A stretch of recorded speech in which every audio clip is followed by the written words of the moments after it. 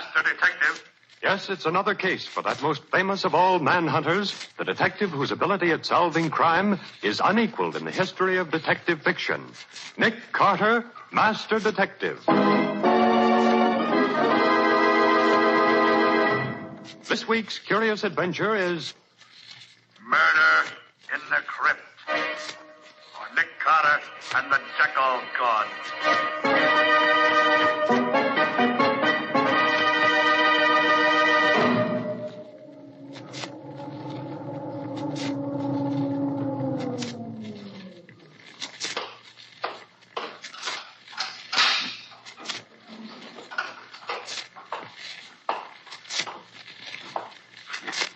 There.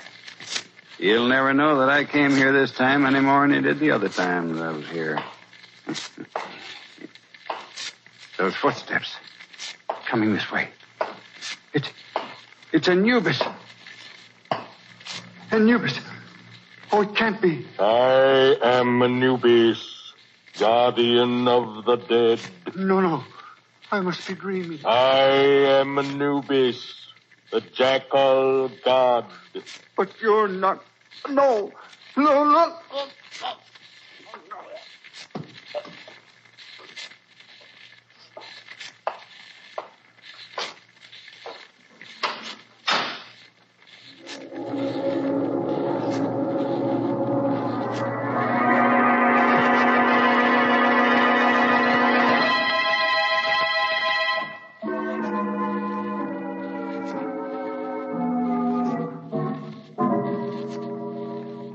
Three scarabs from Abydos, condition good. Come in. You, Dr. Waldemar? I am. I'm Lieutenant Riley from headquarters. You called me about a museum guard who disappeared? Of course. It's about Shelby, the chief attendant here at the Egyptian Museum. Where and when did this Shelby disappear, Doctor? He failed to report to me as usual before leaving last night. And the guards on the door say he did not leave the building. We've hunted everywhere for him, but we haven't found him. Oh, you've hunted everywhere, have you? Yes, Lieutenant. Everywhere except in the crypt of Snefru. The what of who? The crypt of Snefru, an Egyptian king of the 4th dynasty. And where is this crypt? In the basement? No, it's on the 2nd floor, directly above this office. It was installed especially for Professor Glidden, the archaeologist. He alone has access to the crypt. It has a special lock on the door. Oh, you mean he has the only key, huh? Precisely. I called Professor Glidden's apartment a while ago, but he did not answer. I presume he is on his way down here now. I hope he can shed some light on this mystery.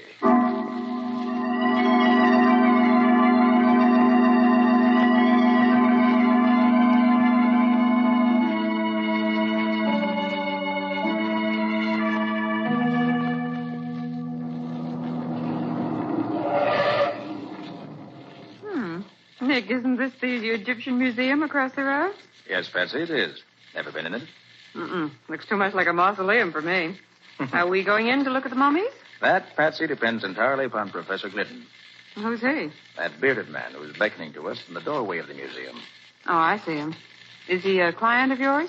Yes. He phoned just before you arrived at the office this morning. What does he want? That I don't know, Patsy. Suppose we join him and find out.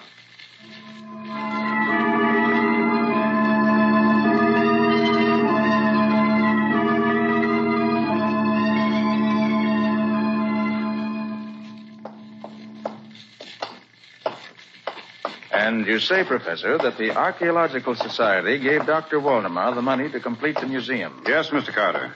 Provided that he would install a special crypt where I could place the relics from the tomb of King Snefru for examination and classification. So the crypt is officially your property? For the present, yes. When my work is finished, it will be open to the public. I see. And just where do I come in? I want you, Mr. Carter, to be present when we search the crypt, so there will be no question that Shelby is not there. This is Dr. Waldemar's office? It is. Oh, good morning, Glidden. This is Lieutenant Riley from headquarters. Hello there, Lieutenant Riley. Nicholas Carter and Patsy, too. We haven't seen each other for a long while. Now, don't tell me that you're looking for this man Shelby, too, Nick. I am, Riley.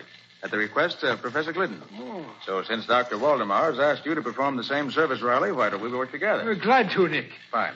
Oh, you wouldn't object if Lieutenant Riley helped search the crypt, would you, Professor? Not at all. Well, Riley, shall we adjourn to the crypt? Right, Nick. The crypt is on the second floor, right over this office.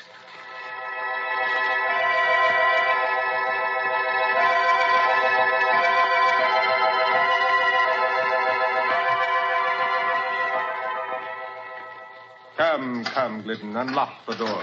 This is an intricate lock, Waldemar. It takes careful handling of the key. There. Where's the light switch, Professor Glidden? Just inside the door to the right. Very well, I'll... There. Well, would you look at that now? I never saw a statue to resemble that beast. The body of a man and the head of a dog it has. I'd call it the head of a jackal, Riley. Am I right, Professor Glidden? You are, Mr. Carter. That bronze statue is a life-size figure of Anubis, the jackal god. Anubis was the guardian of the dead, and his statue was set at the entrance of ancient tombs to keep out thieves. A jackal face is enough to scare anyone away. Come along, Riley. Let's look around inside the crypt. Okay.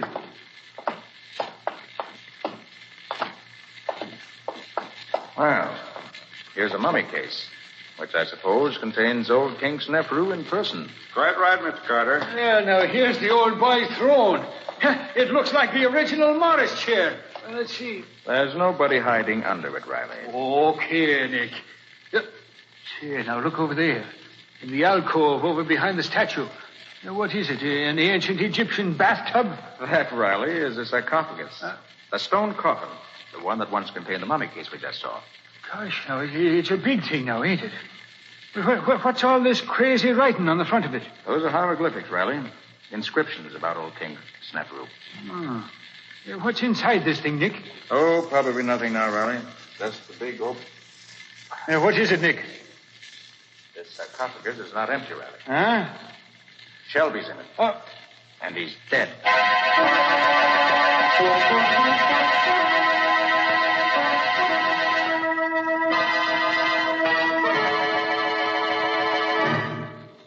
Once again, Lieutenant Riley, I must reply that I know nothing of this matter. As I've told you, I scarcely knew Shelby. Now, look here, Riley. Your evidence against my client is purely circumstantial. Nick, it's a disgrace to the memory of old Sim Carter, the way his one and only son tries to misinterpret the bald facts. The bald facts in this case is this, Riley. You have no proof that Professor Glidden even came to this museum last night. Look, all I want is one more bit of circumstance, Nick. Dr. Waldemar, can you think of anything else that might be, interesting in this case? Now, let me see. Look, Nick. A strange woman coming down the corridor toward us. She looks like something revived from ancient Egypt. She walks like a cat. You can't hear the slightest footsteps. Quiet, Patsy. She's stopping close enough to overhear us. Lieutenant Riley, I have it. Ask the professor just how he knew that Shelby was missing when he telephoned Carter this morning. I shall answer that question, Dr. Waldemar. Where did you come from? Who is this lady, Dr. Waldemar? Allow me to introduce Madame Dackler, our librarian. Oh, you have a library in this museum? Oh, yes. The library is in the other wing near the elevator. I was the person who informed Professor Glidden that Shelby was missing. I telephoned him this morning, after the search began. And Professor Glidden telephoned me, Riley, asking me to come here to protect his interests, which I have so far tried to do. Madame Dackler comes from Cairo. She's an Egyptian, well-versed in ancient lore and legend. Madame Dackler, do you really believe those old Egyptian legends? I must believe them. With my own eyes, I have seen the living Anubis walk through the corridors of this museum. But that statue couldn't possibly get out of a locked crypt. To Anubis, anything is possible. It is his duty to guard the treasure in the crypt. What treasure, Madame Dackler? The treasure that is found in the tomb of every Egyptian king. Anubis, the avenging jackal god, knew that the museum god Shelby sought the treasure. So Anubis sought Shelby and killed him and put his body in the crypt as a warning. Anubis is all-powerful. You mean you've actually seen this jackal god walking around this museum recently? Anubis, the guardian of the dead, leaves the crypt of King Snefru and prowls these corridors every night. I have seen him do it. Gosh. That will be all, Madame Dackler. Thank you very much for coming. Nick, suppose we go through that crypt again and see what we can learn. An excellent suggestion, Riley.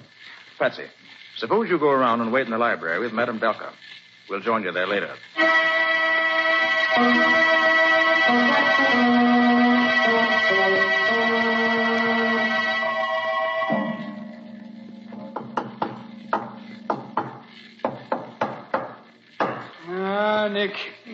crypt is as solid as a rock. We've tested every inch of floor and walls and ceiling here. Yes, Riley, every spot we've tapped seems to be solid stone or concrete. Nick, so suppose we check those measurements again, eh? Oh, no use in that, Riley. The room's 30 by 30, with 4 feet out for the door on one side and 8 feet out for the alcove on the other. How big did you say that sarcophagus was, Nick? It's 8 feet long and 6 feet wide. Practically the same size as the alcove it's standing in. And it's 4 feet 6 inches high. Why? And I was just thinking, Nick, that's an awful big chunk of rock there. Well, Professor Glidden says this one weighs over 1,100 pounds. It's over half a ton. Just goes to show that the floor in this crypt must be solid to support such a weight day in and day out. There's an answer to this case somewhere, Riley. Even if I don't know yet where it is. Come on. Let's get back to the office. If I'd followed my better judgment, I'd have locked Professor Glidden in a jail cell first. It wouldn't be wise just yet, Riley. You're wrong there, Nick. And I'll tell you why. This door here is the only way in and out of that crypt. And this key, the only key there is now, belonged to Professor Glidden. Riley, I want to learn the motive behind Shelby's murder. There were some strange things going on around this museum.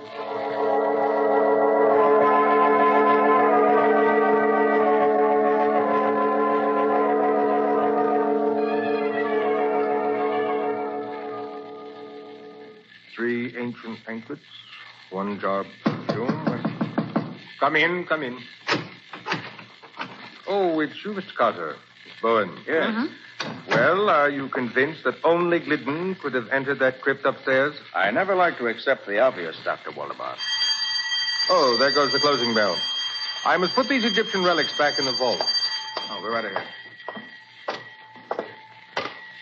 A large vault, that is, Dr. Waldemar. Yes. The museum requires a large vault. I had this one built here in the wall especially.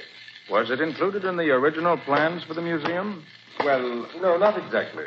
This wing of the building was still unfinished when the architect died. In completing it, we made some minor changes. I see. Doctor, do you think Madame Dakla... You must excuse me for a few minutes, Carter. I must speak to the attendants before they leave. It was one of poor Shelby's duties. It will only take a few minutes. By the way, Patsy, there's something on Waldemar's desk that should interest you. You mean that odd-looking jar? Mm-hmm. It contains some ancient Egyptian perfume, he said. Smells like roses. Very strong. You better put it in the vault, Patsy. Waldemar must have overlooked it. Can you smell it, Nick? It's powerful stuff. Yes, I can smell it all right. Put it in one of the shelves in the vault. Oh, What's the matter, Patsy? I just tripped on a small step at the front of the vault. You didn't spill any of that priceless perfume, did you? Oh, I'm afraid... Yes, I did spill a few drops of it, Nick. Well, don't tell Waldemar. Oh, I hear him coming. Come out of the vault and look innocent. Okay. Well, Carter, another day is done. Oh, if you'll please stand away from the vault, Miss Bowen. I should like to close the door. Thank you. By the way, Doctor, was there any treasure buried with King Snefru? Probably. It was the custom. But it is also probable that such treasure was stolen centuries ago. Well, isn't Glidden interested in the matter of treasure? Possibly. But he's more interested in translating the hieroglyphics on the sarcophagus. Well, Patsy, I must be going. You must be going. You mean you're going to leave me here in the museum? Only for a little while. I want you to go back to the library and have a talk with Madame Dakla, Patsy. Talk about what? I'll tell you that while we're walking to the other wing. Good night, Dr. Waldemar. Good night, Mr. Carter.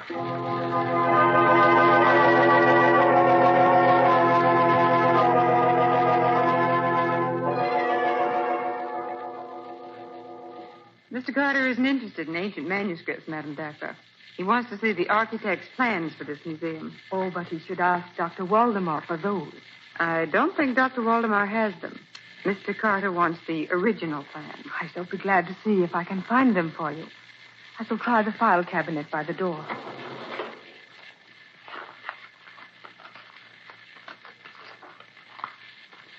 Well, they're not under A for architect. And they are not under B for building plans either. I shall try under M. Museum plans. What's that clumping sound out in the corridor? Yes, here they are. In this folder. Plans for Egyptian Museum to be erected... Look, coming through the door. Anubis. Welcome, Anubis. Anubis gives no greeting to those who defy him. I have never defied you, Anubis. You have sought the treasure that I guard. Never. I have always... Let go of her, whoever you are. Let go. Away, you Hey, now, what new mischief is going on here, Nick? O'Reilly, it doesn't time. Huh? Patsy was just going to tell me. Who was it took Madame Dakla away, Patsy? It was somebody who looked like Anubis, the jackal god. What? Really, Nick. Madame Dakla had the plans of the museum in her hand. And they're gone, too. Nick, this time we're going to look in that crypt upstairs first. Come on.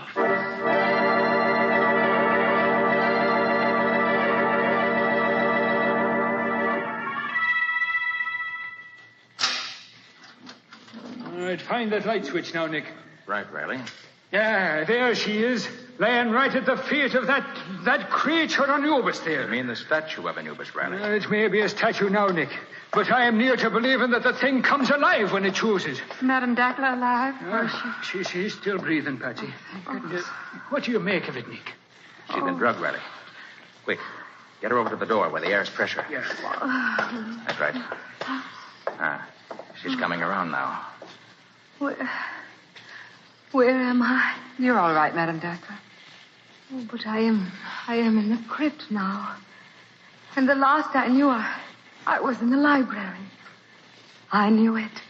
I knew steel doors are no barrier to Anubis. Help her outside, Patsy, so I can lock the door here. You lean on me, Madame Dakla. But I tell you, it is useless to lock that door. Anubis can pass through all barriers. Maybe so, but Professor Glidden can't. Come on, Madame Dakla. I'll take you back to the library. Then I'm going to put the professor in jail where I can keep my eye on him. From now on, there'll be no flooring on this. Patsy. When Riley opened the crypt just now and found Madame Dakla, did you notice the peculiar fragrance in the place? I must have been too excited to notice it, Nick. What was it like? It was the perfume of roses, Patsy. Musty, ancient roses. You should have recognized it. You mean it was like the perfume from the bottle I spilled in Waldemar's office? Yes, Patsy. It smelled exactly the same.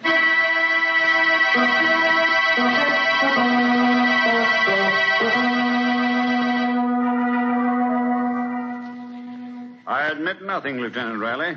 I can't tell you how either Shelby or Madame Dakla got into the crypt. It's like I've been trying to tell you, Glidden. It's very simple. You had 2 keys, but you only gave me 1. And as I've been telling you, Lieutenant Riley, there was no duplicate key. Stay out. I'm busy here. I said stay... Hello, Riley. Hello, Glidden. So it's you again, Mr. Nicholas Carter. Well, I don't care whether Professor Glidden is your client or not. We're not releasing him. I don't want him released, Riley. I just want to ask him a few questions. Tell me, Professor Glidden, when you sent those relics of King Snefru to the Egyptian Museum, did Dr. Waldemar have any chance to examine them? Why, no. They were all heavily boxed and crated. That is, everything except the sarcophagus. That was handled separately. Waldemar installed the sarcophagus in the crypt before I arrived. I see. I seem to recall that Shelby helped him set it up. The boxes and crates were all upstairs when I got back. But I opened them alone and set up everything myself, including the statue. That's all I wanted to know. I'm sorry, Professor, that you'll have to spend the night here. But I hope to arrange your release by morning. All right, Sergeant. Take the professor to his cell. Yes, sir. Come along, Professor. Say, Riley. Will you do something for me? Why should I? Why shouldn't you? You'll learn something yourself, and that's always a help in a murder case. All right, Nick. What can I lose? Fine. Pick up Patsy. She has all my notes, and you may need them. Then both of you go to the crypt. Where'll you be, Nick? I have to attend to another matter first. Now listen carefully, Riley. Here's what I want you to do. When you get to the...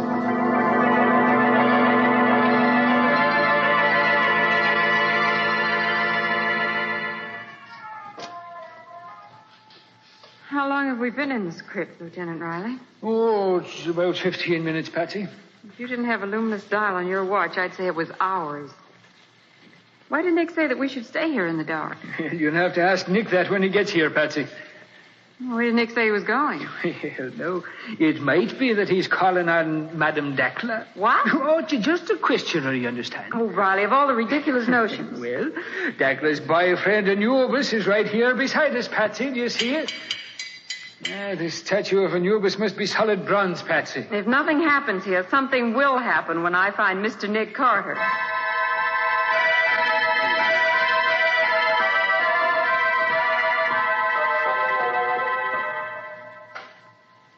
Only 10 minutes more, Patsy. I'm getting so used to this darkness, I can see the sarcophagus plainly. Looks so big. It is big. It's almost... What's that? I don't know. Sounds as if something was happening at last. Riley! What is it, Patsy? Now, you're not getting hysterical now, are you? Riley, I smell something. The perfume of roses. And it's getting stronger. Now, what has the perfume of roses to do with all this here? Riley, look. Look at that sarcophagus. Patsy, what we're looking at can't be happening here. But it is. That sarcophagus is rising straight up in the air. I've always said that seeing was believing. Look. I see what's doing it, Riley. You can't tell me that anything that will make a stone coffin weighing half a ton go floating up in the air 5 feet off the floor, Patsy. It's on top of an elevator, Riley. An elevator? Sure, that's what's lifting it. Well, glory be. You're right, Patsy. That's what that rumbling sound was. Riley. Yeah? There's a man coming out of the elevator with a flashlight. Wait till I draw my gun, Patsy. I'll fix You're too late, Riley. I have you covered. It's Dr. Waldemar. Why... Riley, that elevator is the vault from Waldemar's office. Quite right, Miss Bowen. I have you both covered.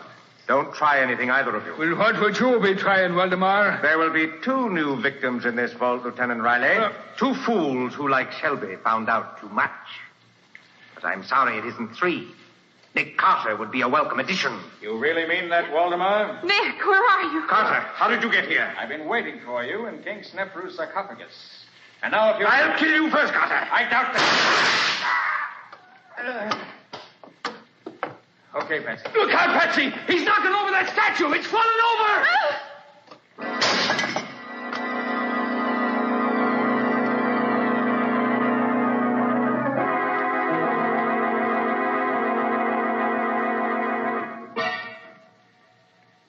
The professor will be along in a minute now, Patsy. He called me at the hospital and asked me to meet him here outside the crypt in 15 minutes. Said he wanted to examine the elevator in the crypt. Was Waldemar dead, Nick? No, Patsy. I only wounded him. He knocked himself out when he staggered against the statue of Anubis. Waldemar made a complete confession when he recovered consciousness. He's admitted that he was hunting for the king's treasure and wanted to find it before Professor Glidden finished translating the hieroglyphics. And he was using the elevator to make secret trips between his office and this crypt. Exactly, Patsy. When Waldemar completed the new wing of the museum, he modified the original plans and put his office at the end of the first-floor corridor. Then he built this crypt on the 2nd floor, right over his office. Evidently, the elevator was already installed, and Waldemar brought the sarcophagus up on top of it. And there was a sarcophagus standing in an alcove that was really the elevator shaft. Mm-hmm. The elevator itself became the vault in Waldemar's office. He disguised it with shelves and loaded them with curios. But it was still an elevator. And you think Shelby found out about it? Shelby must have helped Waldemar arrange things, since it was more than a one-man job. Then later, Shelby decided to look for the treasure on his own. Apparently. Waldemar confessed that he murdered Shelby for those very reasons and left the body in the crypt to blame the crime on Professor Glidden. And Waldemar put Madame Dacla in the crypt so Glidden would be blamed again. Exactly. But he didn't have to kill Dacla. She knew nothing, you see. He merely grabbed Dacla in order to get the original plans of the museum. Here comes the professor now, Nick. Oh, hello, Professor. Right on time, I see. I'm so glad to find you here, Carter. I wanted you to be here when I examined the crypt in the elevator. I want no more surprises. Well, I don't think anything else is going to happen up here, Professor, but I'll be glad of the chance to do a little extra looking around myself. There's that Anubis again. He's on his face this time. It was quite clever of Waldemar to disguise himself as Anubis. He really did resemble the statue. Well, look, Nick. Where, Patsy? There at the statue lying on the floor. Why, the head is completely turned around. Yes, the fall must have knocked it loose. Oh, give me a hand with it, Professor. We'll set it up again. Oh, certainly, Carter. It's pretty heavy, but... Yes, it is. Go. Oh, Nick, is it real? I imagine it is, Miss Bowen. Why, this must be the treasure of old King Snefru's. So that's where the royal treasure was hidden. Waldemar must have looked everywhere except in the head of this statue. So Anubis was really the keeper of the treasure. Well, congratulations, Professor. And I hope this discovery makes up for all your troubles. It does indeed, Mr. Carter. I shall now be able to visit Egypt again.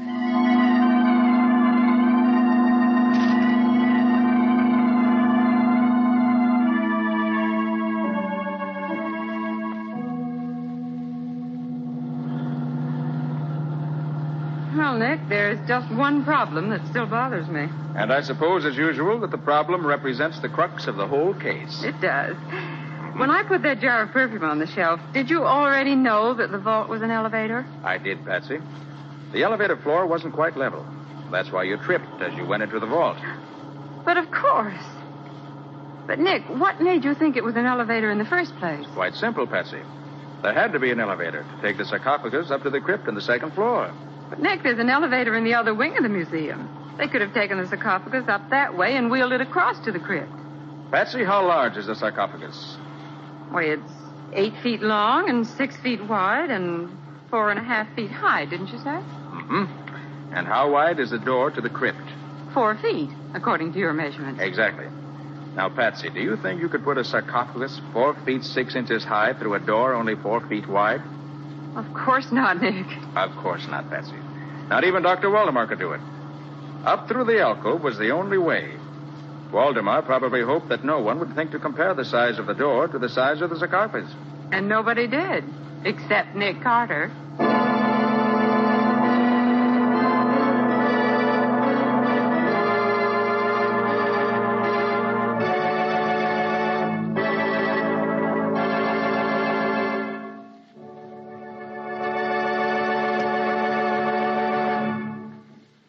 This was another strange experience of Nick Carter, master detective, called Murder in the Crypt, or Nick Carter and the Jackal God.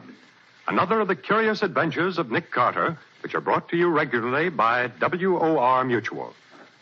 And now, Nick and Patsy, what about our story for next week? Well, next week's story is full of action, isn't it, Patsy? Action is right. You see, Nick investigated a murder on a lonely place called Skull Island.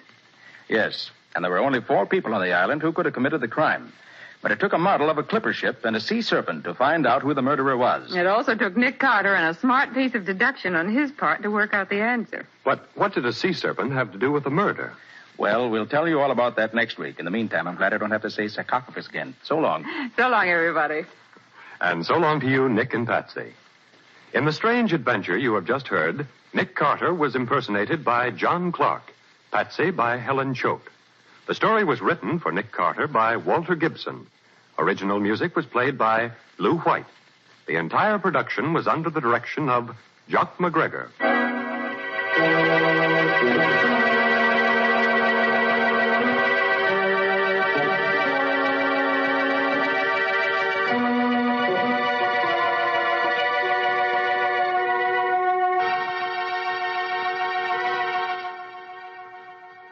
Next week at the same time, listen to another curious experience of Nick Carter entitled Murder on Skull Island.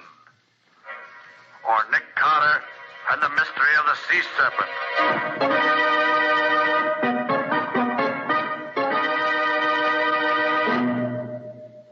This story is a copyrighted feature of Street and Smith Publications, Incorporated.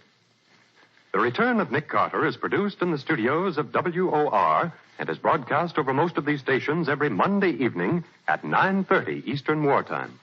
This is Mutual.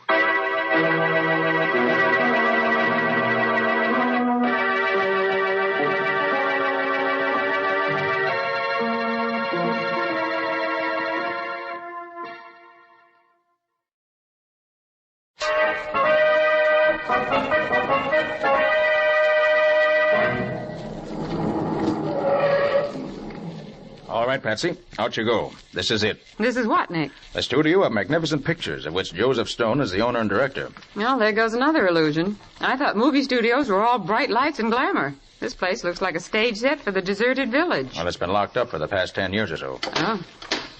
Oh, that's funny. The gate's locked. And that's our cue to turn around and go home again. You've got a nice, tasty jewel robbery waiting for you to solve back in town, and you should be working on that. instead of being way out here at the end of nowhere playing around a forgotten movie studio. I guess I'll have to pick the lock. Okay, if you must. Patient Patsy'll bear with your little game. This is no game, Patsy. Why, what do you mean? The house of Lulu Dore, the star of Stone's new picture, was broken into last night while she was at a dance. She was wearing her jewels, including the famous emeralds. Fortunately, though, nothing was stolen. There. There we are. All right, Patsy, go ahead.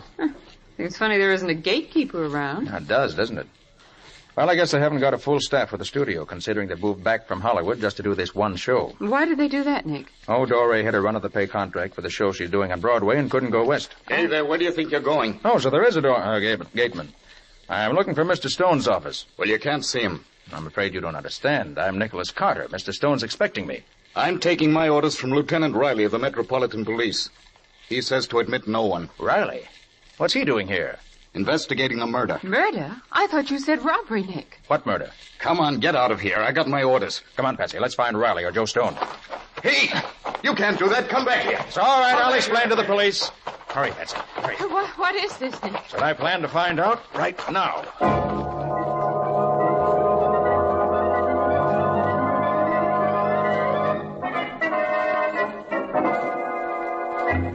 Then I take it this fellow Boyd who's been killed is a fairly unimportant chap, eh, Mr. Stone? Well, yes. He was just a darn good electrician. Oh. Doesn't seem to be any connection between his murder and the attempted robbery of Miss Dore. Well, no, there doesn't. Is Lieutenant Riley here now? Yes, he's over on stage 5. It's that building over there. Do you want me to come with you? Yes, I wish you would, Mr. Stone. There may be points I'd like to ask you about. Well, I'd be glad to help, of course, if I can help.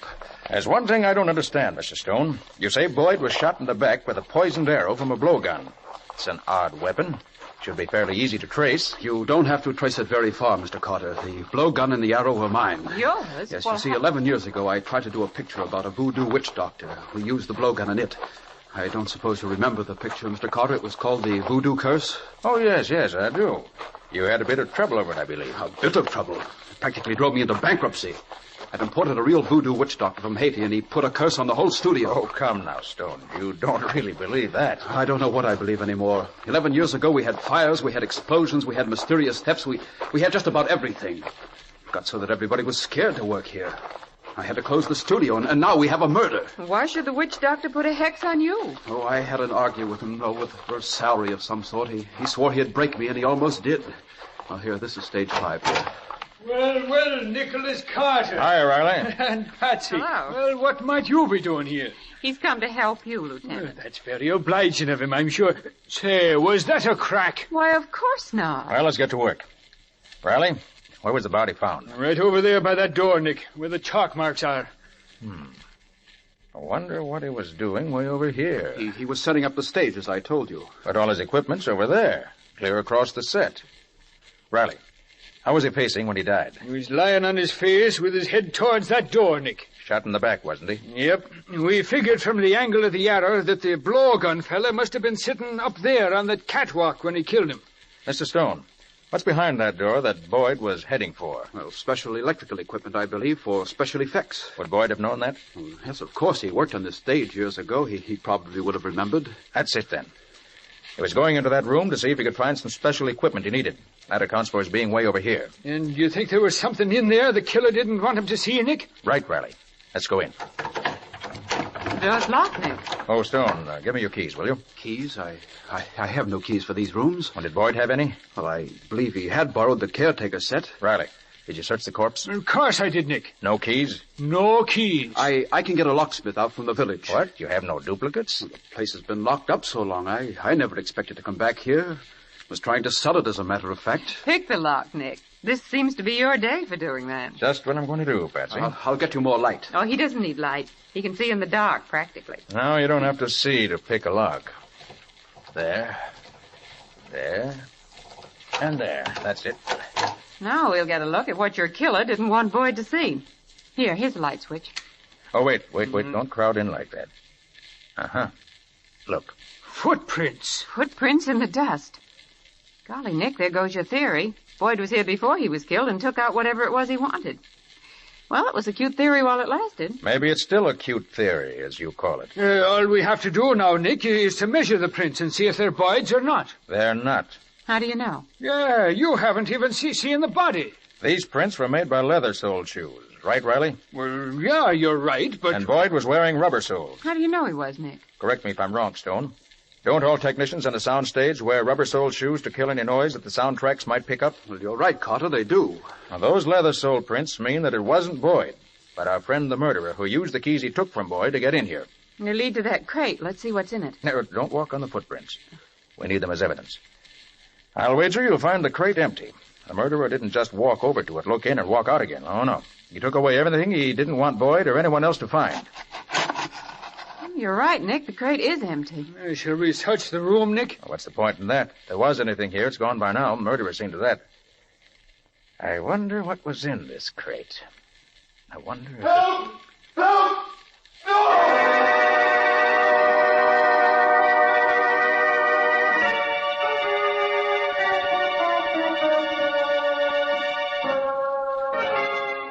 Oh, Nick, the poor kid. What is it, Carter? Another murder. Another... Good Lord. Can you identify him, Stone? Why, it's Bill Daly, our camera punk. Camera punk? What's that? Oh, it's studio slang for assistant to the cameraman. Hey, you people all run too fast for me. Hey, what's up here? See for yourself, Riley. Well, good gosh, another murder. And it looks from his position as if he was just coming out of that door over there. Oh, that's funny. Both he and Boyd... Any idea what he was doing around here, Stone? Yes, I sent him over here myself about an hour ago to look in that warehouse, see if there was any of that old photographic equipment we could remodel and use. Priorities, you know. Daly was very clever at that sort of thing. Yeah, that's a mean-looking knife he's got sticking in his throat, Nick. Knife? Good Lord. Well, what is it, Mr. Stone? That knife. It's from that same voodoo picture. There seem to be a few too many of those old props hanging around. Are there any more? Well, yes, there's a complete stock of weapons. Everything we used in that confounded picture. The voodoo curse? Yes. I rather think I'd like to see that film, Stone. Is there a copy of it around here any place? Well, as much as we ever shot of it, it was never finished, you know. Could you run it off for me? Well, certainly I will. I'll go arrange it now. Thanks. Well, Nick, what do you think? I'm not sure. Any opinions yourself? Yes. My money's on Stone's doing it. Stone? Why in the world would he do it? Well, I don't know. I haven't figured out the reason for it yet. But he acts kind of funny. Nervous, sort of. And he keeps talking about the place maybe being haunted. Oh, good heavens, Riley. Who wouldn't be nervous with all this murder going around? I know I am. Well, take the weapons, Nick. They all belong to him. But other people could have access to them, Riley. After all, Stone hasn't been here for over 10 years. And there's something more important you've overlooked, Riley. What's that, Nick? How did Stone manage to throw that knife at Daly while he was with us? How do I know? We were all so busy looking at that storeroom on the set, he could have sneaked off. By golly, I'll bet that's how he did do it. Oh, that's Stone beckoning to us. You want to go to see the movies, Riley? I got better things to do, Nick. I'm going to search this joint. How about you, Patsy? Sure thing. But why do you want to see it? I'm not sure, Patsy. But I've got sort of a hunch that the answer to all our questions lie hidden in that old picture.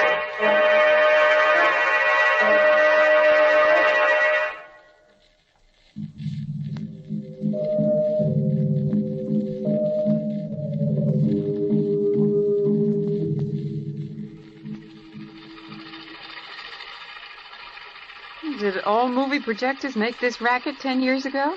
Most of them, Patsy. Now listen. You don't believe in our voodoo magic, eh? Well, if you've been here long enough to see some of the things I've seen. Really, Ross, there's something uncanny about these natives. Call it coincidence if you like. Who's the woman? Gosh, she's good looking. That's Lula Dore, the star of the picture Stone's shooting here now. Well, their voices sound funny and tinny. Yeah, they certainly do. Easy enough to scoff when you've just come down from the States. But it is magic. There's no other way to explain some of the things that happen. Magic? Mumbo jumbo, you mean? You'll never convince me it's anything else. I suppose this is another of those wild dances. Now, there's a really good voice. Who is he, Nick? Now, don't tell me you don't remember him, Patsy. His name was Bart Tyson, great leading man, 10 years back. Oh, I remember his name, of course.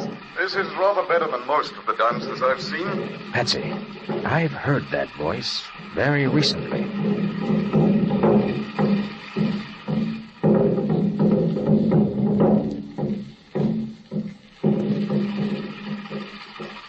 The picture must be almost over now, Nick.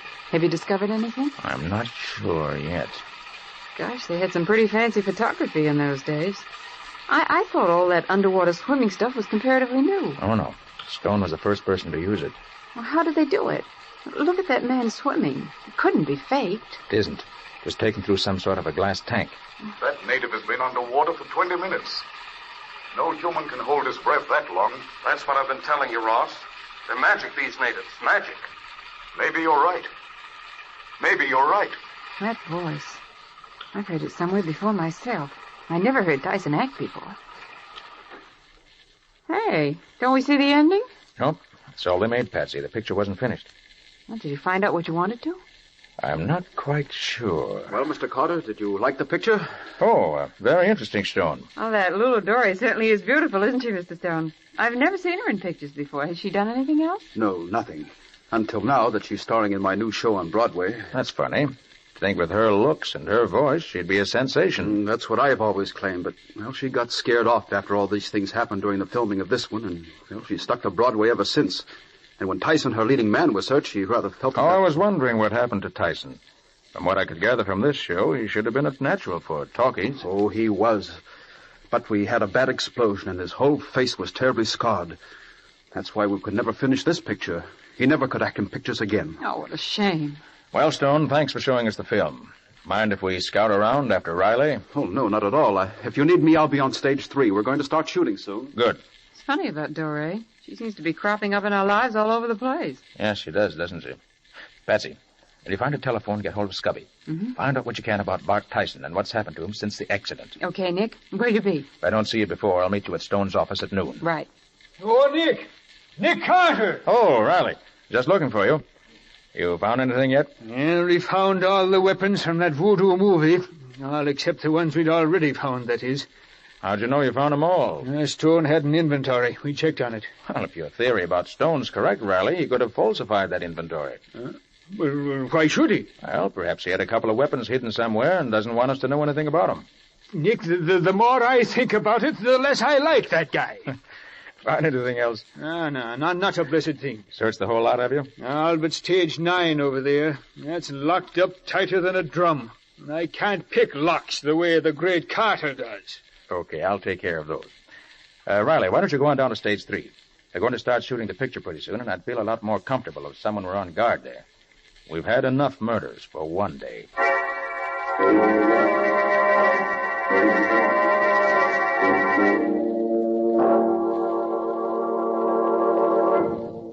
I suppose you think this is a gag, having us get all dressed up like merry villagers or something. It's not a gag, Patsy. It's insurance. What do you mean? Just what I said. When we're dressed up in our regular clothes, everybody in the lot knows who we are. But anyone seeing us dressed up like this will think we're actors and never look at us twice. I never thought I'd live to see the day when people wouldn't stare at Nick Carter, master detective, all dressed up in knee pants. Quiet. Did you check with Scubby? Yep. But just as Stone said, Tyson was hurt in that explosion and then just sort of vanished. Hasn't been heard of since. That takes care of that.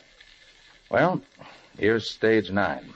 The only place that hasn't been searched either by Riley or me. What do you expect to find? I don't know. It's funny, this door isn't locked. Everything else on the lot has been.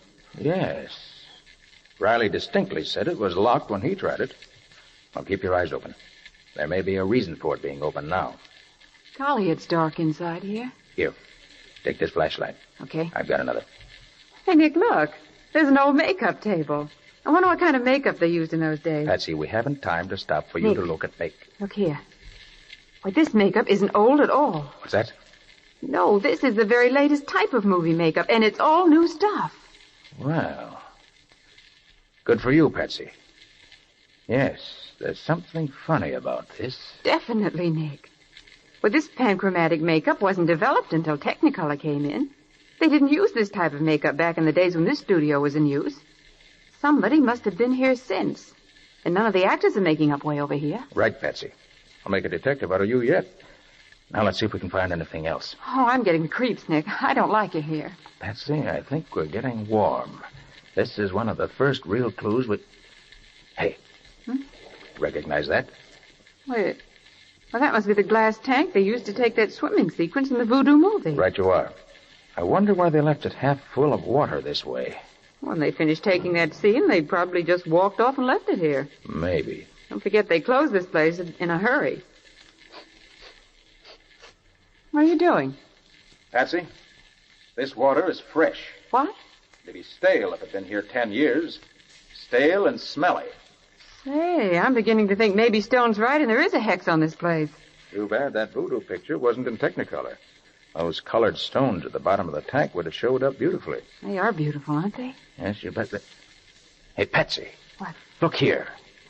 Those aren't just colored stones. They're... Douse your lights, Patsy, quick. We've got callers. Duck back here behind this crate. Throwing us all in the clink this morning with this snooping. Why the boss always swipes such important rocks? Why didn't he settle for just a small fry? The boss men is we're big after. Time, that's why. He's got enough dough to pay all the bills until that stuff cools off. And when it's safe to handle, he'll smuggle it out of the country and sell it for plenty. What's he leave it lying around here for? Hidden in the old equipment. Now we know why Who would Boyd have ever was thought that killed. anybody'd ever come back here? Gosh, when that punk went into that storehouse, I bet he saw the works. He did. The boss spotted him going in and just had time enough to get that knife and come back and nail him. And the kid was dashing back to Stone to spill the beans. Gee, the boss is sure lucky. He ain't lucky, he's smart. He had Lippy planted up on that catwalk just in case somebody got an idea to go into that electrician's storeroom. And somebody did. Dusty That in here. takes brains to know that. Well, we better get going, huh, Jake? Yeah, you start draining the tank so we can get the rocks. I'll get the makeup stuff. Why is he moving everything out now? He figures it'll have cooled off by now, and with the stuff he's going to lift from that Doré dame this afternoon... Nick, I'm going to he figures he'll sneeze. have enough to keep Patsy. him from having to do anything. Oh. Who's that? Hey, look, over there, Jake. Two guys. Only come here. Run for it, Patsy. Come here. Run where? Let go of me, you... Let her go, you lousy rat. Get away! Let her go, you hear me? Let her go. Hey, I'll handle it, baby. You want to get stuck your hand with that knife? Take your hands off me! I gotta get rough. There you are. What's the matter now? Guess that'll hold him. Gosh, it took three of us to knock him cold. He a fighter or something? Hey, I know him. It's Nick Carter, the Dick. Nick Carter. Hey, and a good-looking doll. Well, it's a good thing you called me in time. Now, what are we going to do with them now that we got them, huh? We can't just leave them lying around. Somebody's bound to notice them. Hey, the fish tank. Yeah, that's right. We'll throw them in there. Then when they're good and drowned, we'll drain the tank and get them and the other stuff out at the same time. Good idea, Lippy. Okay. Here, Pete, you lift the lid. You shove the girl in, Lippy. All right. Jake and I'll dump that Carter guy in. It'll be a real pleasure to do something like this to a copper. Yeah, come on. Hey, Ready? Go ahead. Put Carter in first. Okay, here he goes. Happy swimming, Carter. Yeah. Now dump the dame in, Jake. In you go, lady. That's okay. Hey, listen, guys. Suppose they get out. We'll see that they don't get out. Stokey, Huh? put the lid down on the tank. Okay, Jake. And I'll put this padlock on, and they're safe as if they was in jail. That's good work. Hey, look, boys, they're coming too. So what? Who cares now? Yeah, who cares? Lippy, Huh? turn on the water. Okay. Here she comes, Jake.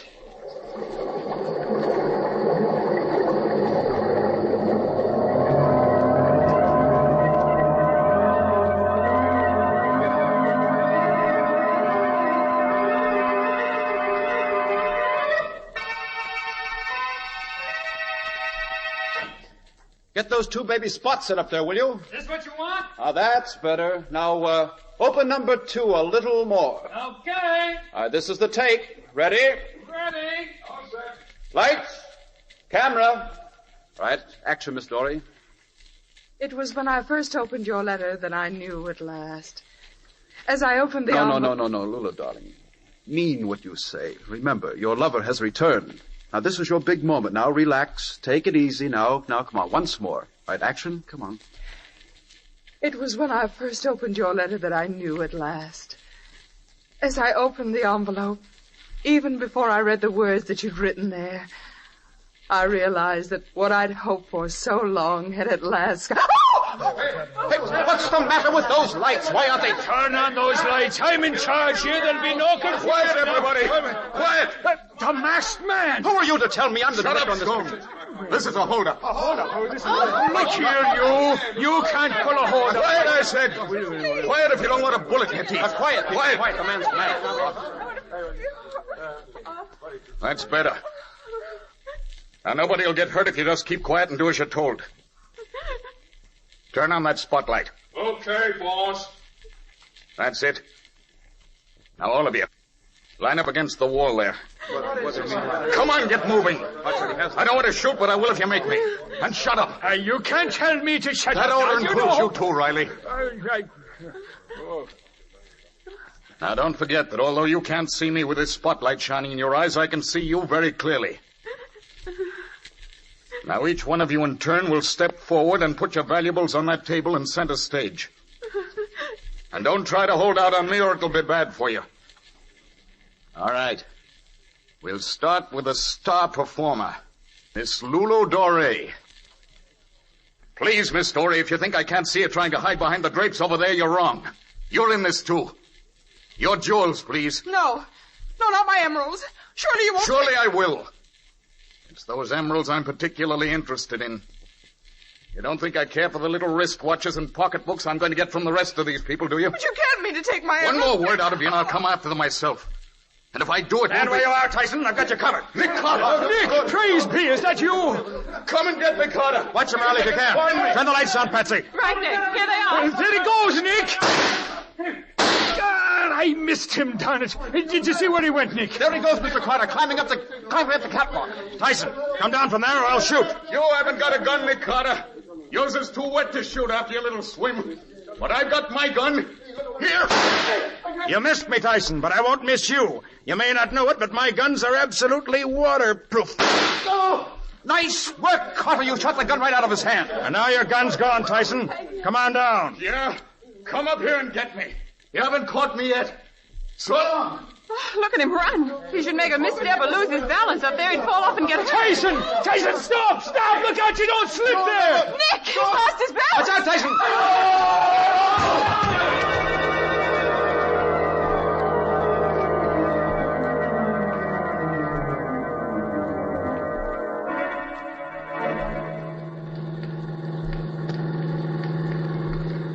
You say you want us to drop you at headquarters, Riley? If you will, Nick. Okay. Your men got the rest of Tyson's gang all right? They did. They're coming right behind us. Was Tyson badly hurt from his fall? No, not much.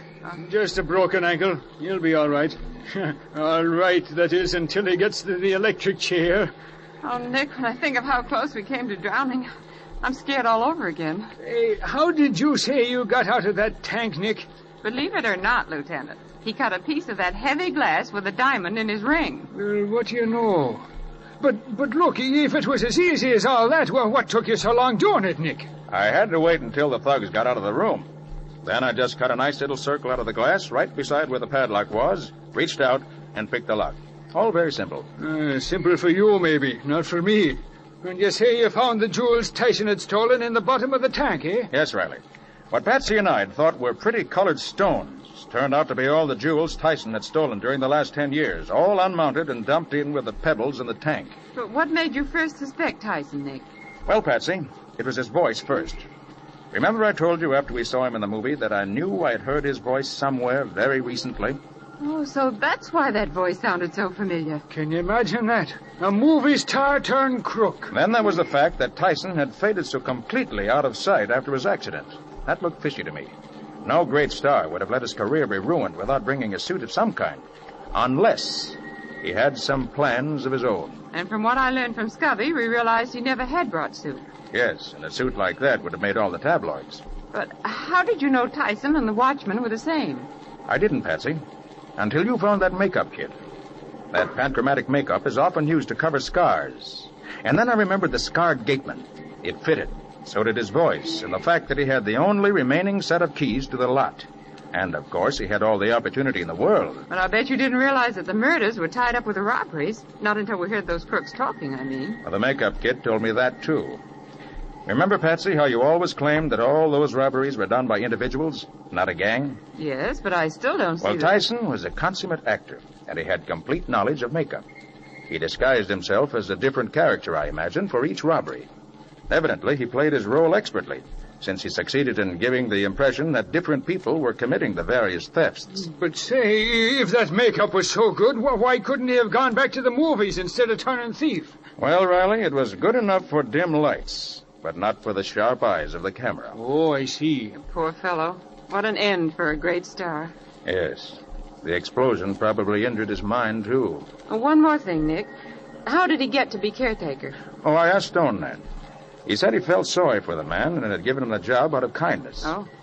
Well, that's all over now. Except that from now on I'm allergic to water anywhere, except in drinking glasses.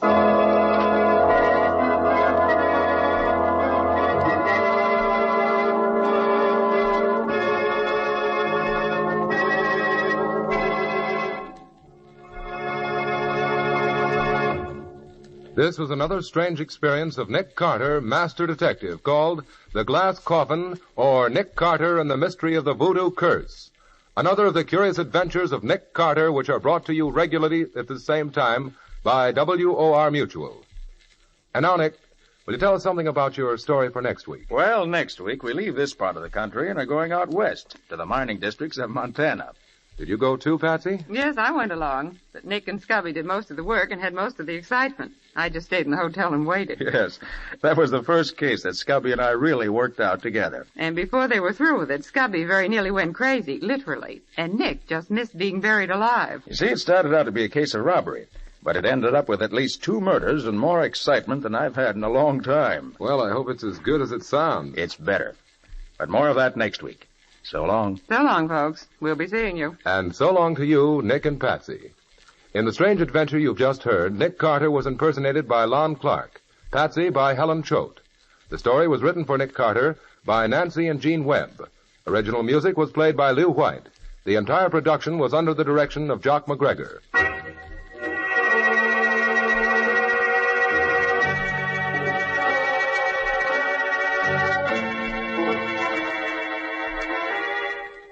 Next week at this same time, another curious experience of Nick Carter entitled The Flying Duck Murders, or Nick Carter and the Mysterious Gold Thieves.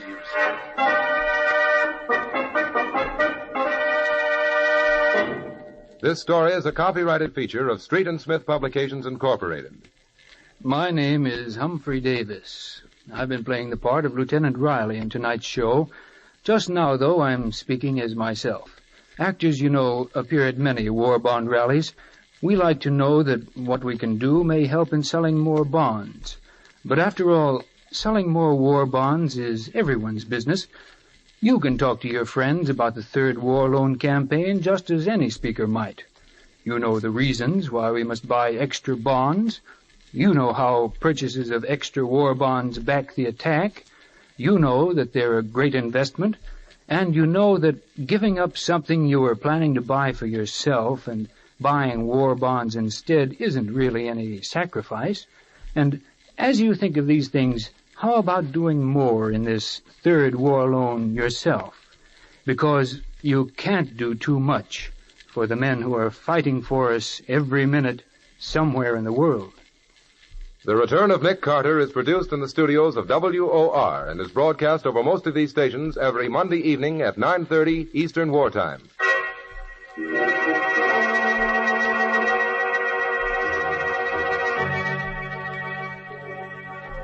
This is Mutual.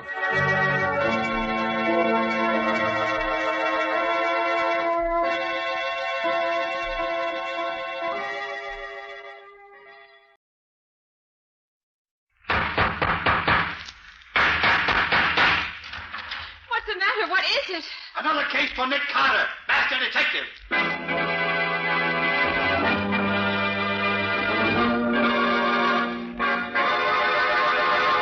Yes, it's another case for that most famous of all manhunters, the detective whose ability at solving crime is unequaled in the history of detective fiction. Nick Carter, Master Detective. Tonight's curious adventure... An angle on murder. Or Nick Carter and the mystery of the mutilated foot.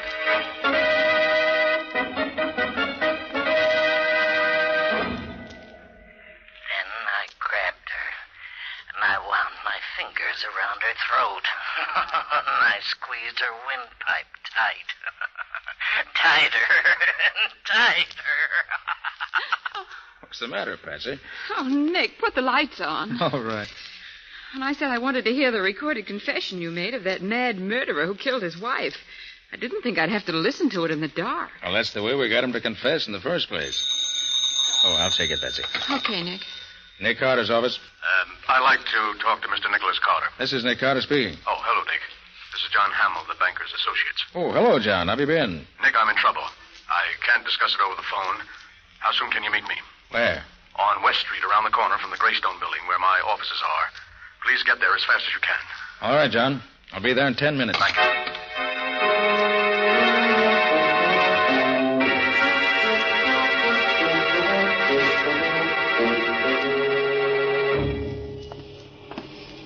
Now, Scubby, you understand exactly what you're to do? Yeah, Nick. Okay. I'll see you later.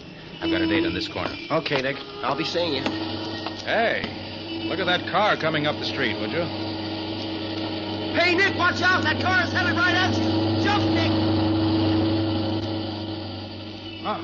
Oh. Did he hit you, Nick? Are you all right? Yeah, I'm all right. Oh, gee, that was close. It almost seemed like whoever was driving that car did that on purpose. Wouldn't be at all surprised, Scubby. I think somebody is interested in preventing me from keeping my appointment. Hey, look, maybe I better stay with you, Nick. No, I've got something else for you to do, Scubby. I got the number in that car. Hop down to the license bureau and find out who it belongs to. Then wait for me at the office.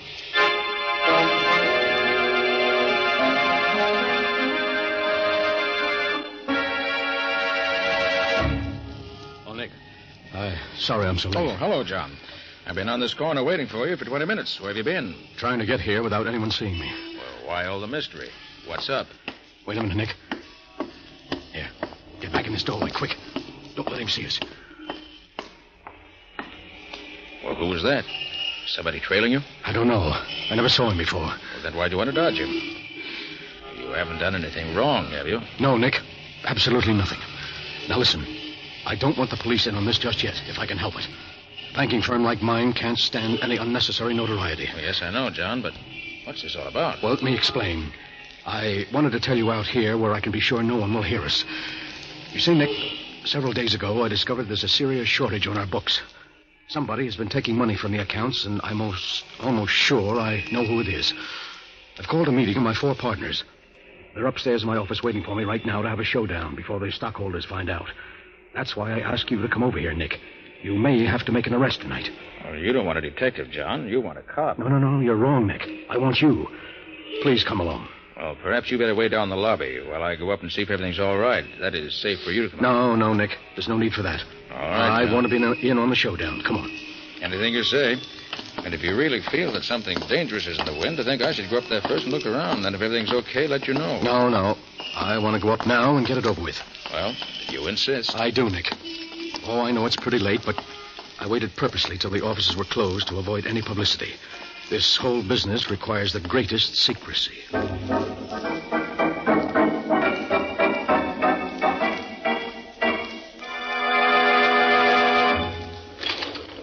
24th floor. Oh, this is our floor, Nick. After you, John. Oh, thank you. Kind of dark in this hallway, isn't it? Yes, the lighting isn't any too good here, but John, are you hurt bad? Nick. What's happened? Why is it John? Quiet, please, quiet. Gentlemen, John Hamill is dead. John Hamill's dead, but that's terrible. How did it happen? That's what I want to know. You seem to know him. Who are you? Well, I could ask you the same question. Who are you? I'm Nick Carter. Nick Carter, the detective? Yes. Oh, well, my name's Tom Burdick. I'm one of Hamill's partners, and these are the others. Mr. Carter, I'm Emil Garrick, and this is Arthur Nelson and Alan Cornish. How do you do, Mr. Carter? You're Cornish, huh? Yes, Mr. Carter. What do you know about this? Nothing. I was in my office all the time. No, that's not true, Cornish. I saw you go out in the hall just a few seconds before Hamill was shot. That right, Cornish? Yes, I did go out for a moment. But when the shot was fired, I was back in my office. But why question me? Why don't you ask Burdick where he was, or Nelson or Garrick? Well, I can easily explain where Mr. Nelson and I were. We were both together in my office preparing some papers for tonight's meeting. That's right, Mr. Carter. I was with Mr. Garrick. Which of you men belong to which office? Well, you can see the layout yourself, Mr. Carter. They all open off this L-shaped corridor. First comes Nelson's office, then Burdick's. They're on the long leg of the L. Then on the corner at the end is Cornish's office, directly in line with the corridor to the elevator. And Garrick's office is around the corner on the short leg of the L. That's right. That's out of sight of the elevator completely, isn't it? Sure, you can't even see the corridor from my office. So I see. Then, Cornish, your office is the only one which faces the corridor. I'd like to have a look at it. All right. This way. This is my office, Mr. Carter. Peculiar order, yeah? Let's see. Well, what have we here in this umbrella stand? A gun. What? And it's been fired very recently. I should say, gentlemen, this was the murder weapon. That's Mr. Cornish's umbrella stand. What do you know about this, Cornish? I don't know anything about it. Well, that gun belongs to Mr. Cornish. That's right, Mr. Carter. I've seen it in his desk many times.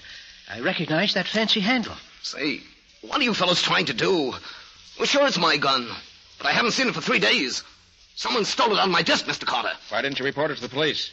Because I didn't carry a permit for it. I was afraid of getting in trouble. Cornish, I regret that appearances are against you. I'm afraid I'll have to turn you over to the police. You won't turn me over to the police? Well, what happened to the light? Cornish turned them out. Turn those lights on, somebody. There you are, Mr. Carter. There he goes, Carter. It's Cornish. He's escaping down the hall. Stop, Cornish. Stop or I'll shoot.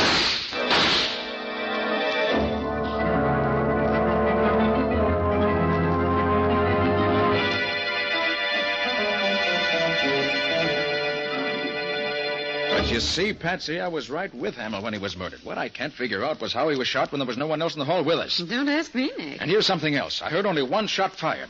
But Cornish's gun had 3 empty shells. And to top it all off, here's the bullet that killed Hamill. The coroner gave it to me. Notice how it's all banged up? Yes, how did that happen? I wish I knew. Patsy, if I knew the answer to that, I think I know the answer to this whole case. Until we find Cornish, I'll get it. Hello, Carter? Yes, this is Nick Carter. Oh, this is Alan Cornish. I suppose I'm a fool for calling you up, Carter, but I need help. I'm desperate and I can't go to the police. You've got to help me prove I didn't kill Hamill. Why'd you run away, Cornish? Because I was scared. Lucky for me, you didn't hit me. Don't worry, Cornish. If I'd really wanted to hit you, I would have. Where are you now? I'll tell you, but you've got to promise to come alone. If you don't, The only thing I'll promise you is that I won't do anything till after I've talked to you. Now, what's the address? 1813 Oak Street. Come right over. I'll be waiting for you. Okay, sit tight. I'll be there. You mean we'll be there? I'm sick of sitting around here. I'm going with you.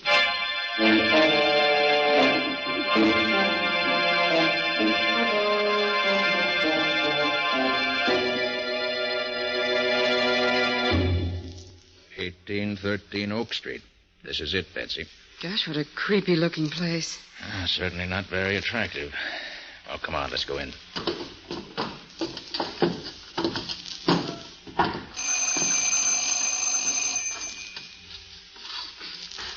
Maybe he's not here. Said he'd be here. Wonder if... Well, the door's open. Should we go in? We can't keep our date with Cornish if we don't. Gosh, it's dark in here. Nick, do you suppose it could be a trap? You never can be quite sure, Patsy. But here's the door. Stand behind me. You see anything in there, Nick? Wait till I get my flashlight. No. Looks deserted. Oh, come on. Let's try another room.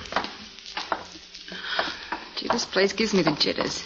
It's practically deserted. Maybe he's in here. Stand back, Betsy. No, nothing in there. Maybe he got scared after he called you and slipped away. We'll soon find out. There's another door. Over there.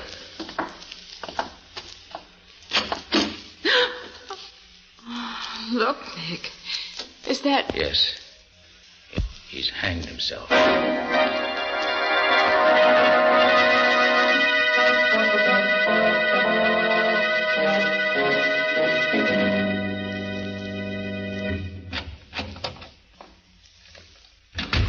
Well, Nick, I don't know why he came back to the office again tonight.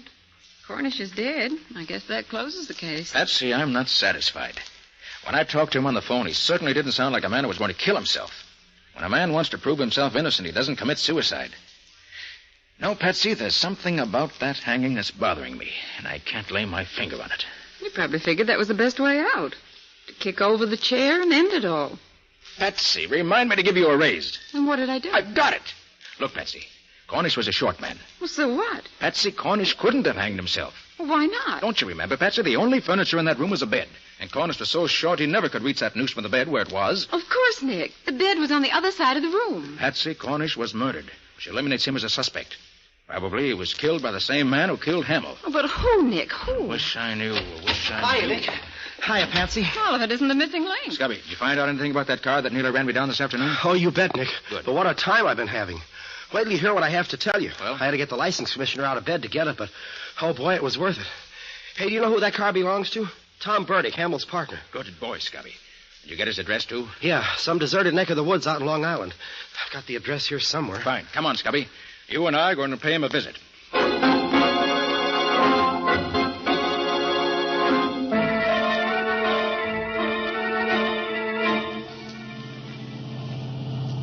You know, Scubby, the more I think of it, the more it looks as if Tom Burdick might be mixed up in this some way. Oh, I hope so, Nick.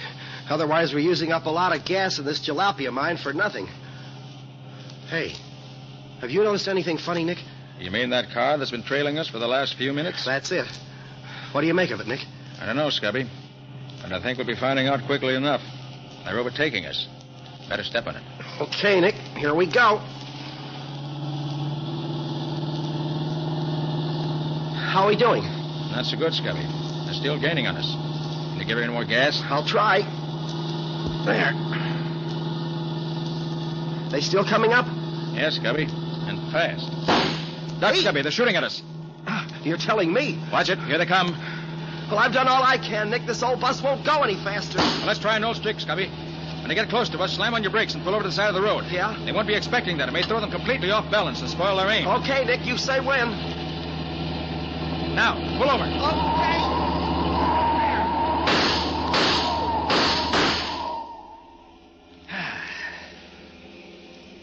Oh, boy. That was a close one.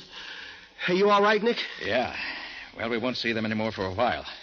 Get going, Scubby. We got to make up for lost time.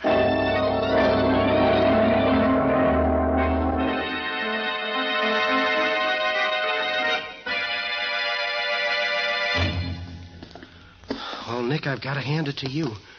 You have the darndest way of getting into a cellar. Well, we had to get into Burdick's house somehow. This cellar with its trick entrance from the garage looked like the safest way. Especially with those two vicious-looking dogs posted at both the front and back doors to the house. Well, they sure were big ones, too. I'd hate to meet one of them. Hey, where do you think this is going to lead us to, Nick? We should find a stairway going upstairs, unless I'm very much mistaken. Yeah? Yeah. Here's one. All right, let's go up. But careful. All right, Nick, you lead the way. I'm with you. Here's the door. I hope it's open. No, darn it, it's locked. I'll soon fix that. There. All right, Scubby, come on. Oh, wait. Someone's coming into the room, Scubby. Get back. We can hear it through the crack of the door. I'll leave it open a little. Well, Mrs. Burdick, I'm certainly glad you called me up. I'm only too happy to be here at a time like this. After all, we're practically neighbors, aren't we? Oh, I just had to talk to someone, Mr. Garrick. I'm so worried about Tom and those horrible things that have been happening at the office. What do you make of all this? Well, I wouldn't worry about it too much, Mrs. Burdick. Tom can take care of himself, if he has to. What do you mean, Mr. Garrick? Oh, nothing. But he has been acting rather strangely lately. Well, that's just it. I'm so worried. I haven't seen or heard from him all day. He's never been so late coming home from the office. Why, it's after 11. Oh, there's really nothing to worry about, Mrs. Burdick, even in a case like this. Of course, it looks very peculiar for Tom to be missing his way, especially at this particular time. Mr. Garrick, you don't think Tom had anything to do with all this sort of... Well, Mrs. Burdick, I like Tom very much. I would hate to think that Tom had anything to do with this murder. Of course, things are... Well, Scubby, we don't seem to be learning much this way. Might as well go in and let him know we're here. Sure, Nick. Good evening, Mr. Garrick. Why, Mr. Carter, what are you doing here? I just came along with one of my assistants, Scubby Wilson, to talk to Mr. Burdick. We came in this way because we didn't want to disturb the dogs. Oh, really? Who are you? Oh, Mrs. Burdick, this is Mr. Nick Carter. He's in charge of investigating Hamill's death. Mr. Carter, the detective? Nothing's happened to Tom, has it? I don't believe so, Mrs. Burdick. I just want to ask him a few questions when he arrives. Well, maybe that's why Tom hasn't come home. Maybe he's afraid of... Maybe that's he now. Wait, I'll go look out the window to see if that's his car. Carter, I must warn you to be careful. Burdick's a dangerous man. Tom, Nick Carter's here. Please, Mrs. Burdick, Nick come away from that Carter's window. here to see you. You won't do me any good that way, Mrs. Tom, Burdick. Stop it, you hear me? Please. That's his car, Mr. Carter. Look, he's getting away. Come on, Scubby, let's get after him. Okay. I'll go with you, Carter. Hurry up. I want to know why he runs away when he hears my name.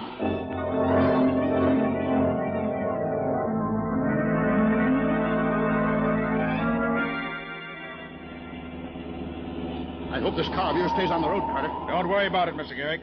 Carter, I didn't want to say too much in front of Mrs. Burdick, but we've all been afraid of Burdick. All right. Scubby, just keep your foot on that throttle and keep after him. Oh, boy, we sure made that one on two wheels. Nick, I'm pushing this crate as fast as she'll go, but we don't seem to be getting any closer. That car of Burdick's can sure step. As long as we hang on and don't lose him, I'll be satisfied. Hey, watch it. We're coming to a railroad crossing. So I see. Well, maybe we can head him off now. If Burdick tries to beat that limiter to the crossing, he's crazy. Look, Carter, I think he's going to try to make it. He can't do it. He'll be killed.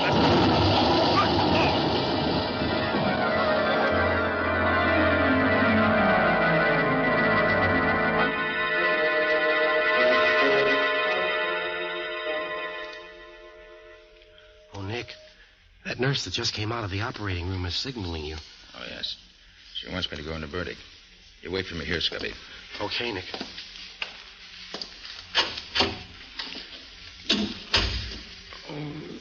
Burdick?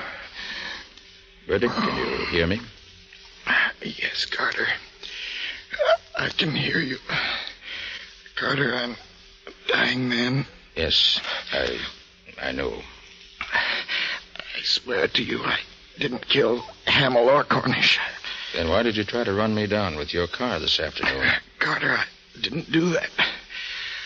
All I know is that for several hours this afternoon, my car was mysteriously missing. I didn't find it again until I started home this evening.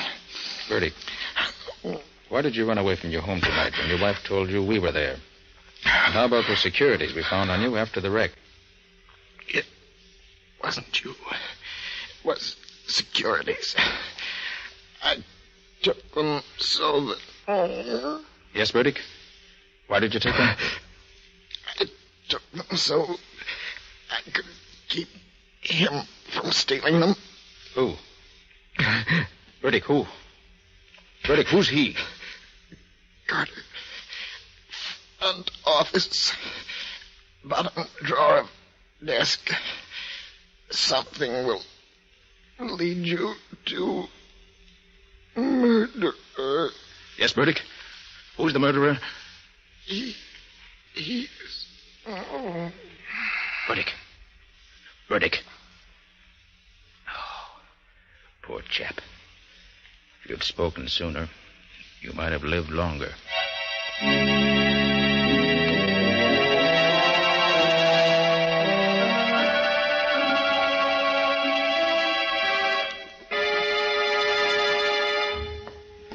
Nick. Oh, Nick, I got here as quick as I could. Have you found anything yet? I think so. Scubby Burdick wasn't lying to me. I found this in the bottom drawer of the desk in the front office here. A book. Well, is that what Burdick meant? Just look at that title. Studies of various angles of bullets in flight. Well, so what, Nick? Scubby, that's the way Hamill was killed. It all adds up perfectly. Now I know why I heard only one shot when I found 3 empty shells in the murder weapon. 3 shots were fired, but 2 of them were fired at a different time from the third. Well, do you know where the other 2 bullets are, Nick? I do. Follow me out in the hall and I'll show you. Yeah? You see, Scubby, as soon as I found that book in the flight of bullets, I did a bit of looking around, and I finally found them. Well, where are they? In the office here? No, Scubby, in the corridor. Right over there in that dark corner, embedded in the wall beside the elevator shaft, about 6 feet from where Hamill was killed. Well, what are they doing over there? Scubby, this was a very ingenious crime. And if you watch carefully, I'll show you just how ingenious it really was. Now, you notice that Cornish's office is the only one facing the corridor leading from the elevator. Yeah. So what? Well, in order to shoot someone coming down the hall, the murderer, if he were in any office but Cornish's, would have to step from his office out into this corridor and be seen, right? Yeah, right. But our murderer was very clever. I got the answer when I located the book. And when I found these embedded in the wall beside the elevator shaft. The 2 missing bullets? Right. Well, hey, they're all banged up. Precisely, just like the murder bullet.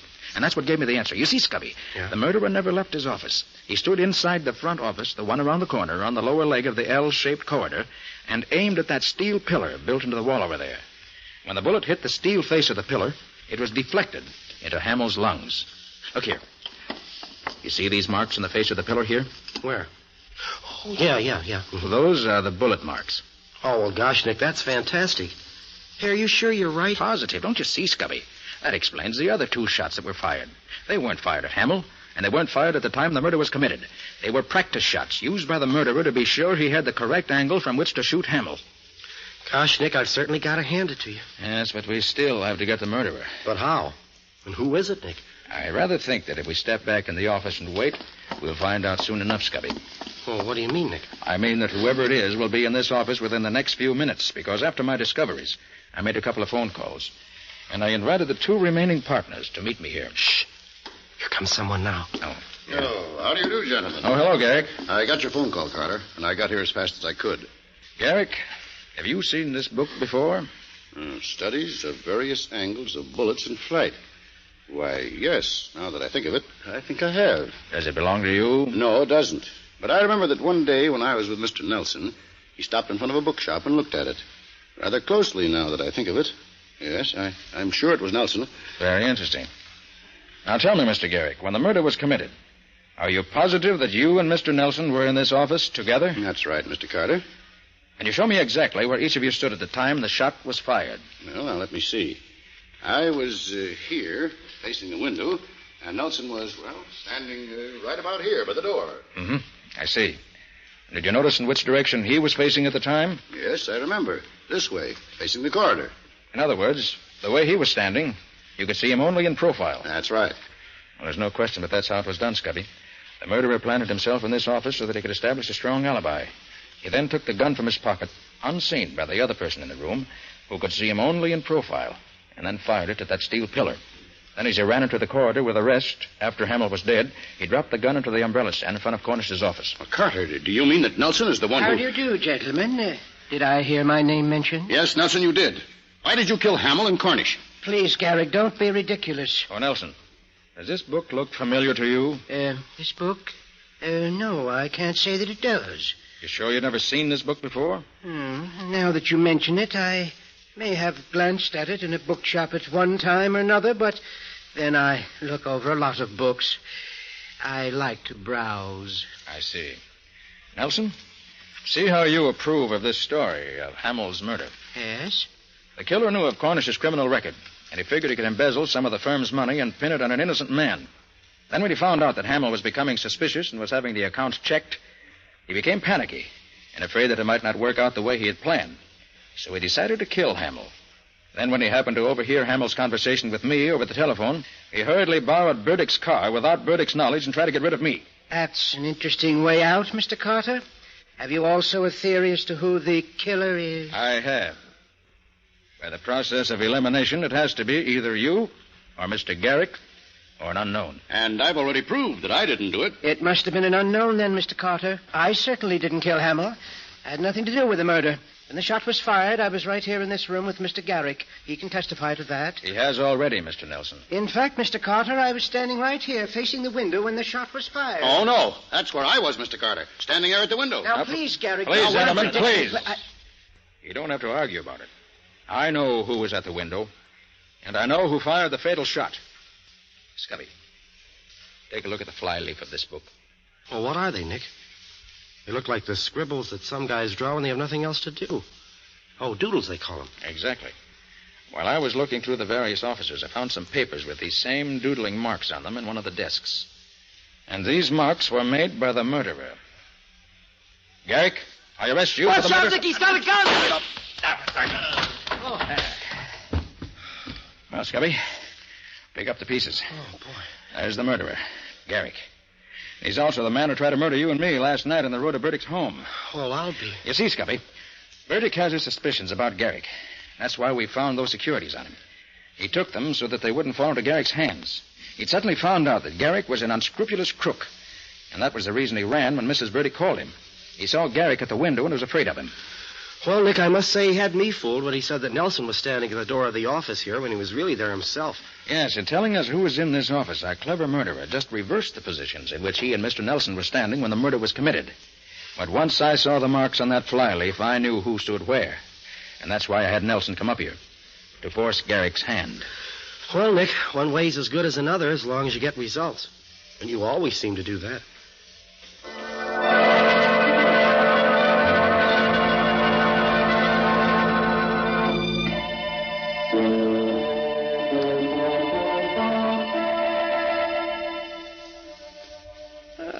So you finally decided to come back, did you? Yes, Patsy, it's all over. Well, I think you can go home now. Why, Mr. Carter, are you sure you can spare me? Why not? You've been so busy on this case all night, Mr. Carter, you may not have noticed that it is now a new day. And a good secretary is always on the job the first thing in the morning. Shall I take a letter, Mr. Carter?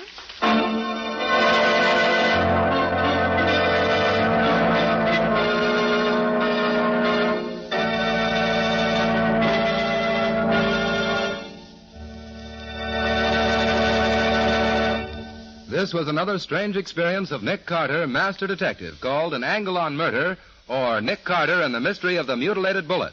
Another of the curious adventures of Nick Carter, which are brought to you by WOR Mutual. And now, Nick, what's next week's story all about? Well, when this case was first brought to me, it seemed so routine and uninteresting that I practically turned it down. But it was far from routine once you got into it, wasn't it, Nick? Yes, indeed. So far from it that I almost got myself bumped off investigating it. It's really the story of a man who thought he was so much cleverer than Nick that he could outwit him every time. I don't suppose he got away with it. No, he found he wasn't really so clever after all. Like practically every criminal I ever met, he gave himself away by being too clever. Well, sounds like an interesting tale, Nick. Not only interesting, but downright exciting. But more of that next week. So long, folks. So long. And so long to you, Nick and Patsy. In the strange adventure you've just heard, Nick Carter was impersonated by Lon Clark, Patsy by Helen Choate, and Scubby by John Kane. The story was written for Nick Carter by George Gordon. Original music was played by Lew White. The entire production was under the direction of Jock McGregor.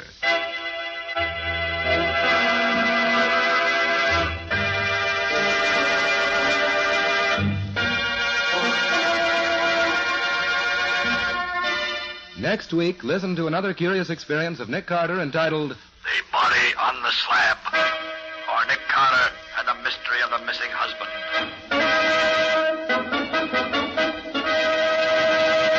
This story is a copyrighted feature of Street and Smith Publications, Incorporated.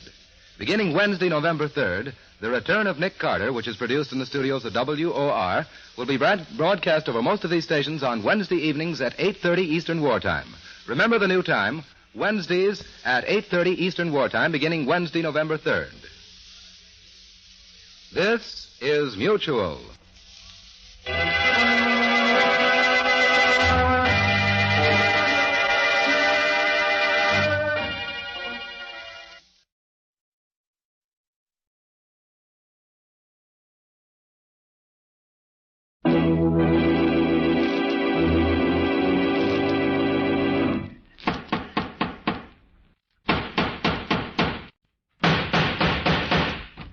What's the matter? What is it? Another case for Nick Carter, Master Detective.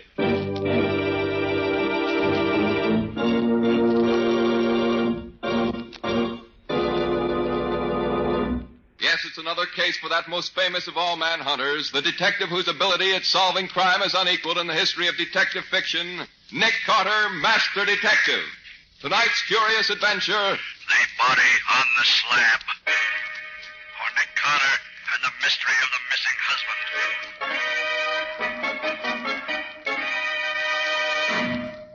But, Mr. Wallace, people disappear every day in a big city like this. Such things are really no concern of mine. They're a matter for the police. But, Mr. Carter, it isn't just anybody who's disappeared. It's my husband.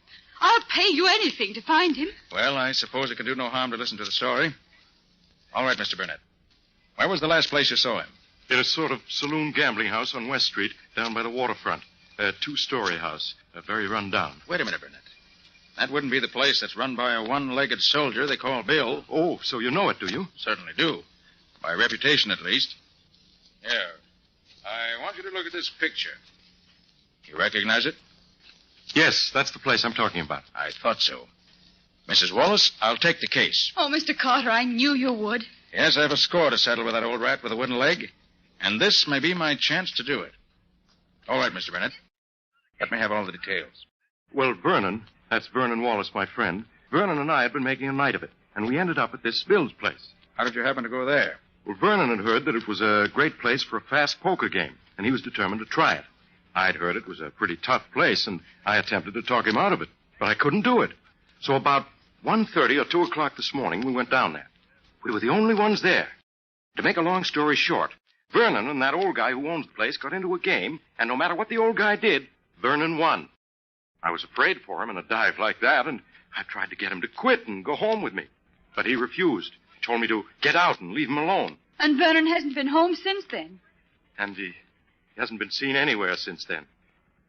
Afraid that he never left that place alive. Well, I see. The place to start looking for clues is certainly the Old Soldier's Tavern. I'm going down there tonight.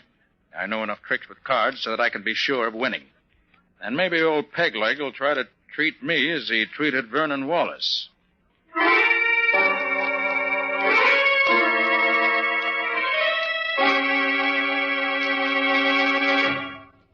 Well, stranger, I gotta admit I'm licked.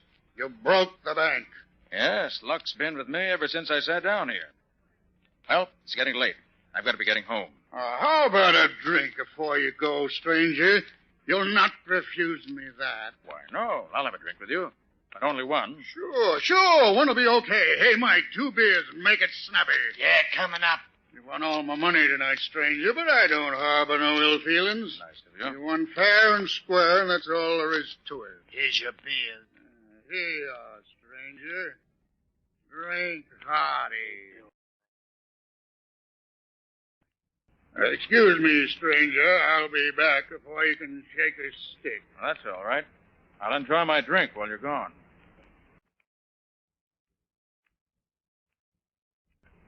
Stranger, Mike and I've taken a fancy to you.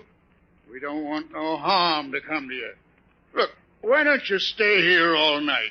Mike's got an extra bed upstairs he'd be glad to let you have.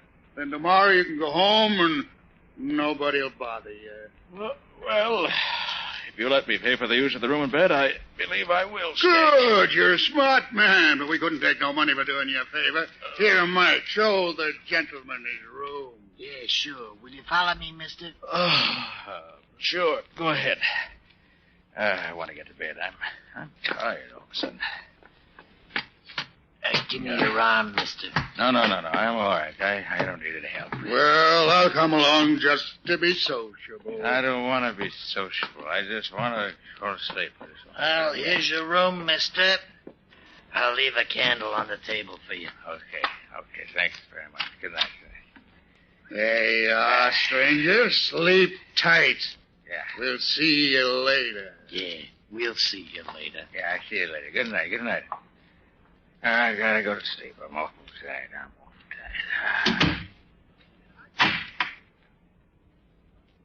Well, got myself into this easy enough.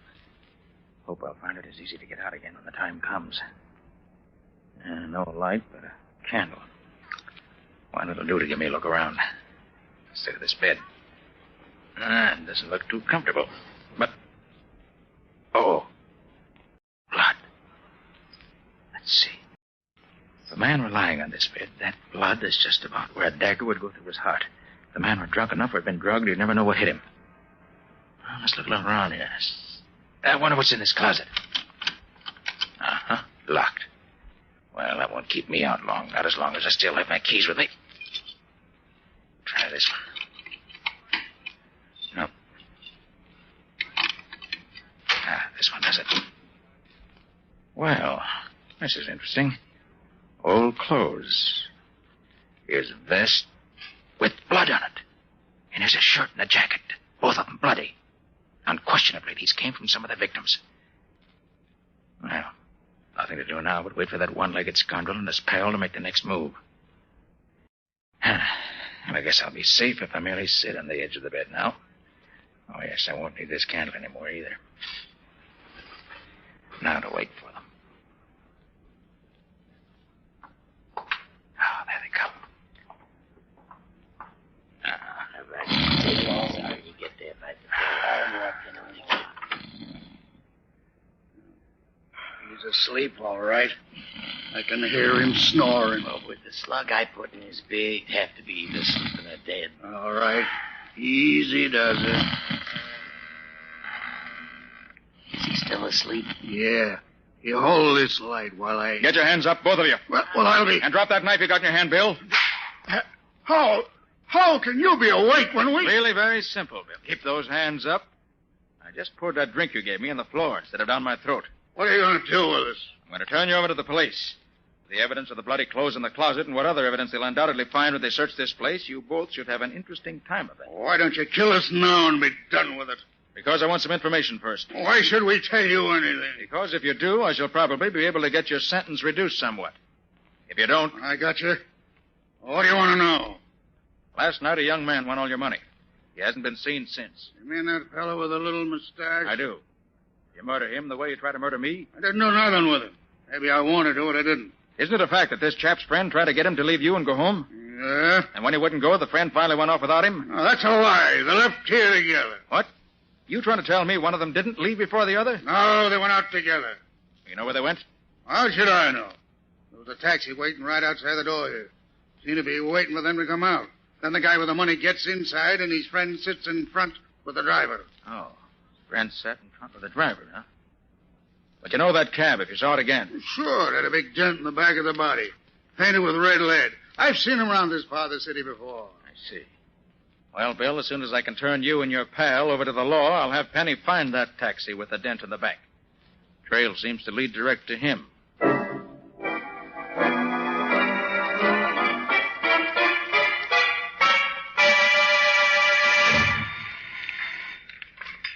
Nick Carter's office. Oh, hello, Patsy. Is Penny there yet? Penny? Who's Penny? Oh, I forgot, Patsy. You were away yesterday when all this happened. Scubby got a rush assignment to cover the Balkan campaign for his paper, and I had to leave in a boat till it sailed last night. Scubby gone without saying goodbye to me? Well, he couldn't, Patsy. You weren't here. He asked me to do it for him. Oh, Nick, I'm going to miss Scubby. Of course, Patsy, we'll both miss him. But while he's away, I'm having Penny Eagles work on my cases with me in Scubby's place. Who's this Penny Eagles? I never heard of him. Oh, he's an old friend of mine. Very clever fellow. When he was younger, he was an expert forger. How did you happen to get mixed up with him? Well, he was accused of a murder he had nothing to do with, and they had me get him clear. Then he got interested in law enforcement, turned over a new leaf, and has gone straight ever since. You like him, Patsy. I hope so. Well, she'll be any minute now. As soon as he shows up, have him call me at Shermore 3-1222. Shermore 3-1222. Right. I'll wait here for his call.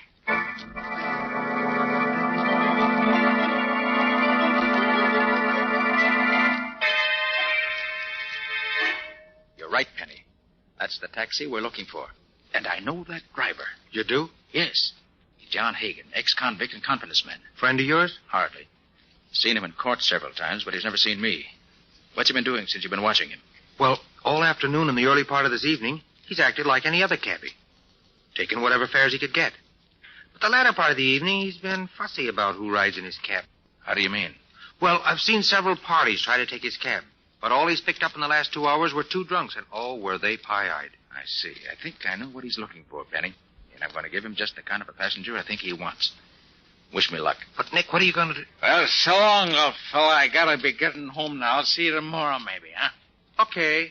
So long, but don't take any wooden nickels. Okay, pal, that's fine. Don't take a wooden nickel. I had to. Hey, taxi, mister? Huh? Taxi? Taxi, Hey, mister? what do I want a taxi for? I got a Well, car a of my friend own. of yours I- told me to come for you and take you home. Oh, a friend of mine. Yeah. Oh, and I saw it. It's okay. Where's the door? I can't find Hey, what's out. the address, mister? The address? It's the corner of 2nd and 5th. And don't bother me anymore, but I gotta get me some sleep. Okay, drive on, McDuff.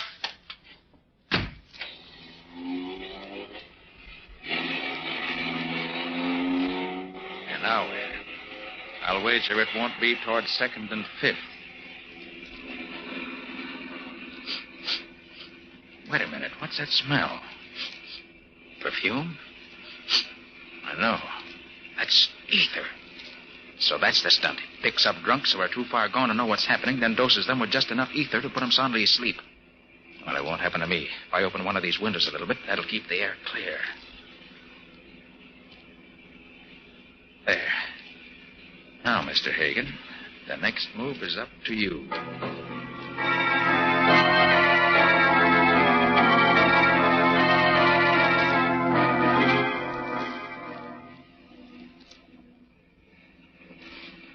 Certainly plenty deserted, way out here. Wonder how much further we're going. I better get this window shut again so he won't suspect anything.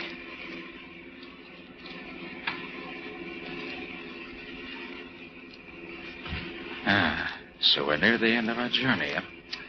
Very well, Mr. Hagen. I'm ready for you.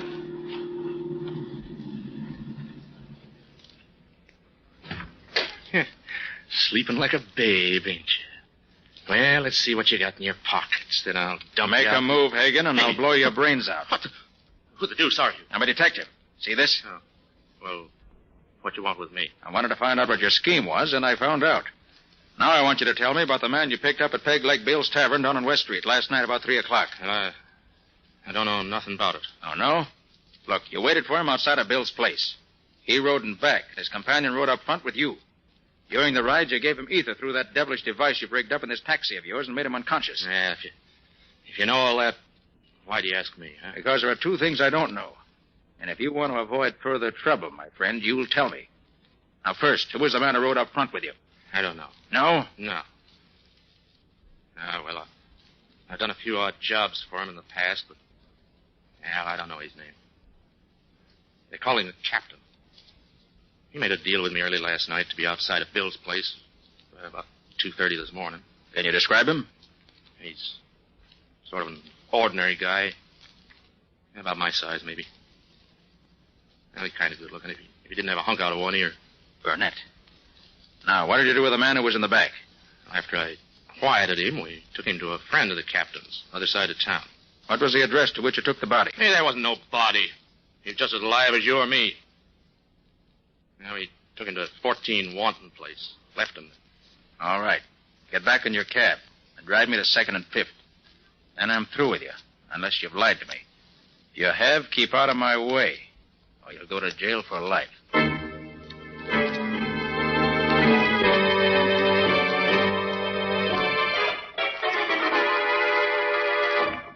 This is where Mrs. Wallace lives, Patsy. Well, I hope she's home. But, Nick, what do you expect to find out here? I don't know, Patsy. The thing that puzzles me about this case is why Burnett wanted to do away with Wallace. The bell, will you? Mm-hmm. It wasn't the money that Wallace won that tempted Burnett, as he could have taken that while Wallace was unconscious. No, there's a stronger reason. And you hope Mrs. Wallace can throw some light on it. I hope so, Patsy. If she can only help me that way. Oh, hello, Mr. Carter. Won't you come in? Thank you, Mrs. Wallace. May I present my assistant, Patsy Bowen? How do you do, Miss Hello, Wallace? Mrs. Wallace. Please sit down. Thank you. Thank you. Tell me, Mr. Carter, have you found out anything about my husband? Well, nothing definite, I'm sorry to say. We have learned, though, that he fell into bad hands, but we don't know what happened to him after that. Oh, Arthur assured me you'd find out the truth if anyone could. Arthur? Oh, you mean Mr. Burnett? Yes. Yes, he's been so kind to me. He's done so much to cheer me up. Oh, except for his kindness, I'd have gone crazy. You've known him long, Mrs. Wallace? All my life. We were brought up together. And then, too, he and my husband have been business partners for, the best of friends for years. You think a great deal of him, then? Yes, indeed. Mr. Carter, at one time, before I met Vernon, I would have married him if he'd asked me. Then I met Vernon and really fell in love with him. But even after I married Vernon, Arthur continued to be my best friend. I think very highly of him. You're lucky to have such a friend, Mrs. Wallace. But he could never take my husband's place. You must find Vernon, Mr. Carter. If it's possible to find him, Nick will do it. Yes, Mrs. Wallace. You may rely on me for that. Well, shall we be running along now, Patsy?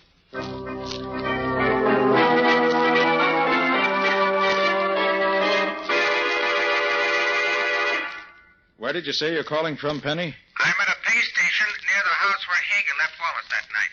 It's owned by a queer old character they call the Weasel.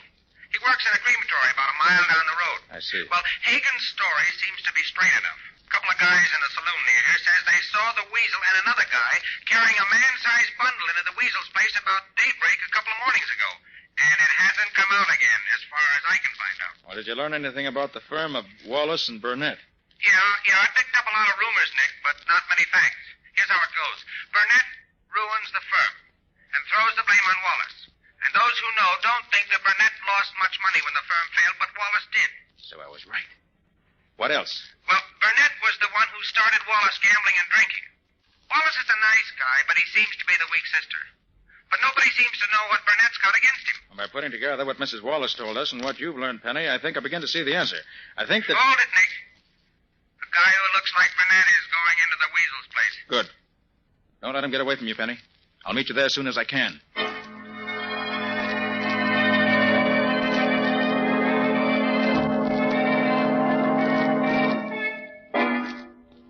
Yep.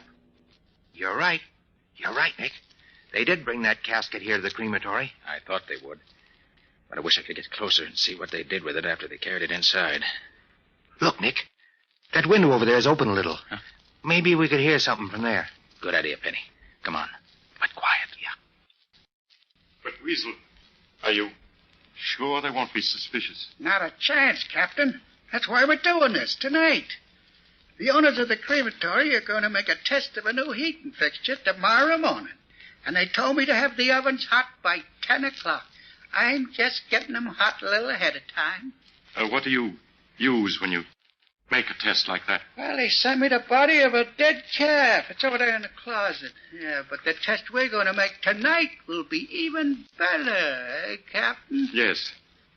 How does this thing work? Oh, simple. The body's laid here on this slab and strapped down the way you saw me fix this fella.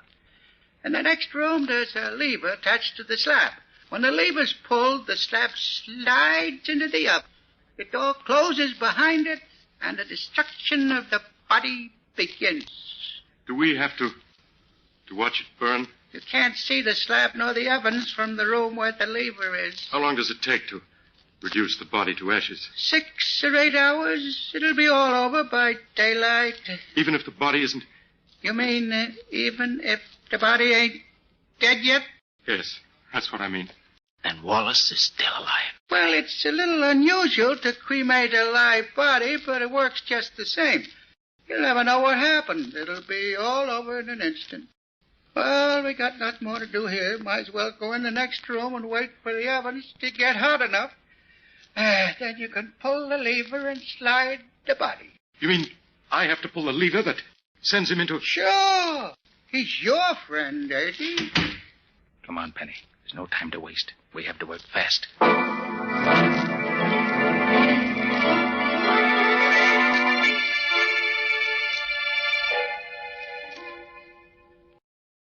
Mr. Burnett to see you, Nick. Oh, yes. Come in, Mr. Burnett.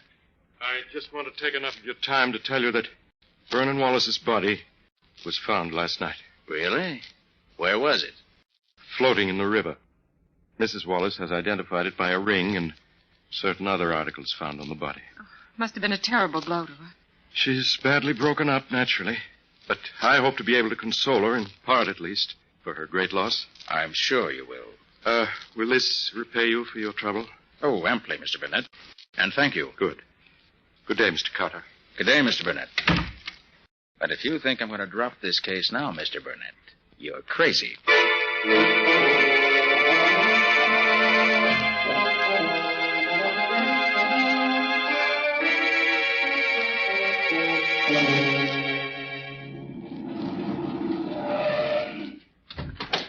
Nick, here I am. Over here. I got here as soon as I could after I got your call, Penny. Brought my new helper, too, as you see. Yeah, so I see. Hi there, helper. Hello, Penny. I hope I'm going to be able to help you and Nick. You'll do all right. On this case. Now, what's the dope, Penny? Well, a couple of hours ago, a taxi pulls up in front of Mrs. Wallace's house. Mm-hmm. The driver goes into the house. About 15 minutes later, he comes out again with Mrs. Wallace and her maid. They get in the cab, drive away. With you after him, of course. That's right. Well, they drive around and finally end up way out here. There must have been a couple of guys in the cab when the women got in. Because when they got out there, they were both gagged and their hands were tied behind them. Well, they took them in the old house. I found a phone to call you. Did they hurt them? Well, not so far as I could tell. Gee, I wish I could see what they're doing now. I hope they're all right. Oh, Millie, this is terrible. My mouth is still sore from that dirty old cloth they used for a gag. Where do you suppose we are? Oh, I don't know, Mrs. Wallace. I I've never been this far from town before. Could you see anything out of the window? Oh, nothing I recognize. Oh, I should have known better than to be fooled by such a simple trick. I might have known that old Mrs. Parker couldn't be so sick she had to see us at once. Why, I saw her only the day before yesterday. No, fooled me all right. I thought... I hope you're comfortable, ladies. We are not. We certainly are not. What's the idea of bringing us here? Well, I'll tell you. The chap says as how he's going to collect some big dough from you two. You mean we're being held for ransom? Yep. Well, how much money do you want? Well, the chap says he won't take less than $50,000. Oh, Mrs. Wallace, we'll never get out of here. Nonsense. He must be insane to expect me to pay him that amount of money. Well, he says he won't take a cent less. Well, he won't get it. Never. And he's a dangerous man. You better not get him mad at you. I'll be back at 8 o'clock tonight for your answer. Oh, he'll kill us. I know he will. Be quiet, Millie. He won't kill us as long as he thinks there's any chance of getting the money out of us. But what if we get... A man at the window. It's Mr. Burnett. Oh, Arthur. Arthur, I hoped you'd come. Are you safe, Louise? Have they hurt you? No, Arthur. We're both safe. But how did you ever find us? I just climbed up the porch to the roof, then over to your window. Have they told you why they brought you here? Yes, they want ransom. $50,000. And they'll kill us if you don't save us. Not while I'm here. I'll see that no harm comes to you. But what can you do? You're only one against the two of them, and they're both vicious criminals, I know. Do be careful, Arthur. Louise, if I save you from these rats, do you think that you... Ask me later, Arthur. Not now, please. Very well, if you say so. Now tell me, what time are the men coming back again? Do you know? The man we talked to said they'd be here at 8 o'clock. That gives us just over an hour. Now, here's my plan. When they come, I'll be here...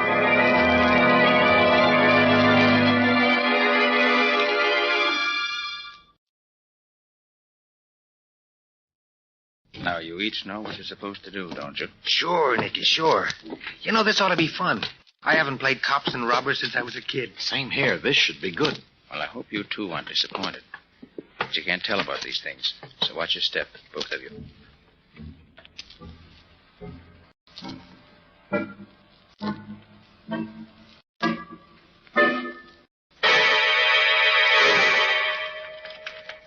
Here they are. Leave everything to me. Well, you made up your mind to pay the ransom the cap wants? We'll pay you nothing. Not a cent. You know what that means, don't you? It means that you better get your hands up, all three of you, if you want to live. Who are you? I'm here to save these two ladies from you and your gang. Oh, yeah? Let him have it, fella. Oh, I warned you.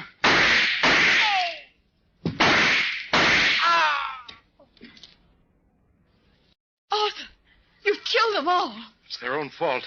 I warned them. Oh, you are wonderful, Arthur. Arthur, are you hurt? No, Louise, dear. Fortune was with me. I'm not even scratched. Oh, Mr. Burnett, I never in my whole life saw anyone so brave as you. Any man would be brave when defending the woman he loves. Please, Arthur, you promised. I'm sorry. I'll take you home now. Just let me drag these bodies out of the way, and I'll... Not yet, you won't. Wait, you can't. What's the matter with you men? What's the idea? Shut up, you. Arthur, are you hurt? Mrs. Wallace, the time has come to explain a great many things. First, let me remove this beard. There. You recognize me now, don't you? Mr. Carter. Nick Carter. Mr. Carter, what are you doing to Arthur? Mr. Burnett. I'll answer that later. First, I want you to meet my assistant, Penny Eagles. Your assistant? Sure. How are you? The other man is an old friend of yours, Mrs. Wallace. An old friend of mine? Mm-hmm. Well, I'm sure I don't Well, perhaps know. if you took off his makeup, you might recognize him. There. Do you know me now?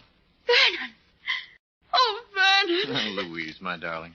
But, Vernon, Arthur told me that you... That I was dead?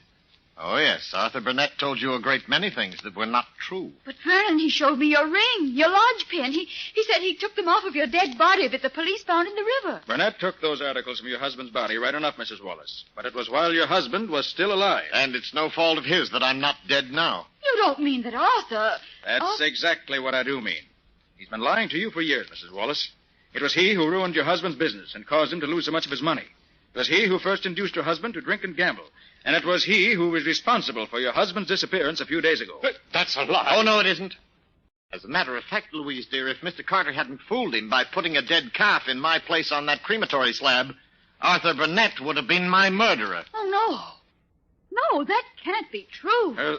Furthermore, it was Burnett who arranged for your kidnapping this afternoon. Oh, but... He did it so that he could suddenly appear and rescue you from the members of the kidnap gang, who were in reality men in his employ. But why should he do all these horrible things? Because he's been in love with you ever since he first met you. And ever since your marriage to Wallace, he's been insanely jealous of him. Everything Burnett's done has been to make you despise your husband and turn instead to him. That's a lie, Carter. Oh, no, it isn't, Burnett. I can easily prove it. Penny, let me have the gun with which Burnett shot us during the battle a few minutes ago. Sure, Nick. Here you are. Thanks. Now, look here, Mrs. Wallace. This pistol has 8 shells in it.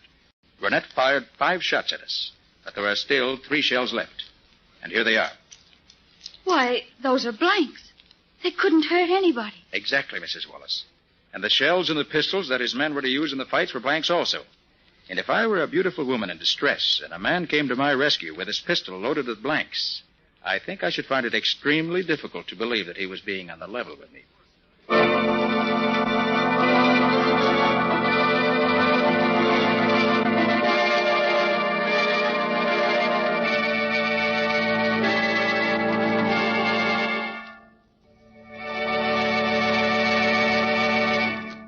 That was another strange experience of Nick Carter, Master Detective, called The Body on the Slab, or Nick Carter and the Mystery of the Missing Husband.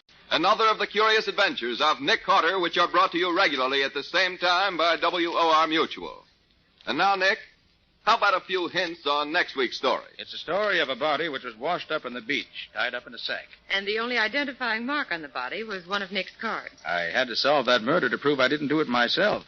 And I found that the real culprit was the killer who used a clue that pointed directly to him to prove that he couldn't have done it. And the killer tried to drown both Nick and myself when the chase got too warm for comfort. But as you can easily see, he didn't succeed. So long until next week. So long, folks. And so long to you and Nick for now, Patsy. In the strange adventure you have just heard, Nick Carter was impersonated by Lon Clark, Patsy by Helen Choate. Original music was played by Lou White. The entire production was written and directed by Jock McGregor.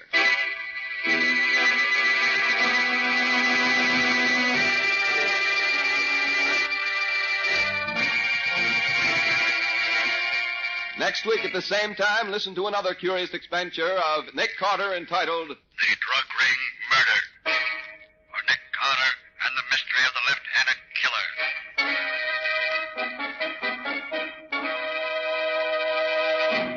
This story is a copyrighted feature of Street and Smith Publications, Incorporated. The Return of Nick Carter is produced in the studios of WOR and is broadcast over most of these stations every Wednesday evening at 8:30 Eastern War Time.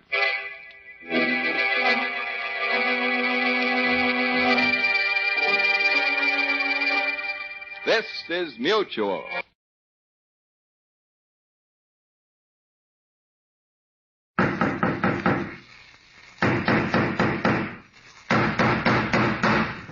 What's the matter? What is it? Another case for Nick Carter, Master Detective.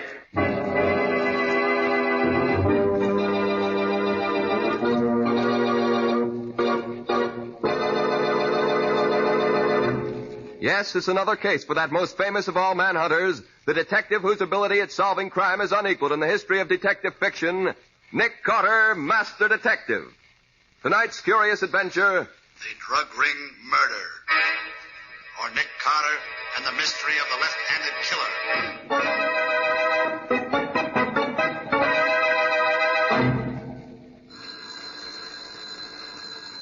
Well, Mr. Nicholas Carter, are you going to answer your telephone, or are you going to take me out to lunch as you promised? There's no reason why I can't do both, Patsy. Nick Carter speaking. Dick, this is Riley at headquarters. Oh, how are you, Lieutenant? There goes my What's on your luncheon mind? break. Murder. And you're right in the middle of it, Nick. Meet me at the city morgue as quick as you can. I'm waiting here. What's the matter, Riley? Can't headquarters solve this case without me? Who said anything about your solving the case? You get yourself down to the morgue right away, and that's an order. An order, Riley? What are you talking about? The body of a man was washed up on the beach this morning, only he didn't die from drowning. It was murder. Yes? There was no identification on the body. None at all. Except one of your business cards. Nick Carter, private detective. What? I hid the card in my pocket as soon as I laid eyes on it. But there's a chance one of the reporters saw it before I did. Now, do I have to draw you a diagram? You've already done it. I'll be there in the double rally. Bye. What's up, Nick? Plenty. Look, Patsy, hold on the office until you hear from me. I'll call you within an hour. I knew you shouldn't have answered that phone. Business before pleasure, Patsy, and right now I've got business at the city morgue.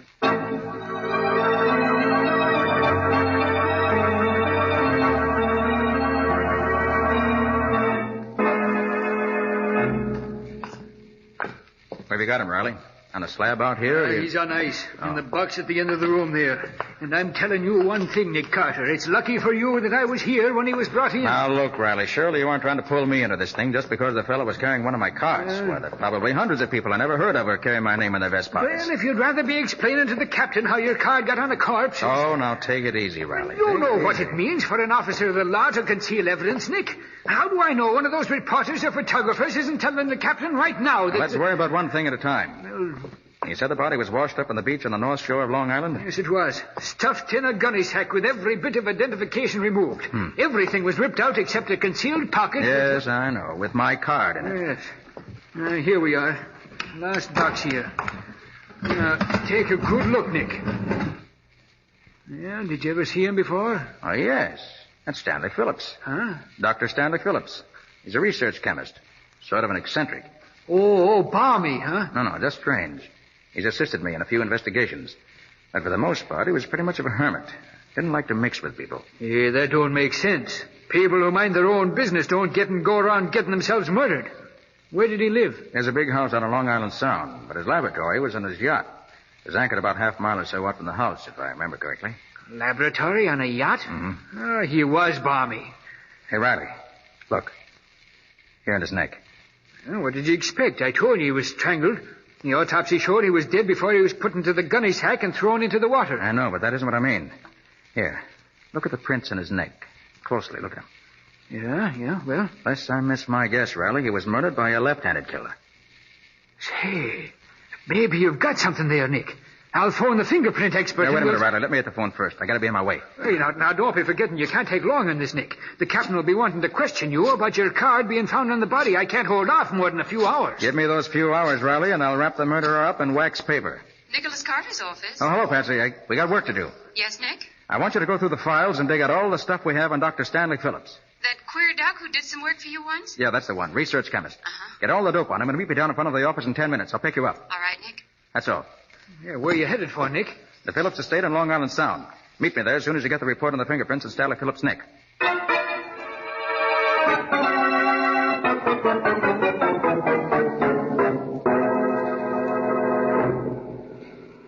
And apparently neither he nor his sister ever married.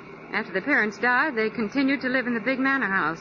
What did you say the sister's name was? Rose Phillips. Rose. Go on. You know all about his laboratory being on his yacht. Mm-hmm. It's supposed to be one of the best private laboratories in the country. Used to do a lot of research work for big companies. As a laboratory assistant, Tom Marks, young man. And let's see what else. His hobby was writing. Scientific articles they were. Usually about the effects of habit-forming drugs. He had an article in Popular Research last month entitled Morphine Exposed. So he wrote about habit-forming drugs, huh? You know, Patsy, this case might turn out to be more than just an ordinary murder.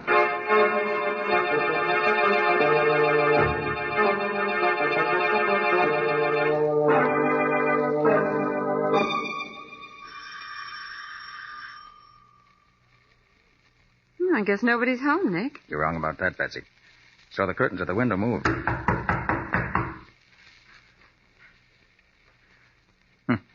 Pounding on the door isn't going to do any good either. Whoever's in there evidently doesn't want callers today. However... What are you going to do? Open the door with this little lock picker of mine. There it is. All right, come on, Patsy. We're going in. I don't see anybody. Stay behind me. Put your hands up. Over your head. He's got a gun, Nick. You're Rose Phillips, I take it, miss? Keep your hands up. I'm asking the questions. Who are you? I'm Nick Carter, and this Nick Carter? Yes. And this is my assistant, Patsy Boone. Nick Carter, the great detective. Well, my brother often speaks of you. He thinks you're wonderful. Nick, she doesn't know yet. Miss Phillips, I'm sorry to have to tell you like this, But your brother is dead. He's dead? Yes. I'm afraid he was murdered. Murdered. Stanley murdered. Now, if you'll just put that gun away, Miss Phillips, we'll talk things over. Of course, Mr. Carter, I'm sorry. This is all such a shock. It was a fiendish killing, and I'm going to do all I can to bring the criminal to justice. You may be sure of that. Oh, Rose. Rose. I'm in here, Richard. Oh. Well, who are these people? I thought Stanley told you never to let strangers in the house. It's all right, Richard. This is Nick Carter, the detective, and his assistant. Oh. Well, that's different. How do you do, Mr. Carter? I'm Richard Coles. I take it you've already heard about Dr. Phillips. Yes. Ghastly, isn't it? I can hardly believe it. The police say it was murder. For the life of me, I can't imagine who would want to murder Stanley. He was a strange man, Mr. Carter, very strange. He had a phobia about not letting anyone in the house when he was away. You seem to manage an entrance all right, Mr. Coles. Well, Mr. Cole's a very old friend of the family and has always had a key to the house. He's our lawyer. Look out, Nick! There's someone at the window. He's got a gun!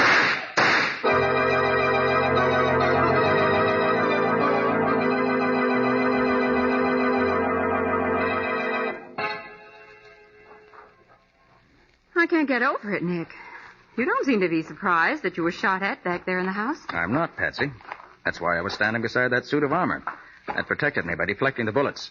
Nick, your presence on the Phillips case is most annoying to someone. Too bad that window was frosted glass. Couldn't get a look at the gunman. That tiny crack the window was open. Well, now, did you find what I told you to look for in the cottage occupied by Tom Marks, the lab assistant? Yes, I found a pair of his gloves. Good. Had to go through all his desk drawers to find them, too. Let me see them. All seems to be adding up. Almost too neatly. Adds up to a pair of gloves, that's all. Look, Patsy. Coles told me back there's something about the terms of Phillips' will. If he lived to be 50, his estate was to go to a foundation. If he died before that, Rose was to inherit all the estate. But that makes Rose the... Oh, no. I don't suspect Rose. Her grief seemed genuine. But there's something else I learned. Tom Marks, Phillips' lab assistant's in love with Rose. They've been wanting to get married, but Phillips opposed the marriage. Now the field is clear, with oodles of money to boot. But that still doesn't make Tom Marks... Patsy, I'm almost certain Phillips was strangled by a left-handed killer. These gloves of Marks you brought me show that he's left-handed. Oh. And that leads us where? Right out to the laboratory and the yacht. I've got to find Tom Marks.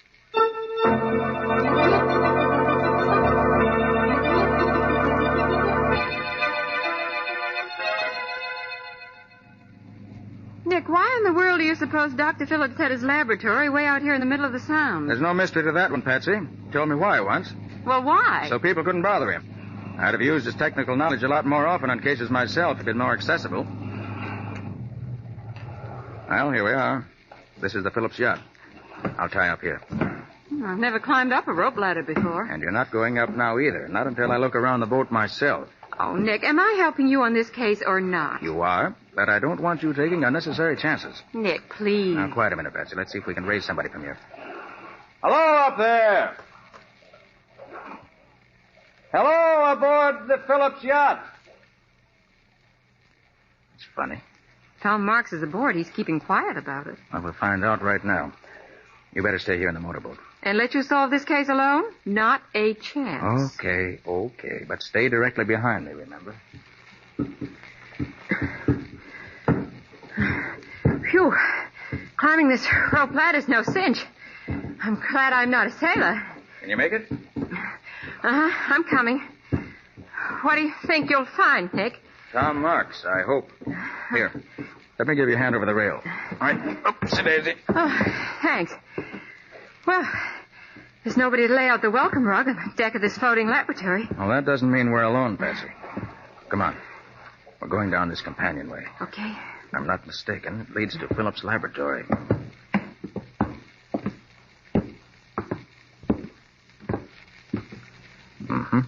This is the laboratory. All right, Patsy, stay behind me. I'm going to open the door. Hey, Marks. Tom Marks, you in there?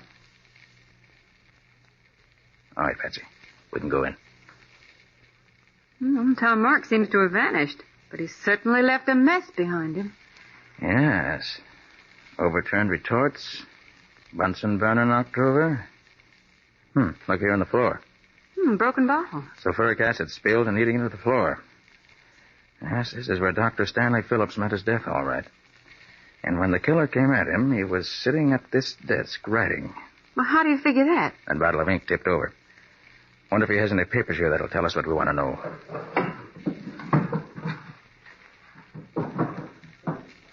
No. Desk's been rifled. Everything of any value has already been taken. It still all adds up to Tom Marks, doesn't it? Yep, seems to. We'll know for sure as soon as Riley gets the report from the fingerprint expert. Nick. Nick, come here. Look what I found in the sink. What? This piece of paper. Let's see. Now, that's in Dr. Phillips' handwriting. Well, somebody tried to burn it out. Then they threw it on the drain board of the sink here. Part of it didn't burn. Let's see if I can figure it out. Like you to know, the man whom I have trusted and worked with these many years is, I have discovered, the head of a giant dope peddling ring. Been using my premises to carry on his business. This man is... Nick, the lights have gone off! Oh.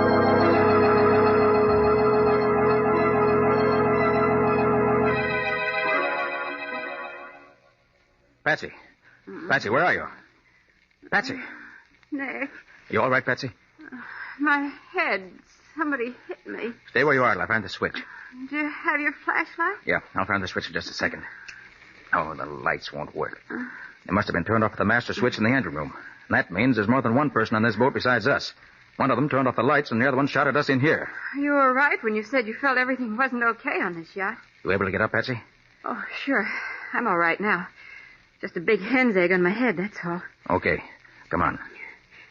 Nick, did they take the note? It's just what I want to find out. Let's see. Flash a light down in the sink. Yeah, it's gone.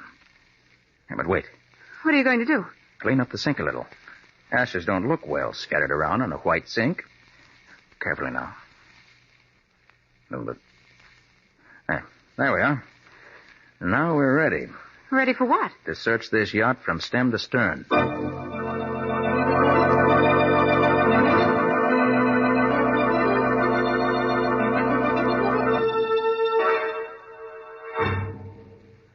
What in blazes has been keeping you, Nick? I've been cooling my heels on this dock for the past half hour here. I hope you'd be here, Riley. Hello, Lieutenant. Oh, Patsy. Well, say, you look as if you'd seen a ghost on that yacht. I did. Somebody took a shot at us in the dock. What? Patsy got knocked down the fracas and got a nasty bump in her head. Say, who did it, Nick? Whoever it was made a neat getaway. Patsy and I searched the ship afterwards from end to end, but didn't find a soul. Did you see anybody coming in from the yacht, Lieutenant? Nary a soul's come in off that boat since I've been here. In fact, the only two people who've been near here was two fishermen. Are you sure they were fishermen? Am I sure? Now, look, Nick, don't be giving me that. It was bona fide fishermen, all right. They pulled their little rowboat to shore a ways down the beach, and I saw them bring in their catch. And a nice string of fish it was. Okay, Riley. So they were really fishermen. Well, what about your report, Lieutenant? That. Well, Nick was right. Our fingerprint expert examined the marks on Dr. Phillips' neck and said he was undoubtedly strangled by a left-handed killer. And now all we've got to do is find a left-handed man who had a reason to murder the doctor. We found him. What's that? Dr. Phillips' laboratory assistant, Tom March, is left-handed. Say, you sure worked fast, Nick. And it's a good thing, too. The captain found out about your card being found on the body. Hey, what kind of a scoundrel is this Tom Marks? I don't know. Haven't seen him yet. Wasn't at his cottage, and he wasn't in the lab on the yacht. Now, let's make tracks, Mr. Private Detective, and search the grounds here. Wait a minute, Riley, wait a minute. There's one thing more you want to know. Huh? Whoever killed Dr. Stanley Phillips is the head of a giant dope ring. Phillips was killed because he was about to expose the man. Hey, that would be the laboratory assistant. He'd have access to drugs. Mr. Carter! Mr. Carter! Who in tarnation is that? Richard Coles, close friend of the Phillips and also the lawyer. Oh, Riley, yeah? put this envelope in your pocket. Careful of it. It's a piece of evidence I picked up in the boat. Okay, Nick. Mr. Carter, I've been hunting everywhere for you. Oh, Mr. Coles, this is Lieutenant Riley from headquarters. Oh, I'm glad you're here, Lieutenant. We're up against a dangerous criminal. Don't worry, Mr. Coles. The law always gets its man. What'd you want to see me about, Mr. Coles? Rose Phillips. She's gone. Gone? How do you know? Come up to the house with me. I'll show you. Something has happened to her, I'm sure. Hurry.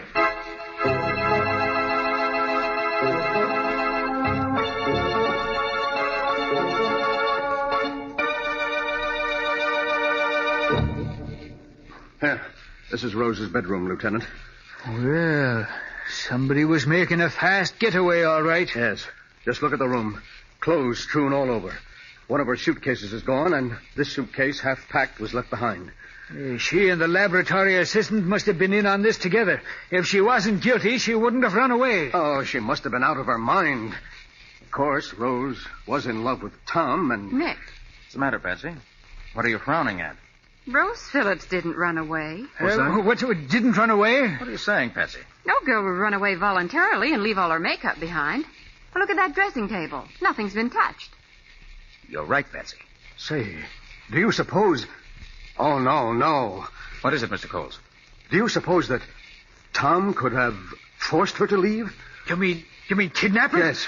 Well, he won't get away with it. I'll call headquarters and have a cordon thrown around this entire district. We'll catch Tom Marks before he gets to the next town. Good idea, Riley. Do that. Well, Mr. Coles? Yes, Mr. Carter. I guess Lieutenant Riley has this case all sewed up. His men will have Tom Marks and Rose Phillips within the hour. Well, Mr. Carter, it was nice of you to take such an interest in my friend's death. Would you care for a cigarette? Oh, no, thanks. You, Lieutenant? Why, sure.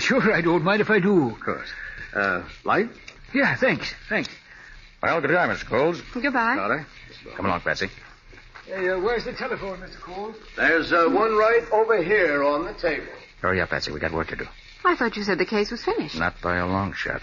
I said that for their benefit. You and I are going over this estate with a fine-tooth comb. I'm not satisfied yet.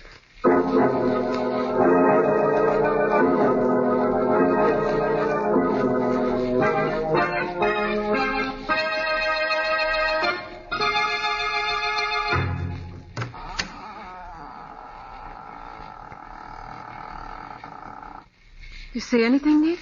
Come on in. Shut the door.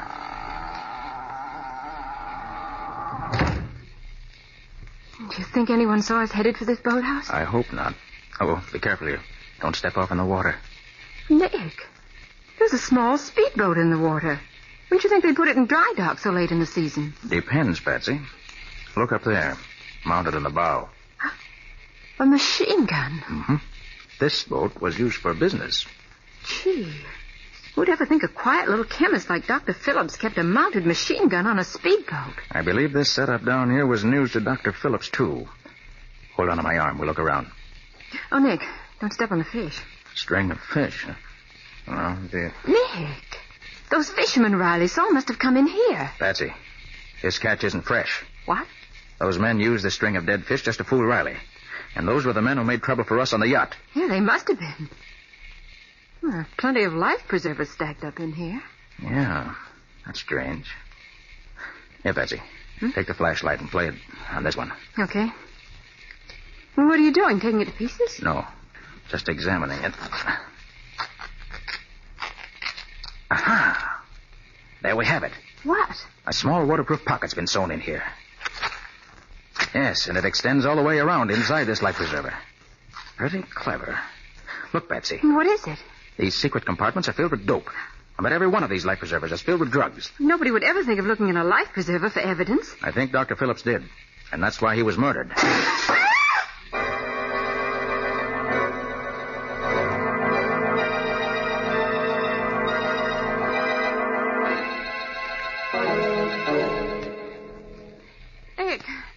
Nick. Are you okay, Patsy? Yes, but I can't stop crying. Well, that's not surprising. Somebody threw a tear gas bomb through the window. Oh. That's right, friends. It was tear gas. Who's there? Pretty clever of me using the tools of my trade that way, isn't it, Mr. Carter?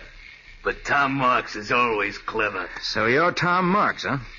I've been waiting to set my eyes on you. It's too bad your eyes are filled with tear gas, because now you'll never have that pleasure. Okay, Pete. Come in and get the lady. Right. I'll take care of Mr. Carter myself. Come on, come on, sister. Come on. Let her go alone. Here, let her go alone.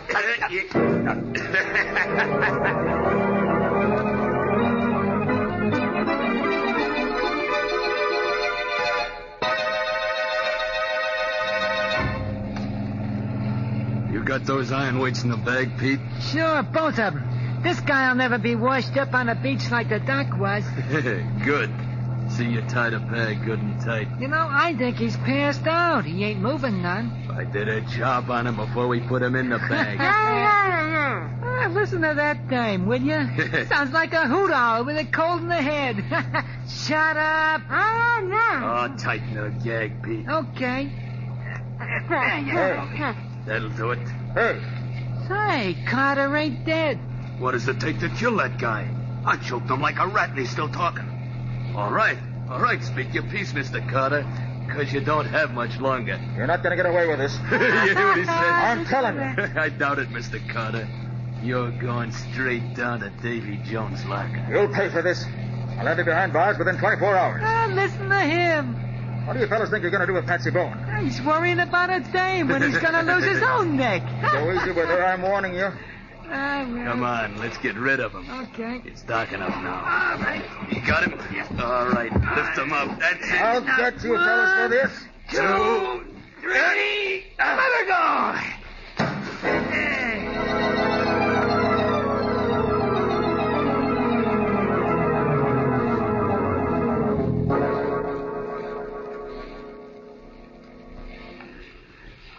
I came as soon as I got your flashlight signal from the shore, Nick. You think the criminals are aboard the yacht here now? You'll see in a minute. The laboratory's right down this companionway. Hey, you're dripping wet from head to foot, Nick. What happened? They tried to pull the same trick on Nick that they pulled on Dr. Phillips. Only it didn't work, because Nick can expand his neck and wrist muscles. Yes, I had my hands free before I hit the water. There was no trick at all to cut my way out of the sack. And then I clung to the back of their motorboat until it reached the yacht here. I waited for the would-be killers to get aboard, untied Patsy, and here we are. You're lucky, Nick. He's smart, that's all. Quiet. This is the door. Keep your gun ready. Right. Good evening, Mr. Coles. What? Oh, Nick Carter. Well, come in, Mr. Carter. These two friends of mine and myself were just discussing whether you had found the criminals. I think we have, Mr. Coles. Good. There's just one thing more I need to make sure I have the criminals. Riley. Yeah? Give me that envelope I asked you to keep for me. Oh, sure, Nick. Here you are. Thanks. Now, I'll just take the piece of burned paper out of this envelope. Are those the pieces you gathered from the drain board? Yes, Patsy. They were from the note Stanley Phillips wrote just before he was murdered. Now, I'll just use some of these chemicals in the burned paper. You see, gentlemen, even though this piece of paper's been burned, it is possible, by using the correct chemical solution, to bring out the writing that was on the paper before it was burned. In this case, I expect the writing will give the name of the man Phillips designated as head of the giant drug ring. And his killer. Ridiculous. Absolutely ridiculous. Yes, here it comes. The chemicals are beginning to act. The writing is beginning to show up. Good. The name is... Nick, look out!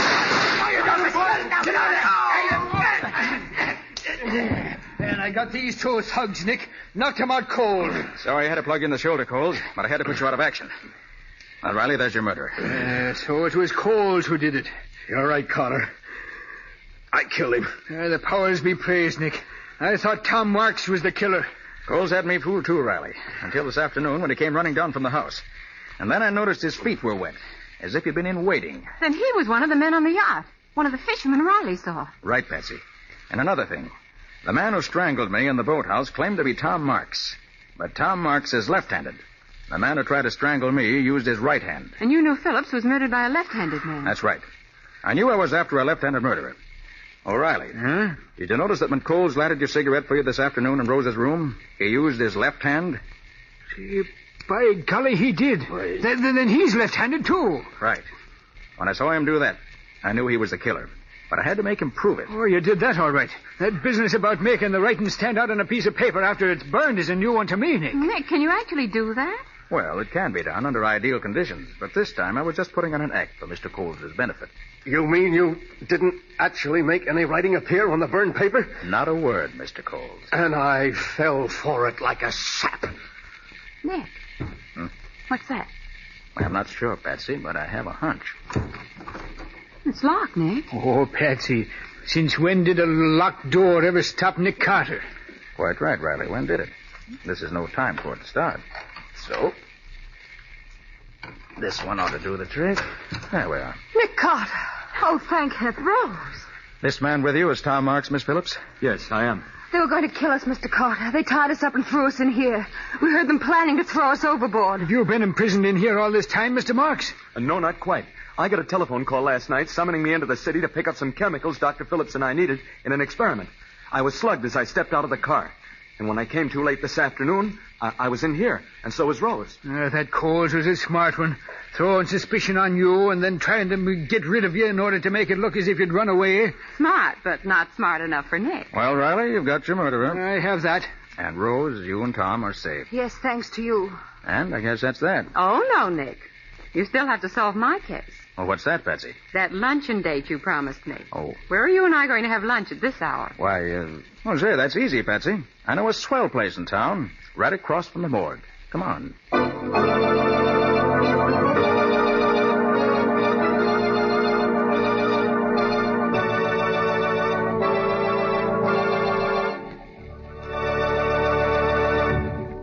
This was another strange experience of Nick Carter, Master Detective, called The Drug Ring Murder, or Nick Carter and the Mystery of the Left-Handed Killer.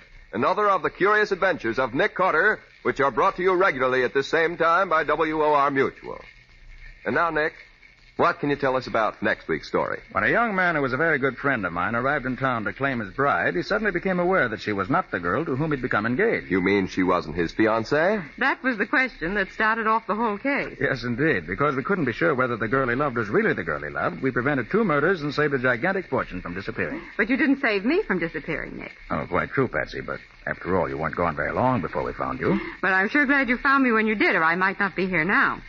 So long, folks. Get the rest of the story next week. Right. So long. And so long to you, Nick and Patsy.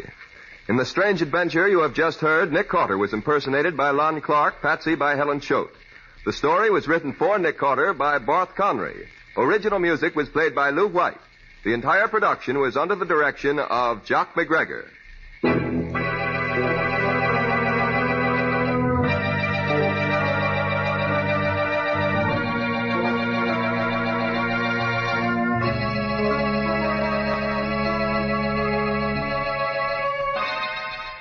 Next week at the same time, listen to another curious experience of Nick Carter entitled The Substitute Bride, or Nick Carter and the Mystery of the Night Ferry.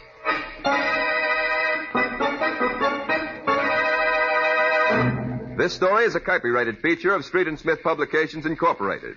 The Return of Nick Carter is produced in the studios of WOR and is broadcast over most of these stations every Wednesday evening at 8:30 Eastern War Time. This is Mutual.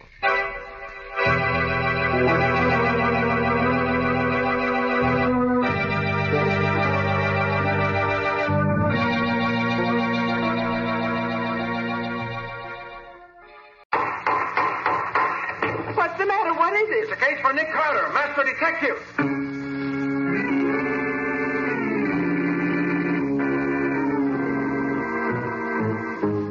Yes, it's another case for that most famous of all manhunters, the detective whose ability at solving crime is unequaled in the history of detective fiction. Nick Carter, Master Detective.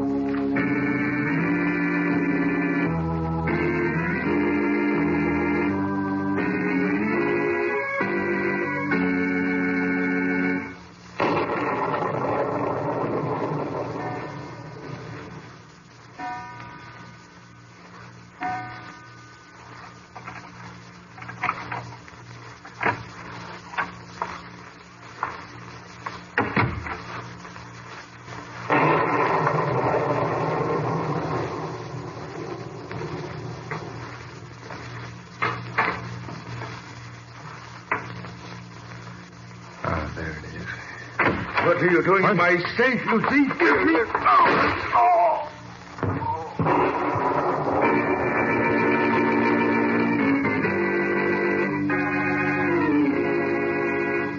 A thunderstorm rages outside. A shot. A man falls dead. So begins a strange adventure for Nick Carter, Master Detective. An adventure in which a murder seemed to be no murder at all. And a dead body vanished into thin air. The case of the disappearing corpse.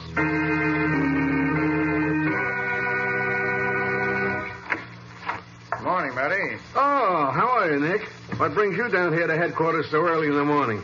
It's only just 10 o'clock. Well, I've been out in the country for the past couple of weeks writing an article on crime detection methods. Finished it last night. Huh? Just stopped in on my way back to my office past the time of day. That's what's doing. Yeah, it's pretty quiet, Nick. Nothing exciting's happened in the past 10 days. Oh, Matty, haven't you even got one simple little murder just to keep me in practice? I'm bored. Well, would you be interested in checking up on a suicide? Now, what's there to investigate about a suicide? Well, you never can tell, Nick. I just got a report that a guy bumped himself off in an uptown apartment house. I was going up to take a look at it myself, but the commissioner just called and wants to see me in his office right away. You want to go up in my place? Oh, I don't know, Matty. Well, if it's just the usual routine, you can lay off after you make the call. Anybody else going up? Medical examiners going along? Well, I called my office a few minutes ago, and Patsy had nothing for me, so I might as well run up and see what it's all about. What's the address? Let me see. It's 717 West Hampton Street, apartment 4. Okay, Matty. See you when we get back.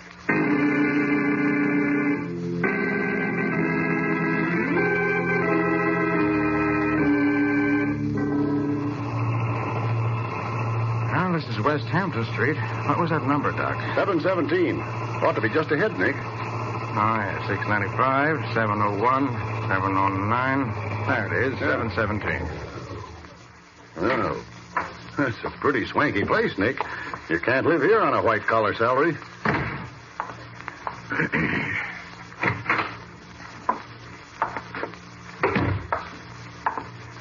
Here's the elevator, waiting for us. Apartment 4, wasn't it? Yeah.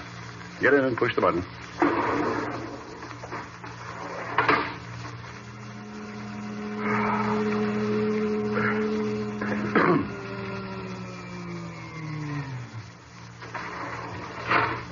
Here's 4 right across the hall here.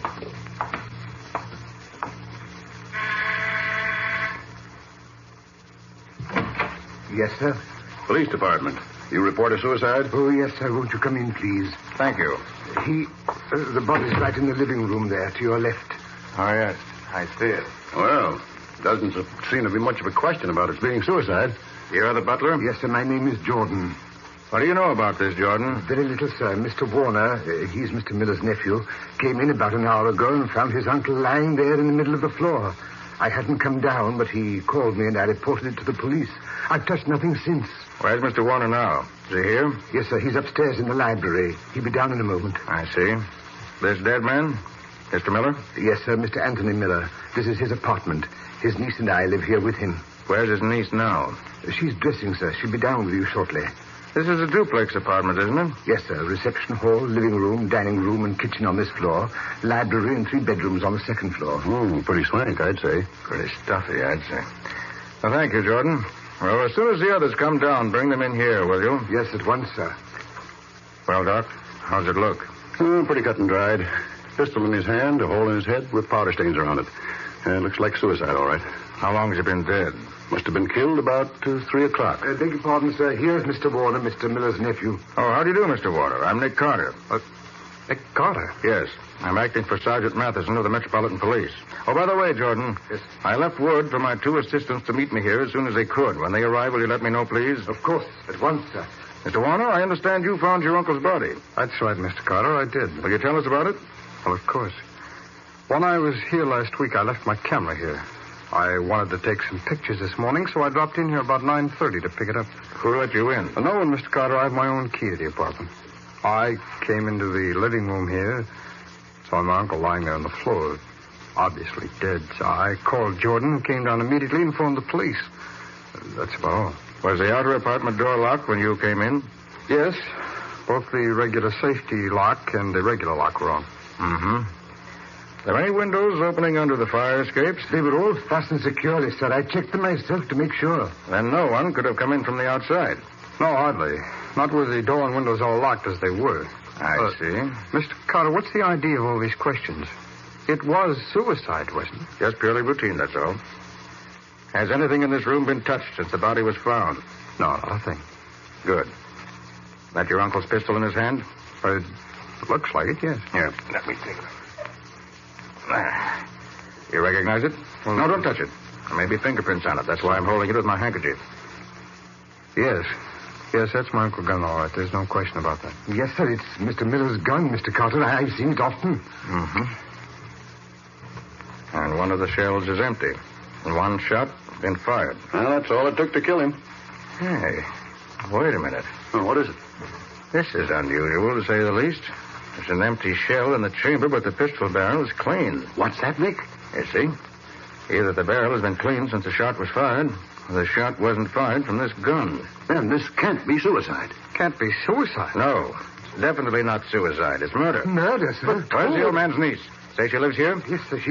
She'll be down directly, sir. Mr. Carter, she knows nothing about this. She was still asleep when we phoned the police. Jordan called her afterward. That's right, sir. I did. She knows nothing of this. Maybe and maybe not. I'd like to talk to her anyway, because from what you tell me about the door and windows all being locked, and from the condition of the murder weapon, this must have been an inside job. One of you three is guilty. Well, now, look here, Mr. Carter. Sorry, Mr. Warner. This is now in the hands of the police. May I use your phone, please? There's one on the desk, sir. Oh, that one's not working, Mr. Carter. If you'll come with me, I'll show you the one in the library upstairs. Right. I know that one's all right. This one has a short circuit or something. Thanks. Be right back, Doc. Right, Nick. Sorry to trouble you. No, not at all. Better call Sergeant Matheson, have him send his homicide experts up here, as well as a cop to stand guard. Well, you probably want you all to go down to headquarters for a talk. I see. Murder has to be treated very differently from suicide. Yeah. Oh, there's the library right ahead of you. You'll find the phone in there. Thanks.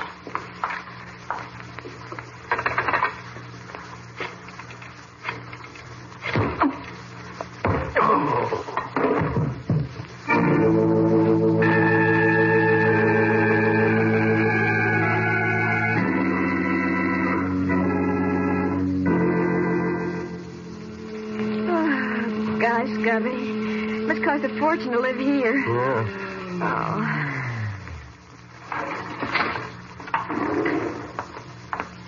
Oh. This is apartment 4, Patsy, right here. Uh-huh. Yes. What is it, please? Is Mr. Carter here? Mr. Carter? Yes, Mr. Nick Carter, the detective. You must have the wrong number, miss. What number were you looking for? Look, is this 717 West Hampton Street, or isn't it? That's correct, sir.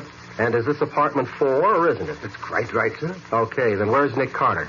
I'm very sorry, sir, but there must be some mistake. Mr. Anthony Miller lives here. There's no Mr. Carter.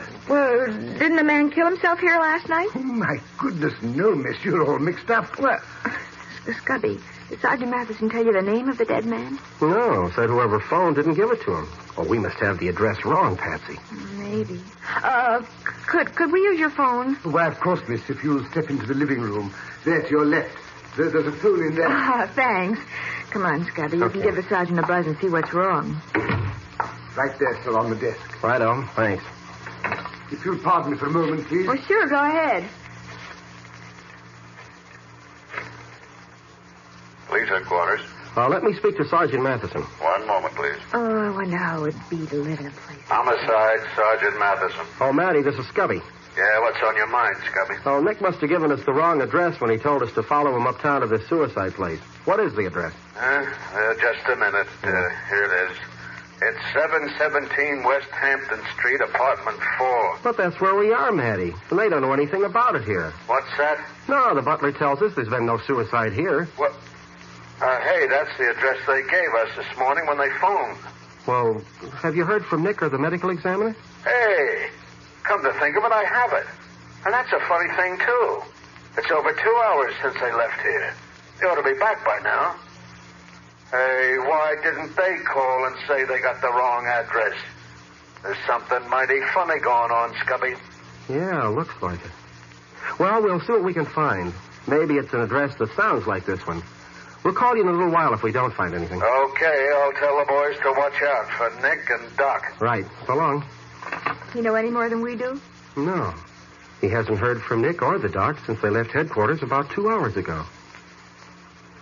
What are you looking at? I was just thinking. Whoever lives here has pretty poor taste, even if they do have money. How do you mean? Well, look at the rug in this room. Yeah? It's the wrong color. It's definitely too small for the size of the floor. And the rug in the next room, which must be the dining room, was entirely the wrong color for the decorative effect in that room. And that one's much too big for the size of the floor. Yeah. You're right, Patsy. It's funny that people who live in such swell places should furnish their rooms so badly. Yeah.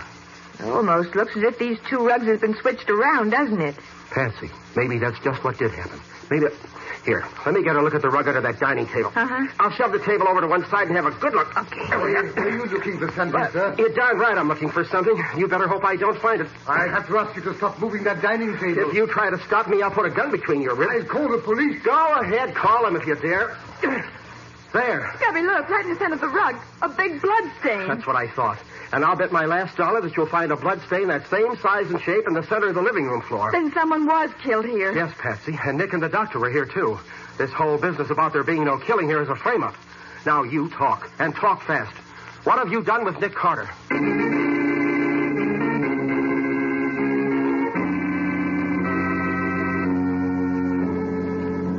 Every man in every squad car is to be on the lookout for him. Now repeat that description I gave you. Right. No. It's Gerald Warner. Yeah, he was the old man's nephew. Okay, let me know as soon as you hear anything. Now, Jordan, look here. You're in a pretty tight spot. If you don't want this murder rap pinned on you, you better talk and you better say plenty. But I tell you, I know nothing about it. And you still say you don't know where the old man's niece went either, huh? Miss Hammond? No, sir. She put on her hat and coat and went out carrying a small overnight bag. Where'd she go? I don't know, sir. Ah, look, don't be a sap.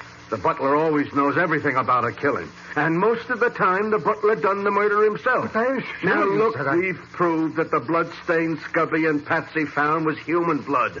We found Nick Carter's fingerprints on the desk, the table, and the upstairs phone. We found the old man's body stuffed in that upstairs closet in your apartment. And you don't know nothing about nothing. Oh, Sergeant, there's a bullet. They just took out of Miller's body. Let me see it.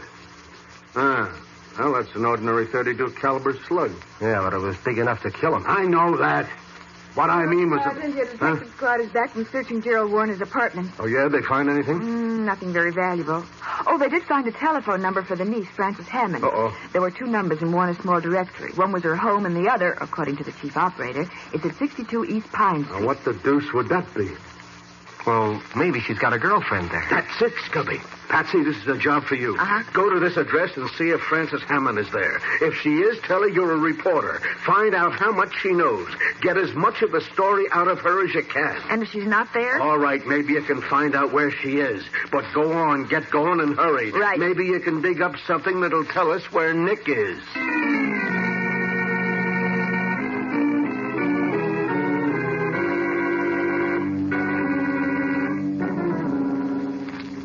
Any idea where we are, Doc? No. Looks sort of like somebody's hunting shack. Yes, I can see that. That doesn't help much. Well, as long as we're tied up to these 2 chairs like we are, it doesn't make much difference what part of the world we're in. We're no good to anybody this way. Oh, the thing that makes me maddest is the way they fooled me so completely. I never did see who hit me. Well, considering that there were only 2 men in the place and that the butler was with me, it isn't very hard to figure out who tapped you for the count. I was out cold from the time I was knocked out until I came to in this place. My wrists were so relaxed when they tied me that I can't work them loose. No, to think I got into this mess because I was bored.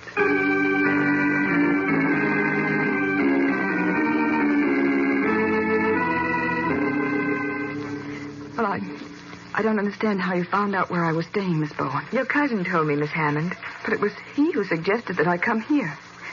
He knew reporters would be pestering me for interviews after Uncle Anthony killed himself. And he said if I came here, they wouldn't be able to find me. He promised me he wouldn't tell anyone. But he only gave me your address because he knew I wouldn't pester you.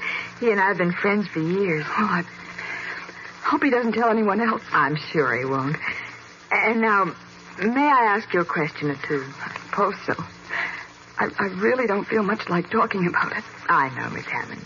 You loved your uncle, didn't you? Very much. He was always so good to me. Were you and your cousin engaged? Well, not quite.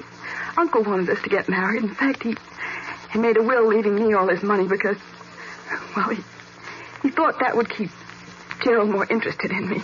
Was Gerald, Mr. Warner, interested in anyone else? Oh, no, it wasn't that. Uncle Anthony knew that Gerald wasn't ready to settle down yet. He was trying to persuade him it would be the best thing for him.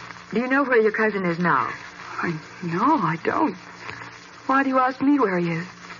Don't you know? Well, Well, you see, he asked me to send him a copy of whatever I wrote in my interview with you, but he's left town and he didn't leave me his address. Can you tell me? Why, I don't know. When he wants to get out of town, he generally goes to Atlantic City, the Hotel Martise, or with Hunting Shack up in Norris County. He might be in either place, I suppose. Uh-huh. Well, I'll send a copy of the interview to each of these addresses. One of them ought to reach him. Tell me, Miss Hammond, did you know where your uncle kept his pistol? Why, of course. We all knew it. It was no secret. I've seen it often. But I never thought he'd use it to do this. Oh, there now, Miss Hammond. I'm sorry I mentioned it. Oh, please don't let it upset you. I'll just run along now. Goodbye. And thanks.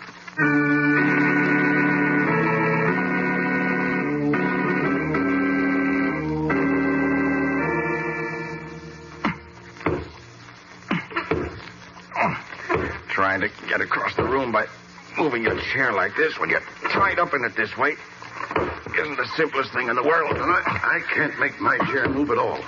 But you're doing fine. Am I getting anywhere near that table yet? You're doing great, Nick. Just a little more.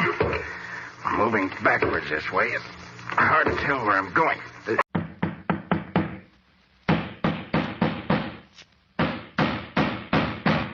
What's the matter? What is it? Another case for Nick Carter, master detective.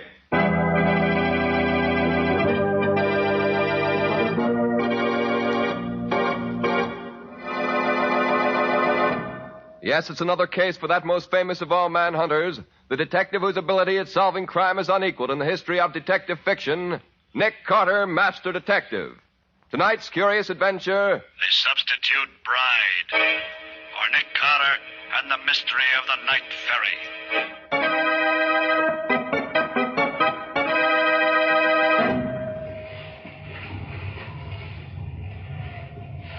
Here, take your hands off me. No, what are you doing? Let me go. Put me down. No, stop it. Ah!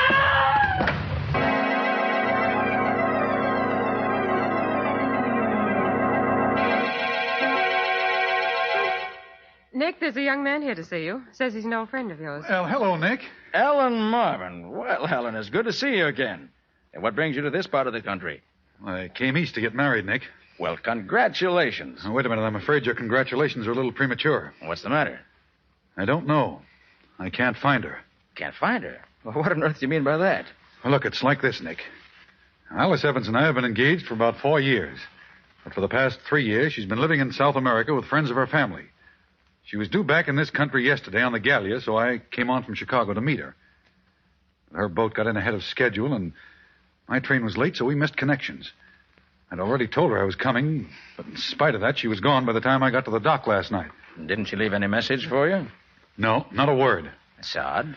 And she has no friends in this part of the country that she could stay with. Well, didn't anyone at the boat know where she went? Well, apparently not, Nick. The stewardess says a boy brought her a note, and as soon as she read it, she got dressed and went ashore. There was a taxi waiting for her, and she went off in it. An hour later, an expressman called for her trunks. Perhaps she went to a hotel. Hotel? But, why should she do that when I told her that I'd meet her at the boat? No, Nick. Something has happened to her, I'm sure of it. Nick, the morning paper says that there's a Miss Alice Evans registered at the Hamilton Park Hotel. What's that? Would that be the same girl? Here, let me see that, will you? Quick. Right here. Well, then she did go to a hotel. Oh, gee, what a fool I was for worrying you, Nick. I'll think nothing of it, Alan. Glad you found her. Well, if you don't mind, Nick, I think I'll... Sure, go right ahead. I know how anxious you are to see her. Hey, look, Nick, why don't you come with me? I'd like very much to have you meet her. Well, Alan, this seems hardly the time to... Oh, come on. No, Nick, come on. I want you to meet her. You'll like her. Well, all right, if you insist. But I've heard it said that 3 is usually a crowd, especially after 2 of them been separated for 3 years.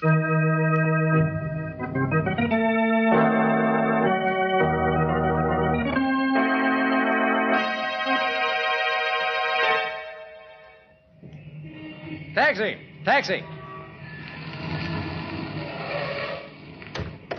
2nd and 5th driver.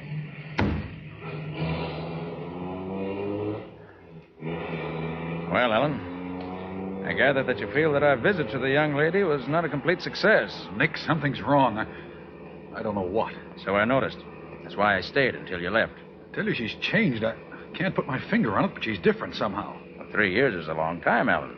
Some change would be quite natural. Oh, but it isn't that kind of change, Nick. Doesn't she look the same? Yes, she does, and she doesn't. You mean you don't think she is Alice Evans? She must be, and yet... Then you're not sure.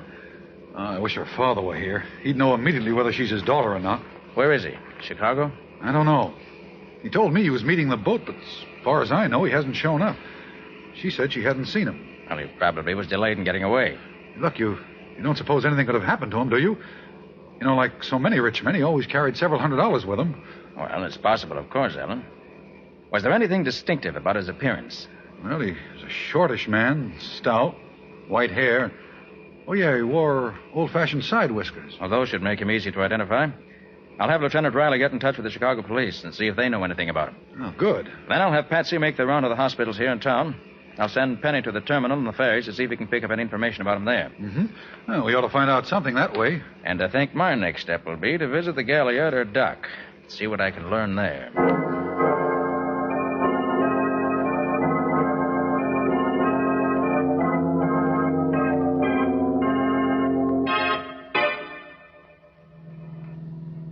The main reason I'm taking you to see Miss Evans, Purser, is that I want you to tell me whether or not she's the girl who made the trip up in South America with you. I understand, sir. Now, you, the purser of the Gallia, probably had as good a chance to see her as anyone. Oh, why, yes, sir, but none of us saw her very much.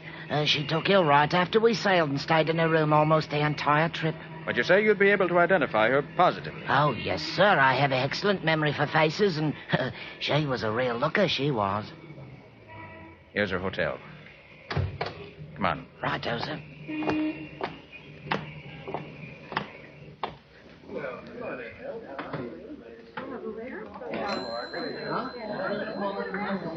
Here, we can take this elevator. 3, please.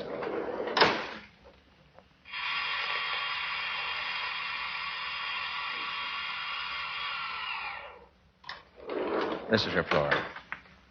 Her room's right across the corridor here.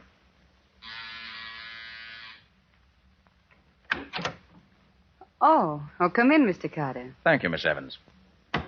You, of course, know this gentleman, Miss Evans? Why, well, let me see. Oh, it's hardly fair to expect her to remember me, Mr. Carter.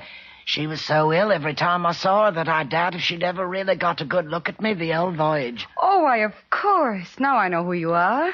You're one of the officers off the Gallia. We came up from South America together. That's right, Mum. See, sir, she knows me right enough. Oh, I knew I'd seen you somewhere. If I hadn't been so sick, I'd have remembered you at once. I see. Well, Miss Evans, our call is really in the nature of business. The purser found a valuable lot of jewelry left behind in the ship, and I was called in to help find the owner. As it was near your cabin, we come to you first. I haven't missed any of my jewels, but I'll let you know if I do. Thank you. Have you had any word from your father yet? No, not a word. Do you suppose anything's happened to him? What did he look like, Miss Evans? Why, he was... I'll show you his picture. You can tell better by that. Here you are, Mr. Carter. That's my father. Are you a detective? Yes, Miss Evans. I am. Then you must find him for me. I don't care what it costs. Very well. I'll see what I can do. Shall we go, Purser? Oh, yes, sir. Good day, miss, and good luck to you. Goodbye, and thank you. I'll let you know as soon as I learn anything, Miss Evans. Good day. Well, Purser, was that the Miss Evans who made the trip with you in the Gallia? Oh, positively, sir. I'd know her anywhere. You're sure? There's no question whatever, sir. I'd swear to it on a stack of Bibles afoot, I would.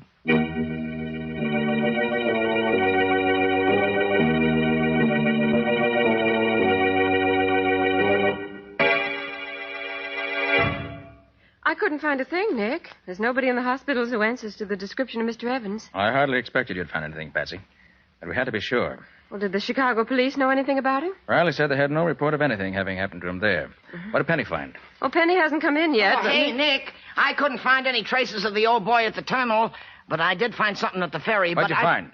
Oh, that'll keep, Nick. Right now, I got a taxi waiting outside, and the driver of the taxi's the fellow who took Alice Evans from the boat to the hotel last night, and he knows something. How'd you find him? Oh, the stewardess on the Gallia pointed him out to me. I'm afraid if I try to bring him in here, I'll scare him. I already asked him a lot of questions. I'll go outside and talk to him myself.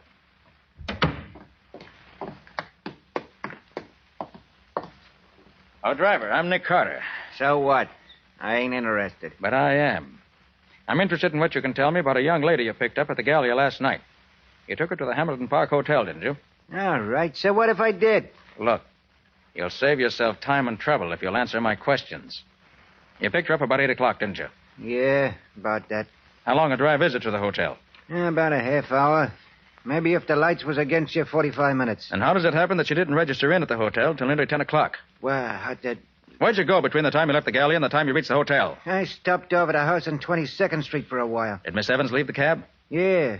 She said she wanted to see Winslow's daughter. Said they went to school together. You mean it was David Winslow's house you stopped at? Yeah, I said so, didn't I? Yes, you did. Thanks. Here. This'll pay you for what's on the meter and for the information. Okay. So long. Find out anything, Nick? That depends, Patsy. Now, Penny, what was the dope you got at the ferry? Well, it's like this, Nick. I found one of the ferry guards who remembered seeing an old guy with big white side whiskers get on the ferry about the time Evans' train must have got in from Chicago, see? Well, this guard got such a kick out of the whiskers that he watched for the old guy to get off the boat at the other side so he could get another gander at him. And did he? Nah, the old guy didn't get off. What? What? Was you sure? Sure. And the old guy wasn't on the boat anywhere. Well, that would sound as if something might have happened to him during that ferry ride. Oh, Ellen. Nick, I've got some news. Mr. Evans was alive this morning. Is that so? How do you know? I'll tell you. I went to see Mr. Evans' banker this afternoon to see if he had any word from him. He showed me a check that Mr. Evans had made out this morning. A check for $50,000. Dated this morning? Mm-hmm. Yes. It was made out to John Smith and endorsed by David Winslow. David Winslow? You're sure of that, Ellen? Yes, I'm sure. Why, Nick? Here's why. Last night, a girl who claims to be Alice Evans, but apparently isn't, stops off at Winslow's house on the way to the hotel. Yeah? Mr. Evans disappears last night, and yet a check made out by him this morning turns up endorsed by Winslow himself. Hey, wait a minute. That does look suspicious. Certainly does. Patsy, tomorrow morning, you and I are going to call on Mr. Winslow.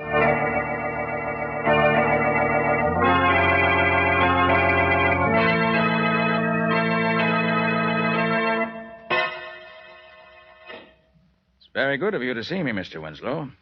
I'm Nick Carter, the detective. Yes, I've heard of you, Mr. Carter. This is Miss Bowen, my assistant. How do you do, Good Miss morning, Bowen? Mr. Winslow. What can I do for you, Mr. Carter? Mr. Winslow, you know James Evans? Only very slightly. Are you acquainted with his daughter, Alice? No, Mr. Carter, I'm not. I see. Did a check of Mr. Evans recently pass through your hands? Why, yes, it did. I cashed one of his checks yesterday. Did you know that Mr. Evans disappeared the day before the date on that check? I didn't. Well, he did. You don't say. Would you be in a position to know if the signature on the check were a forgery? Well, the signature was genuine, all right. When Mr. Smith presented for payment a check in the amount of $50,000, I naturally sent the check to Mr. Evans' bank for verification. They said it was good, so I paid Smith the money. I see. You said a few moments ago that you didn't know Alice Evans. Yes, I did. But didn't she call here night before last? Why, yes, she did. She called to see my daughter. They were classmates at school. My daughter was not at home, so she talked to my wife for a while and left. I thank you for your trouble, Mr. Winslow. Not at all. Come on, Patsy. Time we're running along. Okay, Nick. Good morning, Mr. Winslow. Good morning. Good day, Mr. Winslow. Good day to you, sir. Patsy, I'd be tempted to believe what he said, even if I didn't know that he has an excellent reputation in banking circles here in town. Well, what he told us certainly sounded straightforward enough to allay... Hold it, Patsy. Huh? See that man going in the house next door? Well, yes. What about him, Nick? I saw that man at court a few weeks ago, charged with murderous assault. What? And now we found him going into the house next door to Winslow's. Patsy, Mm-hmm. I want you to get back to the office immediately. Tell Penny to see what he can find out about that house. The address is 832 West 22nd Street. Yes, Nick. I want to know more about that place.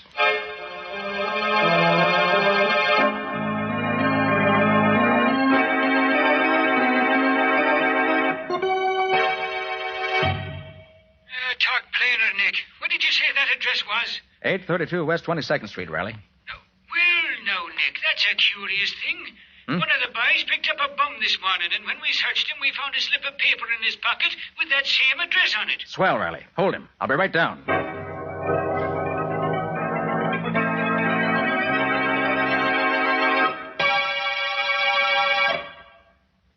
I don't know, I tell you. How many times I got to keep on saying that? You don't know who pushed the man off the ferry, who kidnapped his daughter, where she is now, or anything about it? No, I tell you, no. Who's the girl who's staying at the Hamilton Park Hotel under the name of Evans? Where's the Hamilton Park Hotel? All right, Baker, all right. Guess I must have you all wrong. I'll say you have. You live at 832 West 22nd Street? Well, I don't exactly... No. Who does live there? Oh, how should I know? Where does David Winslow live? Right next... Who's David Winslow? Riley. Yeah, Nick? I'm through with Baker. Not the fellow I thought he was. All right, Baker. The guard's waiting for you just outside the door. He'll take you back to your cell. Okay. I hope you're getting what you're looking for, Carter. Well, Nick, what did you find? Riley, Baker thought he told me nothing. But his answers weren't as clever as he thought they were. Yeah? Actually, he told me that Evans was thrown off the ferry into the river and that he was picked up in a rowboat which was waiting for him. Well... And I also discovered that he knows David Winslow and that he knows what goes on at 832 West 22nd Street. Hey. All of which, while not conclusive evidence, tells me I'm on the right track. Nice going, Nick. Well, what's next? Riley, I want you to release this man Baker at once. What, release him, Nick. But why? I want to be sure the rest of the gang knows I'm on their trail. The first thing Baker will do when he gets out of here will be to tell them. They'll undoubtedly make some move to try and stop me. And that may bring him out in the open.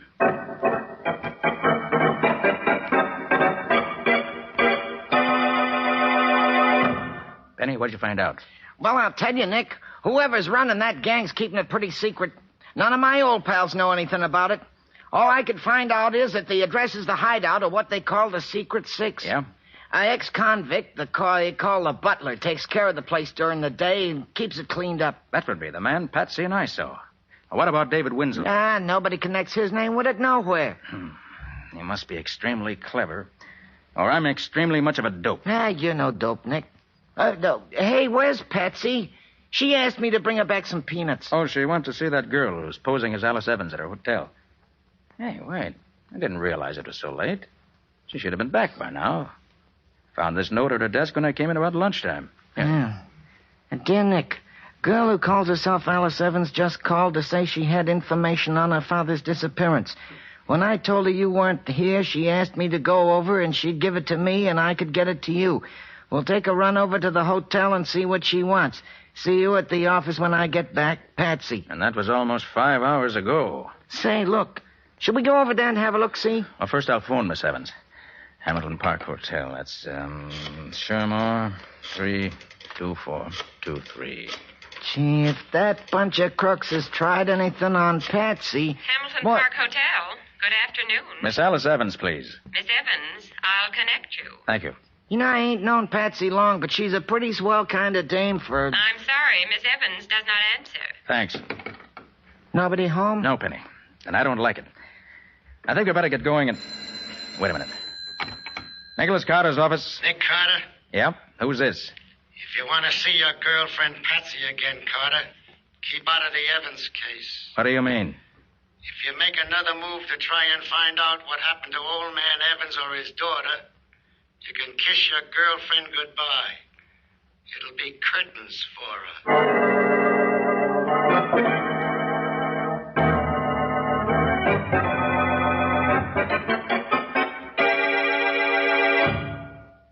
But look, Nick, just because the Secret Six meets here doesn't mean that they'll be keeping Patsy a prisoner here. I know that, Penny.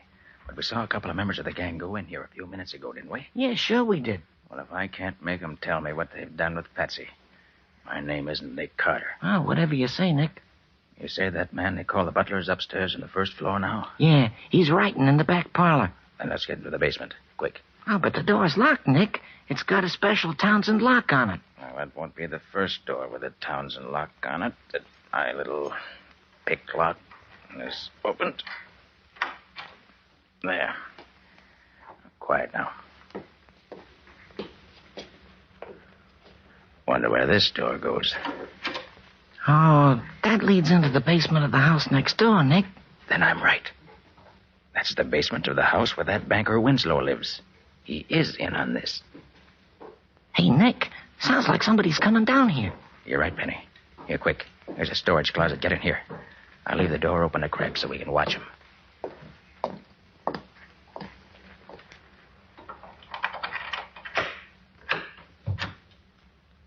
It's that butler. You're not going to gag me again, are you? That must be old man Evans. What's that stuff you have there? Now, if you call that food, you can take it away. Penny, if one of us stands on each side of that door, we can grab the butler when he comes out. But don't let him call out. Those other guys might hear him. No, whatever you say, Nick. Like this? Go on. That's Get the out idea. of here. Go on, get out. Here he comes. Now. Good. All right, let's drag him into Evans' room. Here, quick. Now, shut the door. Okay. What's this? What are you doing? You're Mr. Evans, aren't you? Oh, yes, I Well, I'm am. the detective, Nick Carter. Oh, thank heavens. You know where the other two men are that we saw come in here a little while ago? They're probably in the room where the gang meets at the end of this hallway, sir. Butler! That's Winslow. Quick, Mr. Evans. Yes? What did this butler's voice sound like? Why, very much like yours, except that he had a kind of dialect, no particular country, just foreign. Butler! Confound it. How does the where butler are you? address Winslow? Just Senor Winslow, I I think, see. sir. Yes, Senor Winslow. You call me? I've called you several times. Where have you been? I've been trying to find something in the back of the storage closet. You wish something, Senor? Yes. When the boys come in for the meeting tonight, tell them not to leave until I get here, no matter what time it is. You understand? But of course, they must not leave until you come. I will tell them. All right, and don't forget. Why, that was amazing, Mr. Carter. It was almost a perfect imitation. All right, Penny. You better get this butler chap tied up and gagged before he comes to. Well, whatever you say, Nick. Mr. Evans. Yes? You know why you were kidnapped and brought here? Why, yes, Mr. Carter. They want my fortune. I know they've kidnapped my daughter and substituted in her place a girl who looks enough like her to be her double.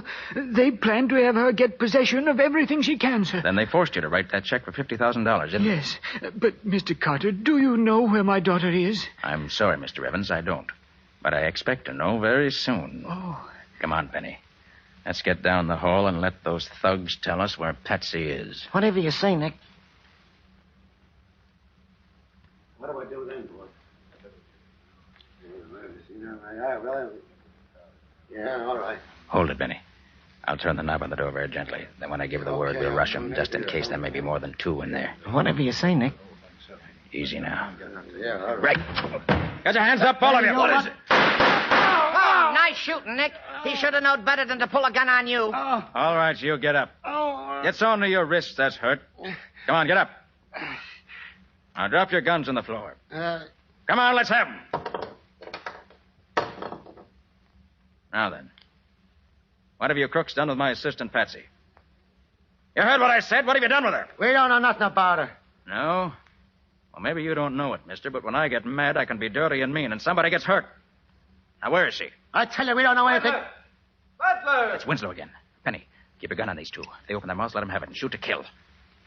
Butler, why don't you answer me? Pardon, Senor. We are having a conference. We did not expect you until later. You are coming in here? I just wanted to tell you that I don't expect to be... Put him up, Mr. Winslow. I'll do the telling from now on. Why, what's the meaning of this, Mr. Carter? You can't... Shut up. Where's Patsy? Where's who? You heard me. What have you done with my assistant, Patsy Boone? I don't know anything No? about... Where is she? No, don't. Where is she? Don't. You'll break my arm. Stop. For the last time, where is she? Oh, stop it. Stop it, I'll tell you. Oh, my arm. Well? Oh, she's upstairs. Second floor, back bedroom. Door locked, I suppose. Oh, I'll get her, Nick. I took the butler's keys away from him. Good boy, Penny. Make it snappy. I'll watch these two for a nickel thugs. Yeah, whatever you say, Nick. All right, Winslow. Get over against the wall with the rest of you cheap bums. And if you've hurt one single hair on Patsy's head, you'll be lucky if you live long enough for me to turn you over to the police. She's all right. We did nothing to her at all. Lucky for you. Tell me, Winslow, why'd you throw Evans off the ferry boat? Wouldn't it have been easier to have kidnapped him someplace else? I had the ferries watched for several days and found at the time of night, in the bitter cold weather we've been having, the rear deck of the ferry's almost always deserted. So we planned it that way. We had other plans ready in case that didn't work out. Oh, Nick, am I glad to see you. Oh, Patsy, are you all right? Anybody hurt you? No, Nick. They were a little rough, but they got as good as they gave me. Look at that black eye on the guy on the left. Good for you, Patsy. Hey, Nick, after I got Patsy loose, I looked in some of the other rooms, and I found this dame in the front room up there. Says she's Marion Blake. My name is Marion Blake. You're not Marion Blake. You're Alice Evans. No, I'm not Alice Evans. I'm Marion Blake. Aren't you saying that you're Marion Blake because you're afraid the gang will hurt your father if you admit you are really Alice Evans? Why, Oh, you're quite safe now, Miss Evans. Oh, Mr. Evans. Yes? Will you come in here, please? Why, yes, Mr. Carter. My father here. And free. Yes, Miss Evans. Here he is. Oh, Father. Alice, my dear. Oh, I've been Penny, so worried about you. you better go get Riley. Are you You'll find him all right? waiting just around the corner. He can take over now. Don't tell me where you were. Mr. Carter, I can never thank you enough for what you've done. We owe you our lives, Alice and I. You don't owe me anything, Mr. Evans. Getting rats like these out of circulation gives me more satisfaction than anything else ever could.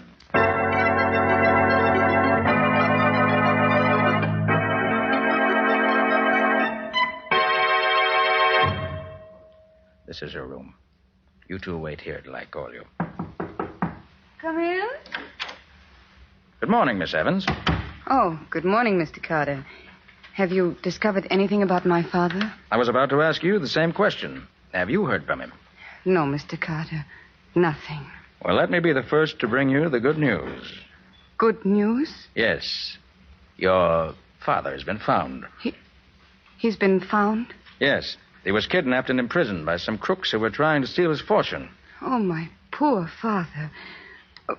Where was he found? In a basement room where the gang was keeping him prisoner. Has he told you what happened to him? Oh, yes. He told us everything. Everything? Oh, by the way, Miss Evans, I brought a friend with me this morning. I thought you might like to meet her. May I ask her in? Yes. Yes, of course. Alan, will you bring the young lady in? Okay, Nick. Do you recognize this young lady, Miss Evans? All right, Mr. Carter. You can drop that Miss Evans stuff now.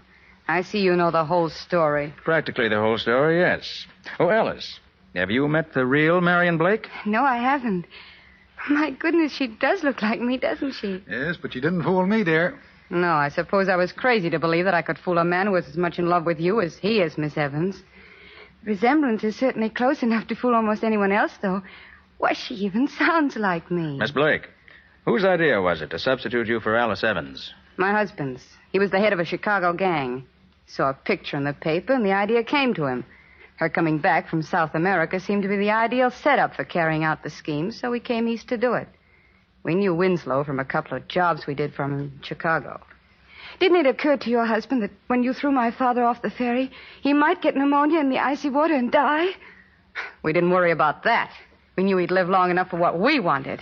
Why, you cold-blooded... Alice, take it easy. But did you hear what she... That's all over with, dear. The police will take care of her now. I'm not usually bloodthirsty, but I hope she gets the electric chair. Well, the chair's hardly the sentence for attempted extortion, Alice. But by the time she gets out of jail, she'll no longer be young and pretty. And with the marks that prison will leave on her, she'll never again be able to double for you.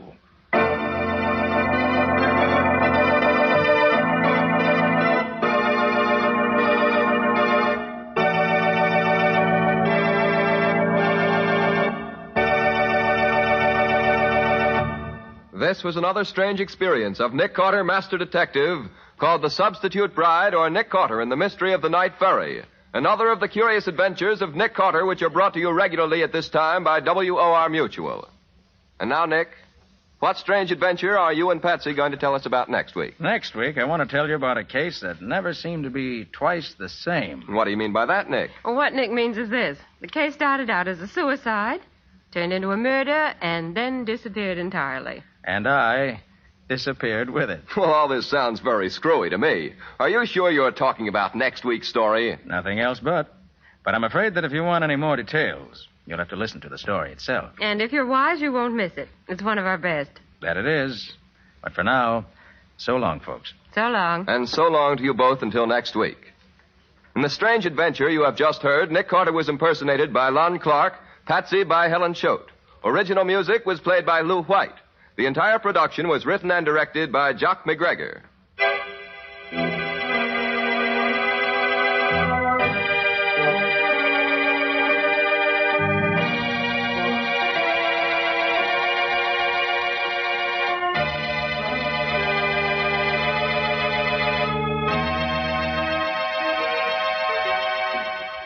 Next week, at the same time, listen to another curious experience of Nick Carter entitled The Disappearing Corpse, or Nick Carter and the Mystery of the Apartment House Murder.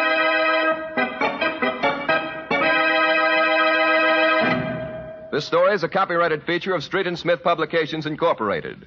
The Return of Nick Carter is produced in the studios of WOR and is broadcast over most of these stations every Wednesday evening at 8:30 Eastern War Time. This is Mutual.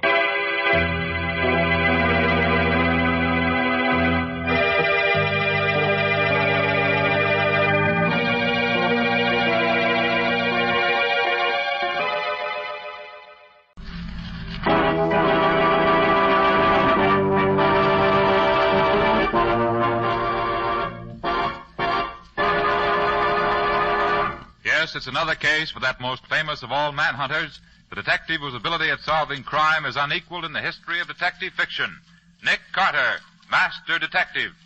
Tonight's curious adventure, a special Christmas story. Nick Carter's Christmas Adventure, or the mystery of the reluctant contributor.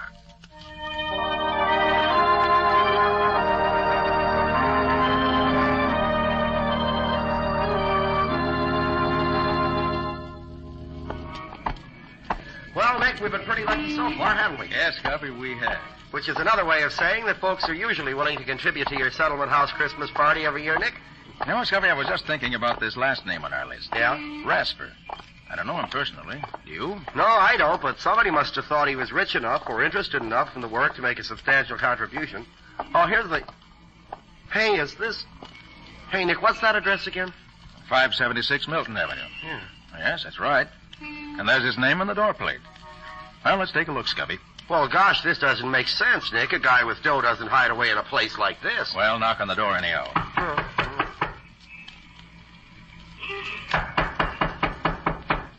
Doesn't seem to be anybody here, Nick. No, hold it, Scubby. I hear someone coming. Oh. Who is it? I'm Nicholas Carter. May I speak to Mr. Rasper, please? Nick Carter, eh? Yes, yes. And this is my assistant, Scubby Wilson. How do you do? You, Mr. Rasper? Yes. Well, come in. It's cold out there. You're letting all the heat out. Oh, beg your pardon. Come on, Scubby. Yep, I'm in, Nick. I'm in. Well, what was it you wanted? Well, Mr. Rasper, I've come to see if you would care to make a contribution to my Christmas party fund. I never make contributions. Oh, but you didn't let Nick finish, sir. The fund provides food and extra clothing for the needy and deserving The children. charity department's still working, isn't it? Well, of course, Mr. Rasper, but my object is to provide an inspiration for the young people who are underprivileged. People who haven't got any money are always trying to get it from those who have. Then you aren't interested in seeing that the children of the Lincoln Hall district are helped to a little happiness on Christmas Day? No, I'm not. Christmas is old-fashioned. I don't believe in it. It's a waste of money and time. Good day.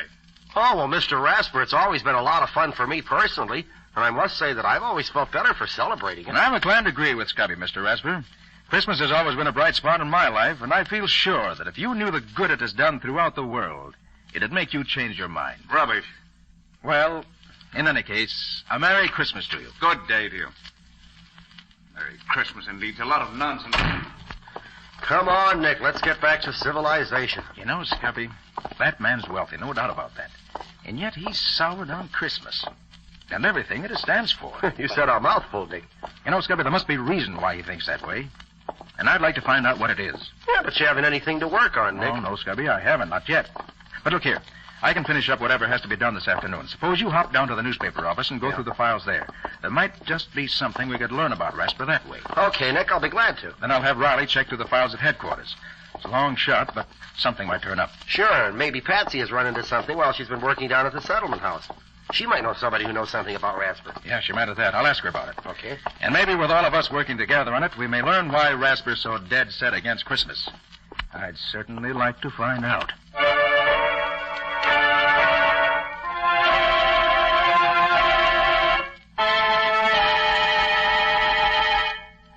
Hello, is that you, Nick? Riley talking. I've been through my files here, and I can't find anything charged against a man named Ben Rasper. Oh, he was licensed to do business with a man named Howard Lowe, but Lowe died some years ago. Otherwise, Rasper's just a successful businessman. Yeah, that's right. I'll tell you what, though, Nick. There's an old fella named Fred Anderson who used to be on the force who knows Rasper. Sure. You can find him at Lincoln Hall, where you're giving the party. He's the watchman there now. Okay, Nick, that's all right. See you tomorrow.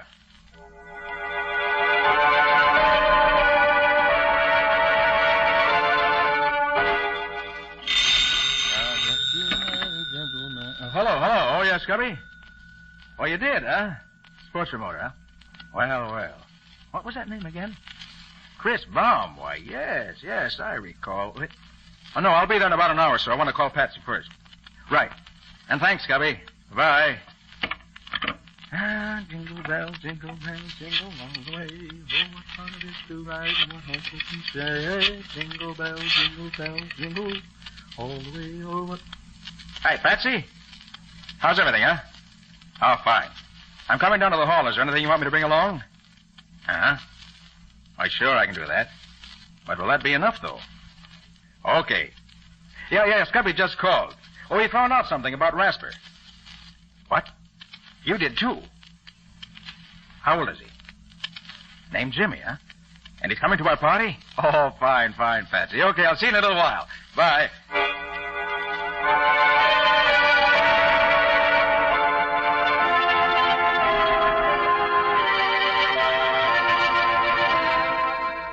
Oh, that's fine.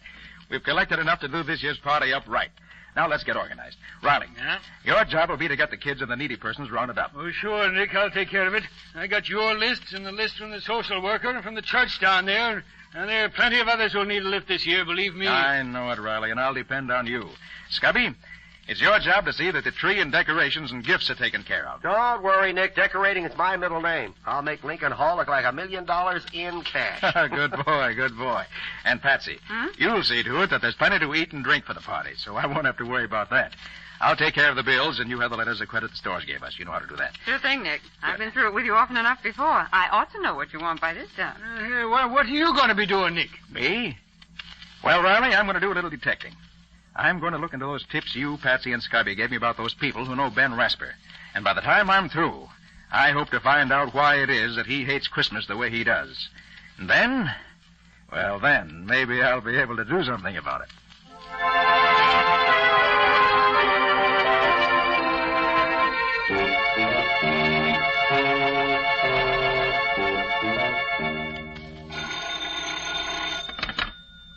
Hello? Yes, this is Rasper talking. Yes? I sent you the bill, didn't I? Well, what if it is due on the 27th? No, just because it's a holiday is no reason for bills to be unpaid. Goodbye.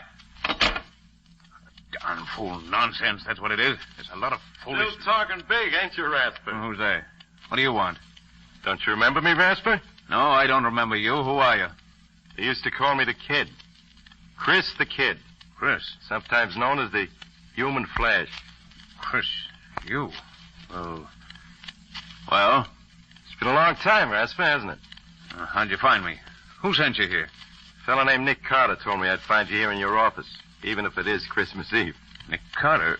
Oh, yes. Wanted me to give him some money for some fool party. Oh, for the party at Lincoln Hall, I guess. He's never asked me for anything. Just gave me what I needed. When I needed it. So he hired you to come here and take up my time to get... No, he didn't send me here. Just said I'd find you here, that's all. I came here of my own accord, just to wish you a Merry Christmas. Thought you'd say that. Well, I don't mind, because it's on account of Nick Carter that I can stand on my own feet again. Not on account of you. What's that? You mind if I sit down? It was on Christmas Eve that we won our first fight, wasn't it? Fight? Oh, yeah. It was a long time ago. Yeah, it was a long time ago. I can remember the noise of the crowd, the glare of the lights, and the smoke curling around and the brightness over the ring, and you leaning over me with that wet towel. You got him going, Chris. Another one like that last round, and you'll have him in the ropes for the count. How do you feel now, kid? I'm okay, Rasper. Just let me at him. I don't have to wait anymore. It's my meat right now. You take your orders from me, kid. I'm the brains here. When you get the signal from me, you give it to him. Okay, Rasper. You're the boss. Go ahead, kid. Keep that left up. Keep your shoulder high. Keep it up. That's right, kid. That's the ticket. Now you can take him. Get set. Take him, Chris. Now! There were a lot of those little affairs after that, Rasper. And I always did what I was told, huh? Yes. You're a good fighter, Chris. Good fighter. I made a lot of money for us in those fights, Rasper. Well, a lot of money. The old days, Chris. Lots of water's gone under lots of bridges since then. I know. And the percentage you paid me Didn't last long either. It went just like that water. But I didn't care much about things like that. Till the day a friend of mine came and gave me a warning tip. That started me thinking. Hello, kid. How do you feel? Oh, hello, Rasper. Where you been? I wanted to talk to you. I've been around. What's up? I got a tip today that you're signing up Timmy O'Day. You're going to manage him. Who told you that? Never mind. Is it true? That depends. Depends on what? Look, kid, you're getting slow. O'Day's fresh. He'll be the next champ. If he wins this fight with you tonight, I'm taking him over. If I win tonight? I'm taking O'Day over anyhow. We've been together a long time, kid, and it don't pay to get in too much of a rut. So that's all it means to you, is it? Money. The payoff, huh? What about all the years we've known each other? What about the things we've been through? Why, you... No, don't get yourself all in a sweat, kid. It isn't good for you. You'll get your cut anyway. Don't worry. You'll get your cut. I'll see you later. Rasper, what I do? Tell me what to do. I can't see him. My eyes all puffed up. He's cutting me to ribbons. Tell me what to do, Rasper. Don't bother me, kid. Use your own judgment. You're on your own, as of now. But, Rasper, you always... You're on your own, kid.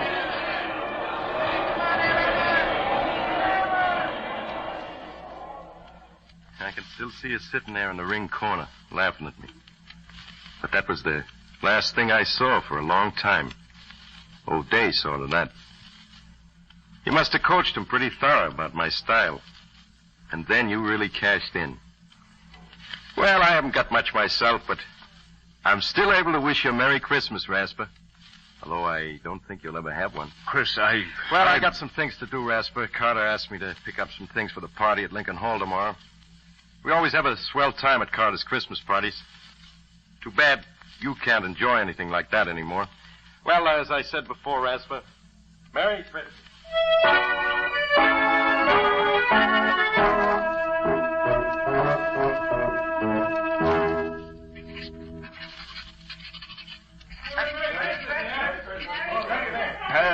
How can a man work with his mind whirling like a merry-go-round? Christmas Eve. God, it's a fine excuse for people to go around yelling at each other in the streets. Disturbing a man when he wants to get some work done. Oh, I might as well close the office and get some rest. Would have been home by now if the kid, Chris, hadn't taken up so much time. What Chris does for a living now. Wonder if... it's none of my concern. Get home and get some sleep. That's what I need. Who's that? I'm closing up. Come back tomorrow morning. Oh, I'm glad I got here before you left, Ben. Who is it? It's Nina, Ben. Oh, Nina. I only stopped by to speak to you for a moment. It's getting quite late, and Well, sit down for a moment, Nina. Oh, thank you. Here, let me get your chair. I suppose it's rather bold of me to come after all this time, but Why, no, Nina, no. I'm glad you did. Is there something you want? Oh, no. No, there's nothing you can do for me, Ben. Jimmy and I are doing very nicely. I just wanted to wish you a Merry Christmas. I was in the neighborhood doing some shopping for the party that Mr. Carter's giving at Lincoln Hall tomorrow, and How is he, Nina? Jimmy, I mean. Oh, he's fine, Ben. He's full of life and interested in everything. He has a good head on his shoulders, and he's very handsome, too. Oh, that's fine. Just fine. You're looking a little tired, Ben. Are you feeling well? Oh, yes, of course. I've been working hard, that's all. I don't spend much time at home. Not much reason to. That's the way you wanted it, Ben. Don't you remember?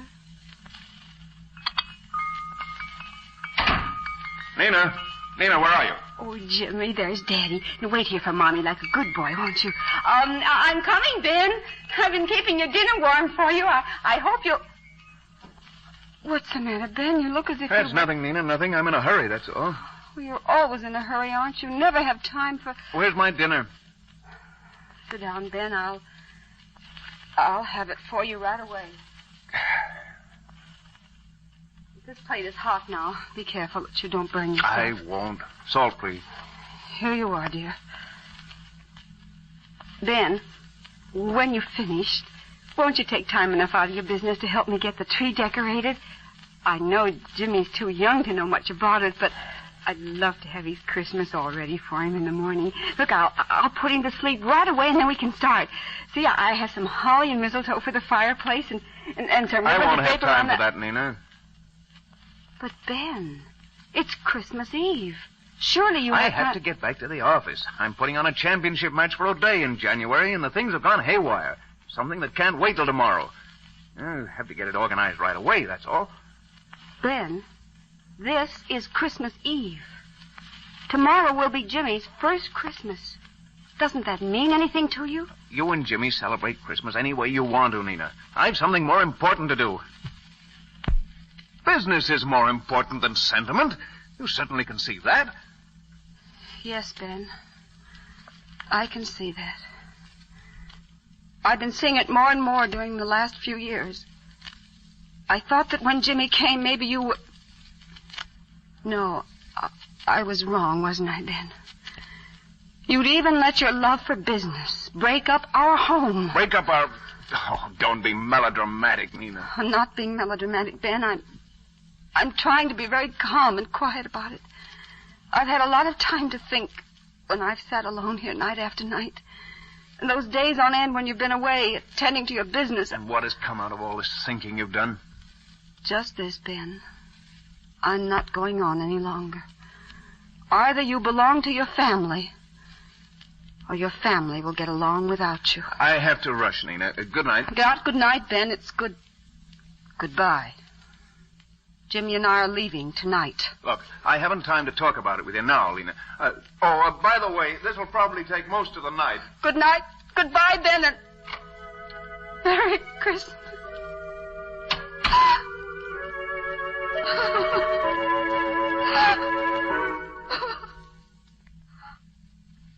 I never had much of a chance to make it up to you, Nina. You've had all the chance you wanted, Ben. But, Nina, I just dropped by to say hello and to give you a wish for happiness during the holidays. It's hard not to share with you the joy I have with Jimmy. I wish you could see his eyes dance at Mr. Carter's Christmas parties. Unfortunately, on what little I make, we can't very well afford to have our Christmas at home, but somehow we don't miss it. Everybody has such a grand time at Mr. Carter's party, and Jimmy does enjoy every minute that he's there. Goodness, I'll have to be on my way. Jimmy's waiting for me, and I have to make one more stop for Mr. Carter. Good night, Ben, and Merry Christmas.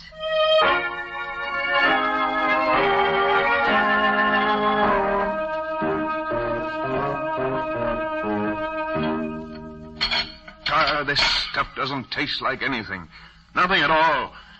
I can't understand what's got into me. It's good food, fixed the same as it always is. It just doesn't taste right, that's all.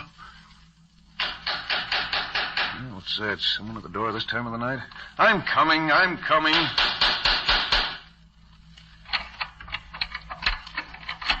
Hello, Ben. It's Fred Anderson.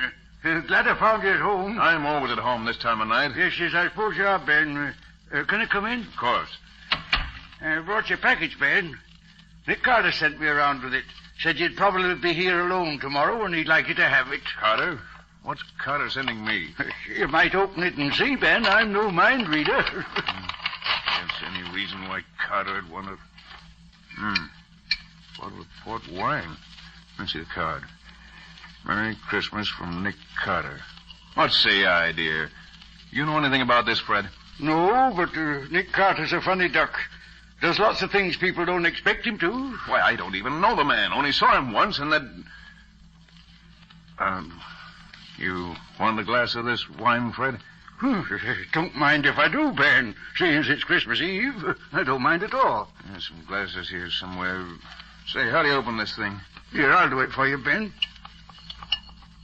There. That does it. Well, go ahead, you open it. Eh? Oh, yes, all right. Well, there, ain't you drinking with me, Ben? Huh?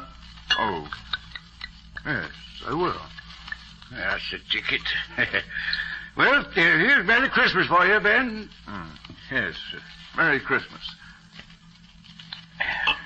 Well, how have you been keeping yourself, Fred? Oh, I've been sort of working around Lincoln Hall since I was retired from the force. I see. You know, While I was coming here tonight, I was thinking about those old days when I walked a beat. Funny, most folks call them the good old days, but I don't. You did all right in those times, didn't you? Oh, sure, I got along. I was just thinking about the different attitudes folks have nowadays toward being given a hand. They appreciate it more, it seems to me. Charity's still charity, Fred. That hasn't changed. Guess it's all in the point of view, Ben. I guess you haven't changed with the times. That night I met you near the bridge. I was sure you were going to see that you were headed in the wrong direction and wake up in time. Huh? Remember that night, Ben? It was Christmas Eve. You'd just come from the arena. They'd handed you your walking papers because you'd let them down cold. Oh, Merry Christmas, officer. Oh, Merry Christmas to you, sir. Well, what you doing out on a night like this, Ben? I thought you'd be up at the arena getting the New Year's fights lined up. What? Oh, it's you, Anderson. No, I'm not at the arena anymore. That's so. What happened? They decided tonight they'd rather have Davis take over my job. Fine Christmas present that is. Well, that's tough news, Ben. What you going to do now? I don't know. I can't seem to think straight. Oh, that's a crazy way for a man like you to talk. On a Christmas Eve, too? Christmas Eve. That's never been anything but a jinx to me. First I get stuck with that no-good fighter O'Day. Then Nina leaves me and takes my son with her. And now the arena throws me out. Well, maybe you better stop and find out what it is you're doing wrong, Ben. Maybe you're the one that's to blame, not Christmas Eve. They all take advantage of me. I made all the money I could for them, but I'm not going to do it anymore. Oh, take it easy, Ben. Take it easy. You better go home and think it over. I have thought it over, Fred, and I know what the answer is. I'm going to make money for myself and nobody else. I'll show these people. I'll make so much money they'll come crawling to me on their knees. I won't have to ask for anybody's sympathy. It don't pay to think like that, Ben. You'll regret it. Now, look. I know that Bill Boynton, who runs the shoe store down on Elm Street, is looking for a man to buy in with him. Why don't Me you... work in a shoe store? Not in your life, Fred. I'm going after the big money. Big money. That's the only thing people understand, and I'm going to get it. Well, now you got it, Ben. You're one of the richest men in town. And what's it got you? Why, I don't know. Ben, it's too bad you don't get around and see what nice people there are in the world. People like this Carter fella, for instance. Does a man good to know people like him. Makes you feel there really is a Santa Claus, to see him bring the smiles to the kids' faces at those parties he gives down at Lincoln Hall. Well, I'll be getting back there now, Ben. I've got a big day tomorrow. I'm not as young as I used to be. Well, Merry Christmas to you, Ben. I'll tell Nina I saw you. She'll be at the party tomorrow with young Jimmy. Good night, Ben.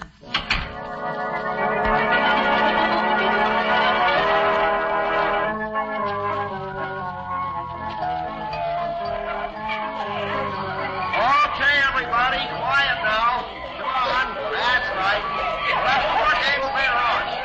Now, if you'll all line up along the wall over there and march around here by the tree, Lieutenant Riley will hand you your gifts. Then you go around to the tables there and get your refreshments. Come on now, line up. That's it. That's the ticket. Now, march around here. Come on. Take your time now.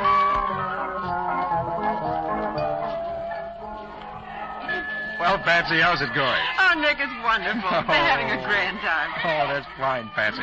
Hey, Patsy, look. Over there by the door. What do you see? Where, Nick? Well, who's that? That, Patsy, is Ben Rasper. Yeah. Oh, I hope he's come to join the party. For heaven's sake, so that's the man I've heard so much about. Well, he looks scared to death, Nick. Look, Patsy, will you go over and make him welcome? Well, of course, Nick. Good. Hello there. Merry Christmas. I'm Patsy Bowen. Oh. Won't you join us? How do you do? I hope I'm not... Do you mind if I just watch? Well, of course not. Come right in. I wanted to thank Mr. Carter for the gift he sent, and I... Nick's right over there near the tree. Come along. Children seem to be enjoying themselves, don't they? They certainly do. There's Lieutenant Riley handing out the gifts there. And Scotty Wilson with him, standing next to Mr. Carter. Yes, I met Mr. Wilson. Just look at Lieutenant Riley. He's having as much fun as the children. So I see. Oh, there's a nice-looking boy there, Miss...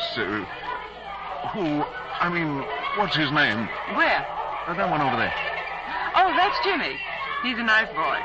His mother was a big help to me in getting the refreshments ready. There she is over there on the far side of the hall at the table, see? Oh, yes. Her son. Yes. Yes, Nick? I see. Oh, Nick, we have a new guest. Oh, hello there, Mr. Rasper. Merry Christmas. I'm glad you could join us. Thank you, Mr. Carter.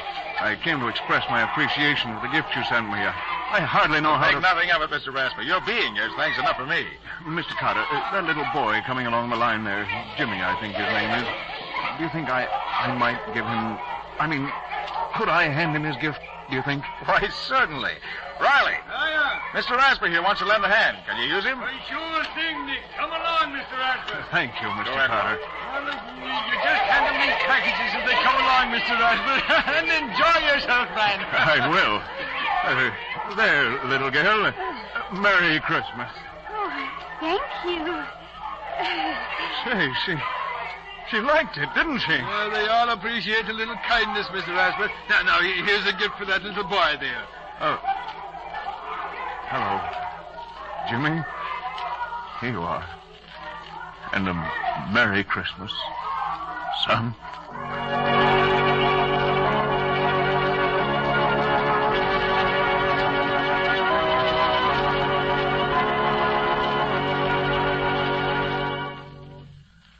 Oh, well, that was the day for you. Gosh, I haven't had so much fun since last year. You played those games harder than any two kids in the bunch, Scubby. Yeah, and lost practically every time. You're kidding. Well, you really have to be in condition to keep up with these kids. Boy, they're wonders. Hey, where do they get all that energy? That will be one of the world's great mysteries forever, Scubby. Nick, what are you thinking so hard about? Oh, I was just thinking of the way Mr. Rasper took to the party. Oh? Hey, don't you mean the way the party took to Mr. Rasper, Nick? Yeah, I never saw a man open up the way he did. Why, it was wonderful. The children just flocked around him. And that's one of the greatest jobs that Nick Carter ever did. What do you mean, Riley? Well, Patsy, you'll never believe it, but when Nick and I went to see Rasper to get a contribution to the party, he was the hardest case of unadulterated unpleasantness I ever saw. But somehow Nick managed to get under his skin and bring out, well, what you saw tonight. Well, for heaven's sake. How did you do it, Nick? Well, it wasn't difficult, Patsy. You see, I could see when we first spoke to Rasper that he was fighting something.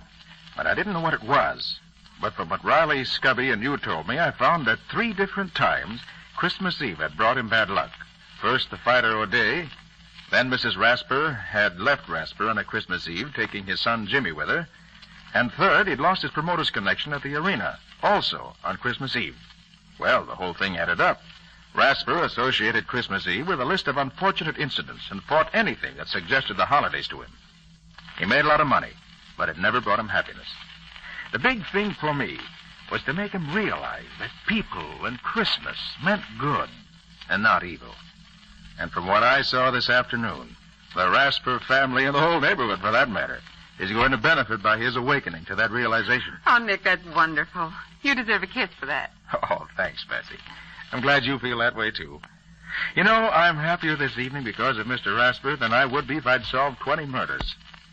He's made this a really Merry Christmas for all of us.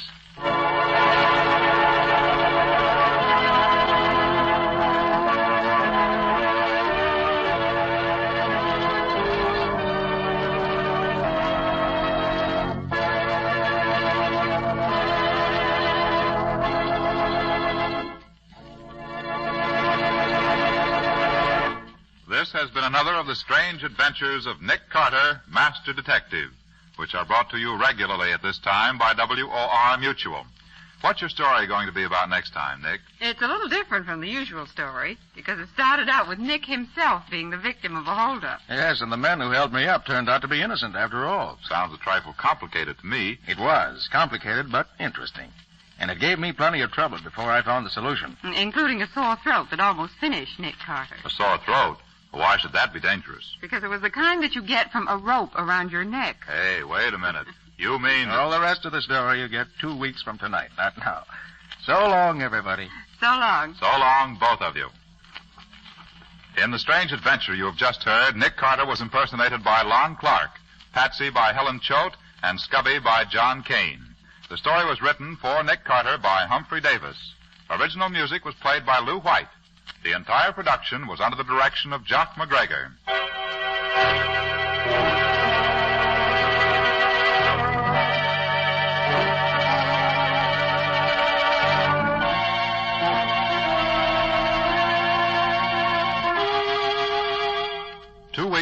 tonight, at the same time, listen to another curious experience of Nick Carter entitled The Double Disguise, or Nick Carter and the Mystery of the Kidnapped Heiress.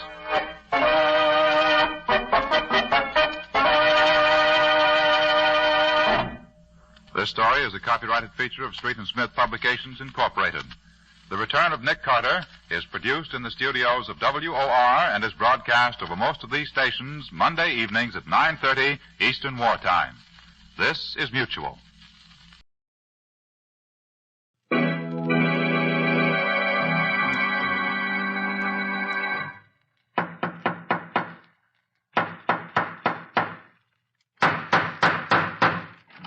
What's the matter? What is it? Another case for Nick Carter, Master Detective.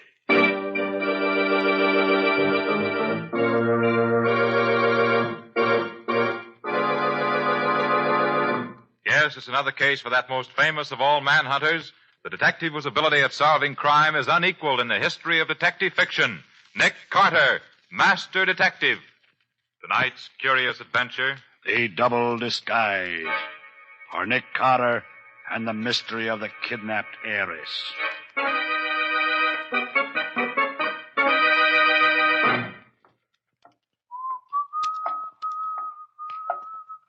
Pardon me. Could you tell me which way to Bond Avenue, please? Bond Avenue? Why, yes. We'll just walk 3 blocks Okay, straight mister. ahead. There's a stick-up. What? Yeah. Hand it over and be quick about it. Hand what over? Your wallet, of course. Come on. Oh, come now. Isn't it quite late in the evening for this sort of thing? There's nothing funny about this. I mean business. You haven't been in the business very long, have you? That's enough talk. Just hand it over. Hand it over, I'll shoot. You really would shoot me, would you? Yes. This is your last chance. Please, I don't want to have to kill you. Okay. But you won't find very much. All right, I'll take that toy pistol now. There. Oh. You knew all the while. Sure. Would have fooled most people, but you just happened to pick on the wrong man. I'm Nick Carter. Nick Carter? Gosh, I guess I did. My name is Brown. Chester Brown. Well, Mr. Brown, let's have it. What's the story? You're no gunman. Oh, you're right, Mr. Carter. I've never done this sort of thing before. Why'd you try to hold me up, then? Oh, I was desperate. I've been out of work for 3 months now. In times like these? Yes, I know, but I'm a salesman. There's no need for them now. How about manual work? I tried that, but my heart isn't very strong. Oh, I see. Married? Yes. I was married 6 months ago. Where do you live? We live in a couple of rooms in a boarding house. Only a few blocks from here, Mr. Carter. Why do you ask? I'd like to go home with you and meet your wife. Oh, that means you aren't going to turn me over to the police. No, not yet, at least. Oh, thanks. But one never knows, Mr. Brown. Let's go.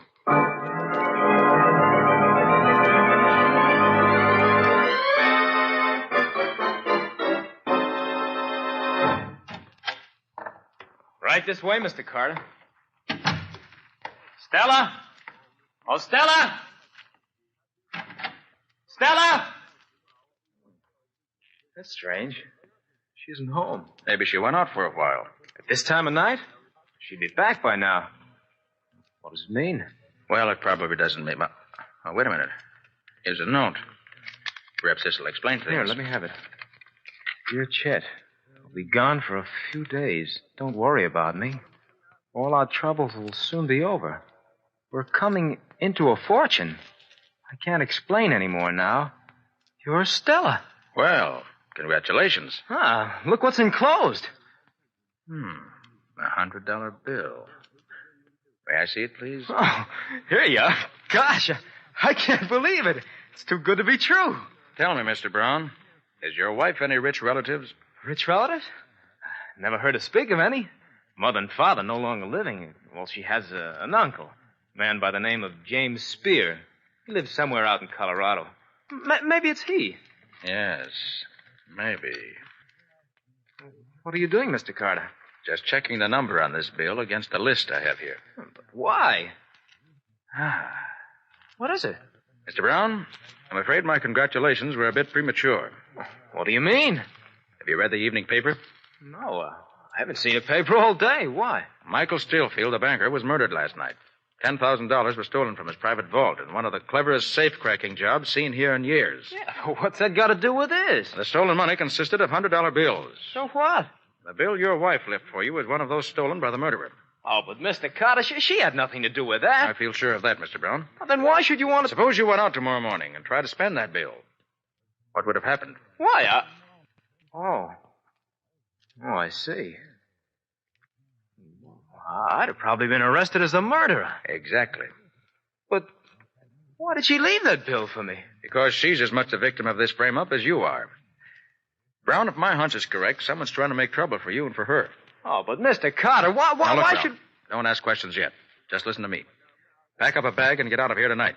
Go to 73 Bleecker Avenue. That's a rooming house run by friends of mine on the other side of town. Sit tight until you hear from me. Don't tell anyone where you are and don't use your right name. But suppose my wife comes back. I said to leave it all in my hands. Oh, but why Now, should I... don't be a fool. If you don't follow my directions, you may be dead before morning.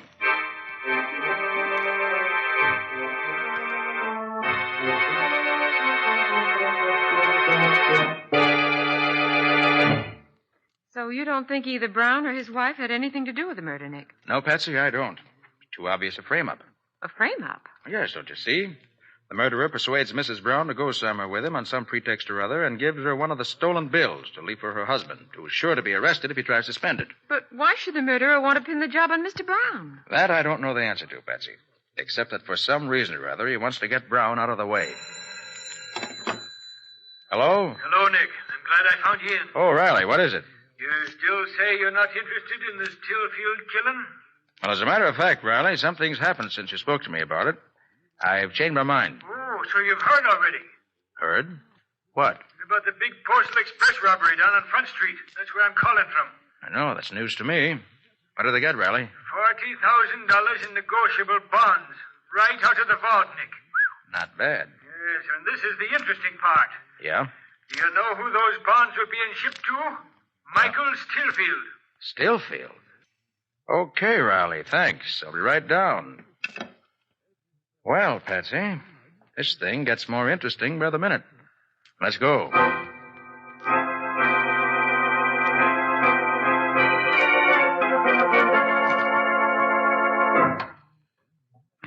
Here you are, Nick. Hello, Patsy. Hello, Lieutenant. Well, Riley, let's have a look. Sure thing, Nick. Come on inside. This is Mr. Johnson, Nick. He's in charge of the express office. How do you do? So glad you came, Mr. Carter. Nothing like this has happened in the 30 years I've been with the company. Well, I suppose there's always a first time, Mr. Johnson. That's the vault over there, Mr. Carter. Oh, thanks. Certainly don't come any finer. That's true, Mr. Carter. Absolutely burglar-proof. Or so we thought. Was anything else taken? No, just the bonds. And they're as good as cash, you know. When did you discover that they were missing? This morning. They were put in that vault last night. I watched the bookkeeper do it myself. I see. And you were the one who closed the vaults? That's right. I closed it and adjusted the time mechanism myself. Seems to be intact. That's just it, Mr. Carter. I can't understand it. Neither the vault lock nor the time attachment have been tampered with. It looks like the devil's own work. It's absolutely incredible, Mr. Carter. But there you have it. The safe was open and the bonds are gone. Well, what do you make of it, Nick? There aren't many men who could have pulled off this kind of a job. You're right there, Nick. As a matter of fact, I don't know anybody but Nick Carter who could have done it. He's that handy with locks of all kinds. You have some idea, Mr. Carter? You say the bonds were put in the vault last night? Yes, that's right. About what time would you say? Well, we received them from the west on the 5 o'clock train. Hey, did you say from the west? Well, yes, they came from Colorado. And they were addressed to Michael Stillfield? That's right. And they were put in the vault a little after 5. And as you already know, that's the last we were seen of them. Thank you, Mr. Johnson. I don't think we need bother you any further. I do hope you'll be able to track down that thief. It's more than a thief you've put me on the track of. The man we're looking for, Mr. Johnson, is a murderer.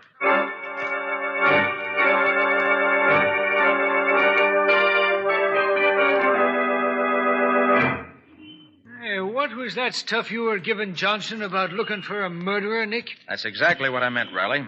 You mean there's a connection between the murder of Michael Stillfield and this robbery, Nick? You catch on fast, Patsy. How do you figure it, Nick? Well, in both cases, it was Stillfield's property that was stolen. And in both cases, there was a remarkable safe-cracking job, right? Yeah, there's no doubt about it. Looks like it could be the same ones, all right. And you recall where Johnson said those bonds came from? Yes, from Colorado, Nick. Well, sure, I remember her saying that, but what's that got to do with it? Just a hunch, Riley. By judging by the way these two safes were broken into, I think I know who probably did it. Who?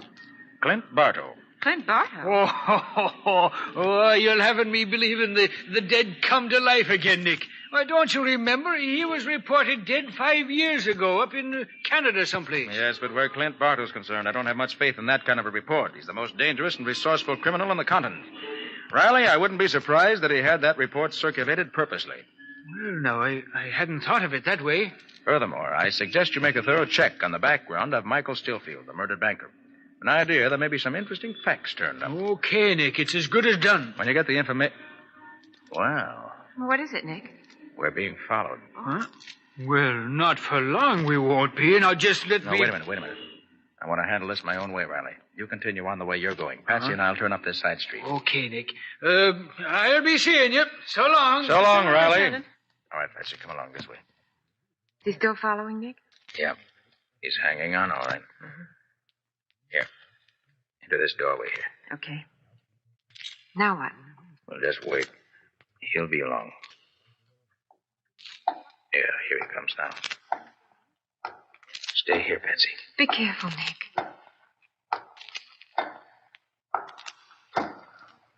Hey, you, what's the idea of following me? What?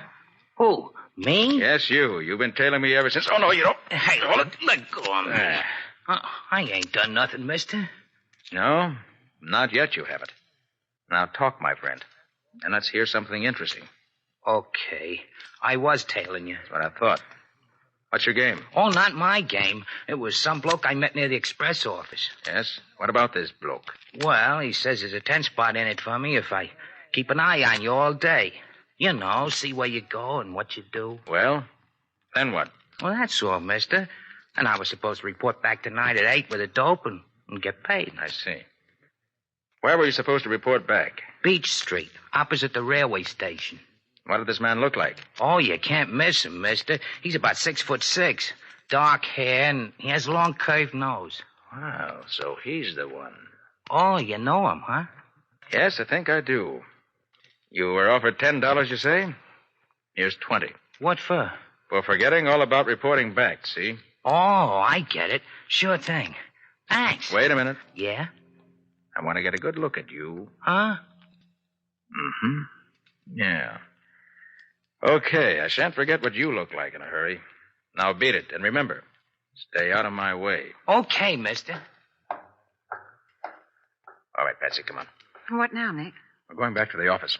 I've got a special job to do now that requires a complete change of wardrobe. In fact, Patsy, a complete change of everything.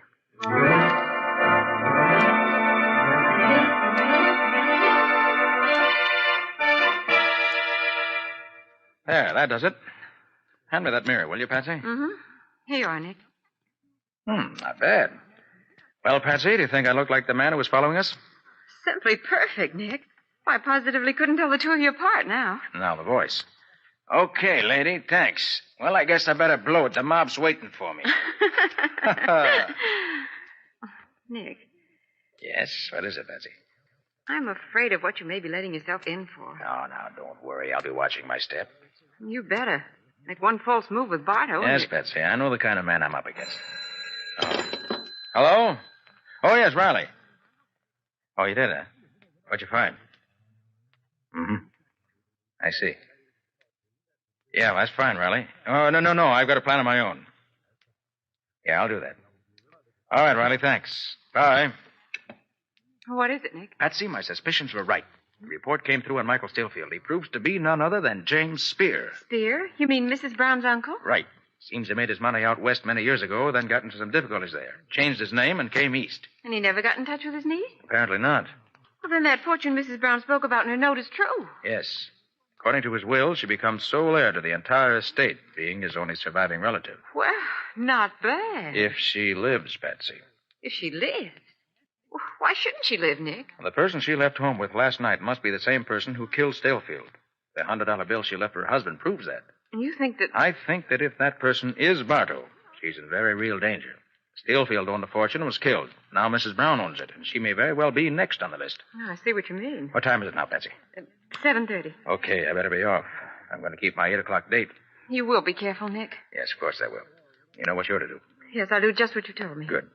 Well, so long, Patsy. I'll be seeing you. I hope so, Nick. I hope so.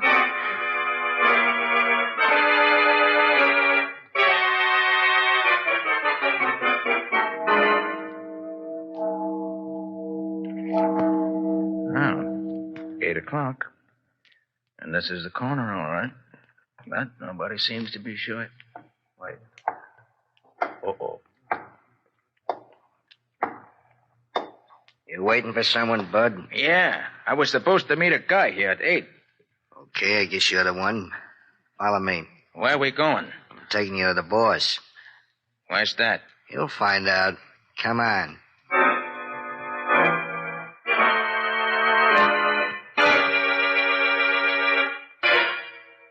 Here we are. Just a minute. It's me, boss. Is this the guy, boss? Yeah. Come in. Close the door, Malone. Well, what'd you find out? I followed the guy like you said. Well? How about that tent spot you promised? Don't worry, you'll get it. Now, what happened?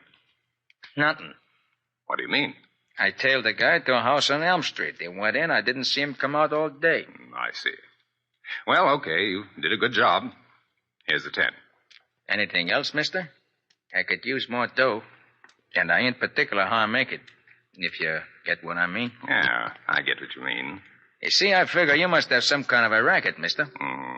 Very clever reasoning on your part. Yeah. I'd sort of like to get in on it. That is, if you could use a guy like me. Maybe I could. You don't happen to know the name of that man you were following, do you? Never seen him before. Well, it was Nick Carter. Nick Carter? Who's he? Never heard of him, eh?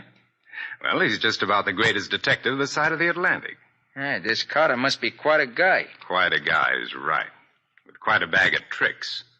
He's the one man that stood between me and a fortune on 3 different occasions. Put you in the jug, huh? No, not quite.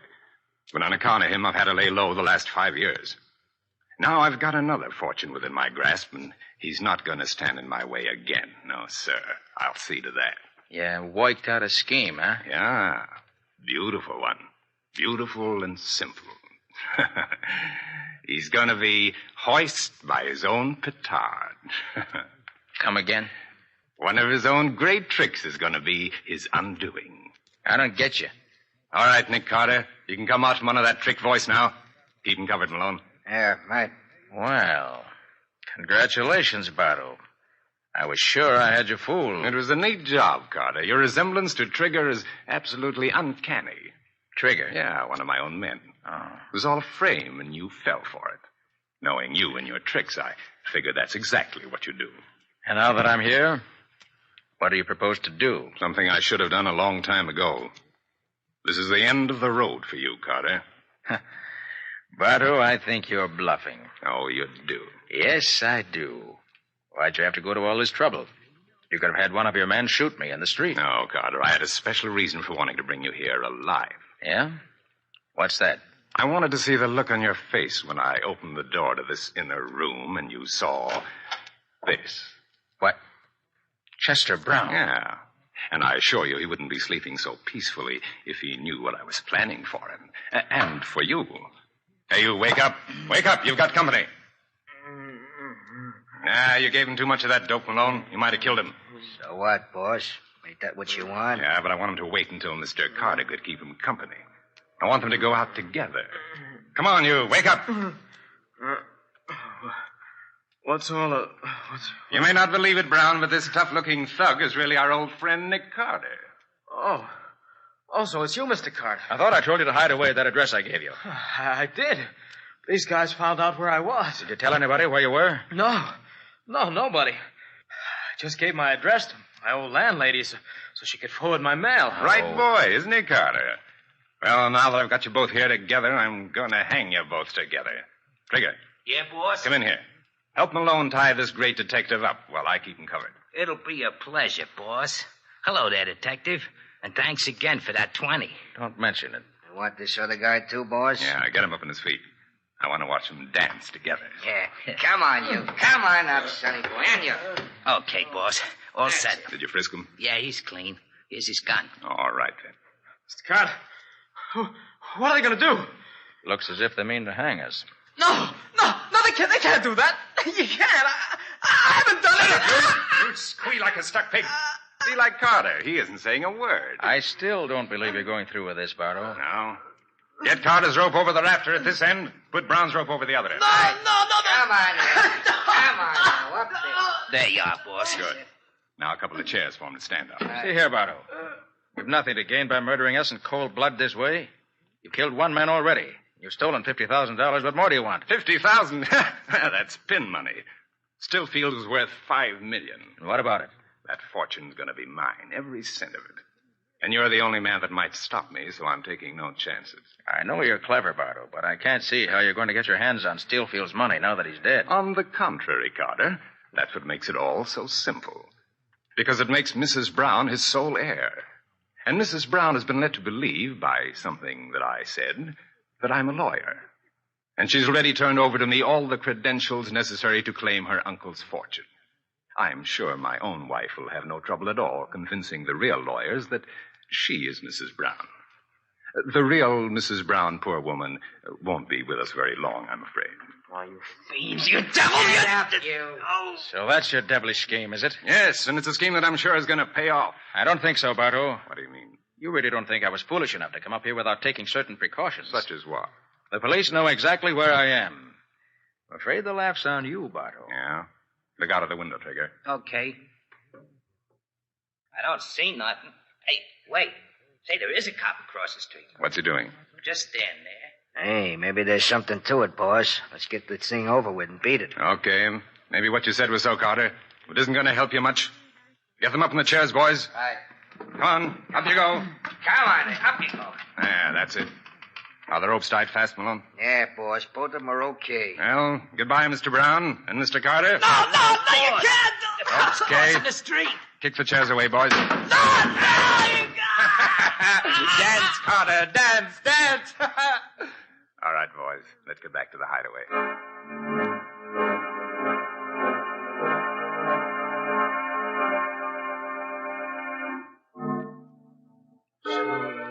So that was his plan, Patsy. Yes, Lieutenant. I see. And if Nick didn't come out in a half an hour, we were to go in after him. The time's just about... Oh, look, Lieutenant. Huh? What is it, Patsy? Those 3 men leaving the building. They're getting into that car. And in an awful hurry, too. Come on, Patsy, let's go in. Nick, where are you? Nick Carter, are you here? Try this door. He's not here. Try that one over there. He's not here. It's getting so dark, you can... Here I am. Hey, Patsy, listen. Here I am. Oh, Nick, are you all right? Let me find the light here. Oh, Nick, what's happened? What are you telling They tried to hang us. Hang you? Who's that with you, Nick? That's Brown. Nearly passed out. Oh. But I think he's going to pull through now. Oh, Nick, are you all right now? Yeah, I'm okay. My throat's pretty sore, but I live long enough to see Bardo and his men behind bars. Oh, take it easy, Nick. There's time enough for that. No, there isn't, Riley. Patsy, you stay here with Brown. Look out for him. Riley, where's your It car? was just on the block. Why? We haven't a second to lose. We got to follow Bardo. Huh?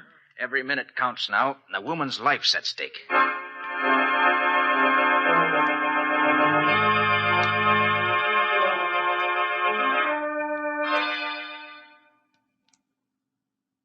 There's no sign of him yet, Nick. Oh, that's all right, Riley. Keep straight ahead on this road. Hey, do you have an extra gun in the car? Yeah, you'll find one under the seat there. Good. Oh, yes. Here it is. Well, how does your head feel, Nick? I'm much better now. How did you ever get loose, Nick? They actually had you strung up, didn't they? They sure did. I can still feel it. Well, how did you do it? After they tied my wrists, I got Bardo to talking. That gave me time to work him loose. Oh, you mean you swelled your wrists when they tied them so that when you relaxed, they'd be so much smaller, huh? Mm-hmm. Except that having my hands free wouldn't have helped me much if Bardo and his men hadn't left right away. Fortunately, they saw you coming across the street, and they ran as soon as they strung us up. Well, what did you do then, Nick? By that time, I'd worked my hands loose. So I grabbed the rope above my head, pulled myself up. Phew, that was close. Yes, it was. And I cut the rope with a little trick knife that's built into my tie clasp. They never thought to look for one there. Then I cut Brown down.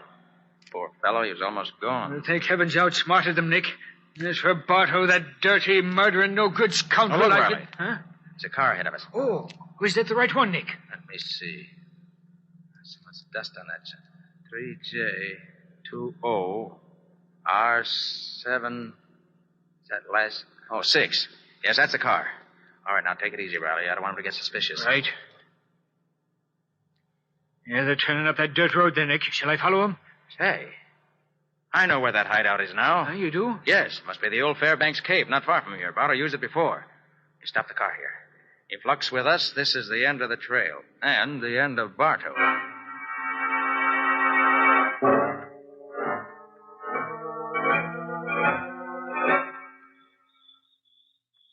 Yeah, that's it over there, Riley.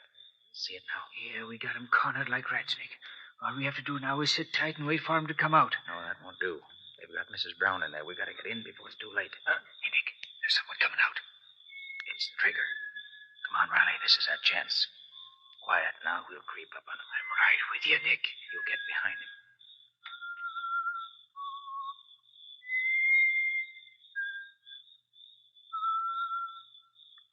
Oh! Ah, that was worth $20.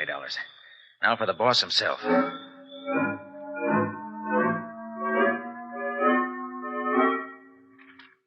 Well, boss, when are we going to get it over with? Right now, Malone. Did you take a look at her? Yeah, she's all tied up the way we left her. All right. Say, Trigger. Trigger. Yeah, boss, coming. What's up? That special little job on the lady inside. We're going to take care of that right now. Then what, boss? What do you mean, then what? Then we bury her, of course. And that's the end of Mrs. Brown. Then my wife takes over, claims the fortune, and we're all set for life. Oh, yeah. I was forgetting that you're going to palm the wife off as Mrs. Brown. You talk too much, Trigger. I prefer action. And so do I. Get your hands up, Clint Bartow, and you too, Malone. Hey, what is this? Boss, that's... Hoist by his own petard, eh, Bartow? Carter. They caught it. It can't be, boss. But it is. Now back up, both of you, and keep those hands up high. Riley. Yeah, Nick. Come on in. Good work, Nick. Were you in time? Yes, Mrs. Brown's okay. She's inside there. Well, I guess we can call it a day, Nick. You saved the lives of the Browns, and we got Bartow and his gang where we can put him away forever. That's Riley. That's true. Clint Bartow and his tricks. Hoist by his own petard. Huh? What in the world does that expression mean, Nick? It's an old Hindu proverb, Riley. It means, man who make noose for other fellow, sometime find it around own neck.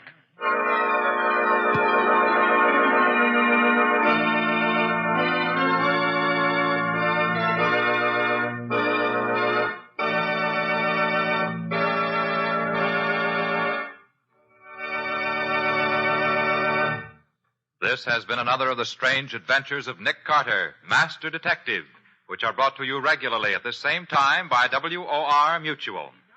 What's on the menu for next week, Nick? Imagine a murderer sitting in the death cell at State's prison. It's just 8 hours before he's scheduled to die in the electric chair. And then suddenly he sends for Nick Carter to prove he's innocent. Why did he wait so long before he sent for Nick?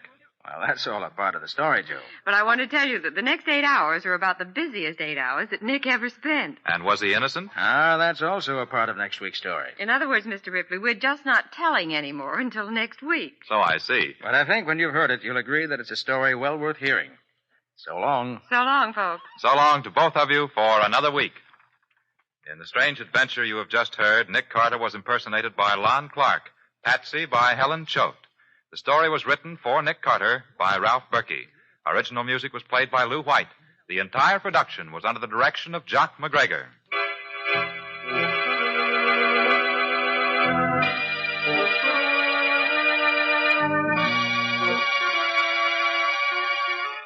Next week, at the same time, listen to another curious experience of Nick Carter entitled 9 Hours to Live, or Nick Carter and the Mystery of the Death House.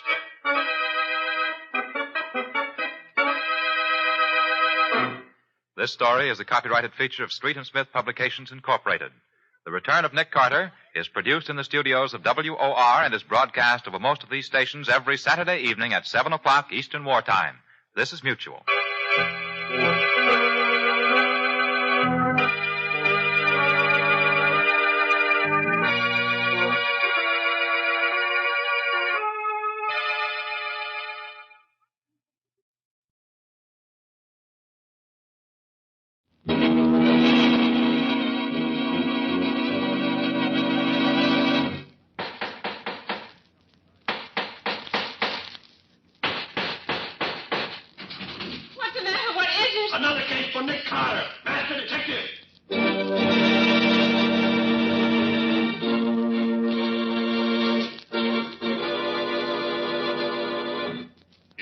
another case for that most famous of all manhunters, the detective whose ability at solving crime is unequaled in the history of detective fiction, Nick Carter, Master Detective.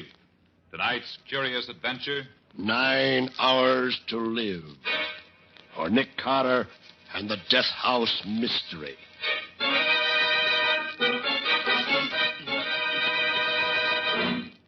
And now, a late news bulletin.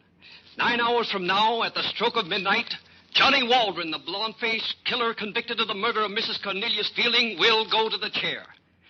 Just 30 minutes ago, the condemned man made a last request.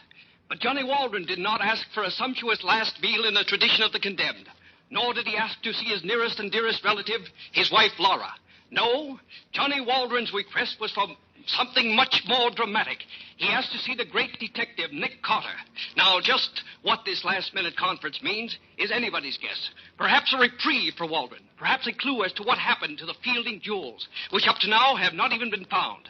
At any rate, the master detective, Nick Carter, has consented to talk with Waldron and is probably at this very moment entering Death House Row. Keep tuned to this station for further dramatic developments.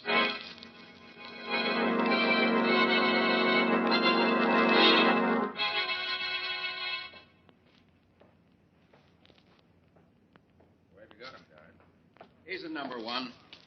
We moved him to number 1 this morning. You see, it's a shorter ways to walk to the chair. Number 1.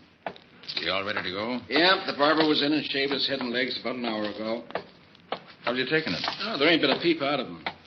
Don't want nothing to eat. Don't want a chaplain. Nothing at all. The only request he's made is to see you. Funny time to ask to see a detective, huh? Now, if you don't mind my asking, Mr. Carter, what made a big shot like you decide to see him? Well, maybe I'm curious to know what's in his mind. Or maybe I'm just a softie about a fellow who's going to die in a few hours. Oh, I don't believe that you got any sympathy for a criminal. Not you. Not when a man's a killer. Well, here we are. Here's your company, Waldron. Oh, hi. Hello, Waldron. Oh, Mr. Carter. You got 5 minutes. All right, guard.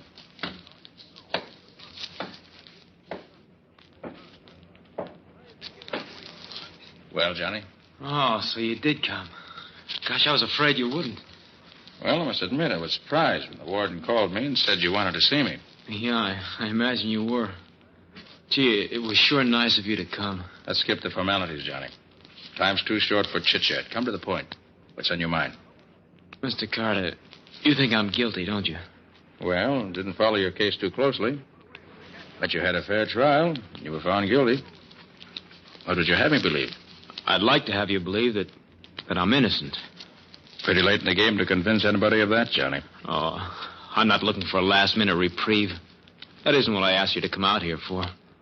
When I got word a little while ago that the governor refused my last request for a reprieve, I just made up my mind that I'd only be kidding myself if I hoped any longer. Why did you want to see me, Johnny? Mr. Carter, I know I haven't got a chance. I'm going to be gone in just a few hours now. But I could go a lot easier if I thought that maybe someday the world would know the truth. They'd know that Johnny Waldron was innocent. Johnny, if I thought you were innocent, I'd start the wheels turning right now to get your reprieve. Oh, wait. Let me finish, Mr. Carter. I know you don't believe me. Nobody does. I guess I couldn't expect you to believe me after the way things went at the trial. But sitting here in death row, waiting, the idea came to me that maybe Nick Carter would show him someday. Of course, I'd be gone, but, well, you see, there's Laura, my wife. She's going to keep on living, and it'll be hard for her. I suppose she believes you're innocent. Oh, she's stuck by me swell. She's a wonderful woman, and I don't want the world to look on her as the widow of a murderer. Mr. Carter, all I'm asking is that after I'm gone, in your spare time, will you try to prove that they executed the wrong man? Just for my wife's sake. Johnny, if you're innocent, who do you think did rob the Fielding safe and kill Mrs. Fielding? I don't know, Mr. Carter. What? There's nobody you even suspect? Well, the only one that... No. No, I'm not going to accuse somebody I'm not sure of. I've only got a few more hours to live, and I don't If you want me to do anything for you, Johnny, you better tell me everything you can about this. No. You'll find them for yourself once you start looking. Well, I've got to have some kind of evidence to go on. I don't have any. Cards were stacked so well against me, but go see Laura. She's never stopped working for me. Maybe she knows more by now. Look here. If that's the case, why haven't you had a lawyer working for you right up to the last minute? Lawyers. I never had that kind of dough. A couple of shysters came around thinking maybe I had the Fielding jewels tucked away someplace. When they found out they weren't going to get a cut, they faded pretty fast. Even if you decided to do anything for me, Mr. Carter, I wouldn't be able to pay you for your trouble. You'd have to do it just as a favor to a dying man. You don't know where the jewels are? Why, no, Mr. Carter. How could I know? I didn't do that job. Look, you go see Laura. She'll tell you whatever she can. All right. Time's up, Mr. Carter. All right, Garrett. Well, Johnny, I'll look into your case. I don't suppose you believe me. I bet he's been telling you an innocent man is being sent to the chair, huh? He tells that to everybody. Did it ever occur to you, guard, that he might be telling the truth? Why? So long, Johnny. Good luck. Oh, thanks for coming, Mr. Carter. And thanks for whatever you can do for me, sir. I'd very much like to know what happened to those Fielding jewels. Huh? Oh, yes. Well, maybe they'll turn up while you're investigating. Think so? I wonder. Say, guard, how long is it until 8 hours, Johnny. Just 8 hours more.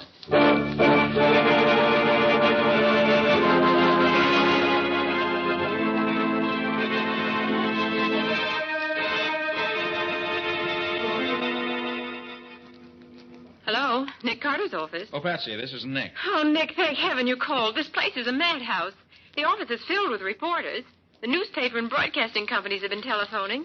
The district attorney has been trying to reach you. Well, what's the trouble? They want to know if you're going to try to get a reprieve for Johnny Waldron. The DA said he'd stick around his office all evening. And he's contacted the governor, and he'll be on tap ready. Reprieve? Oh, great heaven. I just talked to the fellow. I don't have any evidence, none whatsoever. What's the matter with the DA? Well, when Nick Carter goes to work on a case, even at the 0 hour, something usually pops. I'll tell him to hang on to the hats a while. And you, Patsy, go up to the courthouse and get a transcript from the Walden trial. Dig up what you can out of our files about Waldron. I'm heading back from State's prison right away. Meet you in front of the office. All right, Nick. But we're going to have to work fast. They throw the switch in exactly 7 hours and 40 minutes.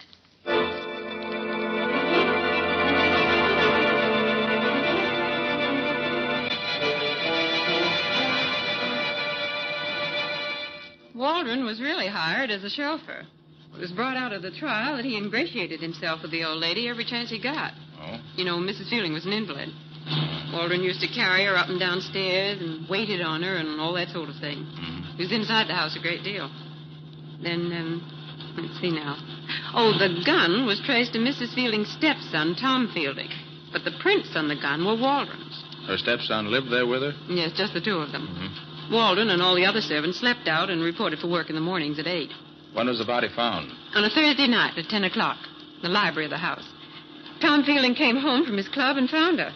The safe was open and the jewels and money gone. Of course, any of the servants, as well as Tom Fielding, might have known the combination to the safe. Mrs. Fielding often opened it in front of all of them. The defense harped on that at the trial, but Waldron's prints on the gun and his alibi being so flimsy cooked his goose. I see. How did Waldron strike you, Nick? Guilty? It's the evidence that tells the tale in any case, Patsy. If we could find the party who has the missing Fielding jewels... It would look pretty grim for that party. Yes, it wouldn't look good, that's sure. Oh, Nick, look at the time. 5:50. In 6 hours and 10 minutes, an innocent man may be electrocuted. Oh, no, Patsy. No innocent man will be electrocuted for a crime he didn't do. Well, my name's Nick Carter. And here's our first stop, Patsy.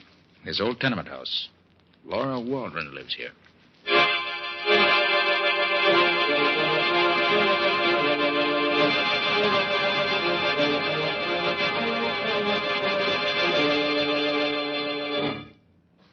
You're very nice to come to see me, especially today. Mrs. Waldron, this is my assistant, Patsy Boone. How do you do, Miss Boone? Hello, Mrs. Waldron. Won't you two sit down? Here, let me dust the chair. Oh, no, don't. It's perfectly all right. Since Johnny's been away, I haven't been as good a housekeeper as I used to be. I've no heart for it anymore. Mrs. Waldron, I came to see you because... I know you went to see my husband. I heard on the radio. Yes, that's right. Oh, but it's too late to get Johnny off, isn't it? Besides, we don't have any money to pay a famous detective. Mrs. Waldron, the only fee Nick Carter ever asks is that justice be done. Now, Mrs. Waldron, tell me about Johnny. His habits, what he likes, what he doesn't like. Johnny's good, Mr. Carter. You see, I know he's innocent. But have you proof, Mrs. Waldron? Proof? No. Just my heart tells me he wouldn't kill anybody. But more than that, I know because he was with me at the time the police say she was killed. Prosecution tore his alibi to shreds. Yes, a wife's testimony doesn't count for much in court. Oh, yet how thankful I am that he was with me that night, that I know he's innocent. You understand what I mean, don't you, Miss Bone? You understand when I say the world can stand against your manhood if you know he's right and good and true. You... Mrs. Waldron, isn't there any way at all it can be proved that your husband was home with you that night? No. You don't think of providing alibis for staying in your own home. There isn't much I know, but it's ours. Tom Fielding has offered to help me. Now Johnny's going to be... Tom Fielding? You mean the stepson of the woman your husband's convicted of murdering? Yes. In what way has he offered to help you? Money. He knows Johnny isn't a murderer. His testimony in court didn't follow that line, Mrs. Waldron. Of course not. Mr. Fielding had himself to protect. That's right, Nick. Fielding was under suspicion. Just this afternoon he called me again. And where's the jewels, I said to him. If my Johnny did it, where's the jewels and the money? Would I be begging for work if Johnny had done it? You're working now, Mrs. Waldron? Day work. Scrubbing up places where they don't ask too many questions. Oh, but I'd mop the streets of this town from one end to the other every day. Johnny didn't have to die. No, don't, Mrs. Waldron. Don't cry, please. Please don't cry. You have to excuse me. Just I can't stand to think. I'm counting the minutes and seconds now. Only a few more hours. Johnny will be gone. Mrs. Waldron, I'd like to ask you another question. All right. Maybe Nick can save your husband yet, you know. Oh, if he only could. There isn't time left for me to chase down every witness and question them. Tell me, Mrs. Waldron, whom do you suspect of robbing and murdering your husband's late employer? Who? Oh, Mr. Carter, I have no proof against anyone. I didn't ask if you knew who murdered Mrs. Fielding. I only said, whom do you suspect? But I have no right to suspect him. Right? What do you mean? He's been so kind and offered to help. Tom Fielding. That's who you think did it. Oh, I never dared think it out loud before. He was her stepson, you know, but she loved him like her own. Oh, they had their quarrels, but they were just money spats. I'm not saying he did it, only... Only what? You talk to him, Mr. Carter. All right, I will. We'll go right over to the Fielding house now. Oh, but you won't find him at home at this hour, Mr. Carter. He's always at the club at this time. I know from when Johnny used to drive for him. That's the old Hunt Club, isn't it? Yes. 10th and 5th. Mm-hmm. Come on, Patsy. Let's hurry. Time's precious. Okay. Goodbye, and thank you. I'll be right here waiting and praying you find the guilty man in time to save Johnny.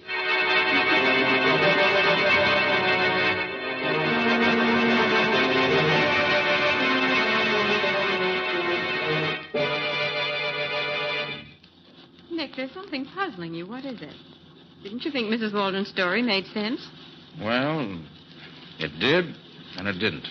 But, Nick, doesn't it seem a bit odd for Tom Fielding to offer her money? Yes, if that's true. Well, then her story does make sense. Patsy, it's not what Mrs. Waldron said that's bothering me. It's something else. Something else? Well, what is it, Nick? I wish I knew. But there's something about Herbie's husband. Something that doesn't fit into the picture. It's in the back of my mind somewhere, but I can't quite get the key to it. If you ask me, Tom Fielding is the one who could straighten out a lot of things. And he's the man we're going to tackle right now. Now, this hunt club's pretty swanky, isn't it? Good evening, sir. Can I park your car for you? Fancy place. Still has doormen and porters. Oh, I beg your pardon, miss. Ladies aren't permitted in the old hunt club. I'm sorry. Well, that lets you out, Patsy. I guess it does. You better wait for me here. Yes, I guess I'll have to. Oh, Nick. It's 8:15. Only 3 hours and 45 minutes to go until midnight.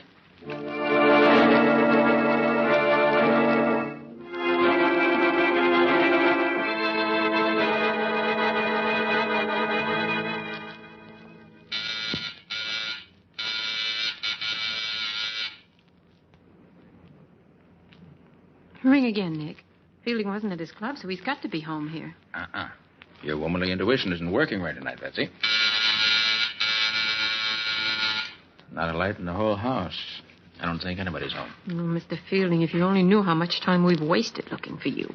Well, Patsy, maybe we can uncover enough evidence without seeing Mr. Fielding face to face. What are you going to do? A little high-class lockpicking in the interest of Johnny Waldron and his wife, Laura. There we are. All right, come on in. Stay behind me. Gee, it's dark in here. Shut the door and I'll use my flash. Where are we headed for? The library. Oh.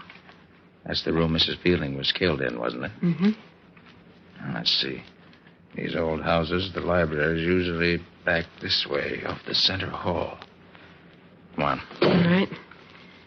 You think there's anybody beside us in the house? I hope not. Here we are. This is the door. This must be it. Mm-hmm. Yeah. This is the library. What are we looking for? Well, right now, I'm looking for Mrs. Fielding's safe. Safe? Mm-hmm. Safe. Oh, it's behind that portrait up here. That was in the testimony. Yeah, you're right. Thanks, Betsy. Oh, turn on that small lamp, will you? Take a glance through the papers on the desk while I open this safe. Say, Mrs. Fielding held her son and heir down while she was living. He's certainly making up for it now. Look at that wine cabinet. It's filled to the hilt with pre-war stuff. Oh, and look at this black market stuff. Have a gold-tipped cigarette, Miss Bowen. Yes, thank you. I will. Patsy, shame on you. How'd you feel if Tom Fielding walked in here right now and caught you swiping his expensive cigarettes? Only one, Nick. And for that matter, how would you feel if Mr. Fielding saw you about to open his safe? Oh, Nick! Patsy. You okay? Yes, I guess so. They shot through that window there. And the bullet went right in the side of the desk here. Oh, we better get out of here, Nick. Now, 1 minute, Patsy. Got to see what's in this safe. It's almost open now. Well, who do you think shot at us, Mr. Fielding? Oh, Patsy, will you pick that bullet out of the desk? It'll be a handy piece of evidence. All right. Say, you're taking this attempt to murder us awful lightly, Nick. I don't think it was murder, Patsy. Not murder? No. You were standing by the wine cabinet, not 4 feet from the window. And I was a perfect target standing here. No, Patsy, I think you'll find somebody was just trying to scare us away. Oh. Well, I got the bullet out. Looks like a .32. There we are. Patsy. Yes? Look here. The missing jewels. Oh, Nick. Yes, right here in the safe. Oh, Nick, that's wonderful. Hey, Patsy, what are you doing? Oh, I'm getting the DA on the phone for you. You've got the evidence for Johnny Waldron's reprieve. Now, wait a minute, I knew he wasn't guilty, Nick. Mrs. Waldron was telling the truth. Patsy, put down that phone. Yes, Nick. Now, get me police headquarters first. I want a general alarm sent out for Tom Fielding. But Johnny Waldron. I still have 2 hours, Patsy. If Waldron's innocent, I'll prove it in time to save him from the chair.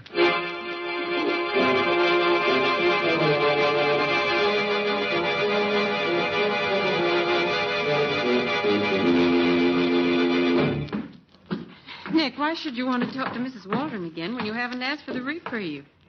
Only make her feel worse. There's something about her that doesn't add up, Patsy. And I've got to know what it is before I go any further. This is her door, isn't it? Mm-hmm. Nick Carter, your thinking on this case is beyond me. Well, Patsy, it's hard to explain. When I don't know myself what the missing link is, how can I explain it to you? But you found the jewels. Tom Fielding had them in his safe. Why, it's obvious, Nick. He didn't get along with his stepmother, and he... Nick, what are you doing? Going to open Mrs. Walden's door? Oh, no, don't do that, Nick. I'm sure she's here. She's probably been crying and doesn't want to see anybody. Let me call her first. Mrs. Walden? Mrs. Walden? Oh, sorry, Patsy. We haven't any time to waste. Now, let's see. Where's the light switch? It's here by the door. Oh, she isn't here. So it seems. Nick. Look here. There's a gold-tipped cigarette in this ashtray, the same kind we saw at Fielding's house. Let's have it. No lipstick on it. Kind of pinched in near at the end. He's been here. I never would have believed it of him. Believe what? Well, that a man like Fielding would come to a place like this. Why, a man like that wouldn't get his hands dirty putting them on the doorknob of a hovel like this. Say that again, Patsy. What? Well, a man like Fielding wouldn't dirty his hands on the doorknob of a place like... I got it. Patsy, you just gave me the key I've been looking for. Come on. We've got to get back to Fielding's library or there'll be another murder.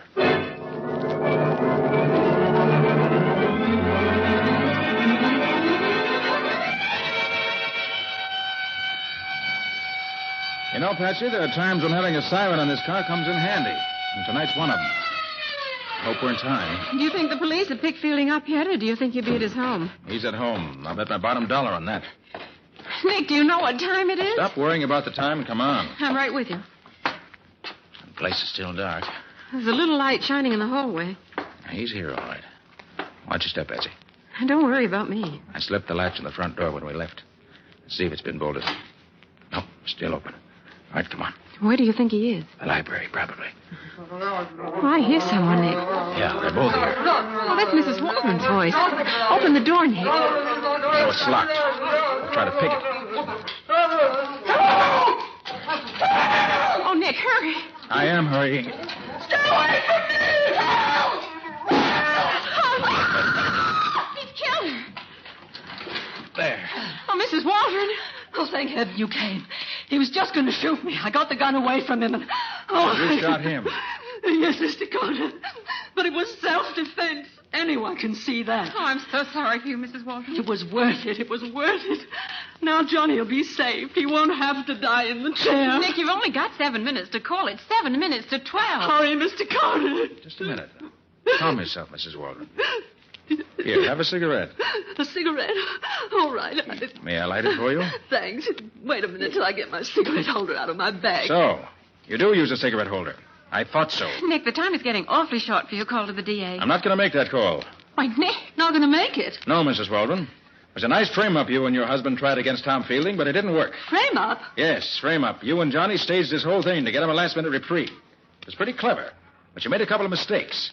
For example, this gold-tipped cigarette butt I found in your apartment tonight. What about it? When I found this butt in your apartment, all pinched in at the end from having been smoked in a holder, I knew you'd lied about not having seen Tom Fielding. These particular cigarettes are made to order for him. I didn't leave it there. I couldn't be sure of that until I found that you used a cigarette holder. Then I knew I was right. You did leave it here. Go on, prove it. Another thing. Patsy. Take a look at Mrs. Waldron's hands. My hands? Why, they're beautiful. Beautifully manicured. Exactly. Mrs. Waldron, with hands like yours, you don't scrub floors for a living. That dingy apartment of yours is merely a front. Look out, Nick. Gun, huh? Yes, and I know how to use this gun, too, and I'm going to. Oh! So sorry to hate you, Mrs. Waldron. Patsy. Yes? Take a look at Tom Fielding. See if he's still alive. Right, Nick. You haven't got anything on me. You can't get He's me still for breathing, anything. Nick. Good. Phone for an ambulance, quick. Okay. Oh, but Nick, can you prove this charge against Mrs. Waldron? Can you be positive she and her husband framed Fielding? Not yet, Patsy, but I'm so sure I'm right that I'll risk my reputation on it. But, Nick, as long as there's the slightest doubt about it, shouldn't you call the DA and give Johnny Waldron the benefit of the doubt? No, Patsy. As far as I'm concerned, there's no doubt whatsoever. I'm so sure I'll even risk Johnny's life on it.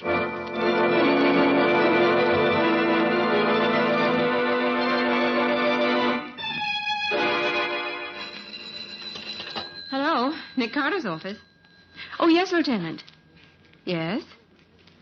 Yes? It was. He is.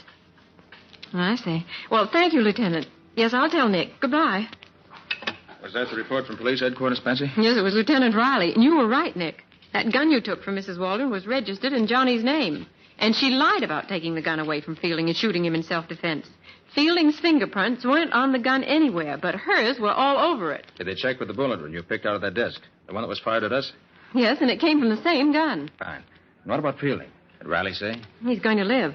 What's more, he regained consciousness long enough to make a statement. Good. Oh, Nick, that Mrs. Waldron was certainly clever.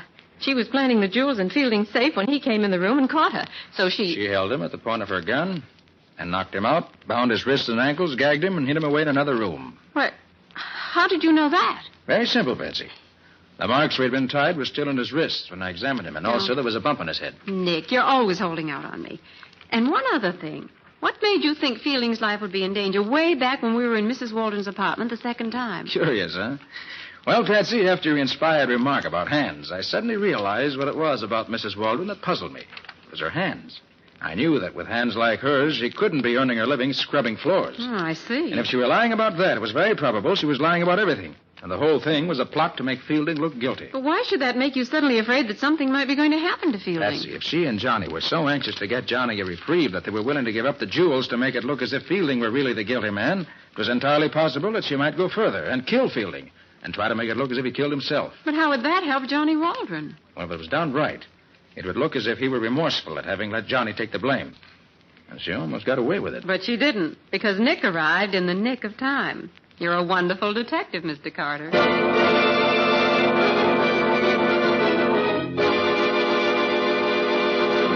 And so, ladies and gentlemen, at midnight last night, Johnny Waldron went to the electric chair to pay for the crime of having murdered Mrs. Cornelius Fielding. His dramatic last-minute attempt to get a reprieve failed, thanks to the quick action of that master detective, Nick Carter. In those few short hours that Carter was actually on the case, he found the missing jewels, uncovered a well-laid plot between Johnny and his wife to pin the murder on Tom Fielding and save Fielding's life. Tom Fielding and the entire community owe a debt of gratitude to Nick Carter.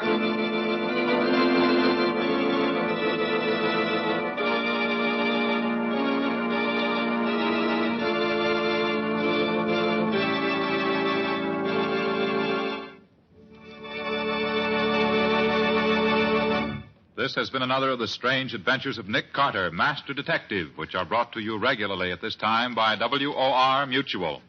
Well, Nick, what happens in your next week's story? Well, I want to tell you the story of the time that I quite accidentally stumbled onto a terrible crime.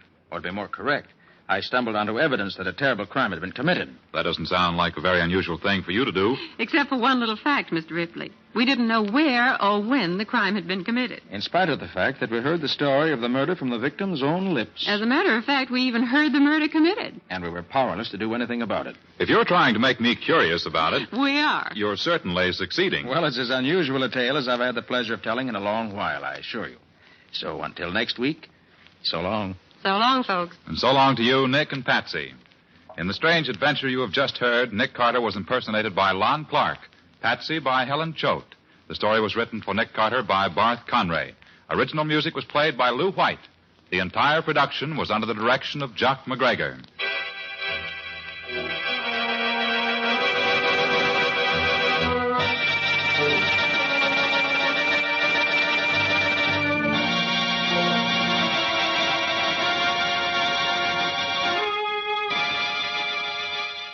Next week, at this same time, listen to another curious experience of Nick Carter entitled Records of Death.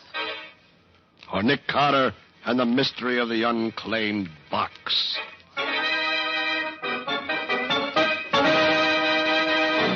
This story is a copyrighted feature of Street and Smith Publications, Incorporated.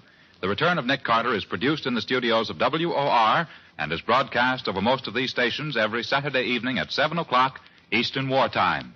And don't forget that the adventures of Nick's adopted son, Chick Carter, are broadcast over most of these stations Mondays through Fridays at 5:30 p.m. Eastern Wartime. This is Mutual.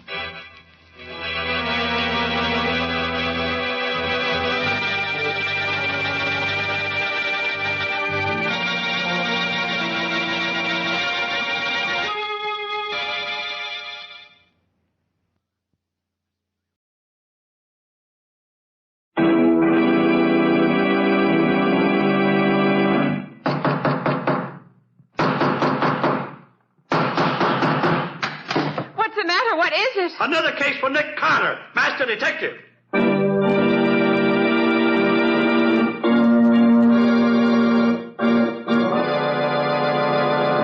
Yes, it's another case for that most famous of all manhunters, the detective whose ability at solving crime is unequaled in the history of detective fiction.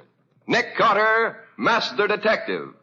Tonight's curious adventure, The Unwilling Accomplice.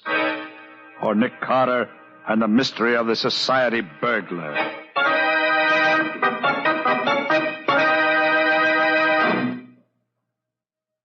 Hello, Lieutenant.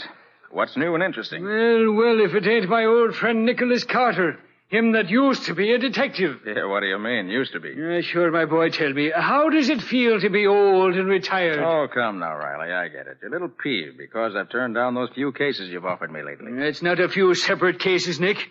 It's all been the same gang, I'm sure of it. They're the slickest bunch this department's ever been up against. We need your help, Nick. Look at this. Came over the wire only this morning. Another society robbery. Quite a haul. Yes, my boy, quite a haul. $75,000 in gems right out of the vault. What do you say now, Nick? Riley, I think you're right. Looks like the same hand in every job. Well? Well, I suggest that for your criminal, you look for someone who's accepted in the homes of society. And is just about the greatest safecracker in the country as well. Oh, thank you, Nick. That's a very great help, I'm sure. Oh, I'm sorry, Riley, but really, I'm not interested. You know I don't take a case unless... Well, what in the name Wow, that was close. That stone missed you by inches. So, somebody's trying to bean me now, is it? Well, I'll fix that. Now, wait a minute, Riley. That isn't it. This seems to be a little matter of communication. Communication? Yes, look. There's a note tied to that stone. Well, now, hand that over here. Here you are. Let's see what is it? Well, listen to this, Nick. My dear Lieutenant Riley, since the jobs I have pulled off lately have so completely mystified your department, may I suggest that you call upon the services of your very good and able friend, Nicholas Carter. What's that? It won't help much, of course, but at least I'll then have an adversary more worthy of my talents. You see, I'm varying the pattern and going on to much bigger things. Today it has been the National Loan and Trust Company. It is not only theft, but murder as well. Well, Nick, what do you make of that? Very interesting. Interesting, is it? Why, the cheek of him. The National Loan and Trust Company, he says. And murder, he says. We're dealing with a conceited maniac. Give me that phone. I'm going to check up on this. Well, as it's now 5:30 on Saturday afternoon, Riley, I doubt that you'll find anyone at the bank. Excuse me, Lieutenant. Yeah? There's a lady and gentleman here to see you. They say it's most urgent. Well, what are you waiting for? Show 'em in. Yes, sir. This way, please. Thank you. Lieutenant Riley? Yes? Permit me to introduce myself. I'm Butler Pierce, and this is Miss Olive Belden, my fiancée. I'm pleased to make your acquaintance. Now, what can I be doing for you? You can help us find Miss Belden's father. He's missing. Oh, missing, huh? Yes, Lieutenant. Dad's been gone for hours, and I'm beginning to fear something dreadful may have happened. Oh, excuse me. This is Nick Carter, Miss Belden, and Mr. Pierce. Nick Carter, the detective? The same, Miss Belden. Oh, I'm so glad, Mr. Carter. Would you, I mean... Isn't your alarm somewhat unwarranted? Your father hasn't been missing very long, I take it. That's true, Mr. Carter. Only 3 hours to be exact, but under the circumstances... What Miss Belden means, Mr. Carter, is that it seems as if her father had disappeared into thin air. How do you mean, Mr. Pierce? Well, the last time she saw him, it was through the living room window. From there, she could look out over the court into his private office at the bank. And when she... Bank? Did you say bank, Mr. Pierce? Why, yes. Olive's father is Wayne Belden, president of the National Loan and Trust Company. Did you hear that, Nick? The National Loan and Trust Company. Yes, Riley. There's not a minute to be lost. Come on.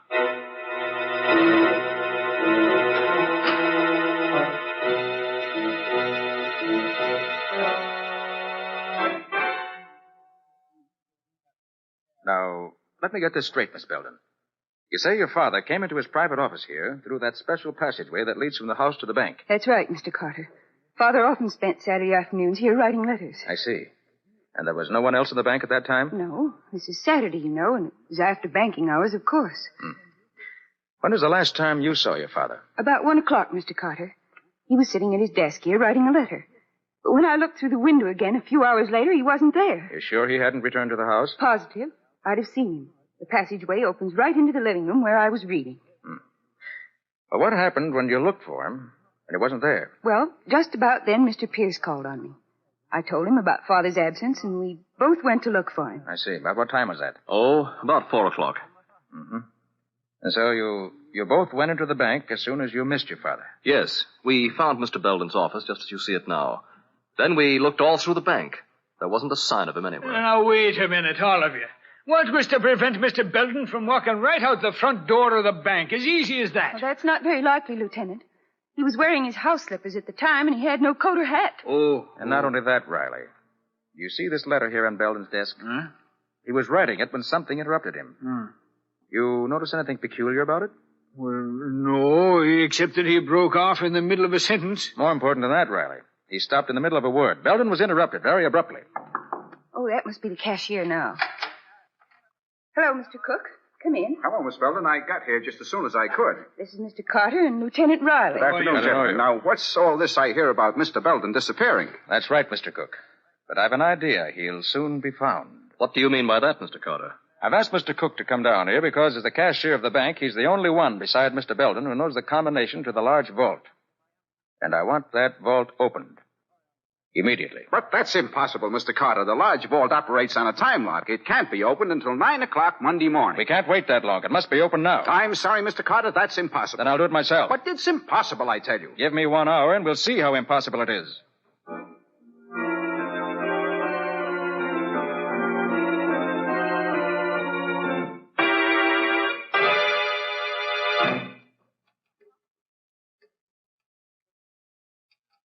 You don't seem to be having much luck, do you, Mr. Carter? Don't you worry about that, Mr. Pierce. I never saw the lock yet that could keep its secrets from Nick Carter very long. But not that kind of luck, Lieutenant. Why, there isn't anybody in the world that could... By heavens, he did it. There we are, gentlemen. I told you so, Pierce. Riley. Huh? Look there. Hey, what is it, Nick? There in the corner. His father! Yes, Miss Belden. Your father's been murdered.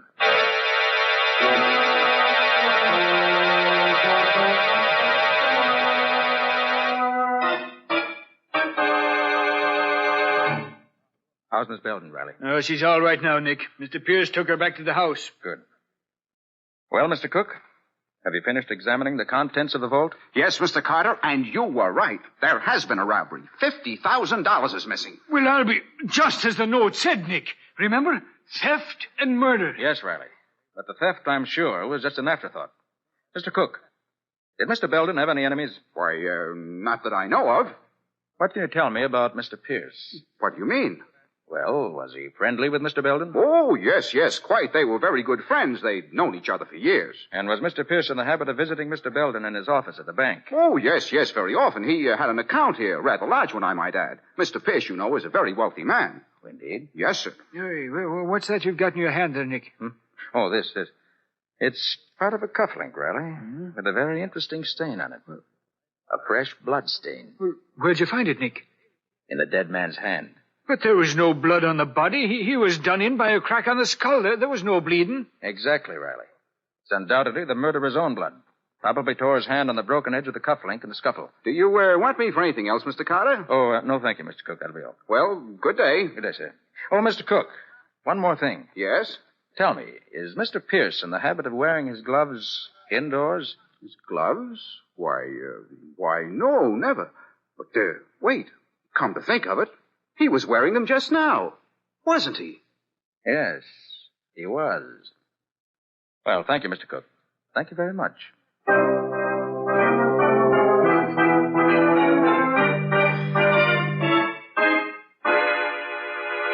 Confound it, Patsy. This is the strangest case I've ever worked on. Well, you've certainly been acting strangely, Nick. Pacing up and down, muttering to yourself. There just isn't a shred of evidence anywhere, Patsy. As far as I can see, no motive whatsoever. Yet I'm positive that Butler Pierce is our man, that he's not only the murderer of Wayne Belden, but is also the society robber that's been baffling the police for months now. But, Nick, he's a rich man. And Wayne Belden was one of his best friends. I know, Patsy, but it still adds up to Butler Pierce. Look, he was thoroughly familiar with the bank, thoroughly familiar with Wayne Belden's habits. He called at the Belden house after the crime had been committed. He wore his gloves indoors, which might have been to conceal a bad scratch from a broken cufflink. He arrived at police headquarters immediately after that stone had been thrown through the window. But, Nick, Miss Belden was with him when he called to see Riley. Surely you don't think he could have thrown that stone? No, Patsy. But his chauffeur could have. While they were entering the building. His chauffeur? Yes. It was he who set me thinking on this line originally. Well, what do you mean by that? Patsy, I got a good look at that chauffeur. And I'm sure I've seen him somewhere before. A long time ago. Oh. And he wasn't on the right side of the law either. Well, it all sounds like a big hunch to me, Nick. Yes, you're right, Patsy. just what it is. A big hunch. Although I have to admit your hunches are usually pretty good. Patsy, I feel so sure this hunch is right, I'm going to play it for all it's worth. Well, what are you going to do? I'm going to start playing it right now. Get Scubby for me. We're going calling on Mr. Butler Pierce.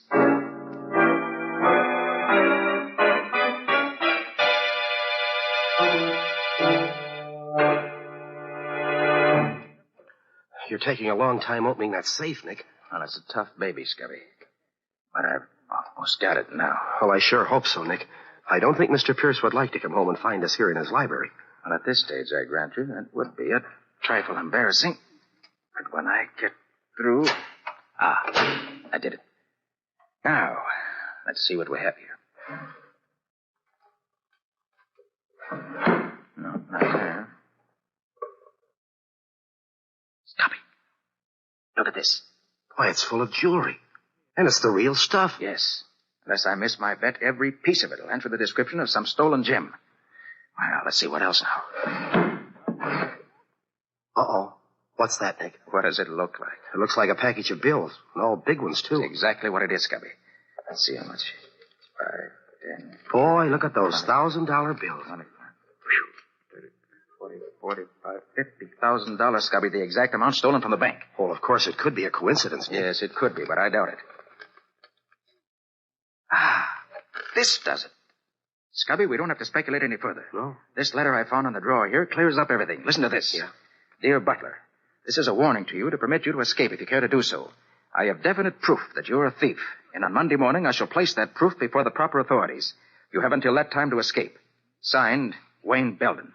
Gosh, Nick. Yes, Scubby, gosh. And there we have the motive for Wayne Belden's murder. So your hunch was right after all, Nick. The rich Mr. Pierce is nothing but a thief. And a murderer, Scubby. Oh, well, look, Nick, you better get out of here. Scubby, it just came to me. What? Butler Pierce's chauffeur is really Jim Martin. I knew I'd seen him before. Jim Martin? I never heard of him, Nick. No, that was before your time. Oh. I tangled with him many years ago on the West Coast. One of the cleverest cracksmen in the business. He could open almost any safe I could. Oh, so that's it. He and Pierce have been working together. Yes. Pierce was the front and real brains, while Martin supplied the technical skills, so to speak. Oh, I see. Well, what now, Nick? Scubby? Yeah? I want you to clear out of here quick. Take Wayne Belden's letter with you. Mm-hmm. Get it to Lieutenant Riley immediately and tell him to pick up Jim Martin. Oh, well, what about Butler Pierce? Don't you worry about him, Scubby. I'm staying right here. I want to tackle Butler Pierce myself.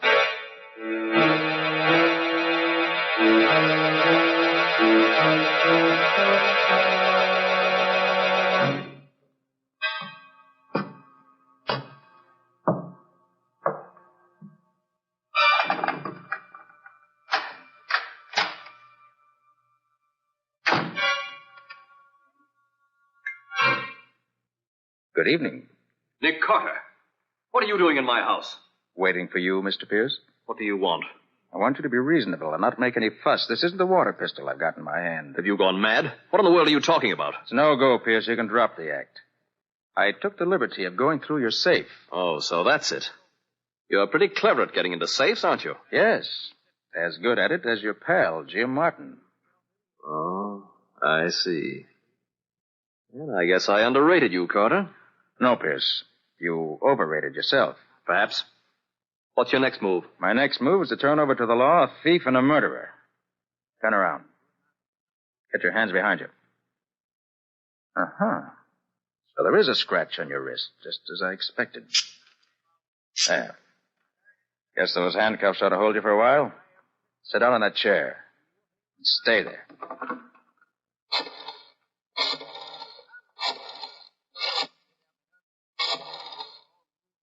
Police headquarters. Lieutenant Riley speaking. Oh, hello, Riley. This is Nick. Oh, yes, Nick. What is it? Riley, I got the murderer of Wayne Belden for you. Oh, you have, eh? Mm-hmm. Good work. Who is it, Nick? Butler Pierce. Butler Pierce. Nick, are you sure you're not making a mistake? Quite sure. Scubby should be at my headquarters any minute now with all the proof you want. Where are you calling from, Nick? From Pierce's home. He's sitting in a chair right behind me with a pair of handcuffs on him. Oh. I'll expect you to... Nick, what is it? Hello!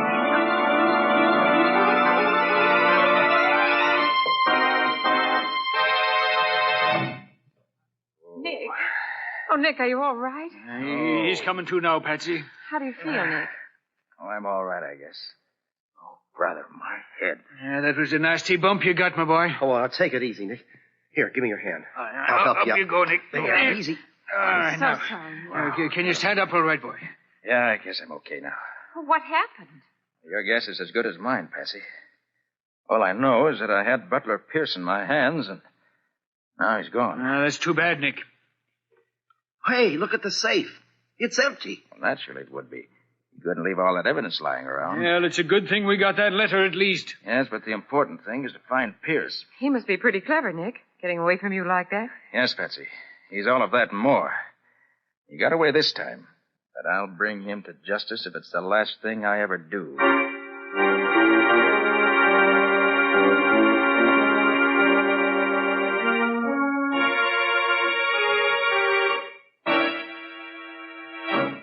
Well, Nick, we got Jim Martin anyway. Picked him up late last night. Good work, Riley. Well, that's half the gang anyway. Yeah, now if we only had Butler Pierce. Yes, but I think it's going to be a lot easier now with Jim Martin in our hands. What do you mean? Got an idea, Riley.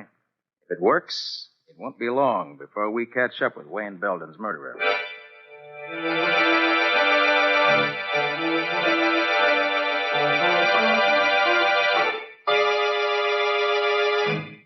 Well, Martin, we meet again. Yeah. Been a long time, ain't it, Carter? Yes. But I never forget a face, Martin, no matter how much has been changed. I must say, though, that the doctor did a pretty good job on you. But it just isn't quite good enough. Yeah, you're a smart egg, all right. I guess the boss knows that by now. He's a pretty keen one himself, Martin. I had him, but he got away. Did, huh? Mm-hmm. Boy, he sure is a slick one. Well, I thought when I had the cuffs on him... Say, you didn't make the mistake of trying to hold him with a pair of handcuffs, did you? Yes. Why? There ain't a pair made that could hold Butler Pierce. He's a regular whiz. Maybe so. Martin, you're in a pretty tough spot. Murder's serious business. Murder? Oh, no. You're barking up the wrong tree, Carter. I didn't have nothing to do with that. But you did open the vault at the bank. Sure. Like I done all the jobs for Pierce after he paved the way. But murder, that ain't my racket. Maybe not. But it'll go a lot easier with you, Martin, if you play ball. Meaning? You know where Pierce's hideout is. Sure. What about it? We want you to help us put the finger on him. Now, you ought to know me better than that, Carter. That's what I thought you'd say. I have a proposition for you, Martin. You help us track him down, we'll set you free. The answer is still the same. I'm no stool pigeon. Well, Martin, we're going to let you walk out of here anyway. What do you say to that? I say it won't work, Carter. What do you mean? Listen, I'm onto your game. You're going to set me loose so you can tail me. Ain't that it? Because that's the last thing I'd ever do. And I'm telling you that right now. And yet, Martin, that's exactly what you're going to do. Lead us right to Butler Pierce. You must be off your nut. I wouldn't even try to go near him. In fact, I'd do everything I could to throw you off. I know that, Martin.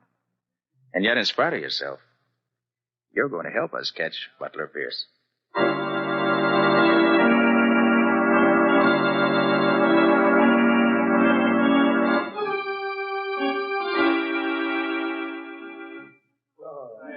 Clerk. Yes, sir? Any mail for me today? Name's Martin, James Martin. Just a minute, I'll see. No, nothing, Mr. Martin. Thanks. Hello, Martin. You expecting a letter from someone? Who are you? I'll give you one guess. That ought to be enough. Oh, you must be the guy that's following me. One of the guys, Martin. I'm Scubby Wilson. I work with Nick Carter. Ah, glad to see you. You know, I've been getting sort of anxious the last few days to know what you guys look like. Yes, I can understand that. Must have been quite a strain on you, knowing that you were being watched every minute of the day and not knowing who was doing the watching. Yeah, it was sort of getting me down a little.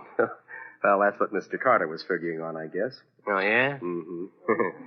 A lot of good it's going to do him. You never know, Martin. Say, I can't figure this thing at all. Oh, you're not supposed to, Martin. No, you just keep on having a good time, that's all. You bet I will. And as for Nick Carter, you can tell him for me, whatever his scheme is, it ain't working, see? How do you know it isn't working? I haven't led you to Pierce yet, have I, pal? No, not yet. But you will. You're nuts, too. You're all nuts. Good night. Good night. Oh, but Martin, knowing Nick Carter as I do, I don't think we're the ones that are nuts.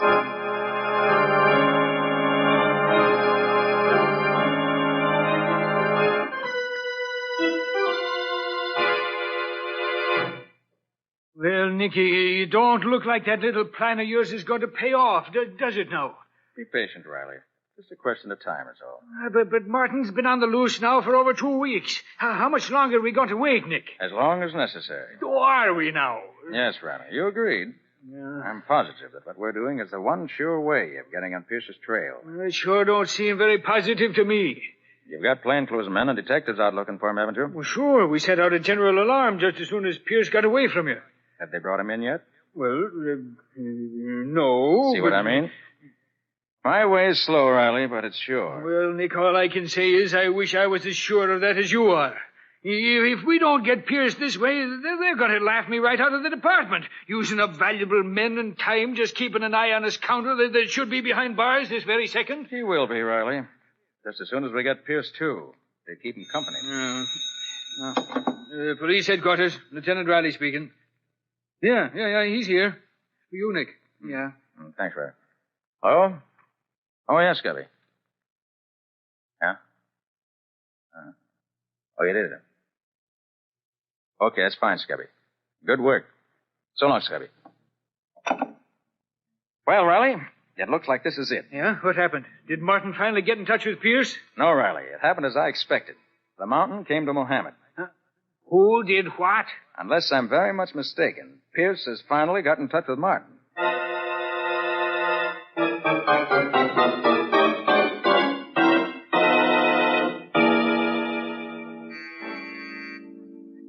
Oh, is it? It's me, Jim. Oh? Don't you recognize my voice? Hello, Jimmy. Wow. Who are you? May I come in? Look, lady, I'm afraid there's some mistake. You got the wrong party. There's no mistake, Martin. Holy Mac, it's you, Pierce. Yes, it's me. Gosh, boss, I've seen most of your disguises, but this beats them all. You really look like a woman. Thanks. Hey, you shouldn't have come here, though, boss. It's dangerous. Yes, Martin, very dangerous. For you? What do you mean, boss? I don't like a squealer, Martin. A squealer? Me? Hey, you got this all wrong. Have I? I never ratted on anyone, boss. I wouldn't start now. Not even to save your own neck? You were in this thing as deep as I, you know. Sure, I know that, but whatever gave you the idea I'd rat on you? What gave me the idea? Oh, I get it. You mean, why am I out of jail? Well, honest, boss, this wasn't my idea. Carter let me go. You see, he That's had enough, Martin. Think I'm a fool? Let you go, huh? Just like that. Well, I won't be so generous, stool pigeon. Hey, what are you doing, boss? No, you ain't gonna use that gat on me. Guess again, squealer. You're making a mistake, boss. Please, you gotta listen to me. Let me tell you how it happened. No, Martin, you listen to me and I'll tell you. Carter didn't have a thing on me. Not a thing, do you understand? Yeah, sure. Then he spotted your ugly mug and put two and two together. I didn't think anybody'd recognize that pan of yours anymore. But somehow Carter did. So he had you picked up. And what he got out of you must have been plenty. I swear to you. Shut up. Why else would Carter have let you go? I don't know. I'll tell you why. Because you spilled the works, Martin. Spilled the works and got your freedom for it. No, that ain't why they let me go. It was all a scheme they had. What are you talking about? Sure, boss. They told me they'd let me go if I steered them to the hideout. But I wouldn't do it. Not me. No, so they let you out anyway. Yeah, that's it. Okay, squealer, I've heard enough. No, boss, no. Great shooting, Nick. You knocked the gun right out of his hand. Nick Carter. Yes, Mr. Butler Pierce. We meet again. You all right, Martin? Yeah, I guess so, but you didn't get here any too soon. Oh, so I was right, you rat. You were expecting me. Relax, Pierce, relax. Martin wasn't expecting anyone. He played square with you right along. Yes? Then what was he doing on the loose? Just a temporary arrangement, Pierce. It was a trap we set for you. And you obliged us by walking right into it. Very clever of you, Carter. Not at all. You see, Mr. Pierce, I based my plan on the belief that at bottom you were not so clever. Really? And how do you mean that? Because instead of doing the really clever thing, getting as far away from here as you possibly could, I felt sure that your personal vanity would lead you to expose yourself to almost any risk in order to get the man you thought had betrayed you. All gangsters react that way. You can hardly consider me a gangster, Mr. Carter. At heart, that's exactly what you are. And that's what I counted on. So you had it all figured out? Yes. I also counted on your pal Martin doing exactly as he did. After we let him go, he laid low for a while. He was afraid of what we were going to do. But after a few days of that, he got bored doing nothing, just as I figured he would. Made a lot of money out of jobs you two did together, and now he wanted to spend some of it. So he stepped out, visited the high spots, stayed at a fine hotel. So I heard. Yes, I knew you would. Matter of fact, I counted on it. You figured we'd let him loose and had paid him well for squealing on you. Well, Pierce, you put 2 and 2 together all right, but you got the wrong answer. And the wrong answer you got is going to send you to the electric chair. It's the end of the road for you, Mr. Pierce. Mr. Carter, I gotta take my hat off to you. Really, Martin? And to what am I indebted for this great honor? Oh, you said I'd lead you to Pierce, and I said I wouldn't. And you made me do it. And you even knew what I was thinking all the time I did it. Yes, Carter. You're cleverer than I thought you were. Thank you, gentlemen. I'm very happy. I can't say the same for you two.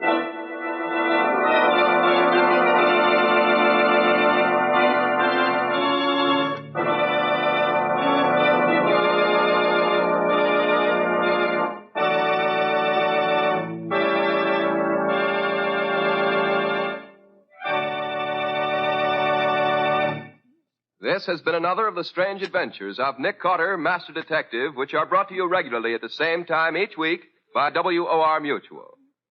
What's your story going to be next week, Nick? Well, the title of the story that I want to tell you next week really gives you the clue to the whole thing. I call it The Corpse in the Cab. Oh, you mean, I suppose, that you're going to tell us how the corpse got into the cab, who the corpse was, and so on. Is that the idea? That's the idea, Mrs. Scott. But it's not nearly as simple as it sounds when you tell it. There were no clues on the corpse. No means of identification at all. That isn't quite true, Patsy. It would have been literally true if you hadn't been called in on the job. You know, Lieutenant Riley was completely stumped. Yes, but I'm not sure just how little it takes to stump our friend Riley completely. Anyway, Mr. Scott, if Nick hadn't been able to apply a little real deductive reasoning to the few bits of evidence he could find, the case would still be a mystery. I know that. Well, Patsy, however that may be, I can assure you that next week's story will keep you guessing right to the very end.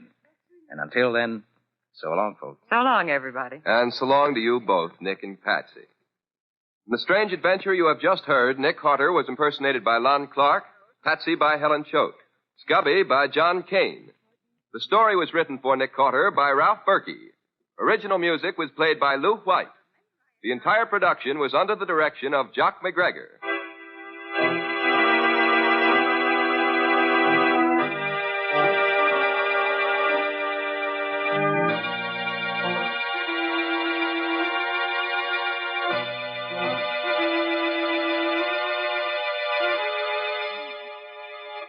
Next week at the same time, listen to another curious experience of Nick Carter entitled The Corpse in the Cab, or Nick Carter and the Mystery of the Murder in the Park.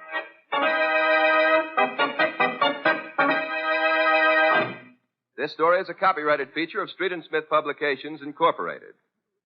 The Return of Nick Carter is produced in the studios of WOR and is broadcast over most of these stations every Saturday evening at 7 o'clock Eastern War Time. And don't forget, the adventures of Nick's adopted son, Chick Carter, are broadcast over most of these stations Monday through Friday at 5:30 p.m. Eastern War Time. This is Mutual.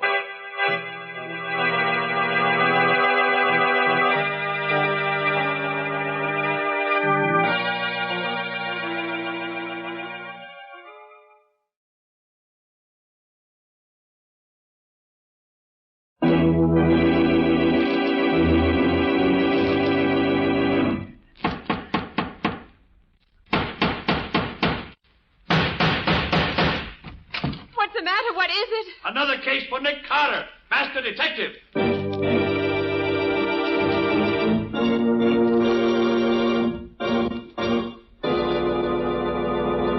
Yes, it's another case for that most famous of all manhunters, the detective whose ability at solving crime is unequaled in the case of detective fiction. Nick Carter, Master Detective.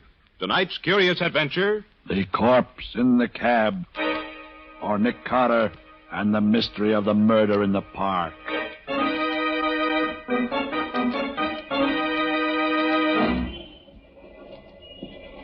Taxi! Taxi! Mr. Ramsey, you are very kind indeed to take such an interest in this problem. My dear fellow, I consider it my civic duty. Taxi!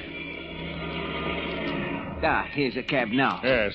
Okay, gents, make it snappy. We're blocking traffic. All right. You get in first. My party, you know, my party. Thank you. Where to, gents? I guess the quickest way to get there is through the park. Yes, drive through the park. I'll tell you where to turn. Okay. I believe it is on West 54th Street. And there's a flag out there. Excuse me, driver. Yeah? Do you mind if I shut this glass partition between us? Go right ahead, boss. You're paying the fare. Here, let me do it for you.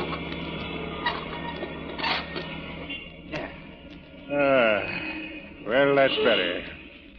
Nice winter evening. Stars twinkling. Ought to pick us up for the grim business ahead. Lucky thing I ran into you.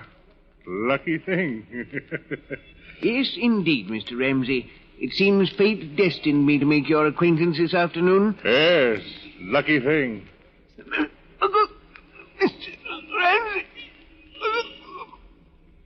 Just my little way of keeping air out of the windpipe. There you are, my dear fellow. Mighty lucky thing I ran into you tonight.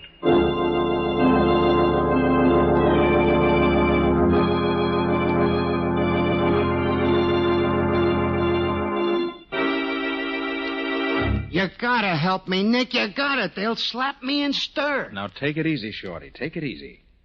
And tell me again exactly what happened. Like I said, two guys hail my cab. One of them says to drive through the park. He'll tell me where to turn out. And when you get out of the park? The one guy opens the petition again and says to pull up. He's getting out. He tells me to drive the other guy to the precinct police station. And, Nick, if I hadn't looked around when I came to the intersection and seen what I seen, I'd have driven right up to the Bull House with a dead body in my cab. Me, Shorty Bentano. You don't remember what the man looked like, Shorty? In the dark? I ain't got cat's eyes, Nick. Gee, what's that? You are jumpy. That's just Patsy buzzing me in the talkback. Oh. Nick, in the inimitable words of Mr. Winchell, my stomach and my backbone are now a twosome. When do we eat? You'll have to order yourself a sandwich, Patsy. We've got work to do. Work tonight? Mm-hmm. And, Patsy, get me police headquarters. Lieutenant Riley. Okay, Nick. You're going to turn me in, Nick? I thought you'd help me. I am going to help you, Shorty. But the sooner the police know about the murdered man outside in your cab, the better it is for you. You're crazy, Nick. I done time. I ain't got a chance. If the cops find that stiff in my buggy, it's curtains for me. I'm getting out of here. Shorty, sit down there. Nick, they'll give me the hot seat for something I never done. No, they won't, Shorty. Not while my name's Nick Carter.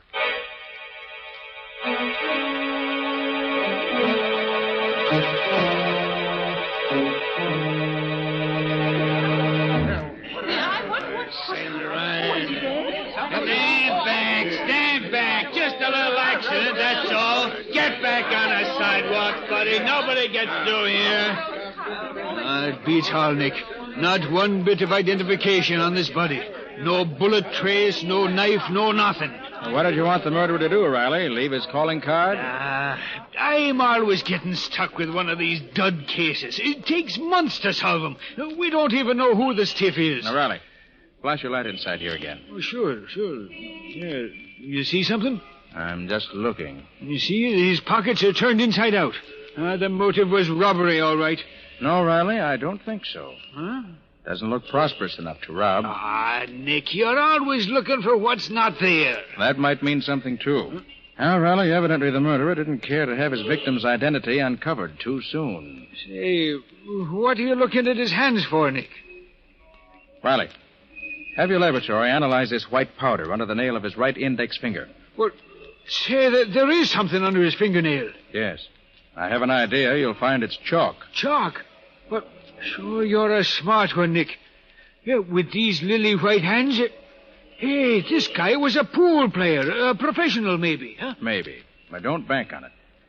Now, Riley, about Shorty. I'm holding him, Nick. Never fear about that. Now, look, Riley, he's a favor to me. Don't pull him in yet. Oh, great jumping banshees, Nick. I've got to. Listen, Riley, he had nothing to do with his murder. If he were a party to it, he'd have dumped the body out somewhere, wouldn't he? Well... Certainly he would. Shorty's been on the right side of the fence ever since he got out of the big house. And he's given me a hand on cases from time to time. Yeah, I know. You owe him a favor, and I owe you a barrel of them. Well, that's about it. Well, okay. I'll shut my eyes for 24 hours. No longer, though, mind you. Thanks, Riley. Nick, where are you going? To find a murderer.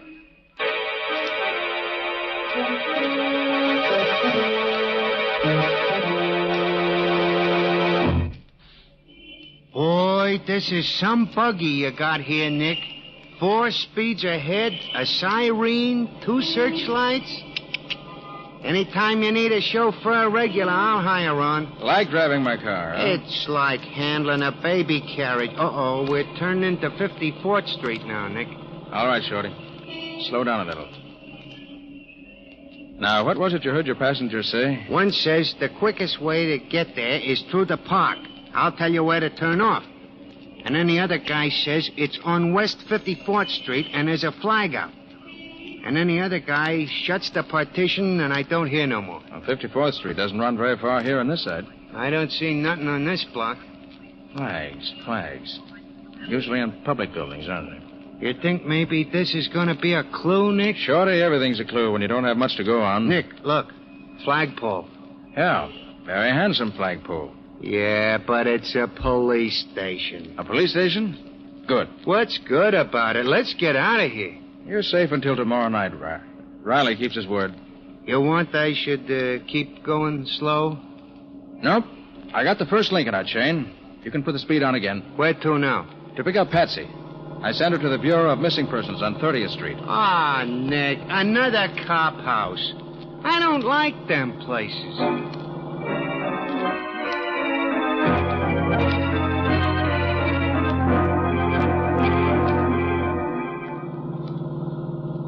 George Day, 2345 Elmhurst Drive, occupation truck driver. When last seen was wearing gray coveralls. No, he's not the one. Gee, Nick, the guy ain't been missing long enough for anybody to get excited about it.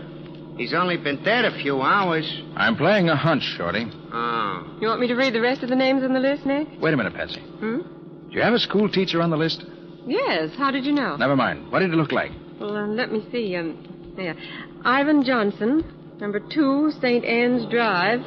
Occupation, professor of ancient history. Good. When last seen was wearing dark blue overcoat, gray hat, white shirt, blue tie, and always wears pince-nez glasses. Yes. So did our corpse. The glasses were missing at the time, but the bridge of his nose bore prints of them. Boy, I'm glad I'm going straight. Even the dead wake up and talk when Nick Carter gets on the case. Nick, how in the world did you know it would be a school teacher? Well, I didn't for sure. But nose glasses, plus chalk under the nail of the index finger, plus a sensitive face and the general appearance added up to teacher for me when I looked at the corpse. Next, I figured if he were a school teacher, he'd be expected home by 5 o'clock. His wife or family would be unduly worried if he hadn't showed up by 8 or so and would call the Missing Persons Bureau. But who'd want to murder a poor school teacher? One step at a time, Patsy. And we know this much already. Our Mr. Johnson intended going to the 54th Street police station when he and his murderer hailed Shorty's cab. Oh, I see, Nick. Then you think that Professor Johnson was killed because of something he intended to tell the authorities. Simple the way he tells it, ain't it? 1, 2, 3. Yes, you're very clever, Mr. Carter. But don't you think maybe his wife could tell us what it was he was going to tell the cops? Perhaps he told her first. Yes, Patsy, that's just what I do think. What was his address? Just a minute. Yes, here it is. Number 2, St. Anne's Drive. Right. Okay, Shorty. Take us to number 2, St. Anne's Drive. And hurry.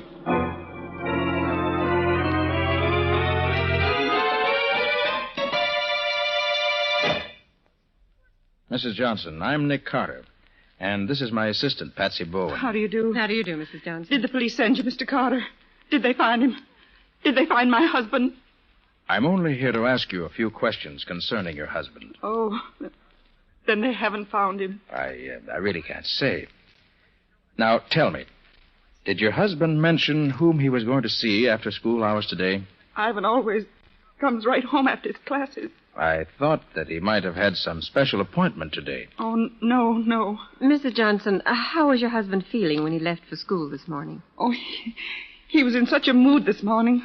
Talked about right and justice until my head fairly whirled. You know, he doesn't like to see people cheated, Mr. Carter. Ivan's a very honest person. What do you mean, cheated, Mrs. Johnson? He said he wasn't going to stand by and see the students in his school tricked out of their dimes and quarters. He was going to see right and justice done. The kids are being cheated. What school is this? Central High School. Ivan is the ancient history professor. He's taught there for 12 years. And where's his office there? Why, he's had the same office all that time. Number 12 on the first floor. I've always been happy about that. It's such a sunny little room. Well, Mrs. Johnson, you've been very helpful. Do you think they'll find him tonight? Do you think something terrible has happened? Why, the police will keep you informed. Good night. Good night, Mrs. Johnson. Try to get some sleep. Oh, thank you, but I couldn't. Not till Ivan's home. Safe.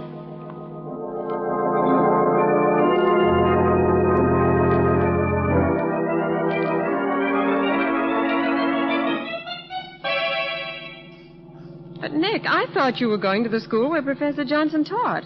That's not over here in the West Side Business District. Glad to see you on your toes, Patsy, and working on all 4 cylinders. Nose to the grindstone, shoulder to the wheel, and all that. I'm proud of you. All right. But what are we doing over here? In just a moment, you'll see for yourself.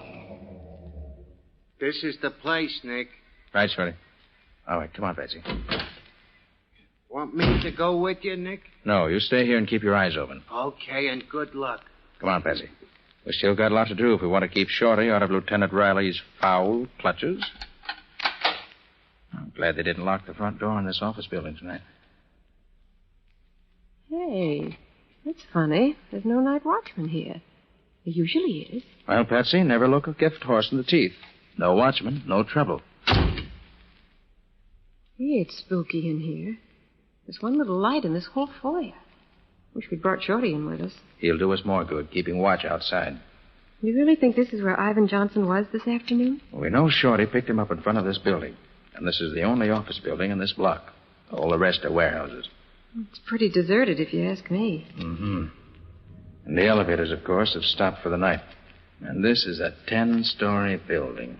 Well, Nick, maybe if we look at the directory board, we'll be able to figure out what office Professor Johnson might have visited. Well, that's what I'm hoping. Now, let's see.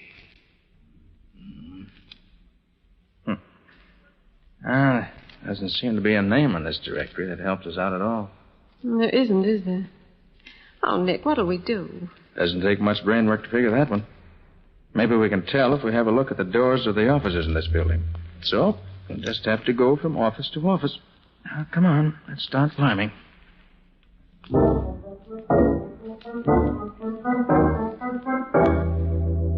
There's nobody on this floor. All doctors and dentist offices.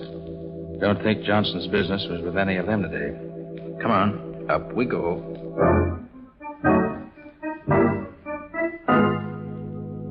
See anything on this floor, Nick? No.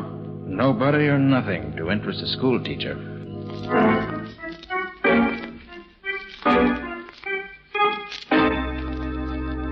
Nick, I don't think I can make another floor. You've got to, Patsy. We must cover every floor.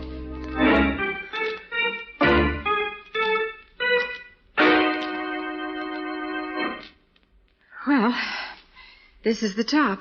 Yeah. And we don't know any more than we did before. Nick, this place is as empty as the number 2 ration book. We might as well... Shh. What is it? Thought I heard something. Nick, there's someone in that office. Yeah. And yet the lights are out.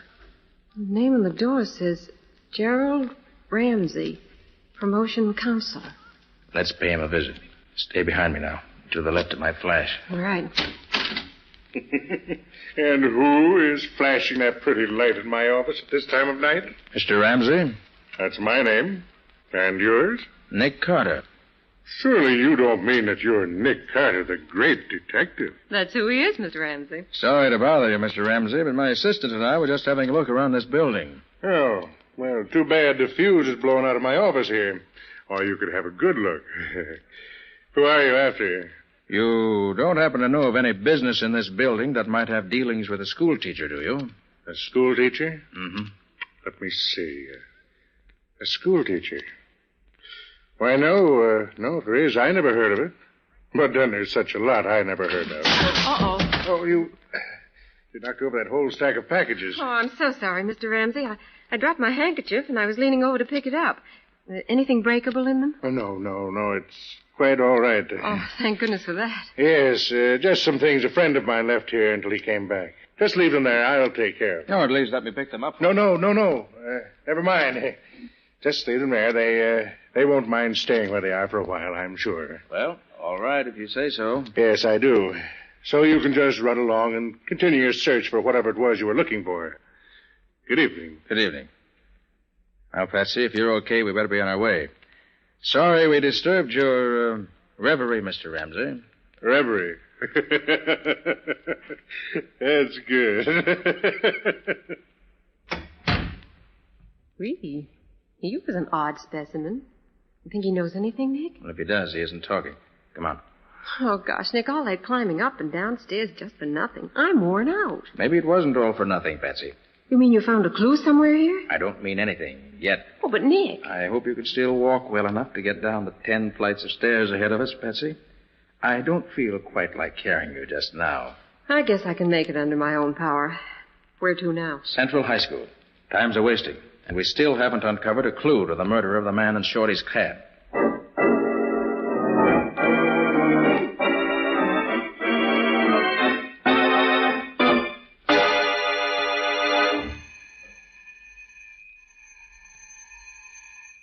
Gosh, Nick, what do you expect to find in a schoolhouse at this time of night? Clues to Johnson's murder, I hope.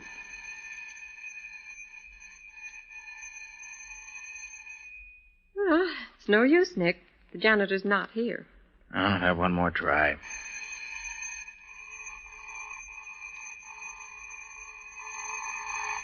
That racket should wake up the ghost of Hamlet. No answer. So? So Nick Carter's trusty pick lock will do the trick. Mm-hmm.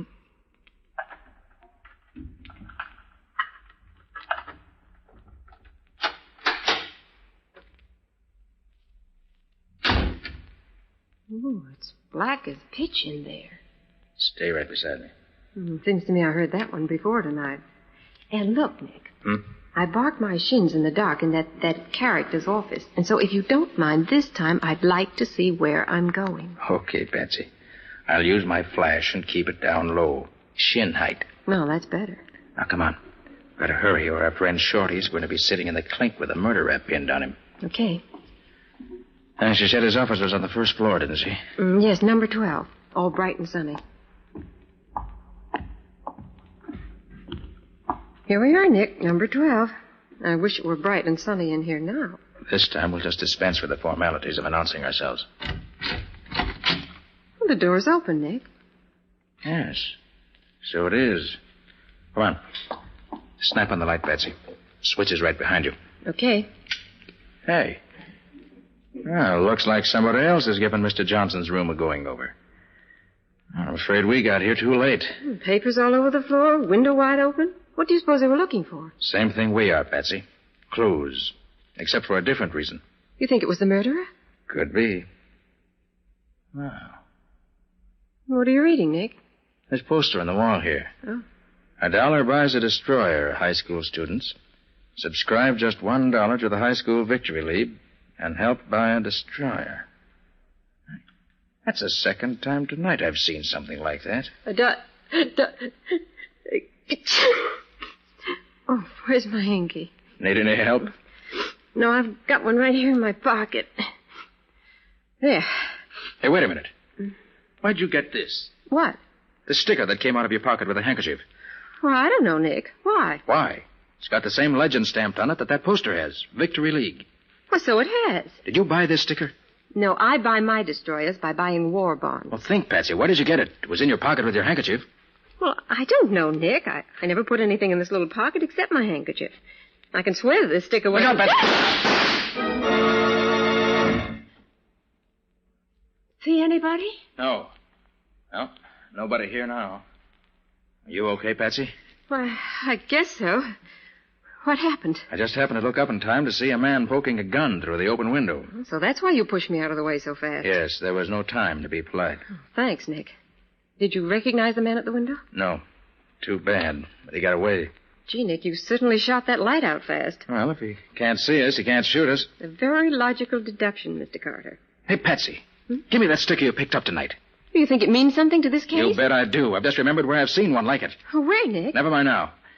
Well, Patsy, this case is beginning to add up. If I'm not mistaken, the sticker splits it wide open. Come on. I've got a job for you to do, on your own, and right now. That means you've got a job that you're going to do on your own. Right. Now, this is the plan. And if it works, we'll nail our murderer red-handed.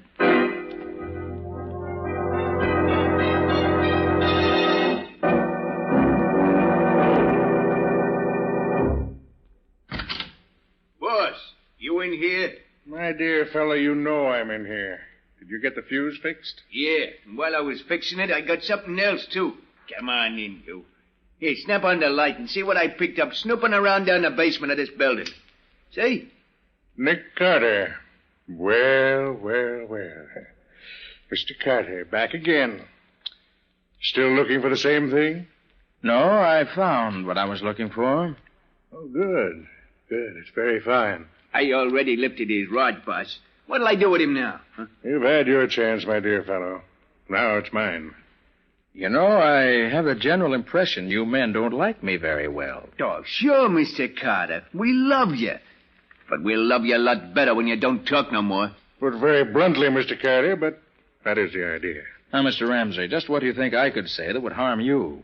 Now, don't let him fool you, boss. When I was hiding in the bushes outside the window back there at the schoolhouse, I heard him tell the dame the case was wide open. Shut up, Lefty. Oh, so it was you who took those shots at us through the window? Yeah, and you ain't gonna do nothing about it. You was pretty smart, though, figuring out it was Mr. Ramsey what rubbed out the school teacher. You are a complete idiot. Stop that fool tongue of yours. Ah, what's a diff, boss? He ain't gonna live to tell it. True. That's true. Yes, since you know so much already, we have only one recourse, Mr. Carter. Give me the gun, Lefty. Yeah, boss. This one's on me. Just a minute, Ramsey. As long as I'm not going to live to tell it, maybe you'll confirm a deduction I made. Certainly, my dear fellow. A condemned man is always granted one last request. Speak up. This high school victory league's a phony, isn't it? You're playing on the patriotism of school kids to get them to donate their money to build destroyers and planes, but the money never gets any further than your own pocket.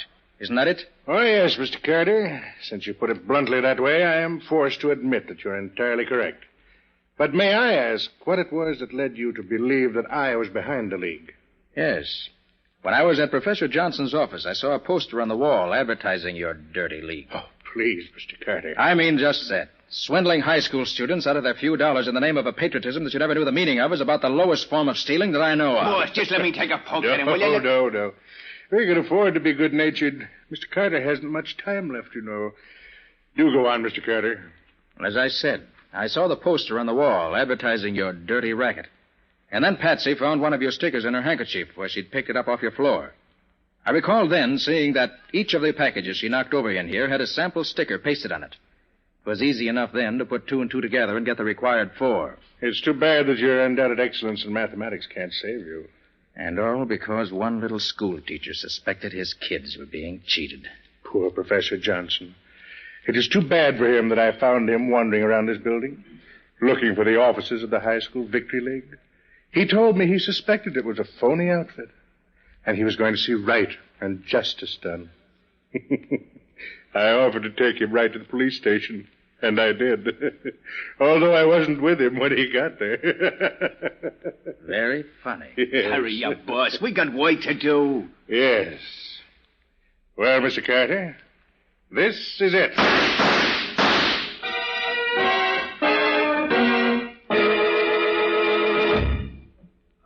Blasted banshees, Nick. Don't do this to me again. I tell you, my nerves won't stand it. Oh, what's the matter, Riley? You got your men.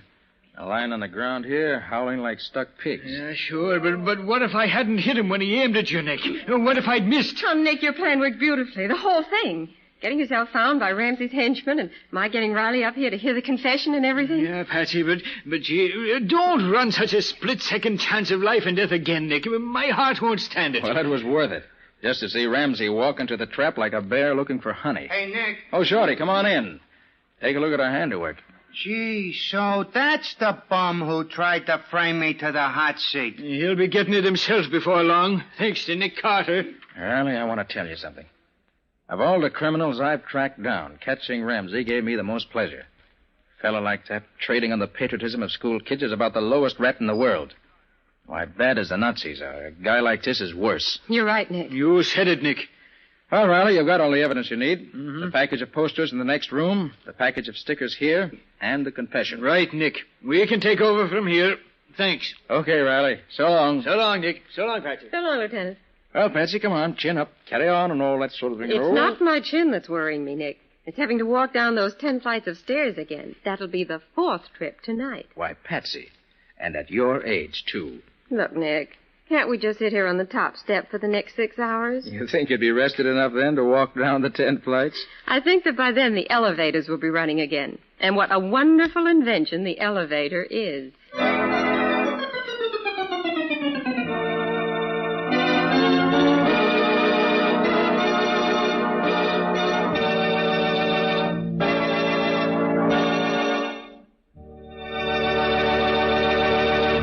This has been another of the strange adventures of Nick Carter, Master Detective, which are brought to you regularly each week at this same time by WOR Mutual. Now, tell us a little about next week's story, Nick. Well, next week's story includes rather more adventure than actual detecting. But if Nick hadn't been able to make the first few deductions that really started him off on the right track, there would have been no adventure. And there was adventure, and plenty of it.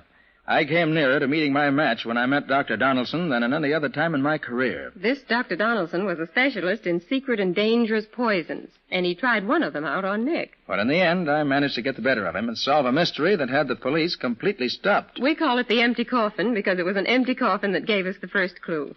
And it was 2 different doctors making out 2 separate death certificates for the same death that led to that first clue. Well, that's enough for now. Join us next week for the story of the empty coffin. So long. So long, folks. And so long to you, Nick and Patsy. Until next week. In the strange adventure you have just heard, Nick Carter was impersonated by Lon Clark, Patsy by Helen Choate.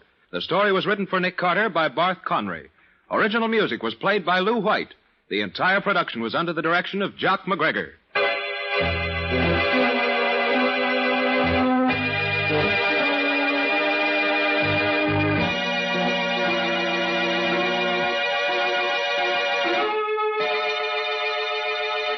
Next week at this same time, listen to another curious experience of Nick Carter entitled The Empty Coffin, or Nick Carter and the Mystery of the Doctor's Poison.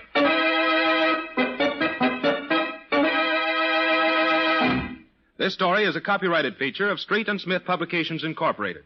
The Return of Nick Carter is produced in the studios of WOR and is broadcast over most of these stations every Saturday evening at 7 o'clock Eastern Wartime. And don't forget that the adventures of Nick's adopted son, Chick Carter, are broadcast over most of these stations Mondays through Fridays at 5:30 p.m. Eastern Wartime. This is Mutual.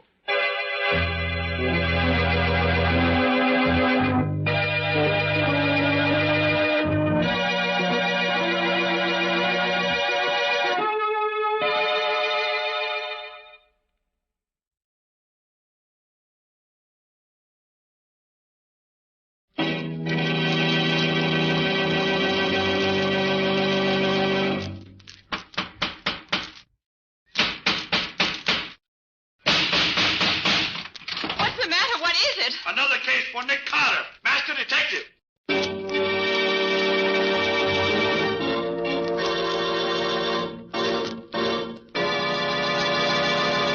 Yes, it's another case for that most famous of all manhunters, the detective whose ability at solving crime is unequaled in the history of detective fiction. Nick Carter, Master Detective. Tonight's curious adventure... Missing Harold Ascot. For Nick Carter and the great kidnapping mystery.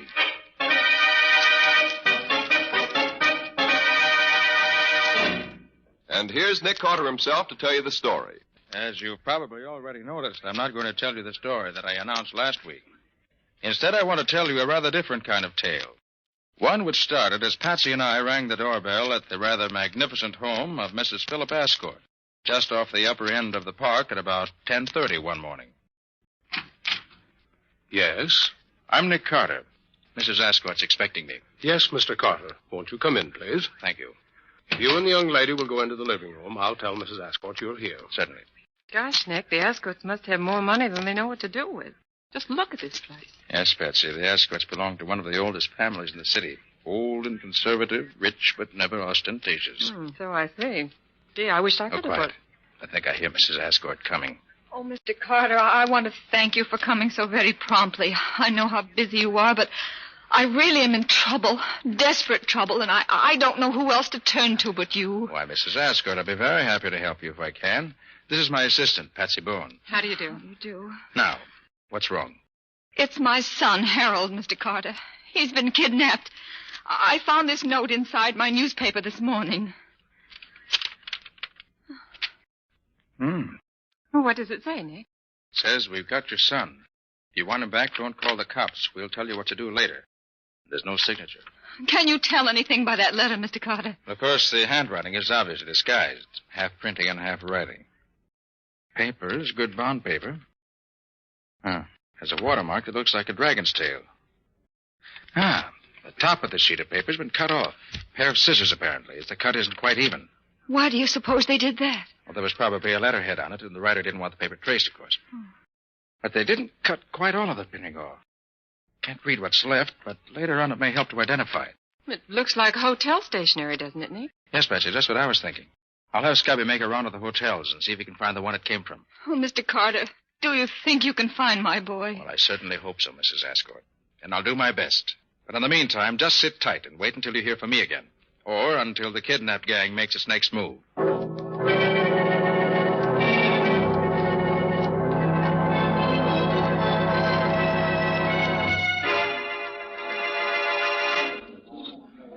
Oh, there you are, Scubby. Oh, hiya, Nick. Didn't take you long to get here. It's no time to waste in a kidnap case, Scubby. You never can be sure when the gang will get frightened or annoyed and kill their victim. Now, you find the same kind of newspaper here, you say? I sure did, Nick. The same size, same watermark, and as near as I can tell from what's left in the kidnap note, the same printing at the top. Good. But what now, Nick? How does knowing that the paper came from here help you any? If the paper came from here, it's quite possible that whoever wrote the kidnap note was staying here in the hotel at the time. Yeah. And if he was, the hotel register may give us a further clue. Oh, but the handwriting on the note was disguised, Nick. Well, quite so, Scubby. But it's impossible to completely disguise any writing so that it may not be identified. Even when the writing's apparently completely changed, there will always be some peculiar characteristic left that'll give it away. Oh, I didn't know that. Oh, clerk.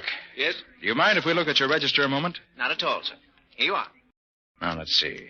Young Ascott disappeared on Tuesday afternoon, and it's possible that the signature we want might be under Sunday or Monday's date. Well, do you know what to look for? Yes and no, Scubby. I've memorized the looks of the writing on the kidnapped note, and I expect to recognize any similar peculiarities in the signature here. No, nothing here under Sunday's date. No? Let's try Monday. Okay, right over here. And Vicker. And... Here. Look at this one. James Scannett. I never heard of him. Of course you haven't. Neither have I.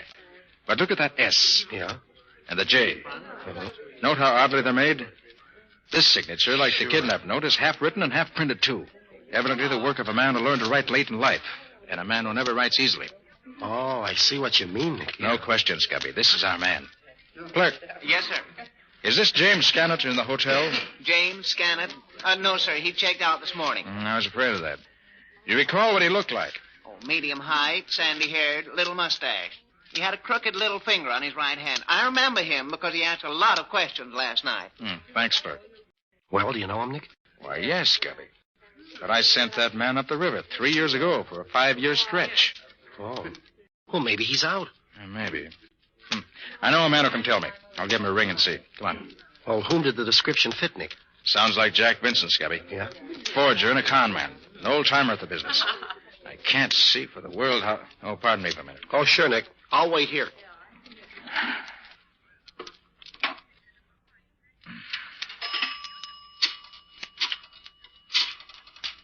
It should turn out to be Jack Vincent. This case may prove to be quite interesting for both. Oh, hello, Bill. How are you? This is Nick Carter. Oh, fine, thanks. Say, Bill, is Jack Vincent still up at state prison? Oh, 2 weeks ago, huh? No, nothing special yet. Well, thanks, Bill. Good luck. Goodbye. Well, what'd he say, Nick? Vincent was pardoned 2 weeks ago. He's our man, all right. You know, it's a funny thing, Nick, but while you were in there phoning, a couple of men went by me, and I heard one of them say to the other, I saw Vincent Grady's bar last night. Now, maybe that's where he hangs out. You say you just heard that now, Scubby? Yeah, just now. That's queer. Well, how do you mean, Nick? Scubby, things are going a bit too easily. The notepaper that can be traced, the name in the register, the description, and now the conversation you say you overheard. You mean you think it's some kind of a frame-up? Might be, Scubby. Might be. Well, gee, if it is, Nick, you if better it is, take... I'm going ahead just as I was before. Just be a little bit more careful, that's all. Well, they want me to go to Grady's bar. That's where I'm going. See you at the office later, Scubby.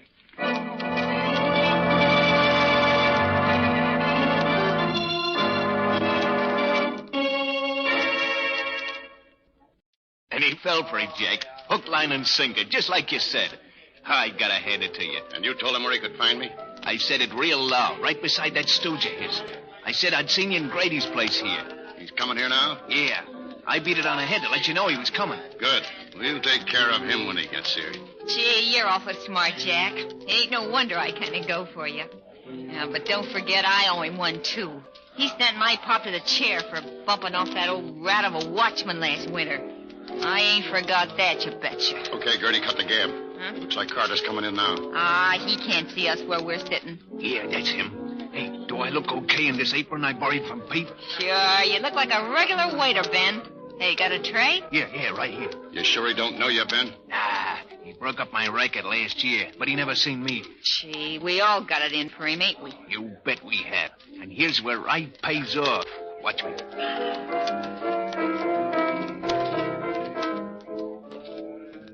Oh, waiter. Yes, sir. Bring me a large ginger ale and Coke, will you? Coming right up. Wow, Nick. Lots of familiar faces here, but nobody I really know. I wonder if Vincent might have moved out of town after he had the snatch. And that conversation Scubby overheard, if he did overhear, it sounds to me like... Yeah, sir. Oh, thanks. Here, give the change. Thank you, sir. Well, at least this ginger ale's cold. Doesn't taste that bad. Well, it's an odd flavor to it, though. Must be a new brand of Cokes they mix with it. Can't say that I enjoy it. Why, it's queer. It isn't hot enough in here to make me dizzy like this. It seemed to be... Nick, you fool. You've been doped. You've been...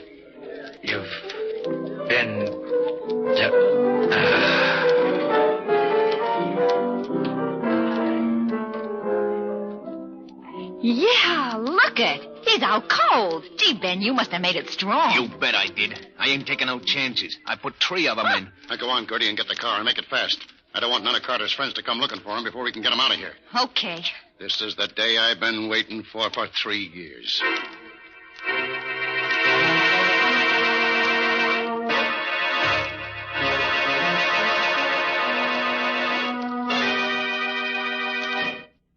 Well, he don't look much like a great detective, does he? All tied up and gagged like that. I'll say he don't.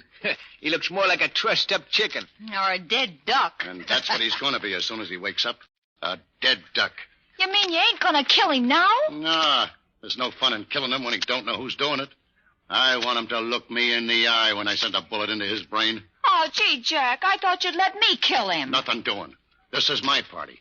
Private and exclusive. Did you get his guns? Yeah, both of them. Hey, should we leave him here in the back room for now, Jack? Yeah, he won't come to for another couple of hours. He'll be safe here. Now, you and Gertie stay here and watch him. I got some stuff I want to take care of. I'll be back by the time he wakes up. Okay. Here you go, Mr. Master Detective. And there you stay till we're ready for you. Have a nice sleep. And keep your eye on Gertie, Ben. She might forget and bump him off all by herself.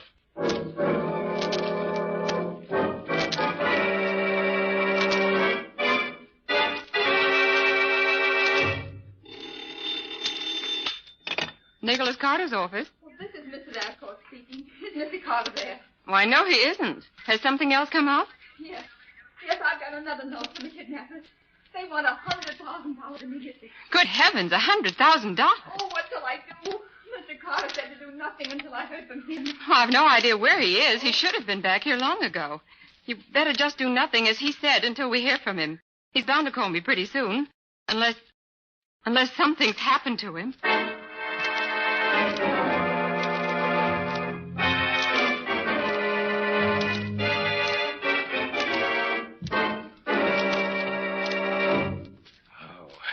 What a headache that stuff leaves behind. Well, it serves me right for being such an idiot. I knew what I was walking into, and I walked right into it. Gosh, but it's dark in here. I wish I could see. Wait a minute. What's that? Nick Carter, you sent my pop to the chair, did you? You'll never send nobody else there, 'cause you ain't gonna live no longer. I'm gonna fix you right now. I'm gonna... What the... Sorry to have to be so rough with you, lady, but it's my life or yours. You're only stunned. Now, if I can reach that knife she dropped before she gets her senses back, I can cut these ropes and get free. Just a little more. If I could only see behind my back. Oh, where is that knife? I want to be able to reach it now. Just... Now to cut this rope in my wrist. And a little bit more. There, that's got it. Now for the leg ropes. Oh. Quiet, you. You try to call for help, I'll be forced to kill you. You? How did you... I heard you coming in, so I sat up, stuck my legs out, and tripped you. You dropped your knife. I knocked your head on the floor, and I stunned you. Then I found the knife, cut my ropes. Now I'm getting out of here. Oh, no, you can't. Jack will kill me. He'll murder me. Should have thought of that before. Now, don't try anything. Your friends overlooked this little pistol I carry in my shoulder holster. It's very small, but effective, I assure you. What are you going to do? Why'd you dope and bring me here? To kill me? Well, Jack and Ben were scared you'd try to break up their plans for the kidnap job. I knew it. Now listen carefully. Who else is in this house now? Only Ben. He's in the next room. Good. Now, when I tell you to, call Ben. Tell him you're afraid I'm waking up. Ask him to come in here, but don't you warn him. You want me to ask him to come in here? Yes, but no funny business. Now call him. All right. Ben? Ben? What do you want? I think Nick Carter's waking up. You better come have a look at him. So quick? Yeah. Okay, don't touch him. You wait till Jack gets back and then... Up with your hands! I warned you. Now stand aside. I'm leaving here, and don't try to stop me. I'll be seeing you both later, under different circumstances. How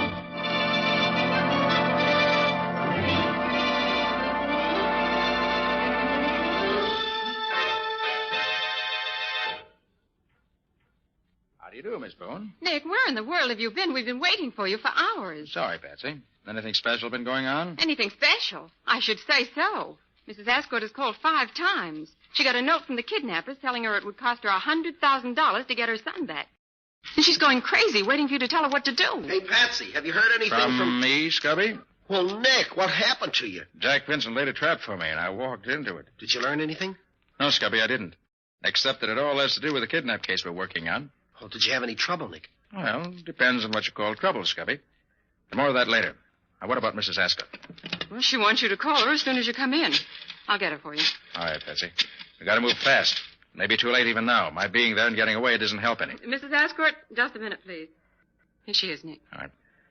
Hello, Mrs. Ascot. Sorry I've been held up where you couldn't get hold of me. What's up? Oh, Mr. Carter, I received a note from my son. It says that I'll have to pay his kidnappers $100,000 if I want to get him back. The note also says that I've got to take you off the case or he will be killed. He says that so far they've not mistreated him, but he begs me to pay the money and get him free. Is the note in your son's handwriting? Oh, yes, I'm sure of that. What shall I do, Mr. Carter? Well, does the note give you any way of getting in touch with him? Yes, it says to put an ad in the personal column of the Clarion, addressed to safety, and let them know when I decide. Good. Put the ad in the Clarion. Tell them you're willing to pay the money and ask them how they want it paid. All right, Mr. Carter, but how about, well, what they have to say about getting rid of you? You know what I understand, Mrs. Ascot. Tell them in the ad that you'll guarantee that I'll have nothing further to do with the case. Oh, but that would be a lie, wouldn't it? Yes, of course it would. But would you prefer that the kidnappers kill your son? Oh, no, of course not, Mr. Carter. All right, then. Put the ad in just as I said. And let me know the minute you get an answer. Then we'll plan our next step.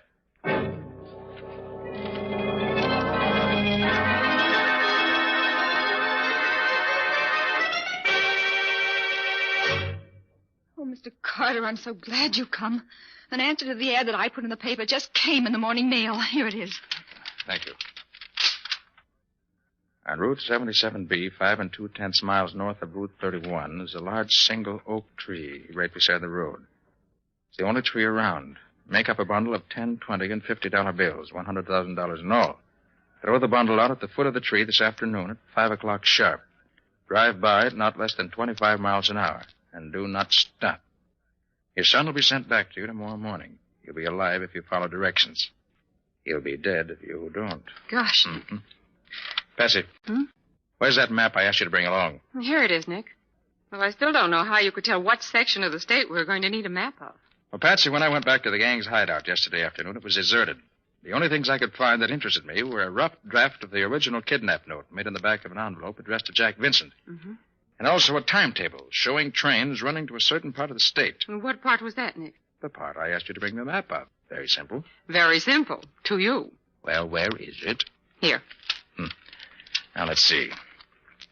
Route 77B is here. Route 316 crosses it right here. Mm-hmm. It's about 45 miles out of the city, in a very thinly settled section. What shall we do about it, Mr. Carter? We'll do just exactly as the note says. Have your bankers make up the bundle of $100,000 in 10s, 20s, and 50s. Yes. Take Patsy with you, and have your chauffeur drive you up to the spot designated in this note. Throw the bundle out, and then leave the rest to me.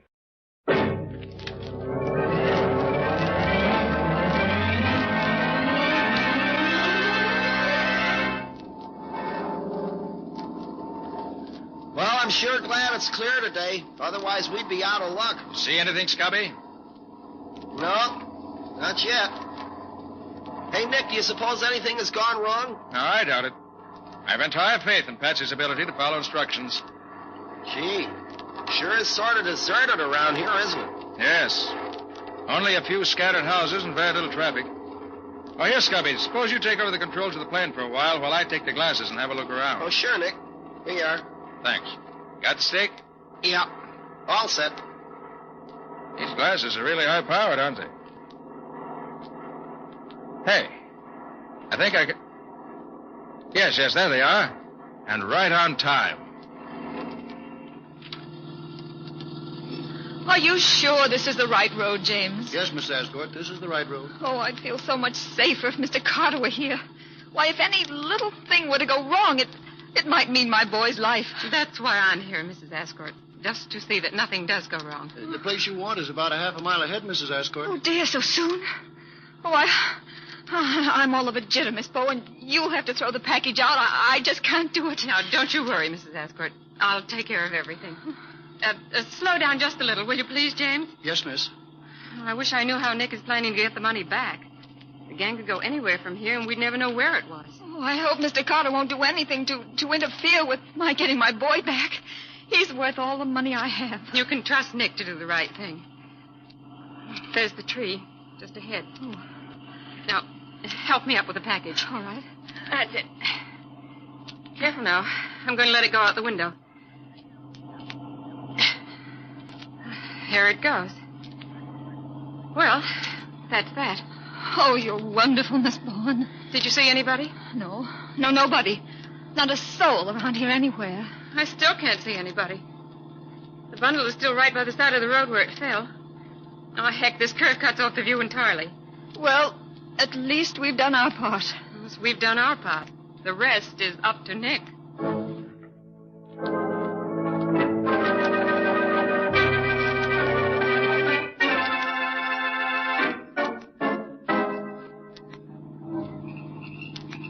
Yep, those are Nick's orders, Sheriff. Drive as close to the house as you can and then park your car in the bushes just off the road. Okay. Where's Carter now? Oh, well, he went on ahead to get the layout of the place. Wants to get his plan set by the time we get there. I don't understand how you know them fellas are hiding out there. You say neither you nor Carter's ever been near the house. Well, I'll tell you, Sheriff, it's really very simple. When Mrs. Escort dropped the bundle of money out of her car this afternoon, Nick and I were overhead in Nick's plane watching everything through his extra high-powered field glasses. Yeah. We saw the crooks come and pick up the money, and then we watched them beat it back to the farmhouse. They took every back road and cow path they could find to keep from being followed, but we could see them, no matter where they went. Yeah, all the time the one man that they were really afraid of was up there over their heads watching him. Hey, that's quite a stunt. I've heard tell this Nick Carter's quite a feller. And darned if I don't believe it now. Well, darned if you don't had better. Well, we better stop here, huh? Don't dare go no closer to the house with the car. I'll just run her off into the bushes here, huh?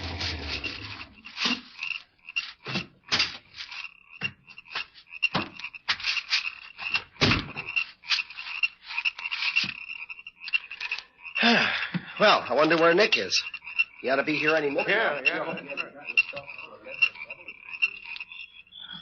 So far, so good. They haven't seen me yet.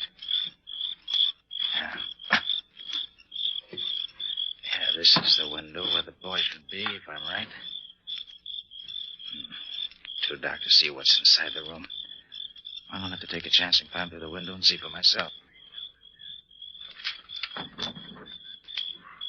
Locked. Well, I ought to be able to slip the latch on an old window like this.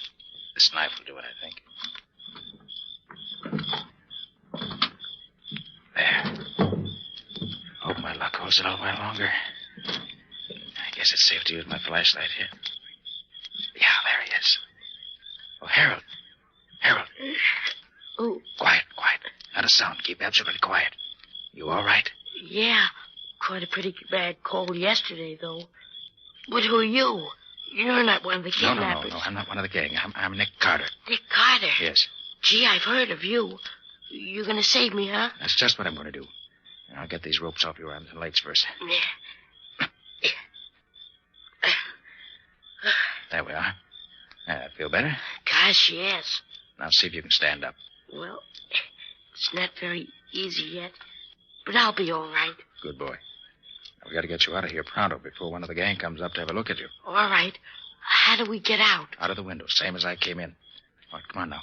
Quiet. Okay. Whatever you say, Mr. Carter. Climb out the window under the roof. Easy now. Easy. That's the boy. Gee, it's dark out here. Can't see anything, hardly. Just follow me. There's a post in the corner of the porch we can slide down. I came up it. Careful now. There it is. Here we are. Okay. I'll come right behind you. You go ahead, Mr. Carter. Not Mr. Carter, Harold. Just call me Nick. Gosh, Nick. Am I going to have something to tell the fellas when I get back home? All right. Here we come. That's the boy. Gee, that was easy, wasn't it? All right, son? Sure. Let's get going away from here. All right. My friend Scubby and the sheriff ought to be over there on the edge of the brush. Hey, is that you, Nick? Yes, Scubby. And I have the boy, too. Suffering catfish, Mr. Carter. How in heaven's name do you get him out of there without getting caught? It was easy. Nick's a good detective. I bet he can do anything. Well, thanks for the plug, Harold. Now, here's my idea. Are the three of them still in the living room where they were a few minutes ago? Yeah, I just took a look and they're still there. What's your idea, Carter? Well, this is it. They think Harold is still tied up nice and snug in his attic room. Now, if they should happen to hear him out here in front of the house, they'd probably come rushing out to see what's up, wouldn't they? Sure. Well, go on, Nick. Well, I don't want any shooting if I can help it. Somebody might get hurt. So you and I will stand one on each side of the front door, Scubby, while the sheriff goes around to the back door, ready to come up from behind them. Then Harold will stand out here in front of the house and shout good and loud. They'll come out to see what's what, and we'll poke our guns in their backs. No shooting, no trouble. All nice and simple. Gee, that's swell. What'll I yell, Nick? Oh, whatever comes into your head. Anything at all. Okay, Sheriff? Yep. Sounds nice and simple. If it works, well, here goes the rear guard. Come on, Scubby, and get your guns ready. Okay. And Harold, if anything goes wrong, you run for the woods. They'll never find you out there at a back night like this. Okay, Nick. When do I yell? Count 5 slowly. That'll give Scubby and me time to get into position beside the door. Okay. 1, 2, 3, 4, 5. Renfrew of the Mounted. Yippee! Wahoo! What the devil is the kid doing out here? Get your hands up and fast. Don't try reaching for your guns. We've got you surrounded. Nick Carter, how did you... Just keep those hands in the air, Vincent. All right, Scubby, get the guns. Okay, Nick. Here, Only one on Ben. And 2 on our friend Jack. I just called on here. Now, stop it. Find this gal trying to skip out the back way, so I brought her along. She belongs to this outfit? Well, I'll say she does. She was the one who watched me while the men went out for the money. Well, looks like we got everything, don't it? Yeah, it certainly does, Sheriff. Everything but the ransom money, which must be here in the house somewhere. Nick, can I hold a gun on one of them? Why, sure, son. Here, take Jack's gun and keep it pointed right at him all the time. Hey, Carter, don't let that kid have that gun. He don't know nothing about guns. It might go off and somebody'd get hurt. You're quite right, Vincent. But would it interest you to know that I wouldn't care if it did? As far as I'm concerned, kidnappers are pretty filthy things, the lowest of the low.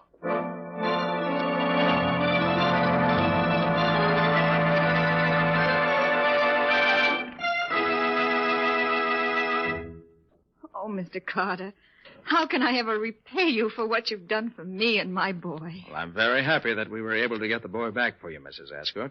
And the money, too. Oh, please tell me how much I owe you, Mr. Carter.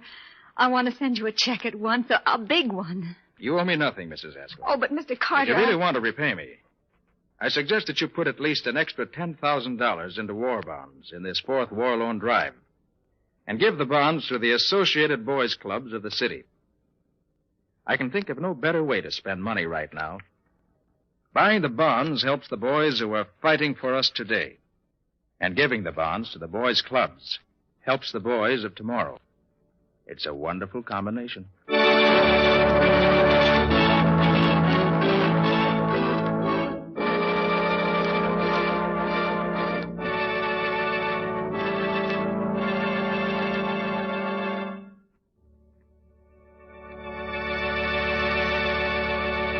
This has been another of the strange adventures of Nick Carter, Master Detective, which are brought to you regularly at the same time by WOR Mutual. What can you tell us about next week's story, Nick? Well, all I'm going to tell you about it is this. There's such a weird and unusual case that for the only time in my life I was almost compelled to believe that vampires really do exist. I call it Death After Dark, or the mystery of the vampire killings. So long. So long, Nick. See you next week. In the strange adventure you have just heard, Nick Carter was impersonated by Lon Clark, Patsy by Helen Choate, Scubby by John Kane. Original music was played by Lou White. The entire production was written and directed by Jock McGregor.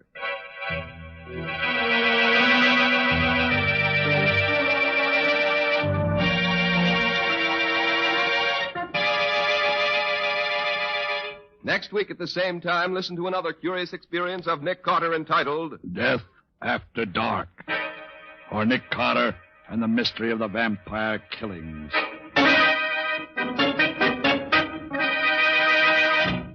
This story is a copyrighted feature of Street and Smith Publications, Incorporated. The return of Nick Carter is broadcast in the studios of WOR and is broadcast over most of these stations every week. This is Mutual.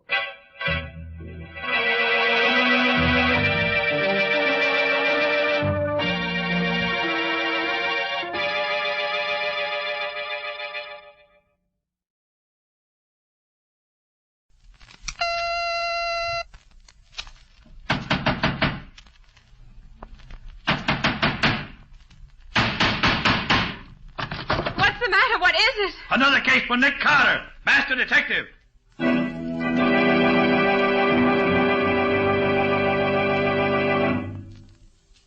Yes, it's another case for that most famous of all manhunters, the detective whose ability at solving crime is unequaled in the history of detective fiction.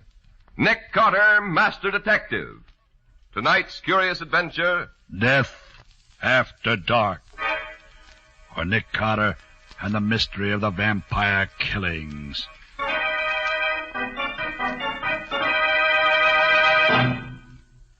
Mr. Carter! Mr. Carter! I've got to talk to you. Something has happened. To you? Well, yes. No. Well, that is, it did and it didn't. Well, it might be better if you were to tell me just what it was that did or didn't happen to you. Okay. Well, it was like this, sir. 4 of us, Betty Graham, Gertrude Chase, Dora Mason, and myself were playing tennis in the park this afternoon. We played a few sets, and then, about 6:30, we started home. But just as we got to the park gate, Dora suddenly discovered that she'd left her racket in the court.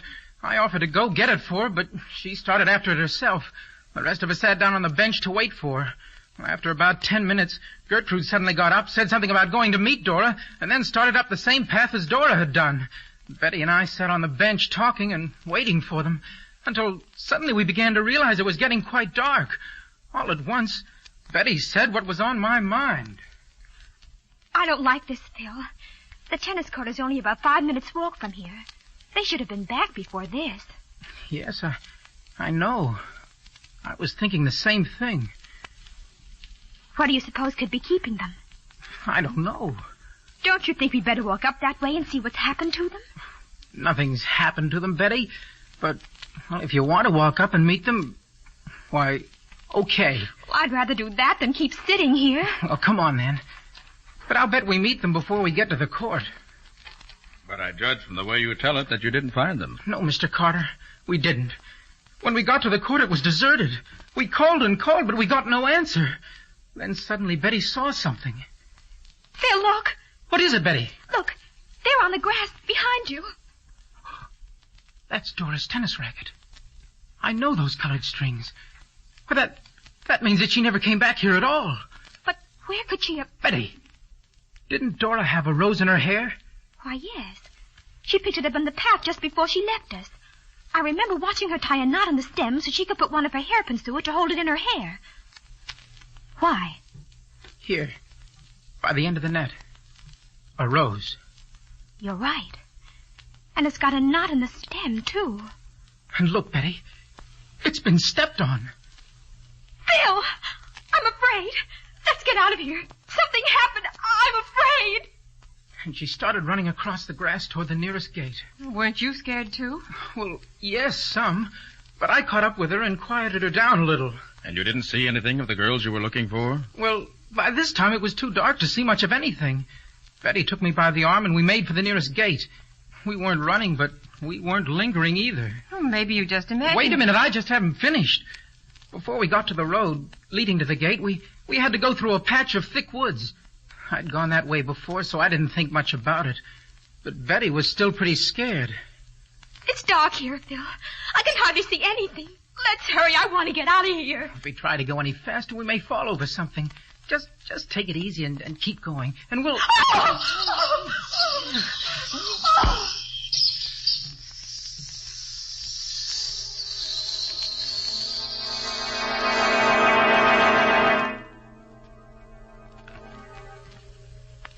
Well, Phil, what did happen? That's just the point, Nick. I don't know. When I regained consciousness, a couple of minutes later, one of the park guards was bending over me, and another was trying to bring Betty back to her senses. And you have no idea what actually did happen? No, Nick. No idea at all.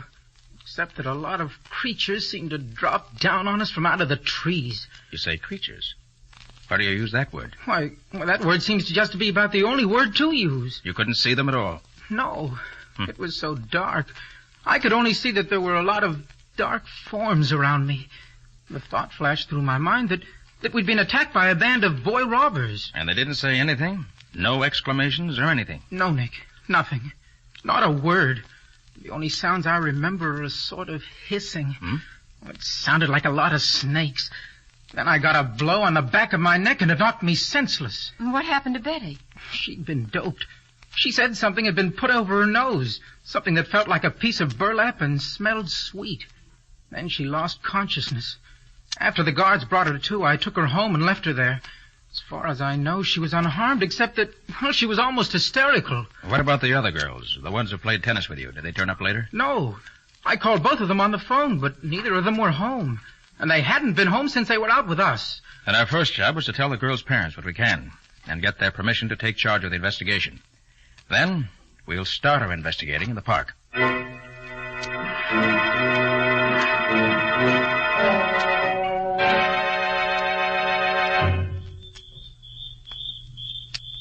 Everything here looks so different at night, Mr. Carter. I'd much rather not have to make this examination by night, Phil. But I don't dare wait until morning. Might be too late. There's the tennis court right ahead, Mr. Carter. And here's the tennis racket, right where we left it. Don't go any further. I want to see what I can find on the ground in the way of marks or prints. Yeah. Yes. Pretty obvious that a number of barefooted persons have been tramping on the grass here. Barefooted? Yes. I found one pretty clear impression of a complete foot. Looks about the size of a 10-year-old boy. Yes, there are lots of prints here. Well, do you think they could be the prints Phil. of... Come here. What is it? Have you found... Now, take it easy, Phil. Take it easy. Look here. Dora Mason. Is she... Yes, Phil. She's dead. Poor Dora. Why, she almost looks as if she were asleep, doesn't she? Yes. Except for that peculiar alabaster whiteness of her skin. Almost as if there wasn't a drop of blood left in her body. How was she killed, Mr. Carter? I don't know. The only mark I can find on her is a tiny round hole in her neck. A couple of inches below her ear.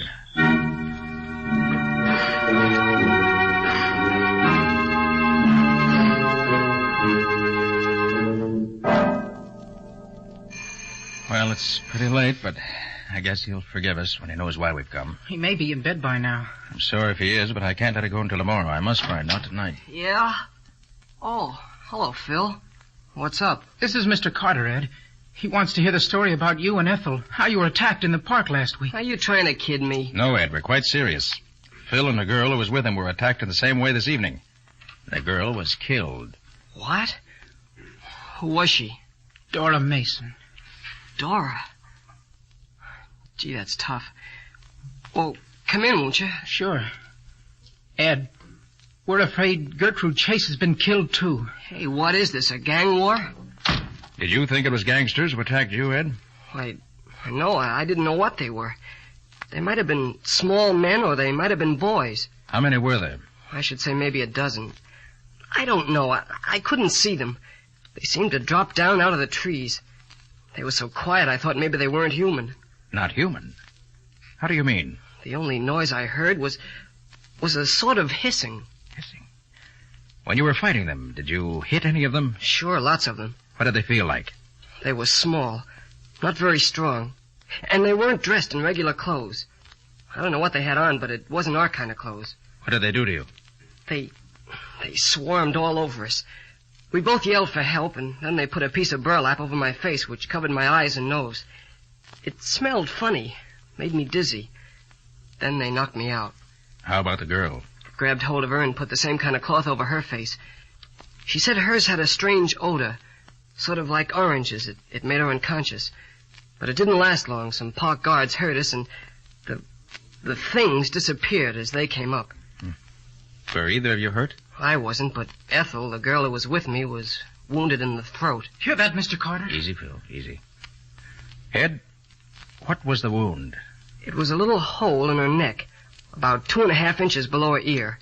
And this is the thing that wounded her. Good boy, Ed. Now we're getting somewhere.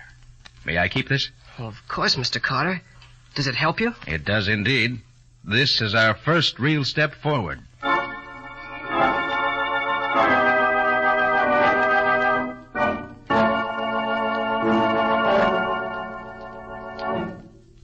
And you say that Moran still had the thing that made the hole in her neck? Yes, Patsy. It was a wicked little instrument. Scubby took it up to one of the medical supply houses to see if they could tell us anything about it. Well, what did it look like, Nick?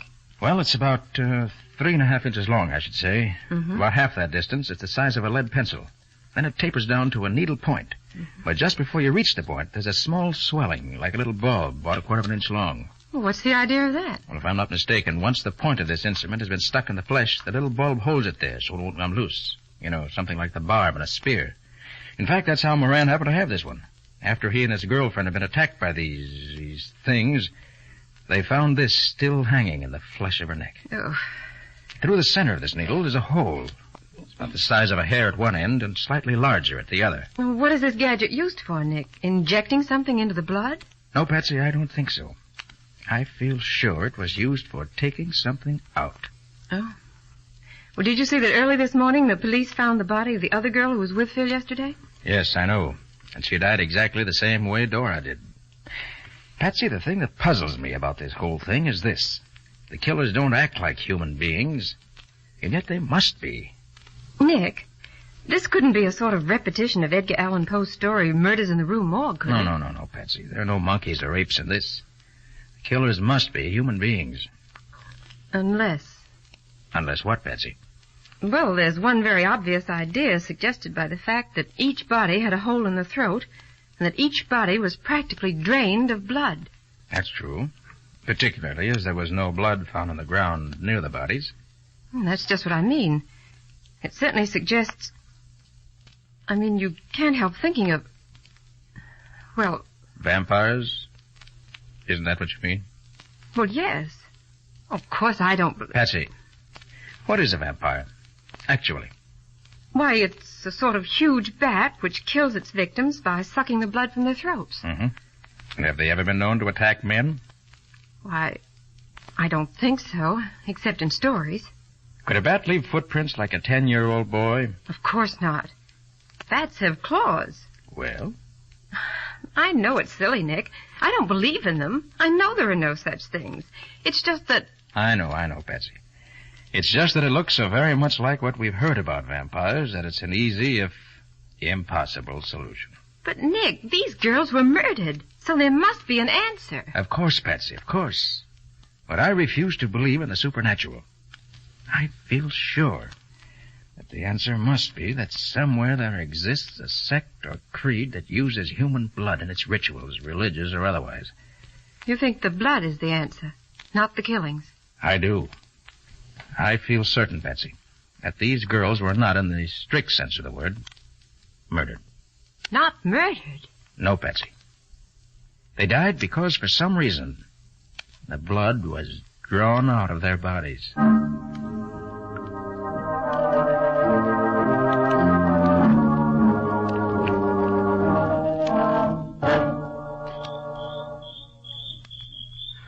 Is this the patch of woods where Phil Morgan and his girlfriend were attacked last night, Nick? Yes, Cubby. And I think this is probably the best place for the test. Well, gee, this is dangerous business, Nick. Letting yourself be used as bait for these creatures. Suppose they get the best of you. Well, that's a chance I'm taking, Scubby. I had a long talk with my friend Ray Shipman Anders yesterday. Yeah. You know, he's an explorer and scientist who's been all over the world. Probably knows more about the peoples of the earth than anyone else. While he can't tell me the answer to this puzzle, he agrees with me that I'm on the right track. Oh, I don't like it, Nick. Even if these are human beings, they can still be fiends. Oh, but if you say you're going to do it, I know better than to waste my breath arguing with you. Thanks, Scubby. Now, you'll help me get ready for the test. Oh, sure. Sure, what do I do? Well, first I'll set this camp chair up here in the center of this little space under the trees. Yeah? Now, I'll hold the lights while you sort out those ropes you have there. Yeah. You'll find there are 12 lassos. I want you to lay them on the ground around this camp chair so that the whole space is covered with them. Oh, you mean so that nobody can come near the chair without stepping in one of the lassos? Oh, I get you. There. Like this? That's right, Scubby. Yeah. Then bring the free end of each rope here to the chair. Okay. I'll tie them together and then tie them to my wrist. And I can tighten them all at once with one pull when the time comes. Hey, this is quite a stunt, Nick. Well, from what the young people told me, these creatures are weak enough so I should be able to hold several of them without difficulty. There we are. That what you want, Nick? Yes, that's fine, Scubby. Now, I'll sit on the chair, hold the ends of the ropes like this, there. Now, if you'll take this bag of cornmeal, yeah, sprinkle it all around this space, over the ropes and everything. Then I'll be all set. Okay, Nick. Hey, what's this cornmeal for? I hope to get some footprints. And it may also serve as a trail that we can follow afterwards. Oh, I wish I were sure you were going to be safe. I don't like this whole business. Well, neither do I. But it has to be done. This is the only way I can see to do it. There. Had enough cornmeal spread around, Nick? Yeah. Fine, Scubby. All right. I'm all set. Now remember, Nick, I'm going to be just outside the woods with a couple of Riley's men. One shout out of you and we'll come a-running. Fine, Scubby. I hope I won't need you, but I'm glad to know you're there. Well, so long for now. Oh, so long, Nick. I hope you come out of this okay. I will, don't worry. Wish I felt as sure of that as I sound. Well, come on, if you're coming. Let's get this over with. What's that? That must be...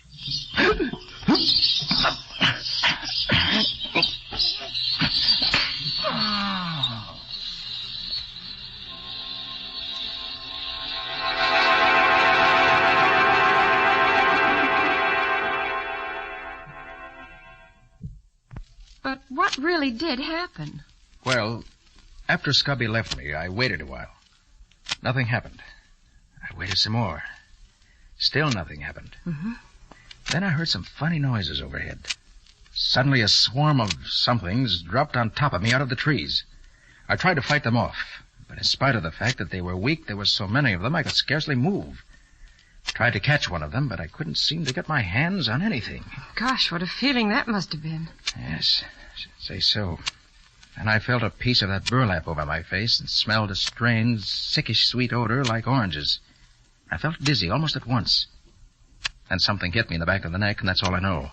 Did you see anything, Scubby? No, Patsy. After I left Nick, I waited for a few minutes, and then I heard those queer noises.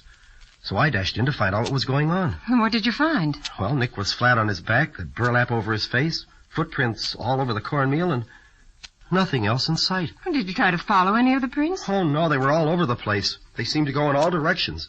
Would have been hopeless to try to follow them. So that the net result of the evening's expedition was just exactly nothing. A fine thing.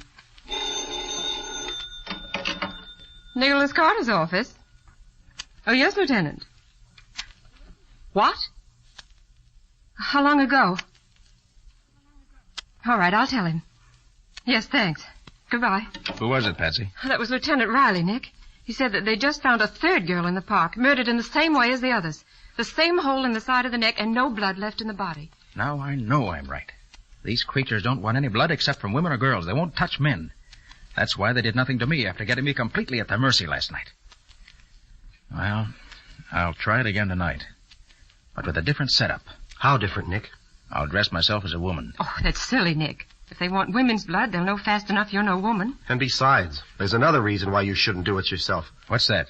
Well, you acted as your own decoy last night. You were so busy defending yourself that you didn't have a chance to do anything about catching one of them. Yes, I know that's true. But there's no other way to do it, Scubby. There is one other way, Nick.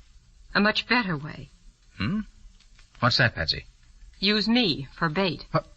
Nothing doing, Patsy. You think I'm going to risk your life? You risked your own life. I'm no better than you are. Well, that's different.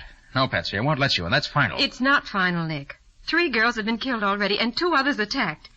If I can help put an end to these killings by serving as bait for these awful things, I want to do it. But, Patsy, you... No, Nick. No buts about it. I want to do it. Patsy, Nick, you've just got to say yes. I'm serious. You and Scubby can stand by to protect me, as well as to catch one of these creatures. Gosh, Nick, looks as if you got yourself a decoy, whether you want it or not. If the lives of other girls can be saved, it's worthwhile for me to do it. All right, Patsy. If that's the way you feel about it, I'll use you. Thanks, Nick. Now, what are the plans? That's going to require some real thought. So let's put our heads together right now. Any mistake this time would be fatal.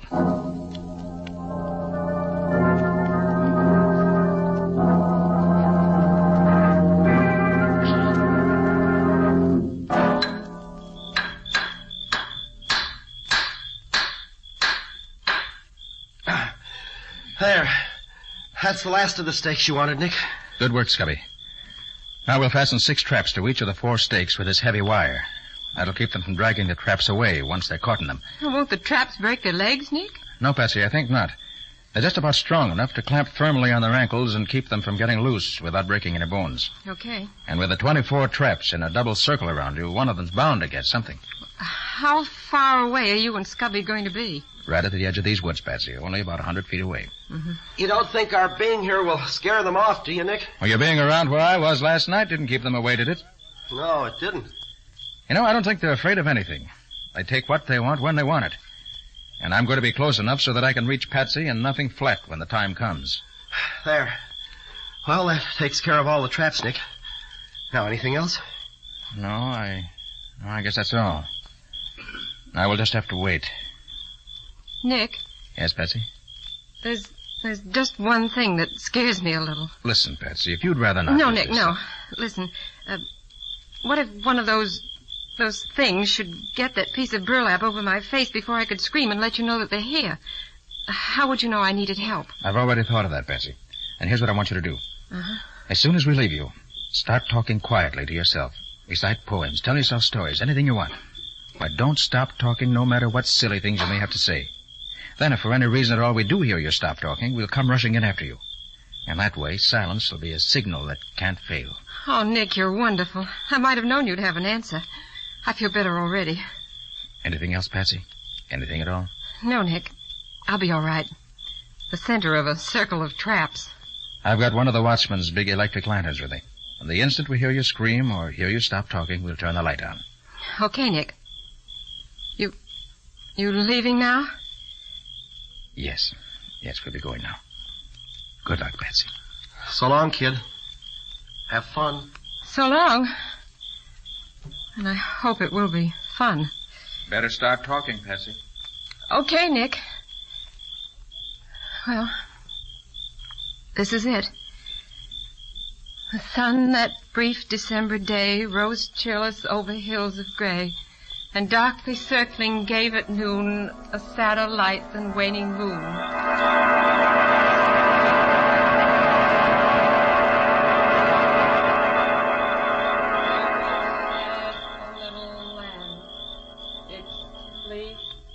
White as snow, and everywhere that Mary went. Is she wearing that leather collar you got for her, Nick? Yes. I had it made so it covers her neck, her back, and her chest. I'm sure it's excellent protection. Now I wonder how much longer the poor kid will have to keep this up. She's been going for almost an hour now. She's recited Paul Revere's Ride 10 times. Yes. If we don't get some action pretty soon, now I'll begin to get... Come on, Scubby, quick. Turn the light on. Come on, hurry up. Hey, you can see them, Nick. They're little men. Coming, Patsy. Hold on, Patsy. Nick, she's down. Yes, but the little men are leaving. They're running away. Oh, Patsy, how do you feel? Patsy, get the deal. Are you all right, Patsy? Are you all right? I think so, Nick. Just dizzy, that's all. Good. Take care of her, Scubby. Yeah. We've got 2 of those creatures in our traps. Are they dead, Nick? They look so. No, they're just unconscious. The treatment was too rough for them, maybe. Well, what are they? Can you tell? They look like little men. That's all I can tell now. Some sort of pygmies, obviously. Members of one of the yellow Asiatic races, I should say. Well, Patsy, what you've done has solved the case. How do you feel now? All right, I guess. Well, then let's get back to the office. We'll phone my scientist friend to meet us there. Between us, we ought to be able to find out what this is all about.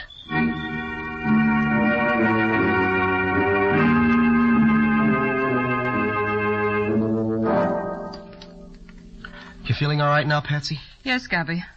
Oh, I still get the shivers when I think of all those little hands clutching me all over. Mr. Anders and Nick getting anywhere? I don't know. I've been in the inner office there with those 2 creatures for almost an hour now. Can Anders talk their language, Patsy? More or less. Nick says they speak a dialect that is some variation of an East Asiatic tongue. Anders knows one that is close enough so that he can talk to them.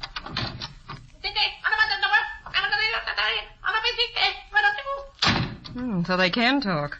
Anytime, except when they're hunting. Well, Nick, what's it all about? Did you get anything out of them, Nick? Well, it turns out that they're not men, but women. Women who belong to some tribe on the outskirts of China. Call themselves Tuks. There are 100 tribes in those deserts we know nothing about. This tribe of Tuk must be one of them. Oh, did you find out why they killed those girls? Well, Mr. Anders here knows more about that than I do. Well, it seems that in the Tuk tribe, according to the tribal laws, when a woman's husband dies, she has to kill herself to provide him with female companionship in whatever heaven he goes to. Now, the only way she can avoid this is to draw the blood from a female animal and sacrifice it to her husband. This he'll accept instead of her. And it must be done within 6 months after his death. But these women, being here in the city, couldn't get any animals, so they had to use these girls instead. As far as they were concerned, it made no difference. Any female animal would do for them. There were several widows in the group, and the end of 6 months' time was drawing near, so they had to work fast. They didn't want to hurt the girls, but they had to have the blood for the sacrifice. But what are they doing here in this country if they come from somewhere over in East Asia? They say that John Bailey, an explorer, made up a band of 10 men and 20 women and took them on a world tour, doing their native dances and their native costumes, and chanting their weird little songs and rituals while he lectured about them. Since the war started, he's been touring the United States, playing in theaters, nightclubs, anywhere else they could book them. They've been at some nightclub way uptown for the past 2 weeks, they say. Well, is there any way we can stop any further killings? Yes, indeed. We'll round them all up and turn them over to the federal authorities for detention until they can be deported back to their own land. They're too dangerous to be allowed to run loose in a civilized country. Nick and I think we owe you a debt of gratitude, Miss Bowen, for what you've done. It was nothing. I was glad to do it. Well, the women and children who want to use the park wouldn't call it nothing, Patsy. But I didn't do it for them, Nick. I did it for you.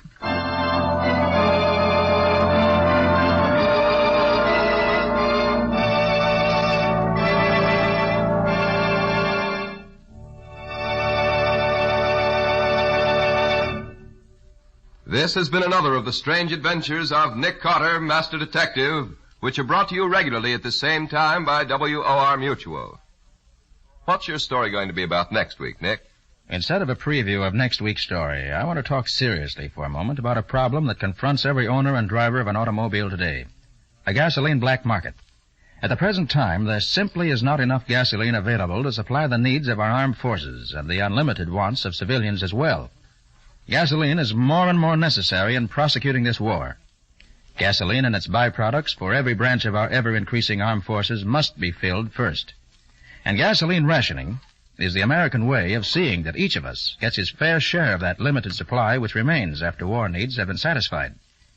But gasoline rationing can be made to work only if you and I and every one of our fellow Americans follows the rules and plays fair. The rules are very simple and they're very easy. 1, write the license number of your car in ink on each of your gas coupons. 2, never buy gasoline without giving up the proper amount of gas coupons. And 3, never buy or accept gas coupons that are not rightfully yours. The black market on gasoline thrives on people who think it's smart to get more than their fair share, even at the expense of their neighbors. So play fair with your fellow citizens by playing square with gasoline rationing. When you get more than your share, someone else has to go without. In the strange adventure you have just heard, Nick Carter was impersonated by Lon Clark, Patsy by Helen Choate, Scubby by John Kane. Original music was played by Lou White. The entire production was written and directed by Jock McGregor.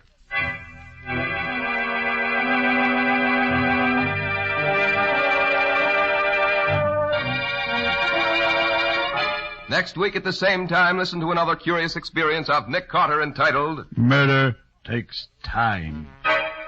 Or Nick Carter and the Mystery of the Old Clock.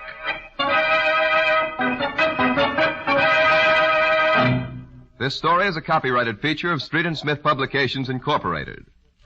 The Return of Nick Carter is produced in the studios of WOR and is broadcast over most of these stations every Saturday evening at 7 o'clock Eastern War Time. This is Mutual.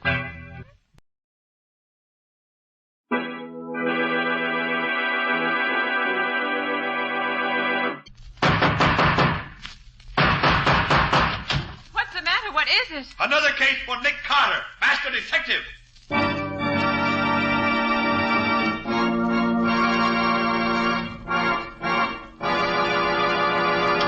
Yes, it's another case for that most famous of all manhunters, the detective whose ability at solving crime is unequaled in the history of detective fiction. Nick Carter, Master Detective. Tonight's curious adventure, Dead Witnesses. Or Nick Carter and the Mystery of the Murder Room.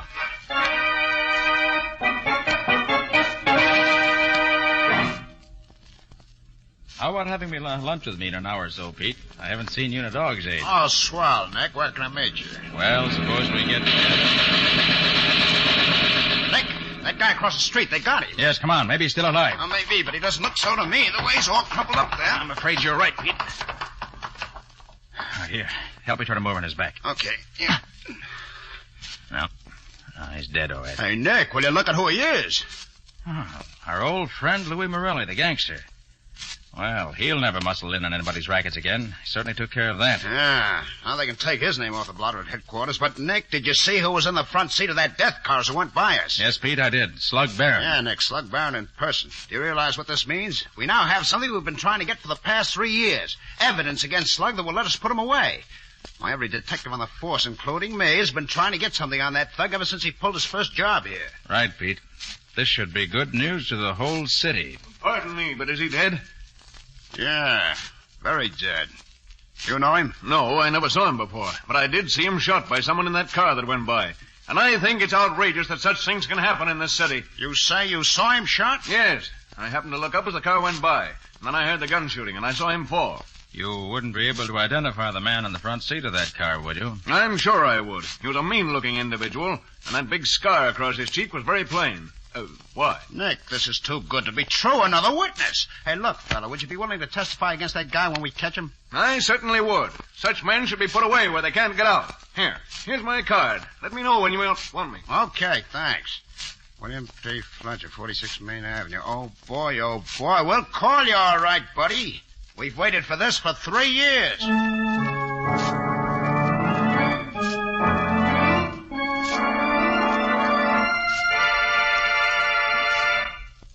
Nick, that's the best news I've had in this department in years. Have you picked up Slug yet, Riley? Oh, but the boys will be in with him any minute now. And then with 3 honest-to-goodness witnesses against him, we'll put him in the chair and strap him down tight. And that'll be a happy day in my life. I know just how you feel, Riley. That's been... Yeah?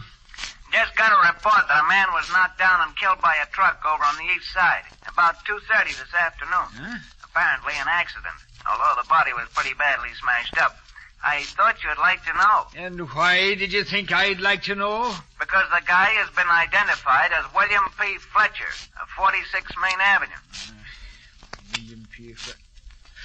Nick, that's the fellow who was going to be a witness for us against Slug Barron. So Slug is up to his old tricks again. You think so too, do you? I don't think there's much question about it.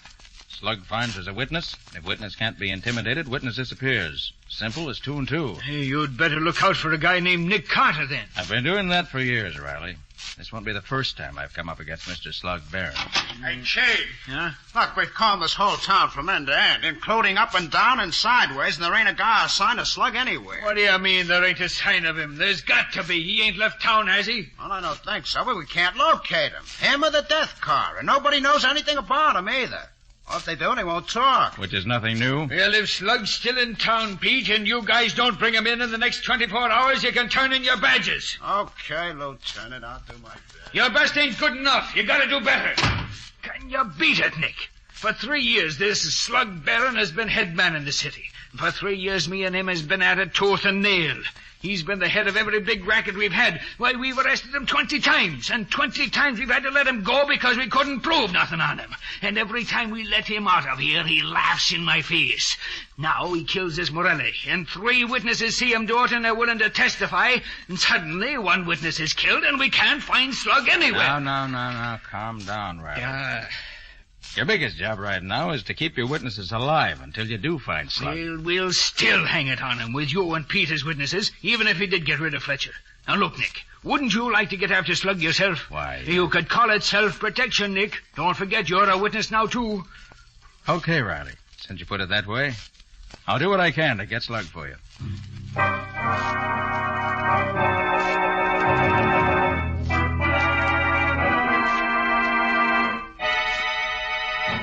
But, Nick, Slug Barron is a dangerous killer, and you know it. Certainly I know it, Patsy. That's why I'd like to see him put where he'd be in the receiving end of a legal killing. You mean the chair? I do. And the sooner he gets there, the better I'll... Nicholas Carter's office. Put Nick on, quick. It's Riley, Nick. And is he excited? Oh, thanks. What's up, Riley? Pete has just been found dead in his own garage, killed by the exhaust from his car, the coroner says. How'd it happen, Riley? His wife says he got back to the house about 7:30 this evening. He drove in the garage and shut the doors, and about a half hour later, she suddenly realized that he hadn't come in the house yet. So she went to look and found the body. Do you believe it was an accident, Riley? I do not. It was Slug did it. There's no question about it. He's getting rid of the witnesses, and you're next, Nick. Okay, Riley. I'll get to work right away. I owe it to Pete as well as to myself now. Good, Nick. But watch your step, lad. Right, Riley. Oh, and Riley, I'd like to donate $100 to the fund for Pete's widow. He was my friend. So long. Did he say that another witness had died? Yes, Patsy. Pete's just been found dead in his car in his own garage with the motor running. But that could be an accident, Nick. It could, Patsy, but it wasn't. No more than that truck's killing Fletcher was an accident. That's Slug's specialty, being clever. He's dangerous, Nick. Do be careful. Well, Patsy, there's one thing in my favor. I know that Slug will never shoot me down out in the open. He only does that with his fellow crooks. Fletcher's death looked like an accident. Pete's death looked like an accident. And if he can get me, that'll look like an accident, too, which makes it easier for me to watch out for him. You mean he'll set a murder trap for you? Probably. Nicholas Carter's office. I'd like to speak to Mr. Carter, please. Just a minute. Here, Nick. For you. Oh, thanks. Hello? Nick Carter speaking. Mr. Carter, would you care to drop in on me and have a little talk? Who is this? That's not important now. The important thing is, would you care to come? Well, why should I be interested in you? It might be to your advantage. In what way? I know something that you'd like to know. I have some information that would help you in your search. Oh. Where are you? I'm in the Cascade nightclub. Will you join me? Yes. How can I find you? I shall be at the far right-hand table as you enter the main dining room. I shall look forward to seeing you in, shall we say, about half an hour. Okay. I'll be there. Oh, Nick, you mustn't go. This is probably the very trap you were telling me Slug would set for you. It may be, Patsy. Although I doubt that he'd use the Cascade nightclub. That's a little too well known for him. But, Nick, people who have legitimate business with Patsy, you... I can't afford to overlook any source of information. But there are other ways of getting information besides sticking your neck out for it. This man's voice interests me, Patsy. I think I'd like to see what he looks like. Besides, it isn't often that I get a chance to go to a nightclub like the Cascade. Maybe I can stick him with a check. Good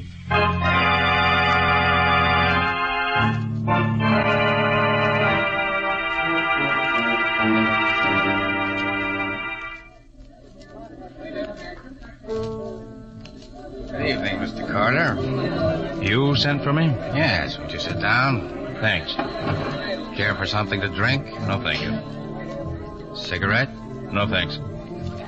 Just interested in business, huh? Well, maybe I can help you with some information I happen to have. Yes?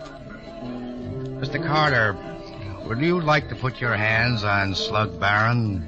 I'm afraid I don't understand you. No? I think you do. Let me put it in another way. If you live long enough to get your hands on Slug Barron, it means the electric chair for him. But I happen to know that your chances of living are none too good right now either. He's left you alone until he got rid of the other two witnesses.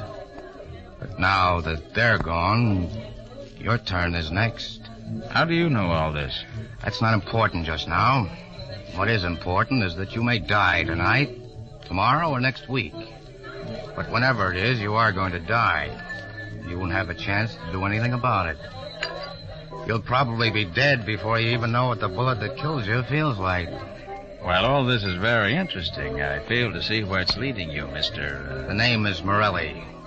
Morelli? Yes. Louis Morelli, the man Slug Barron killed, was my brother. I came to town to kill Slug myself, but I find I can't do it alone. I can't get to him. But I can help the police to get him. You mean you know where he's hiding out? No, I don't. But I do know something just as good. I happen to know that he changes his hiding place every other day to make sure the cops don't trace him. The address of his new hiding place is left with one of his henchmen in an old-fashioned safe. I know the house where the safe is located. And I know that for 2 hours this evening that house will be deserted. And what do you want me to do? Well, I've had some experience in breaking into houses and opening locked doors as well as locked safes. I'll take you to the house. The safe will be open. You can learn Slug Barron's hiding place, and then the rest could do. If all that you say is true, why don't you get the address and bring it to me? The result would be the same. Look, Carter, I'm a safe cracker and a burglar, but I'm not a stool pigeon. I may help the cops, but I don't hand them evidence they can perfectly well get for themselves. That's a rather fine distinction, isn't it, Morelli? You have your ways of doing things, Carter, and I have mine. You want to work with me or not? Very well. Where'll I meet you and when? Let me see. It's 5 after 10 now. I'll meet you at 5 minutes past midnight in a doorway at the corner of Perry and Clinton Streets. I'll be there. Just one thing. Come alone. I can't afford to have anybody know I work with the cops. If you bring anybody with you, the whole thing is off. Remember, don't bring anybody with you. Very well, Morelli. I'll be there at 5 after 12. And alone.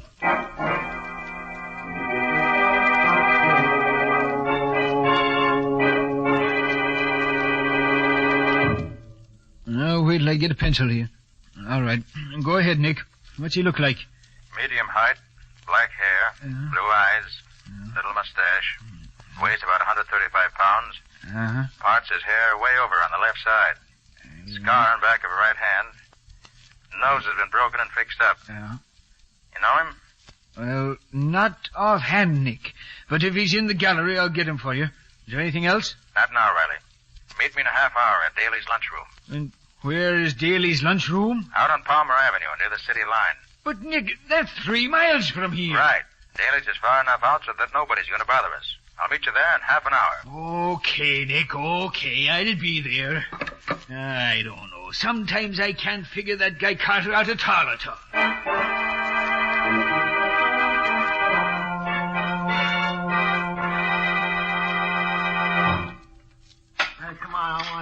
I think we can talk safely here, Riley. Well, I should hope so, after getting me way out here on the sticks.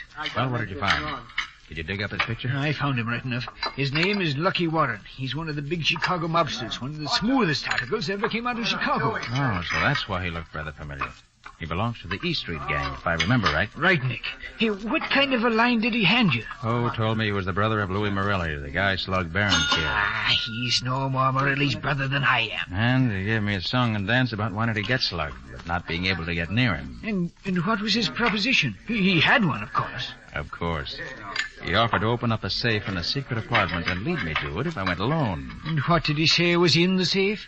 The address at which we could find Barron for the next 2 days. That's a hot one. What a phony setup that is. Why, that's nothing but a murder trap, Nick. Why, when you walked into that room, you'd be riddled with bullets like a sieve. You may be right, Riley.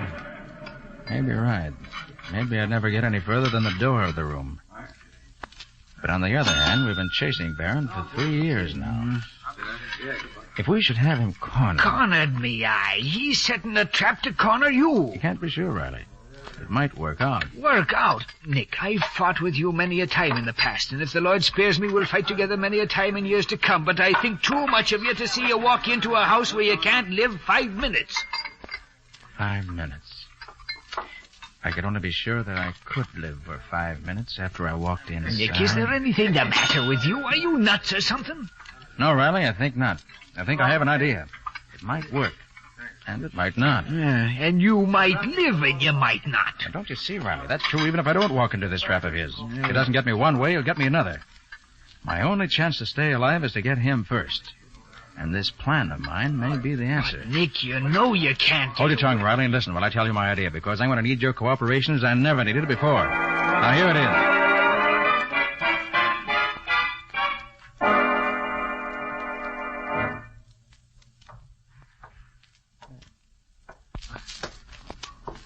Right on time, I see, Carter.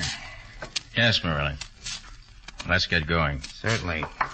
The house is not far from here, just around the corner, as a matter of fact.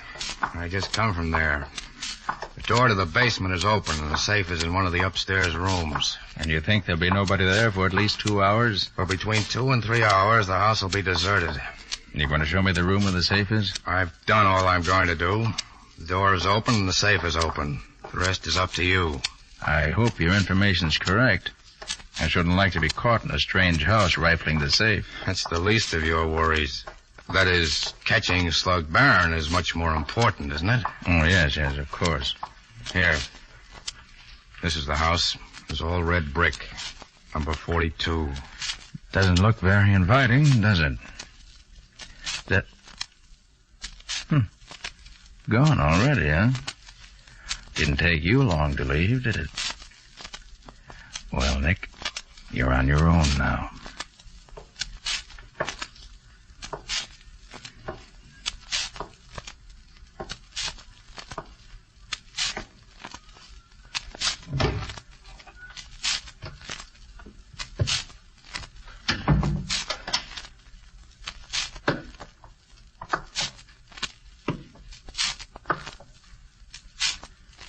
Nothing here in the basement to interest me.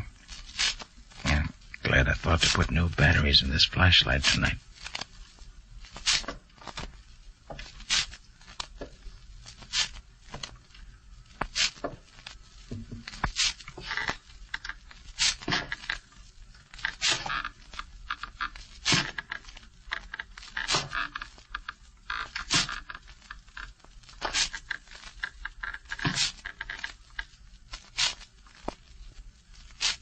Seems to be nobody here on the first floor. Must be all up on the second floor where he said the safe is. It probably won't bother me until I get up there, which is just as it should be.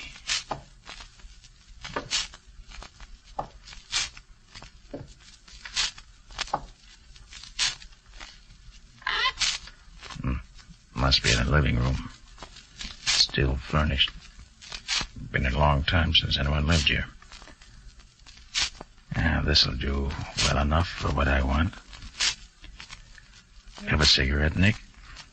Yes, thanks. Have another cigarette, Nick? Why, yes, thanks. Won't you have another cigarette, Nick? Why, yes, thanks, I will. Now. Just... Sounds as if they're getting nervous upstairs. Oh, don't worry, friend. I'll be up in just a minute.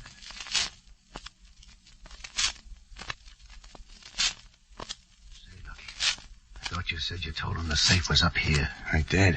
Yeah? And what the deuce is he doing down there? How do I know? I still think you should have brought some of the boys to help you. What's the matter? You afraid of him? He's no pushover, I know that. You guys are quiet. Here he comes now. Get set. Now, these are the creakiest stairs I ever heard.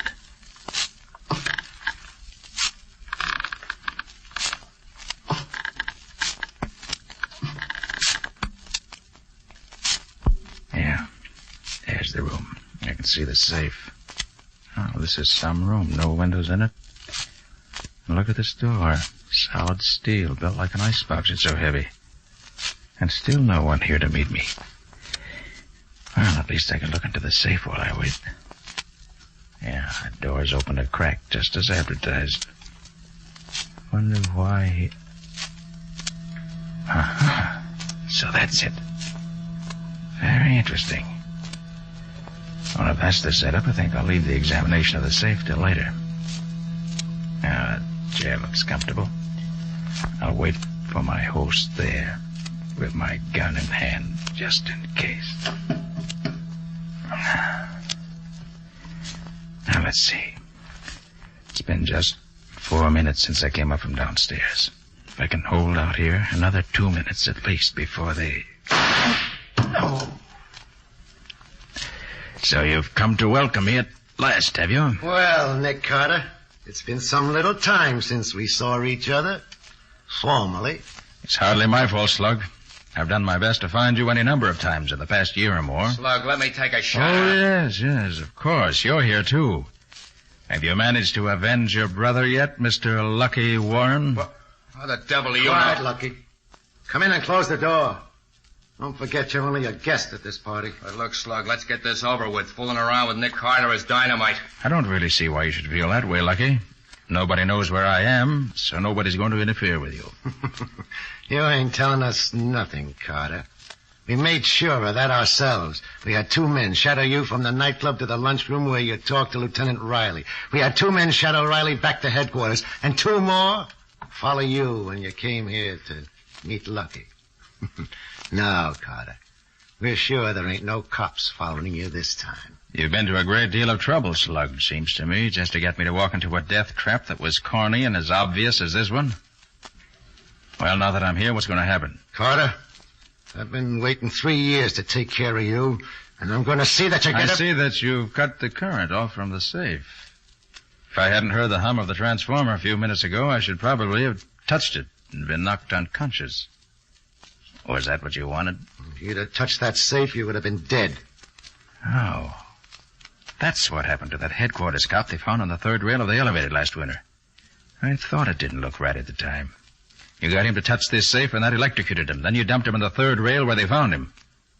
Very clever, Slug. You're learning that a little late, ain't you, Carter? Too bad it didn't work with me. Now you've got to find some other way to get rid of me. Some less clever way. Are we going to stand around here all night chewing the rag, or are we going to take care of this guy and now? Take it easy, Lucky. Now that we're all here together, there ain't no hurry. Carter ain't going nowhere. And with the door closed the way it is, this room is soundproof, isn't it? Lovely room for a murder. And it probably won't be the first time it's been used for that either. Let me take him, Slug. My finger's getting anxious. All right, Lucky. But make it good. I'll make it good, all right. Sure, Lucky'll make it good. If he doesn't. Hold still, Lucky. Hold still, Lucky. What are you doing? He's got me, Slug. I can't move. Get out of the way, Lucky. I can't hit him with you standing in front of him. That's the idea, Slug. And he's going to stay there for now. Yeah, so you think you're safe as long as you got him held in front of you, do you, Carter? Well, you're crazy. No, Slug, you can't shoot me. You can't do that. No, watch me. I waited too long to get this gun. So long, Lucky. No, Slug, no. Slug, you killed her. Yes. You killed him. And missed me. What now? Lucky's body is pretty heavy for you, ain't it, Carter? Now that he's dead. Not too heavy, Slug. He's better protection than nothing. Yeah, but you got no gun. So how long you expect to last? No, I have no gun, but I do have a weapon. You ever think of that? Yeah, what is it? It's Lucky's body. Here! More body than you expected, isn't it? Huh? All right, that's enough of that, sir. Get your hands up. All right, you men, separate them two wildcats, will you? That's all right now. Now put the cuffs on that mug and guard him with your lives. Take him down to the wagon. Thanks, Riley. I'm about all in. Don't know why I feel so weak. Are you hurt bad, Nick? No. Just a scratch on the head. It's nothing. Oh, nothing, is it? Sure, it's bleeding enough for two men. Hey, get the doc up here on the double. Okay, sir. How about that hole in your shoulder, Nick? I suppose that's nothing, too. You almost did for me, Riley. I was afraid I wouldn't be able to hold him for you. Hold him, did you say? Sure, Nick, you done noble. Nobody could have done better, or even half as good. I'm proud of you.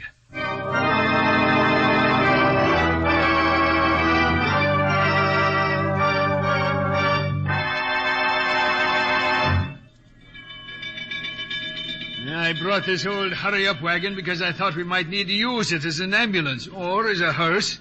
Are you feeling better, Nick? Oh, yes, Riley, thanks. Very much better.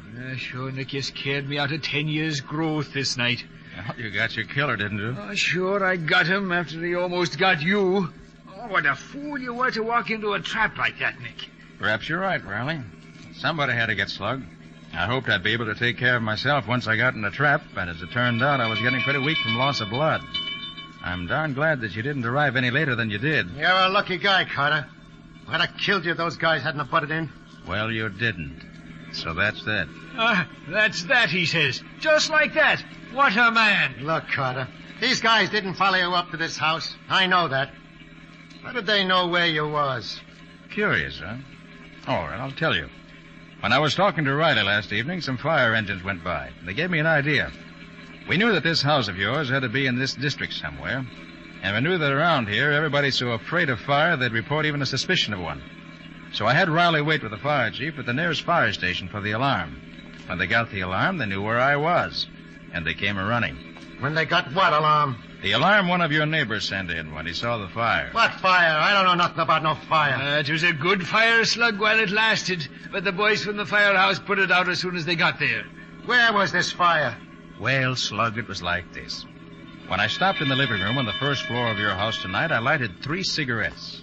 I put a pack of matches under the curtains in each of the 2 windows and laid a cigarette across each pack of matches so that it would burn for a couple of minutes before it set off the matches.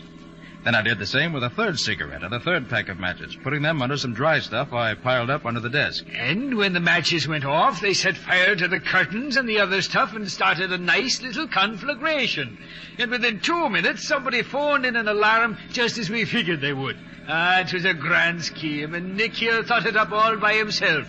Look, Mr. Brains, why did you just set fire to the house and not bother with all that trick stuff with the cigarettes and matches? Oh, if I'd done that, Slug, you and your pals would have smelled the smoke and beat it before we could stop you. But I figured that by having the fire start after you and I got together, you'd be too busy to notice it until it was too late. Of course, I wasn't there till it was all over, but judging by the results, that's exactly what happened. Yeah? It's too bad the house didn't burn down with you in it, Carter. That was one of the chances I had to take. But it was worth anything to get you out of circulation. Which will be just as soon as we can get the electric chair dusted off for you, slug me boy. Exactly. The murder trap you set for me turned out to be a death trap for you, which is certainly poetic justice.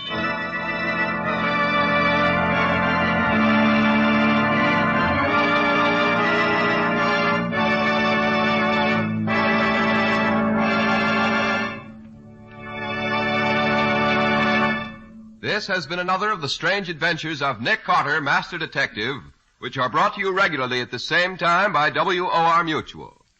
How about a little preview of next week's story, Nick? Well, next week I want to tell you about an adventure that we had in which Scubby was much more concerned than I was. Well, that isn't quite true, Mr. Scott.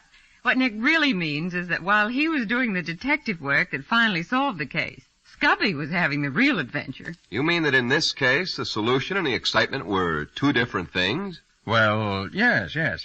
We were up against a hijacking gang that stopped at nothing. Scubby set out to help me by getting some information from the inside. But all he succeeded in doing was to get himself in a real man-sized jam. With Nick getting him out of it, of course. Oh, of course. Well, if it's exciting, I'll be around listening. You'll find it plenty exciting, I promise you. So until next week, so long. So long. So long to you both. In the strange adventure you have just heard, Nick Carter was impersonated by Lon Clark, Patsy by Helen Choate, Lieutenant Riley by Humphrey Davis. Original music was played by Lou White. The entire production was written and directed by Jock McGregor.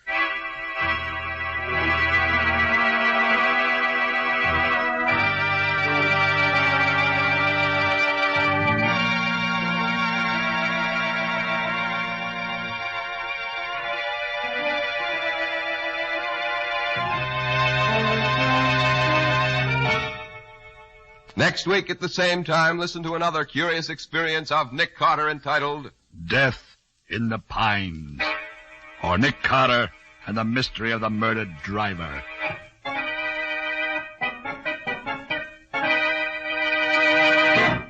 This story is a copyrighted feature of Street and Smith Publications, Incorporated. The Return of Nick Carter is produced in the studios of WOR and is broadcast over most of these stations every Saturday evening at 7 o'clock Eastern War Time. And don't forget that the adventures of Nick's adopted son, Chick Carter, are broadcast over most of these stations Mondays through Fridays at 5:30 p.m. Eastern War Time. This is Mutual.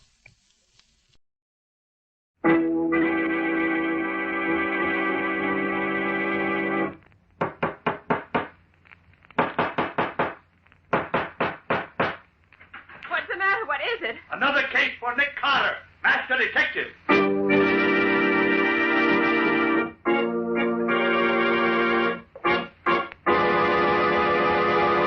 Yes, it's another case for that most famous of all manhunters, the detective whose ability at solving crime is unequaled in the history of detective fiction. Nick Carter, Master Detective. Tonight's curious adventure, Murder by Magic, or Nick Carter and the Mystery of the Missing Identity.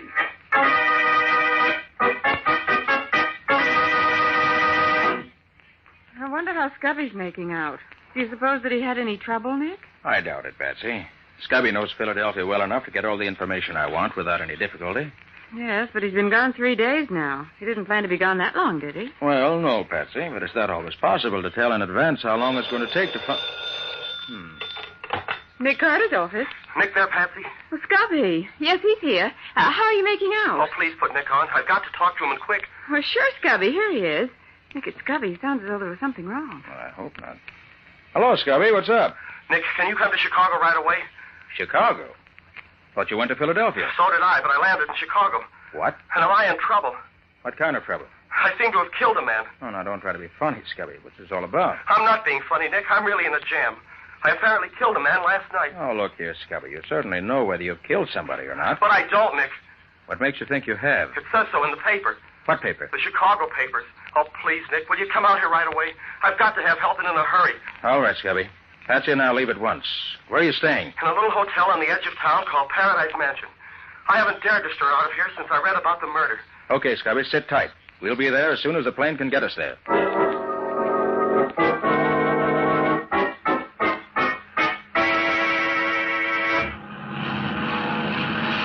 Gosh, Nick, we were awfully lucky to get seats on this plane. Yes, Patsy. Well, now that we're safely on our way, let's take a look at these Chicago papers I bought.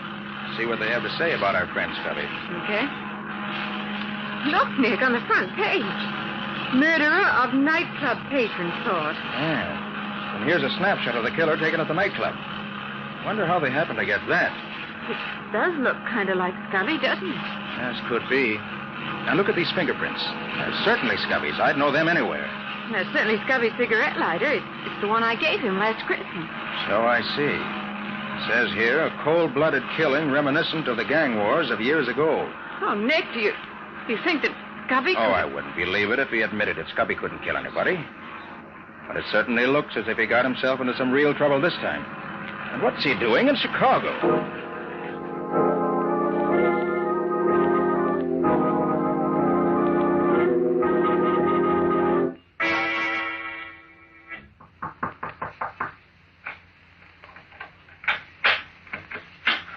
Oh, Nick. Hi, Scubby. Oh, I never was so glad to see anyone in my whole life. Scubby, have you... Come in quick.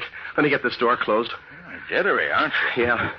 Well, I'm glad to see you're still out of jail. Oh, Nick, don't joke about it. I'm just about crazy. Look, I'm in a jam. Well, suppose you sit down and tell us just what happened. And begin at the beginning. Don't leave out anything. All right. Well, it's quite a story and pretty unbelievable, but I'll try to tell it the best I can. As you know, I started for Philadelphia, and I was sitting in the airport waiting room, waiting for my plane to be announced, when somebody stumbled over my feet. I looked up expecting them to say, excuse me, and then I heard a funny, shrill little voice say... Stupid! Why don't you keep your feet where they belong? Huh? Oh, why don't you look where you're going? You're too stupid to be allowed out in public. Yeah, well, nobody asked you for your opinion. If you don't like my feet, just keep away from them. Trying to insult me, are you? You're not even fit to speak to me, you stupid idiot. Look here, Bud. That's 3 times you've used that word stupid about me. The 4th time might get you a skin nose. Come on your way. You are attempting to divert my senses from the concentration of inner thought to the grosser contemplations of the external world. Come again? But you are as clumsy as a cow at doing it. Look, fella, if you've got somewhere to go, just go ahead. Your room is better than your company. You are being sarcastic. That is because you do not know who I am. All right, I'll bite. Who are you? You tell me and see if I care. It is useless to tell you.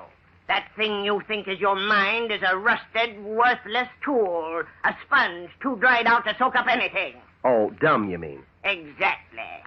Do you really want to know who I am? Quite frankly, I don't give a tinker's damn. I am Chi-Chi, the Omnipotent. In the Central Council of the Farthest Inward, I am the most completely self-equipped. Brother, you don't make sense. I am the mystic. In the whole council, I am the most honored. There has been, in 20 generations, no other great enough to be the mystic. But I am he. Okay. Well, now that we've settled that, how's about some peace and quiet? You have offended me grievously. I do not let such offenses go unpunished. I shall sit here beside you and decide what your punishment is going to be. I shall say no more until I have decided. Okay. Well, happy thoughts, my mystical little pal. So he sat down beside me and didn't say another word. He was a funny, weaseled-up little man, and he amused me rather than worried me, so I forgot all about him. Did he take the same plane you did? Oh, don't get ahead of me, Patsy. I was tired from working all night and then the night before, and I guess I must have dozed off. Mm-hmm. The next thing I knew, somebody was shaking me by the shoulder. Come on, Palsy. Snap out of it. This is as far as this camp goes. Hey, wake up, Palsy. This is where you get off. Huh? Oh, sure. Sure, I'm awake. Come on, Palsy. This is your hotel. Must have been some night you had last night, huh, Palsy? Oh, stop calling me Palsy. Sure. Whatever you say, Palsy. What the deuce is the matter with me? Why does my head feel so foggy? What? Hey, where am I? Where's the plane? Look, Palsy, I don't know who you're kidding, but this is where you live. Are you getting out or you going to stay in a cab? Well, where's my baggage? You're a great little kidder, Palsy. Now, come on. Get out. You better get some sleep. There's nothing like it for a hangover. Oh, all right. Oh, hey, you better give me a hand to get out of here. Okay, Palsy. Here you go. All right. There you are. Now there. Oh, what does the meter say? Same as always, Palsy. 50 cents. Yeah? Well, here's 6 bits. Keep the change. Hey, look, Palsy, you generally give me $5 for hauling you. I'll give you a knot on the head if you don't stop ribbing me. Okay, Palsy. Yeah, now you sound more like yourself. See you later. And he drove off, leaving me standing in front of the crummiest-looking hotel I ever hoped to stop at. You mean you have no notion of how you got there? No, not the faintest. Oh, but Scubby, you just Oh, can't... hold everything. Wait till I finish the story. Well, as I was apparently expected to go in the hotel, I did. As I approached the desk, the room clerk, a sad sack with a sourpuss, tossed me a key. There you are, Mr. Gerson. I picked up the key and started to ask the clerk a lot of questions. But my head was so dizzy that I couldn't think straight. So I went up to room 714, which was the number on the key. What was it like, Scubby? Oh, cheap and flashy. And it reeked of cheap perfume.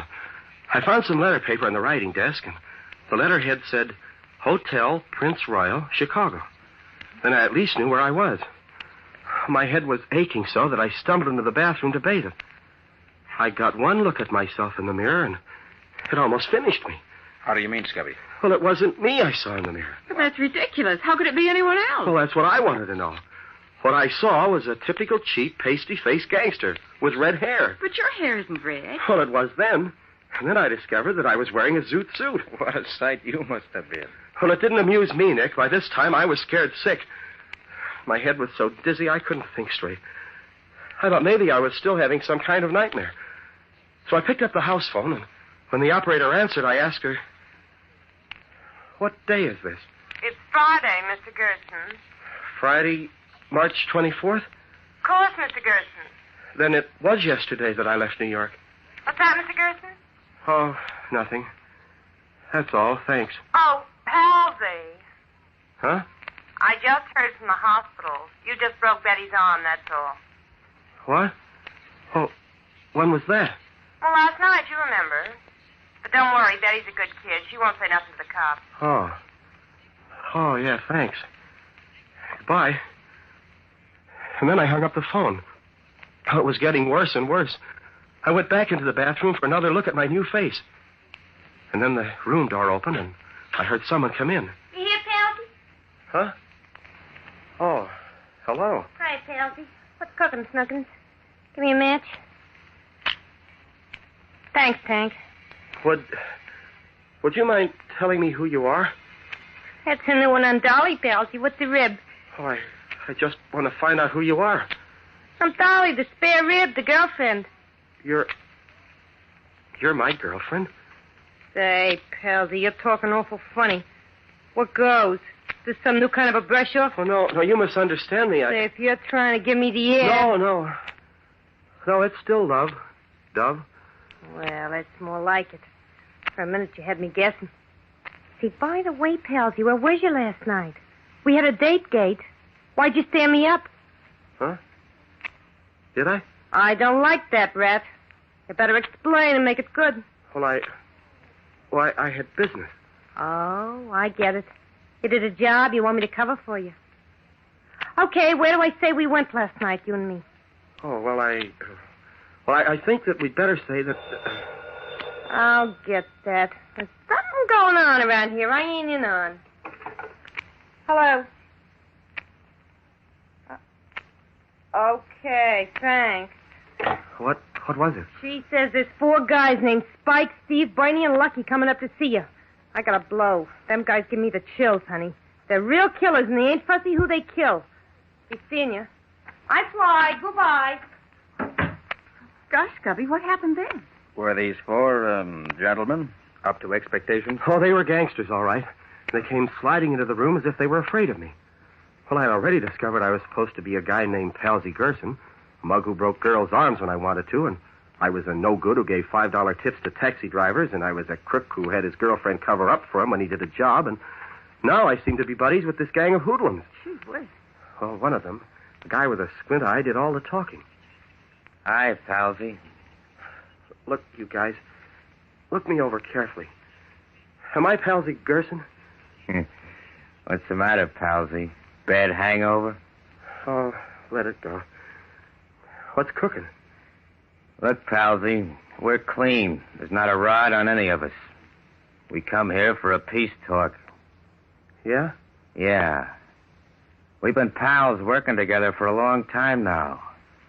We've been like that, right? So what? So everybody knows we're tied up with you. Even the cops know it. Now, if you get pulled in, we all get pulled in. Because the cops will figure we're all in it together. Oh, what are you getting at? It's about this rub out last night. We didn't know nothing about that, Palsy. You didn't tell us. So we want you to give us the lowdown so we'll know what to say if one of us gets picked up. Oh, what are you talking about? Now, look, Palsy. Everybody knows about last night's killing. We know it was your job, even if you did hire someone else to do it for you.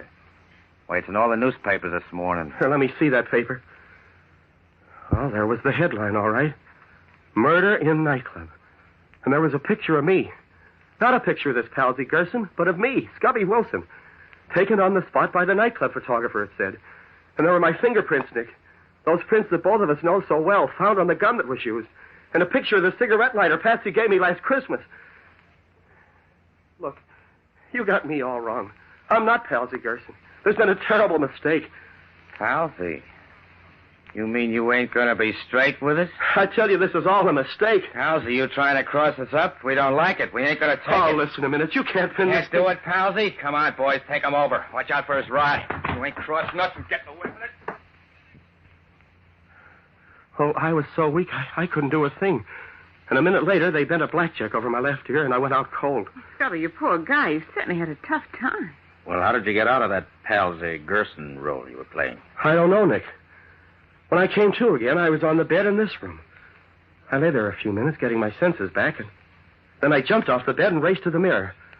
I was myself again. I was Scubby Wilson once more, and in my own clothes, and my hair wasn't red anymore. Yeah. And my own luggage was on the rack at the foot of the bed. But things like that just don't happen, Scubby. Oh, so I've heard, Patsy, but you can't prove it by me. So you went to sleep in the airport in New York. When you woke up, your mind was in the body of a local crook named Palsy Gerson. And some of Gerson's pals knocked you over the head. And when you woke up again, you were back in your own body in this hotel. Yeah, that's right. And while you were using Gerson's body, somebody was using your body to kill that guy in the nightclub, is that Yeah. You know, I know it sounds insane, Nick, but that's the way I see it from here. And unless something happens, I'm slated for the electric chair. Oh, gosh, Nick, we can't let anything happen to Scubby. Don't worry, Patsy, we won't. Now, first we'll dye Scubby's hair, make him up so that he won't be too easily recognized in case the police are looking for him. Then I'll have the police pick up this Palsy Gerson, his girlfriend Dolly, and his 4 thugs, if they really exist. And somehow I think they do. I want to see what the body Scubby was using has to say for itself.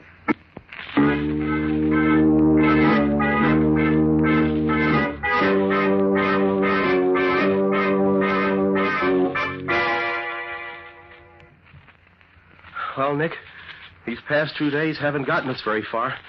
We located Palsy Gerson, and he satisfied the police that he knows nothing about it. His girlfriend Dolly isn't the same girl who came to see me, and the telephone operator who called me Palsy has disappeared and can't be found. All of which adds up to a large round zero. You're wrong, Scubby. It all adds up to proof that you were part of a well-laid plan. But why, Nick? Why? Look, Scubby, if the police discover that you're the one who apparently killed the man in the nightclub, they'll arrest you. And I, even with my reputation for being on the right side of the law, will be arrested with you as an accessory after the fact. The police couldn't do anything else. All of which would be an excellent way for somebody to commit a murder, and at the same time get someone he didn't like jailed for the said killing. Scubby, I think I'm the one they're after. And they used you to get me. But how are we going to stop them, Nick? They got proof that I did that murder, and we can't prove that I didn't do it. That's what I'm trying to do now, Scubby. Get that proof before the police catch up with us. So far, I haven't had... Oh, Patsy, see who that is, will you? Sure, Nick. Hold everything. Hold everything. We have warrants for the arrest of Scubby Wilson and Nick Carter in connection with the murder of John Walters.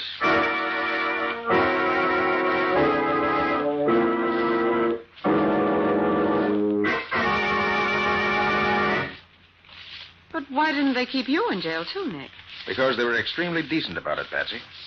They told me that although they had positive proof that Scubby committed the murder and that I'd been abetting him in defiance of the law, they were so impressed with my insistence that Scubby didn't murder him that, out of consideration for my past reputation, they were going to give me 10 days to prove his innocence, if I could. If I fail in that time, I give myself up, and they proceed with the charges against Scubby and me. How did they find out about him, Nick? Very simple, Patsy. They sent the fingerprints they found on the gun to Washington, to the FBI. And they identified them as Scubby's. You know, he and I are both on file there as law enforcement agents. Mm-hmm. Little investigation found Scubby was living here, and the rest was easy. What's your next move, Nick? Patsy, if my hunch is right, the man behind this wants to get at me for some reason or other. So he's going to be awful mad when he finds the police have let me go again. And he may try to do something himself about getting me out of the way. And if he doesn't? I have a couple of the boys keeping their eyes open for anyone who looks like that mystic Scubby was telling us about. I believe he's at the bottom of all this, Patsy. If I can lay my hands on him, I feel sure he can tell us all the answers. But he might mystic you, too, Nick, the way he did Scubby. He might. But I doubt it. Well, I'm going down to pick up a paper at the newsstand. I'll be right back, Patsy. Evening Journal, please. Thanks. Don't make any sudden moves, Bud. Looking for me? You Nick Carter? Yes. Then you're the one we want. What can I do for you? Keep your hands in plain sight so me and my two boys here don't have to do any sudden shooting. This ain't a water pistol I got here. I'll take your word for it. What do we do now? The mystic wants to talk to you. Come on. And come quiet.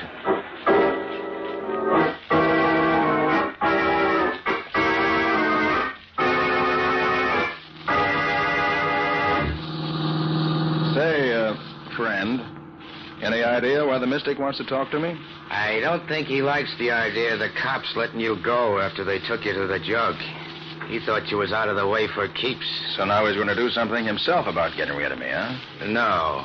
Me and the boys are going to do it for him. When? Now. As soon as we get down to the pier. Oh. An old abandoned pier, I suppose. Yeah. One where there ain't nobody to bother us when we take care of you. Just around the corner. What are you planning to do with me? A couple of sash weights tied to your leg will do the trick. After putting a couple of bullets through your head. Lucky. Yeah? You get out the sash weights and the rope. They're in the back of the car. Okay. Barney. Right. You go get the girl. We'll take care of both the girl and Carter at the same time, like the boss suggested. All right, Carter. You and me will walk out on the pier together. But don't forget, I got this little persuader in my hand. It's getting dark, which is what we want, but even if you can't see this 38 of mine, it's still there pointing at you. I have no doubt you're right, and I shan't forget. You know you can't hope to kill me and not pay for it. I'll take my chances on that, Carter. You ain't the first guy I bumped off, and you ain't going to be the last. This'll be far enough. Well, then, there's not much I can do about it, is there? No. Oh, is that the girl coming with your pal there? Where? Oh, yeah. I Drop that gun. It'll break your arm. Drop it. No noise if you want to stay alive. I'll drop it. Thanks. Now, I'll take charge here. I'll do just as I say, and you won't get hurt, but try any funny business, you'll never see daylight again, you understand? Yeah, I got you. Didn't need to break my arm off, though. Fire. Here comes the girl and Bernie. Not a sound of you. Okay. Here she is, Spike. Got enough weight for the two of them? Answer him. Answer him right. Yeah. We got enough. Tell him to bring her over here.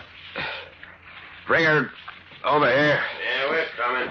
He didn't want to come, but I... Drop your gun and get your hands up, Bernie, quick. Quick, I said. Get those hands up. I'll take your gun, too. Now, Bernie, come over here. Just a little closer now. What are you going to do? It's getting dark now. It's time for bed. So I'm just going to put you to sleep. Like this. Gee, you're wonderful. You don't have to kill him, do you, Carter? I didn't kill him. You Nick Carter? Why, yes, I am. Oh, I've been praying something like this had happened, but I didn't think it would. Quiet. We're not out of the woods yet. All right. Hey, Be quiet. Spike, keep your mouth shut if you want to keep on living. When he gets here, tell him to bring you the weights and stuff. What'll I do with this stuff? Now, tell him. Bring the stuff over here, Lucky. Okay. Don't move, Lucky. I've got the gun this time. All right, young lady. Will you get the gun out of his pocket, please? All right. Here it is. I'll take it. Thanks. Now, Lucky, I want you to tie up your pal Bernie there. Huh? Then you can tie up Spike. Yeah, Then I'll tie you up. Give the finishing touches to all three of you and be on my way. You mean you're going to leave us here? That's exactly what I mean. Why, you All dirty- right, Lucky, get busy with those ropes. Time's getting short, and I've got a real score to settle with your boss.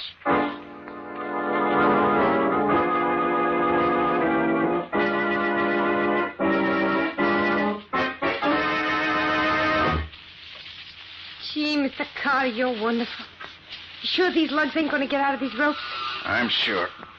I've had lots of practice in this sort of thing. There. All right, come on. We can leave them there safely now. Say, look, I ain't told you who I am yet, have I? Why, no. Who are you? I'm Dolly. Dolly. You're not Gerson's friend. No, I'm the other one. The one the mystic hired to visit your friend in the hotel. So that's who you are. Yes. How much do you know about this racket? Well, I didn't know nothing about it then, but since they snatched me and kept me locked up in their hideout, I learned a lot from listening to them talk. Let's stop here a minute. What's this all about, Dolly? If that's your name. Now, my real name's Ann. Did your friend really think he was palsy, Gerson? Yes, he certainly did, for a while. That's absurd, of course. The mystic done it. He has an anesthetic gas that he gives you when you're asleep or knocked out. He doped your friend in the airport and brought him to Chicago. Then he had somebody make him up like a mobster, and he let him wake up in that taxi cab. I suppose he paid all those people to put on the act that convinced Scubby he really was Palsy Gerson. Only the taxi driver, the telephone girl, the hotel clerk, and me. The 4 thugs was already members of the gang. And they beat him up so this mystic could give him another shot of the gas while he was unconscious and let him wake up as himself? Yes. And he was so doped all the time we was putting on the act that he never could figure out what was going on. Very clever. But how did you get in on this? Oh, I wanted to be an actress. They hired me to put on this act. They told me they were ribbing some friend of theirs. But when I saw the publicity in the papers and I saw that you got arrested, too, I knew it wasn't no gag. I went to where their headquarters was one day to see if they were still there so I could go to the police. But somebody saw me there and grabbed me. I've been locked up ever since. You know why they wanted to do all this? The mystic knew your friend was going to Philadelphia to get some dope on a racket. The mystic was the head of the gang, and he wanted to scare your friend off. He hoped he'd scare you off, too. He's getting ready to work the same racket all over the country. And you was the only one who was getting hot on his trail. I thought that was it. And when we didn't scare off, he had to take matters into his own hands. I suppose it was one of the mystic's thugs who did the killing in the nightclub? Yeah, it was Spike, made up to look like your pal. And he left the evidence that the cops found. Who was the man who killed? Some fella wouldn't play ball the way he wanted him to. Look, you know where the headquarters of this gang is? Sure. Just about a block from here. Want me to show you? You bet I do. With your help, I'm going to get that mystic. If he's there. Come on. It's over this way.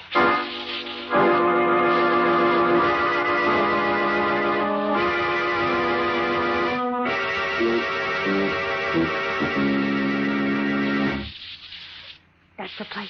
That little house beside the warehouse. Is there another entrance? Yeah, round on the side. That's all. How many in the gang? 5 besides the boss. You got 3 of them tied up on the pier. Good. Can you handle a gun? I don't know. I'll try it if you want me to. Good. Take this one. Go around to the other door.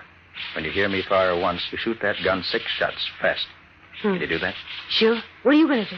When I pick the lock on this door, go in and try to trap them. If they try to make a getaway through the other door, the shots you fire will make them think they're surrounded. Okay? Sure. Good luck, Mr. Carter. I'll be listening for you. Now, Mr. Mystic, let's see how mystical you really are. First, I get this door open. There. That was easy. Guess they're not expecting trouble. Now to find them.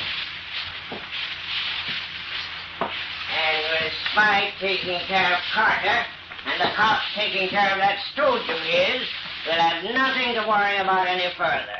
I guess we were too clever for the great Nick Carter. Think so, do you?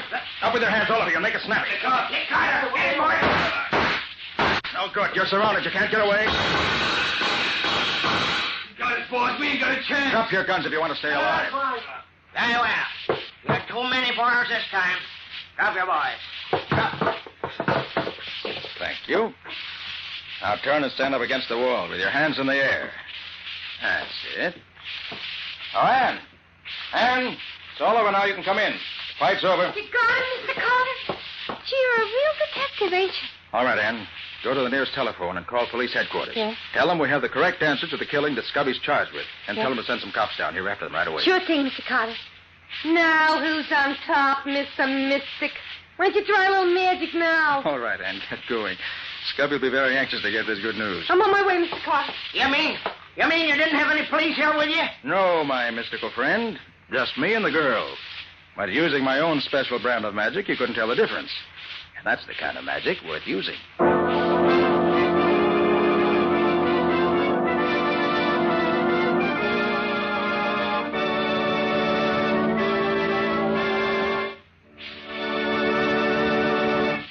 This has been another of the strange adventures of Nick Carter, Master Detective, which are brought to you regularly each week at the same time by WOR Mutual. Well, Nick, I'd like to hear a few of the high spots from next week's story. Okay. Next week's story started with a cat. But not a common, ordinary cat. This one was a lemon yellow Persian cat with a pedigree. The chase started when I tried to find the said pedigreed Persian puss, which had been stolen from its rightful and very ultra owner. But before long, I found I was involved in theft, kidnapping, murder, and other varieties of lawbreaking. Which included being hit over the head and being shot at in the dark. Not exactly an amusing case. No, Patsy, it was a deadly serious case before it was finished. I call it A Cat Brings Death. Or The Mystery of the Missing Persian. And that's all for now. So long. So long, everybody. And so long to you both, Nick and Patsy. In the strange adventure you have just heard, Nick Carter was impersonated by Lon Clark, Patsy by Helen Choate, Scubby by John Kane. Original music was played by Lou White. The entire production was written and directed by Jock McGregor.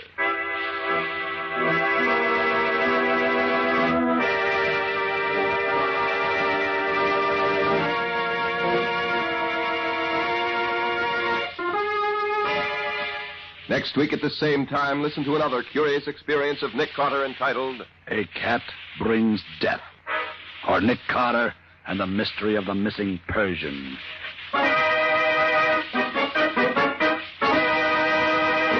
This story is a copyrighted feature of Street and Smith Publications, Incorporated.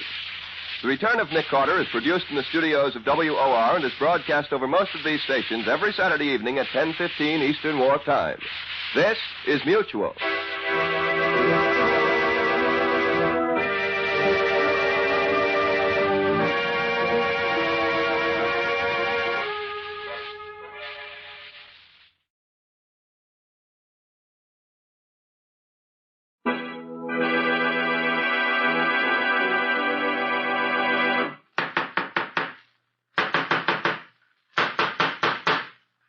What's the matter? What is it? Another case for Nick Carter, Master Detective.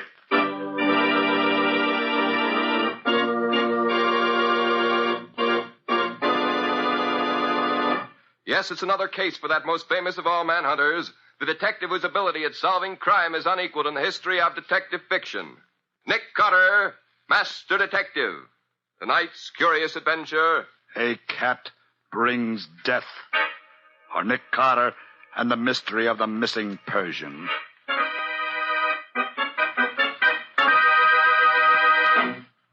Well, the confounded doggone things to have Riley, happen you to don't a man. seem very happy to see me this morning. I ain't. Something I've done, or just things in general? Things in particular. Here's your glass of water, Lieutenant. All right. What you get it so cold for?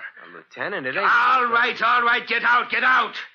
Now, where'd I put them pills? Taking your vitamins regularly, I see. Excellent idea for anyone inclined to be nervous. Vitamins, nothing. Them's aspirin tablets for headaches. Lieutenant Riley, do you mind if I sit down this lovely morning? Sit down, but don't bother me. I've got too many troubles of my own to be bothered with yours. But I have no troubles, Lieutenant. I feel free as a bird. You would. Care to tell old Uncle Nick what the trouble is? In case you're interested, Mr. Nicholas Carter, I am. Shut up if you want to hear this. Oh, sorry. Please forgive me. In case you're interested, I just had to release Scully Greer from his temporary residence in my jail. Oh, too bad. I couldn't get enough on him to hold him for a jury in spite of the fact that every cop in town knows he's guilty. Oh, what a pity. And we've been trailing his sidekick Sabin for more than a week steady without a sign of results. The same with that blonde, Reba Dawes. You're right back where we started. 3 smooth jobs pulled this month without a smell of a clue. 3 big jewel robberies, and my little Boy Scouts are still out chasing rainbows.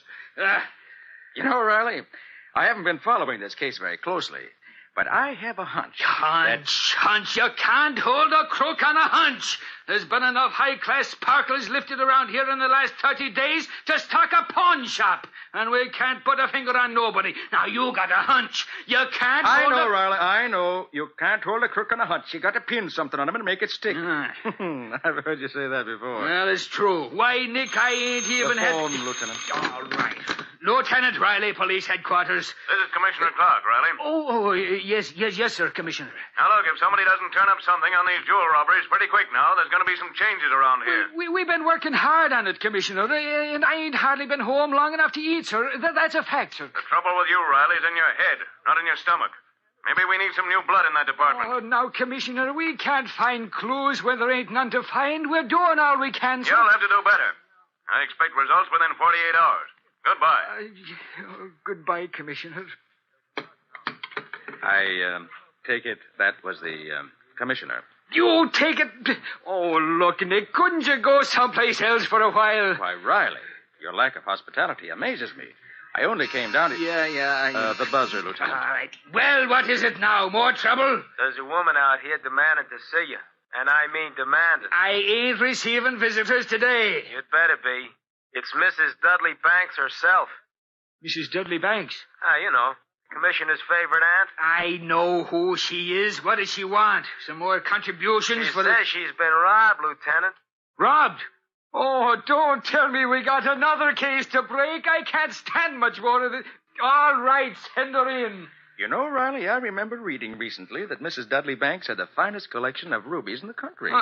Oh, no, Nick. Not rubies. You don't suppose that Mrs. Dudley Banks, Lieutenant Riley. Lieutenant Riley, I have come to you personally to report a most distressing thing. I've been robbed in broad daylight and under the most distressing circumstances. You've been robbed? I most certainly have, and I shall expect you to take immediate action. Now, you can depend on us, Mrs. Dudley Banks.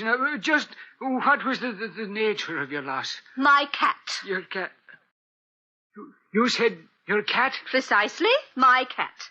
A lemon-colored Persian of the female sex. She's known as Fluffy. She disappeared from my upstairs living room sometime this morning. Well, isn't it just possible that the cat just strayed off the premises like... Fluffy was stolen, of that I am certain. She's not given to wandering away. Yes, of course, ma'am. What do you expect me to do? Do? Why do you suppose I came down here for sympathy? Well, I expect you to recover the animal, apprehend the criminal, and punish him. Oh, sure. I shall be home after 4 o'clock. At that time, you will be at liberty to inspect the premises. You have my address, of course. Good day. Cat. A Persian cat. Of all the confounded nonsense! But Riley, think how lucky you are that it wasn't her rubies. Lucky, you call it. Well, Lieutenant, what are you going to do about this, pardon my pun, catastrophe? Do about it as if I didn't have enough troubles now. That old Cluck may be the commissioner's favorite aunt, but if she thinks I'm going to assign anybody to round up a stray cat, she's a lot... You know, Riley, this case interests me. What? Yes. Why, a case like this might develop some startling angles before we get through with it. Oh, Nick, quit your kidding. No, really, Riley, I'm serious. This, I feel sure, is a case worthy of my talents. It'll be a pleasure for me to turn from the pursuit of murderers and other such small-time criminals to the really important work of discovering who walked off with the lovely feline pet of Mrs. Dudley Banks. Are you kidding, Nick? Definitely not, Riley. At 4 o'clock this afternoon, I shall ring Mrs. Dudley Banks' bell, wipe my feet on a doormat, hand my hat to the butler, and see what I can uncover about the mystery of the missing Persian. Go! So long, Lieutenant.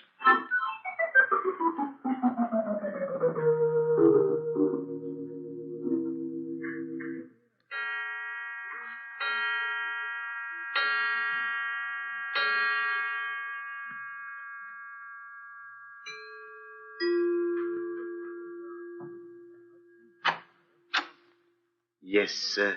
I'm from police headquarters. Lieutenant Riley sent me to investigate the loss of Mrs. Dudley Banks' cat. Oh, yes, sir. Mrs. Dudley Banks is expecting you. Come in, please. Thank you. This way, please. Mrs. Dudley Banks is in her sitting room. Thank you. A police person, madam. A police person? Yes, madam. About the cat, madam. Oh, yes, of course. Come in. That will be all, Carrington. Very good, madam.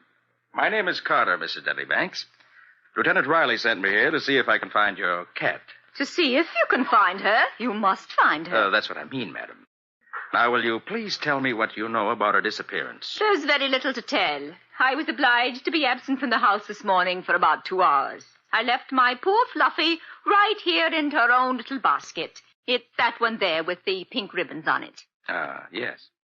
Now, who was here in the house while you were gone? My butler and my maid were both here, but neither of them paid the slightest attention to poor Fluffy. It was not until I myself returned at noon that she was missed. She was a lemon-yellow-colored Persian, I believe. Yes, a beautiful little creature. Here, let me show you her picture. Oh, I don't think that'll be necessary, Mrs. Dudley Banks. Not necessary? That's absurd. Surely you can find her more easily when you know what she looks like. Very well, madam, if you insist. Of course I insist. Here. Now, this one was taken about 2 months ago. Yes. It's not a very good picture because the stupid photographer sent his assistant instead of coming himself. Oh, I see. Well, a very pretty cat, isn't it? She? She is. That picture doesn't do her justice. Now, what happened when you discovered she was missing? I was broken-hearted. No, I mean, did you look for her? What a silly question. Of course we looked for her. We searched the whole house thoroughly, but Fluffy was gone. Has she ever run away before? I should say not. She adored me. I see. Madam, this is a very baffling case. There are a number of, angles. Are you sure nothing else is missing beside the cat? Nothing. We checked everything.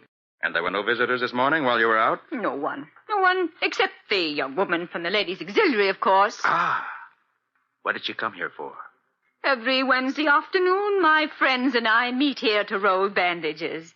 And this young woman comes the day before to bring us the materials. She's been coming here regularly? Every week.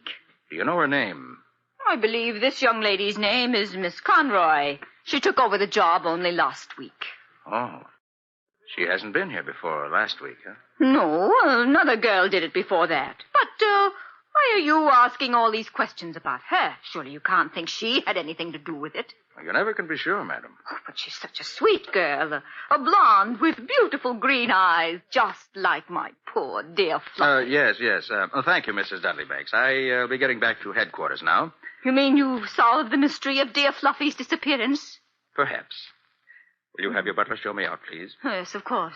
Carrington. Yes, madam. Show Mr. Carter out.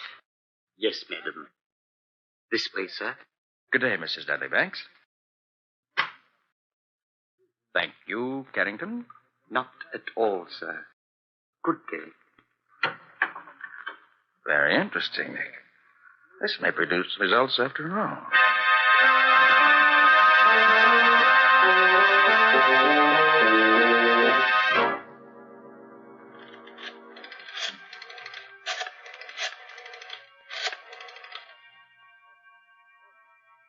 This is the headquarters of the Ladies' Auxiliary. This is the office of Brown, White, and Brown, attorneys. Yes?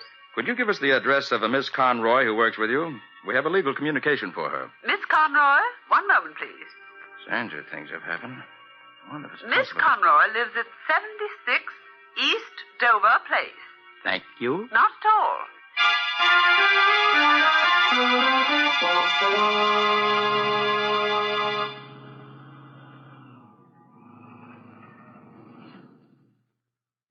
Driver, why are you stopping here? Well, this is the address you give me, mister. This is 76 East Dover Place? Well, it's as near as I can get to it. But this is an empty lot. I can't help that, mister. It's 76 East Dover Place just the same. Huh. Okay. Take me to the Mayflower Restaurant at 56th and 34th. Right.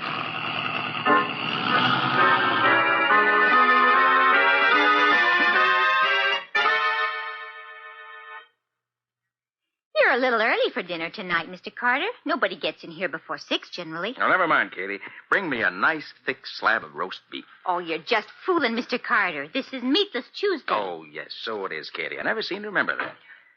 Well, what's on the menu? Here, you can look for yourself. If you had to buy meat for a family the way I do, you'd remember it. It's a job getting things these days. Yeah, I suppose it is. Why, just this afternoon, before I come to work, I went to the butcher shop to get some liver. My husband calls it cat food, but he eats it just the same. Well, I got some, and a nice piece it was, too, but I had to fight for it. Fight for it? Yeah, blonde little chit tried to get it away from me. Last piece there was, but I got it. I slapped her face, too, I did. And she didn't want it for herself at all. Wanted it for a cat. Imagine. Her cat? What kind of cat? What's the difference what kind of a cat it was? The idea of hard-working folks having to go without so some cat can eat the best there is. This blonde. She wouldn't be young and pretty, would he? Lives in the neighborhood, maybe? Oh, she's pretty to look at, but the language she used, it'll make your hair curl. Yeah, she lives around here. I seen her going in and out of the Mecca apartments across the park. She's a movie actress, maybe. Mecca apartments, huh? Well, I wonder if she's home now. Here, don't you want any dinner? I thought you'd come in here to eat. Oh, sorry, Katie. I'll be back later. Right now I have to follow a hunch and see a girl about a cat. So long.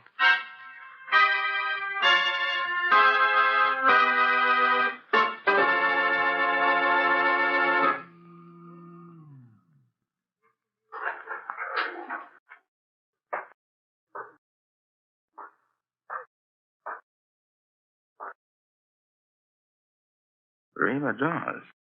Name on the door as big as life. Hey, that's the young lady Riley's been trying to pin something on for the past few weeks, if I recall correctly. Well, Nick, let's see what happens.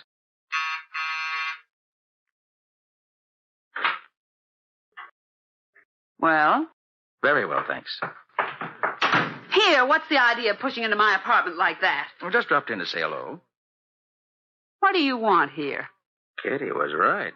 You are good looking. Listen, fella, if you don't clear out of here, I'll... Pretty cat you got there, too. Persian, isn't it? Never mind the cat. What's the game? Come on, talk up or get out. All right, here it is. You call yourself Conroy, get to be a worker for the ladies' auxiliary, get chummy with Mrs. Dudley Banks, and then walk off with her pet Persian under your raincoat. What's the answer? Oh, a dick, are you? Could be. I think Lieutenant Riley would like to have a chat with you down at headquarters. Lieutenant Riley had me down at headquarters and had to let me go. He's got nothing on me. Then you won't have to worry, will you? We'll go down and confer with him anyway. We'll take Fluffy along with us. You let that cat alone. I'm not leaving here for you or anyone else. No? Mrs. Dudley Banks didn't like the idea of you taking her. You better answer that. It's somebody I'd like to see, and be yourself. I don't want to have to get rough. Watch yourself. I'll be right behind these curtains watching you. Oh, Scully, it's you. Sure, it's me, babe. Who'd you expect? Oh, I don't know. I just... What's the matter, babe? You look scared. No, I'm not scared. You ready to travel? We're rolling tonight. Scully, Say, you did a nice job getting us the layout of the old lady's place. I'm proud of you. You know, that lady's auxiliary racket worked out okay. Me and Sabin turned the trick in no time. The wall safe was a pipe to crack, and we cleaned it. We put the maid and the old lady to sleep and dumped them in the closet. They never got a squint at us at all. We had to get rough with the butler. The old coot tried to make a getaway. And we had to give him the wakes. Scully, Say, are you sick or something? I got something to tell you. There's a dick behind the curtain. Huh? Both of you. Turn around and keep your hands in sight. Get him up, Scully. Now, let's see if you're carrying a gun. What the... Just keep them up, Scully. And you too, Reba. I'm not pointing this gun of mine at you for exercise. Oh, no gun, huh? What's the matter? Don't you wish I had one? And you could pull me for carrying a concealed weapon. Nothing doing, copper. I don't carry any hardware outside of business hours, see? Hey, what are you doing here anyhow? Just been waiting around for you to show up. Hey, look, babe. How come this dick's parked here in your place? I tried to tell you, Scully. He just busted in on me just before you came. Must have had some reason for busting in. Well, never mind that now, Scully. Let's all go down and see Riley. He should have held you in jail a little longer today. It would have queered the job you just pulled at Mrs. Dudley Banks' residence. Well, that's the answer to my problem, anyhow. Now, just stand there, you two, while I give Riley a ring. Life will be a great deal happier for him when I tell him who's coming down to see him. Police headquarters. Lieutenant Riley speaking. Oh, Riley, I have a surprise for you. I already got one, Nick. You know what was pulled off not half an hour ago? I do. You found Mrs. Dudley Banks and her maid bundled up in a closet, and the butler shot to death. Probably the wall safe had been cleaned out, and Mrs. Dudley Banks' prized collection of rubies is missing. Nick, where did you... how Very come simple, Riley. Katie had liver for supper tonight, see? And, hey, put on those lights again. Don't try anything. Hey, Nick. Nick. Okay, Reba. Turn the lights on. What's going on there? There's a gun, Scully. Got it. Hey, Now, what's all that Copper, noise? you stay put, right where you are. Okay, Scully, just as you say. Good work, babe. You turned these lights on just at the right time. You better pick up the table and put that phone back. Okay. Light switch was just behind me. I figured we'd have a better chance in the dark. You're awful quick, Scully. You're too quick for that copper. He didn't get a chance to spill anything to Riley. We ain't in the picture at all, and we won't be either. I was pretty scared for a minute. Hey, where's Sabin? We're meeting him. I had Jake bring me here to get you. Oh. He's waiting for us downstairs. Now, you ready to travel? Sure, I've been ready for the past hour. Thought it was you at the door when this dick knocked. That's why I opened it so quick. Yeah, let's get going then. Say, ain't you going to take care of the Flatfoot before we leave? Not here. Don't want these dead dicks tie you up with it and maybe hook me in, too. Just take him along with us for a while. You'll keep Riley guessing, too. How mighty nice of you to take me along to meet Sabe and Scully. Then I'll have all three of you together in one place where it'll be easier to take you in. You know, Riley'd hate to see you leave town now. Cut the comedy, copper. You're going along, but not far. So pick up your hat, big boy, and march yourself downstairs. And don't forget, I'll be right behind you, all the way. Okay, Scully. You're the boss, now that you've got my gun. Oh, don't forget your cat, Reba. Gosh, that's right. I almost did. Come on, Fluffy. Hey, where'd that thing come from? It's mine. Isn't she a dear? Picked her up today. Just couldn't resist her. You gonna drag that along with you? Sure, I can't leave her behind. She won't be any trouble. Okay, let's get going. I don't want to keep Jake waiting.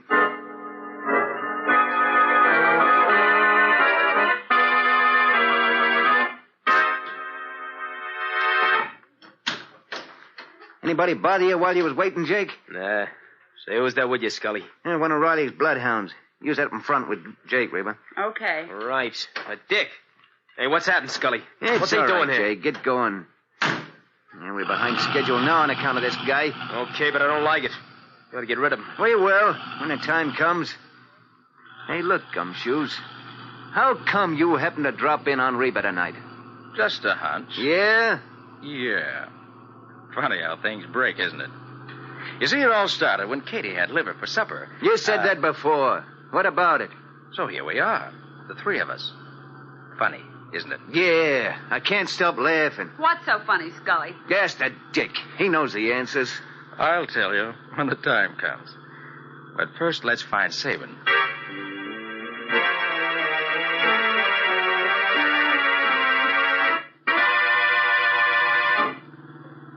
Yeah, there's the place, Scully. That garage here. Yeah, pull right inside. Sabin will be waiting there for us. Right. That you, Scully? Yeah. Hey, where you been? If we don't get upstate before morning, we're going to be... Hey, who's that with you? Keep your shirt on and close the garage doors before some fool cop shows up and begins asking questions. Yeah, okay.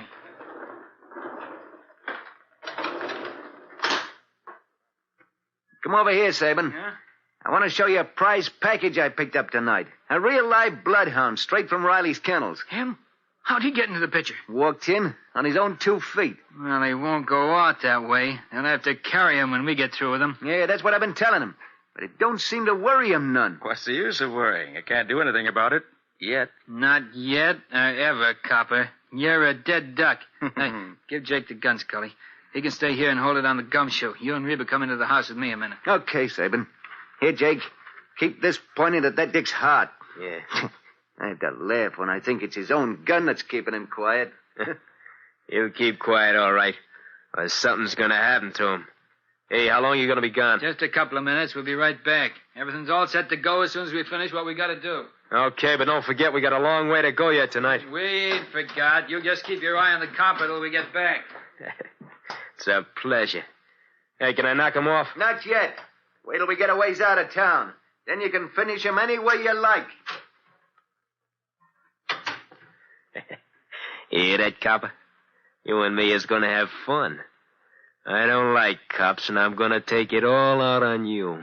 I'm sure that'll be great fun. Yeah? You won't think so. Hey, Dick, don't start moving. Stay where you are on that back seat now. One more move and I'll plug you. Scully said not to shoot, Jake. There might be cops around. You come any close, I'll let you have it, cops or no cops. Remember, Jake, cops. I warn you. You must have a gun of your own somewhere on you. Yeah, there it is. Now, my friend, I feel a little better. I'll just put this piece of wire around your wrists. And around your ankles. And slip this rag in your mouth. Tie it back here. There. Now, don't think you'll bother me any. And I'm going to have my hands full in a few minutes. I'm going to take you and your 3 pals back to Riley. Now, I'll just go over here and stand behind this door. And when they come back, I'll be a one-man welcoming party. Okay. Come on, you lugs. I'm waiting. Well, Mr. Copper, you're about to take your last ride. I hope you... Sabin, look. Huh? What is it? Jake's out cold. The dick's broken loose. Look out! Up with your hands, all of you. Hey, Stop those bags and get your hands in the air. Maybe fast, Sabin, but not that fast. Hey, don't shoot, don't shoot. You know I ain't got no gun. Let's have another look to make sure. Now, you're clean. I'll just take Sabin's gun. I'll make sure he doesn't have another one on him anyway. He's clean, too. I'll keep those hands where I can see them, Reba. Just want to get a handkerchief out of my handbag. All right, but no tricks. Can't a girl use her own handkerchief when she has to blow? Sorry to have to sock you in the jaw, lady. Suppose I might have known you'd have a gun in your handbag. All right, you two. Pick her up and put her in the back of the car. Then get in yourself. Scully, you drive. Sabin, you sit in back with Reba and me. Just push Jake over, Scully. He won't bother you. All right, get going. Okay. Then we'll all drive down and surprise Lieutenant Riley. Won't that be fun?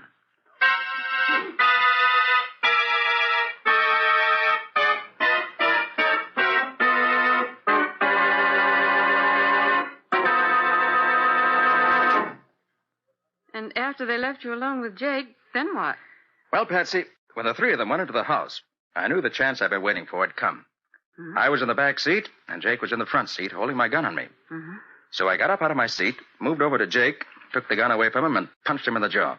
He went out like a light. Nick, you moved up on a man holding a pistol on you? Why in the world didn't he kill you? Sounds to me like a hair-breadth Harry story. He tried to kill me, all right, Patsy. But he didn't know what I knew. That's why I had the advantage on him. Now, stop teasing, Nick. Tell me, why in the world didn't he shoot you? As I said, Patsy, he tried to. But the gun wasn't loaded. Wasn't loaded? No. That's why I felt perfectly safe in just taking it away from him. Patsy, you should have seen the look in his face when he pointed the gun at my heart and pulled the trigger 3 times. But I thought you said it was your gun. He did, Patsy. And it wasn't loaded? No, Patsy. With shame and remorse, I admit it wasn't loaded. You see, when Scully jumped on me in Reba's apartment, I tried to shoot him with it. But the trigger simply clicked. Then I suddenly remembered that I'd been cleaning it the night before when I got that long-distance phone call. And I just forgot to load it again. That's a dangerous mistake to make, Nick, even if it did save your life this time. Quite right, Patsy, quite right.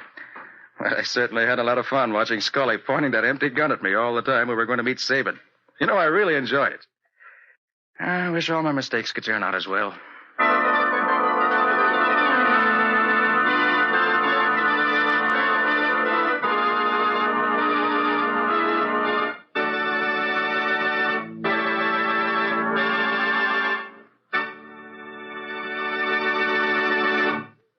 This has been another of the strange adventures of Nick Carter, Master Detective, which are brought to you regularly by WOR Mutual. Well, Nick, what's next week's story going to be about? Before I tell you that, John, there's something else I want to say. Something very special. And this is addressed to you, our audience. We've been with you every week for the past year now, bringing you the strange and exciting adventures of Nick Carter. And now I'm very happy to be able to announce that beginning next Monday, April 17th, we're going to have the pleasure of being with you 5 times a week. 5 quarter hours a week, Mondays through Fridays at 9:15 p.m. Eastern Wartime, over most of these stations. And I assure you that we're looking forward to these meetings with you very eagerly. So remember, we won't be back Saturday nights anymore. But we will be here every evening, Monday through Friday, at 9:15 Eastern Wartime, beginning this coming Monday, April 17th. And we hope you'll be with us as regularly in the future as you have been in the past. Gee, Nick, that's swell, isn't it? 5 times a week. And do we have a lot of exciting stories to tell? You bet we do, Patsy. A lot of really exciting cases. And I think we'll start next Monday with a story which I call Kidnapped for Sale. Or The Mystery of the Missing Babies. Have you heard of the latest racket? Stealing young babies from their parents, not for ransom, but to sell them to people who want the baby for their own? Well, it's one of the dirtiest and lowest forms of kidnapping found in the underworld today. And when a young mother who'd lost her baby came to Nick for help, he was glad of the chance to break up the kidnap ring and catch the fiends who stole innocent and helpless children and then sold them to the highest bidders. So if you want to be in on the beginning of one of the most exciting chases I've ever had, listen next Monday evening at 9:15 Eastern Wartime to the story Kidnapped for Sale. So long, everybody. So long. And so long to both of you, Nick and Patsy. In the strange adventure you have just heard, Nick Cotter was impersonated by Lon Clark, Patsy by Helen Choate, Lieutenant Riley by Humphrey Davis. Original music was played by Lou White. The entire production was written and directed by Jock McGregor.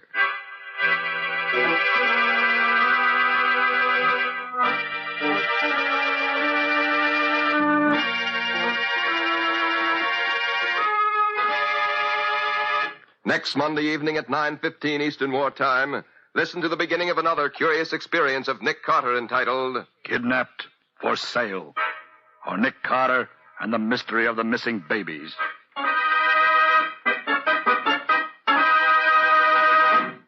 This story is a copyrighted feature of Street & Smith Publications, Incorporated.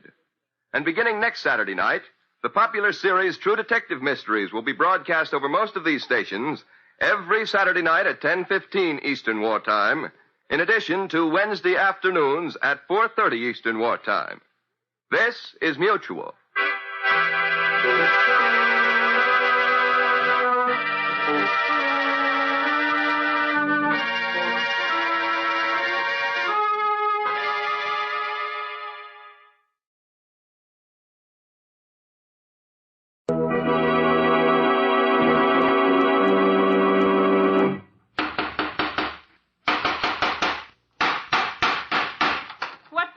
What is it? Another case for Nick Cotter, Master Detective.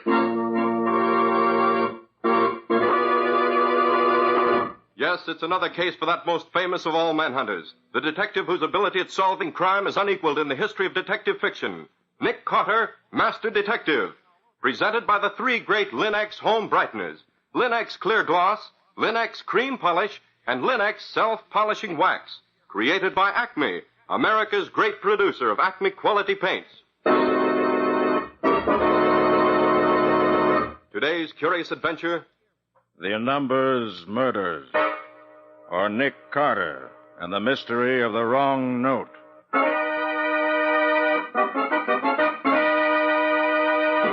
In just a moment, we'll hear how Nick Cotter solved the mystery of the Numbers Murders. But first, a word about Linux. Just as American homemakers have found that Chemtone, the miracle wall finish, is the modern way to new wall beauty, so will you find the 3 great Linux home brighteners the modern way to keep your floors, woodwork, and furniture sparkling and new in appearance. For instance, Linux Clear Gloss. This transparent liquid dries to a hard, durable, lustrous finish that resists damage to your floors or linoleum by hot grease, boiling water, fruit acids, even alcohol. That's why Linux Clear Gloss has been a household favorite for years. If you haven't it on hand, ask tomorrow for Linux, Lin-X. Linux Clear Gloss. Yes, you'll find all 3 great Linux home brighteners at paint, hardware, and department stores everywhere. And now for today's mysterious adventure with Nick Cotter. Our story opens in a dingy little saloon on a back street. So, you finally hit it, eh, Benny? Yeah, 3 years I've been playing them numbers and doing nothing but lose. But today, oh boy, $50,000. Which numbers was you playing, Benny? Duke Dawson's or Lucky Combs? Oh, the Duke's. He's a square shooter. Always pays off on the nose when you win. He's a great guy, the Duke. You think it's safe to go around telling everybody you won all that dough? Something might happen to you before you get to spend it. Oh, I ain't no fool, Butch. I ain't told only a couple of my pals, and the Duke would want me to tell him. He likes to have the guys know he pays when he loses. $50,000. Oh, no, mine. Gee, I can't believe it yet. Yeah, but as long as you got it in your pocket, it's easy to believe it. Yeah, you're right there. Well, so long, fella. I gotta be getting on home. I gotta tell the old lady we're rich now. Won't she be tickled? So long, Benny. Don't spend it all on the way home. Spend it all? Hey, you can't spend that much dough without you do some thinking about it. 50 grand. Oh, that Duke's a swell guy. Never lets a fellow down. Well, when you got the winning ticket, you know you got the dough. Hello, Benny. Uh-huh. Oh, it's you. Glad to see you. How's the boy? I heard about your luck, Benny. Want to congratulate you. Oh, yeah, thanks. It's the best luck I've had in years. Got it with you, I suppose. Sure, I got it with me. You don't think I... Hey, put down that gun. You can't... Oh! 50 grand. Thanks, pal.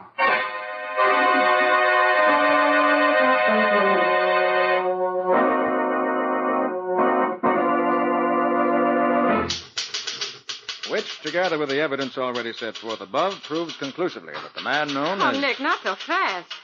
I can't keep up with you. What's the matter, Patsy? Got cramps in your fingers? Oh, no, Nick, it's not that. We've been working on this report for over 3 hours without stopping. I can't keep it up all day. All right, Patsy, let's rest for a few minutes. I wouldn't be so anxious to finish this report, except... Nicholas Carter's office. Hello, Patsy. Is Nick there? Oh, yes, Lieutenant. Just a minute. You, Nick. Thanks. Hello, Riley. What's on the royal mind this evening? Now, Nick, lay off the kidding a minute. Just because you're called a mastermind in all the yellow journals in the city don't mean that All right. All right, Riley, I withdraw my remark. What's wrong with the world now? Just a murder, Nick. Just a murder. Nothing new about a murder, Riley. Why drag me in? Now, Nick, I'm asking you as a personal favor. Will you give me a hand on this? If we don't get this one solved and solved quick, the commissioner's going to be down on us like a ton of bricks. Well, what's so special about this particular murder? Meet me in front of 756 Brownlee Avenue as soon as you can, and I'll tell you all about it. What do you say? But, Riley, it's after 11 now. Can't I wait until tomorrow? No, Nick, it can't. We got to get to it right now. Will you meet me? All right, meet you there in 5 or 10 minutes. Thanks, Nick. I'll be seeing you. So long. So long. We going out, Nick? Yes, Patsy. We're going to have a look at somebody who's just suddenly and violently passed out of this world. Get your hat and let's go.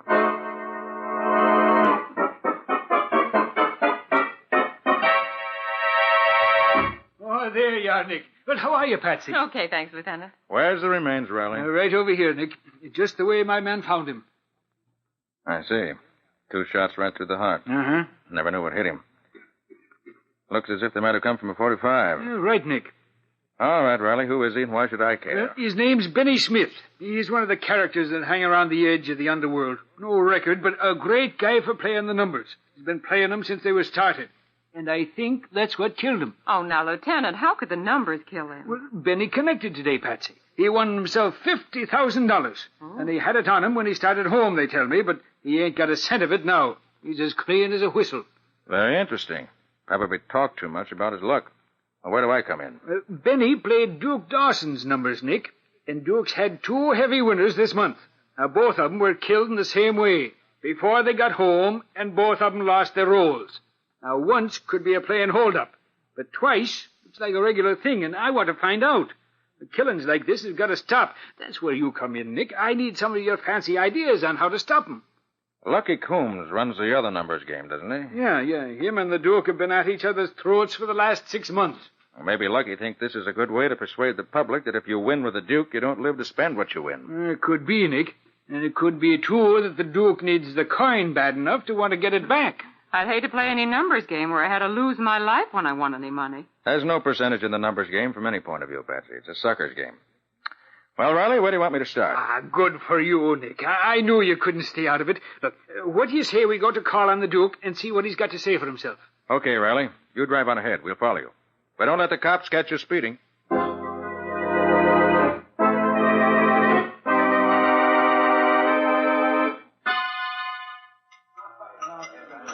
I never was in a place like this before, Nick. And you probably won't ever want to be again, Patsy. Is the piano the only music there is? Yes.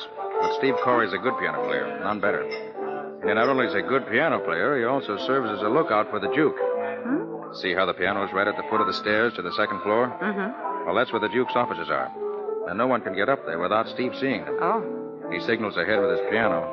to let the Duke know whether it's a friend or an enemy who's coming up. Hey, how do you know so much about this place, Nick? Oh, I get around Riley now and then. And I suppose if Steve signals that it's the wrong kind of company coming to call, they get the wrong kind of reception. That's about it, Patsy. Hi, Steve. The Duke in? Yeah. Go on up. Hey, what do you smoke in that pipe of yours? Old cabbage leaves? Shoe leather. Tastes better. It smells like the deuce, whatever it is. Come on, Nick. We gotta be moving. Right.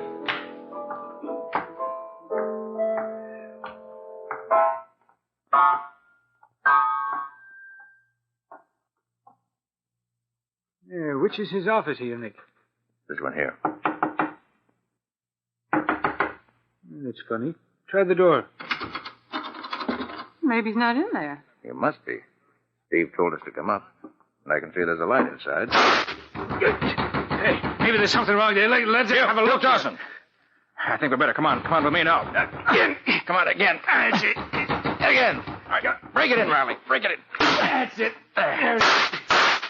Are you hurt, Riley? No, did he get you? No. What's going on in here? Nothing now, Patsy. You can come in. Hey, look there, Nick. Dead. Shot right through the forehead. Is that the Duke? Yes, Patsy, that was the Duke. Hey, look, that's where the killer went, Nick, through that window there.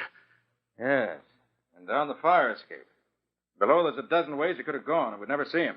If we'd only gotten in a little sooner, Nick. That wouldn't have made any difference, Riley. I suppose not. He was out to get the Duke, and he'd have gotten him anyway.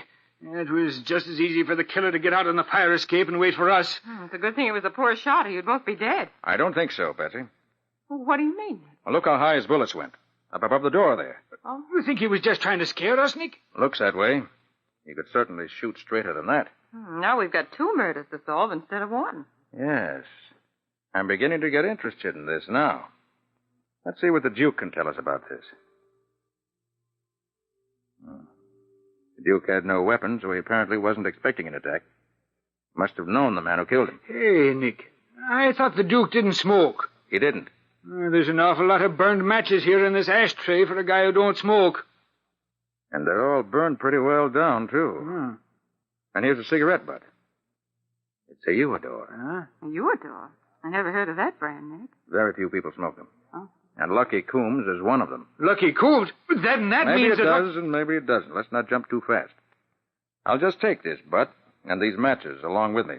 They may come in handy before we're through. Well, I'd better call headquarters and get some of the boys up here. Right. And while you take care of this end of it, Patsy and I'll go and call on Lucky. Maybe he can tell us something about this. Okay, Nick. But be careful, lad. Lucky's a tough baby. I will. I know how to handle him.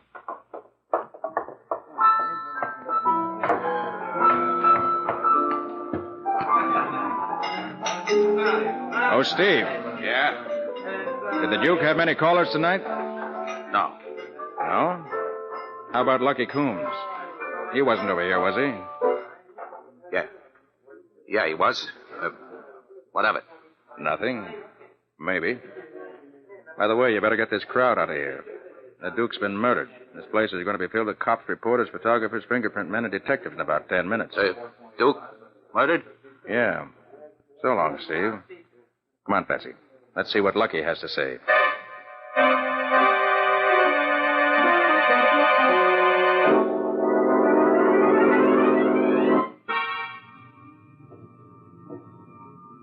$11, please. Well, this ought to put an end to the numbers racket in this town, Nick. For a while, anyway. With the Duke dead and Lucky in jail for his murder. Maybe. But let's not get ahead of ourselves. Oh. Patsy, stay in the car. Those 2 mugs outside may mean trouble. Be careful, Nick. Going someplace, Flatfoot? Why, yes. Just a friendly visit. I want to see Lucky a minute. Lucky's not receiving tonight. Not cops, anyways. I'm no cop. Just want a friendly talk with him. Well, you can't. No? I think I can. Yeah? Well, me and my buddy here is going to see that you don't. We sure are.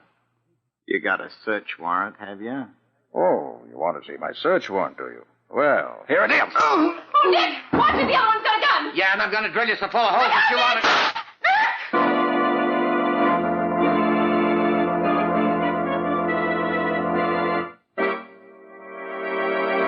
Well, Nick seems to be having difficulty getting in to see Lucky. Does this mean Lucky is the man who killed the Duke?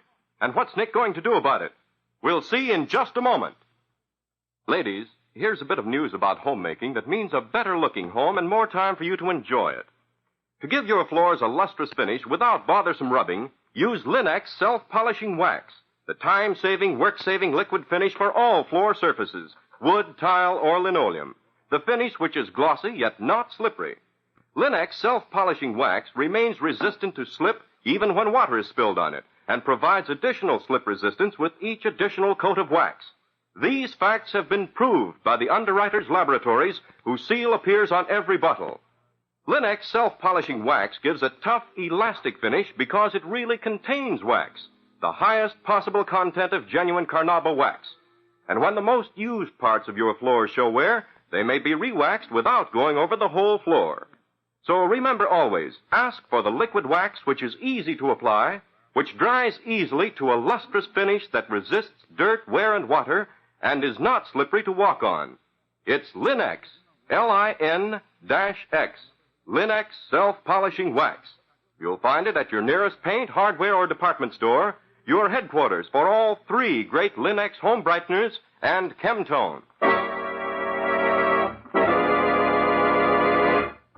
And now, back to our story. We left Nick fighting it out with one of Lucky Coon's gunmen as he tried to get in to see Lucky to question him about the killing of Duke Dawson. I'm going to drill you so full of holes you... Oh! Shot my hand off. You're all right. I just knocked your gun out of your hand, that's all. Here, I'll take it. And just to be sure, I'll take your pal's gun, too. Now, you'll both be good little boys. I won't tell Lucky on you. Won't tell Lucky what? Oh, hello, Lucky. I've enjoyed meeting your welcoming committee. Oh, sometimes their ambition gets the better of their common sense. They told me it was you coming up, Carter. I would have advised them to let you in and save themselves a headache. Here are your boys' pop guns. Give them back to them after I go. Thanks. You can come out now, Patsy. Well, Nick, that's your daily dozen for this evening. I always enjoy watching you exercise. It does me so much good. What can I do for you, Carter? I suppose you know Benny Smith was killed tonight, right after he collected the $50,000 he won in Duke Dawson's numbers game. Yeah, I heard about that. You don't think I had anything to do with that, do you? And did you also hear that Duke Dawson himself was murdered a little while later? So... Oh, you think you can pin that on me? We found one of your cigarettes half smoked in the ashtray on the Duke's desk, Lucky. What? And the Duke didn't smoke. Not 3 people in the city smoke your brand. How did your cigarette get in the Duke's ashtray? My cigarette, huh? You could easily be held for the murder on the evidence we have, Lucky. But I suppose you have an alibi. If so, let's have it. Well, I haven't been out of my apartment all evening. No alibi, huh? Well, that's very interesting. No alibi and ashamed to admit it. Then he must be the one who... Easy, Patsy. If you think I did it, why don't you run me in? No, Lucky, we're not going to run you in. But you will stick around, won't you? Just in case we need you for a witness or something. Oh, Nick, surely you're not going to let him go. Why not? You will stick around, Lucky? Yeah. Fine. Yeah, I'll stick around. Let me know when you need me for something. Thanks, I will. Well, good night, Lucky. Come on, Patsy, let's be going.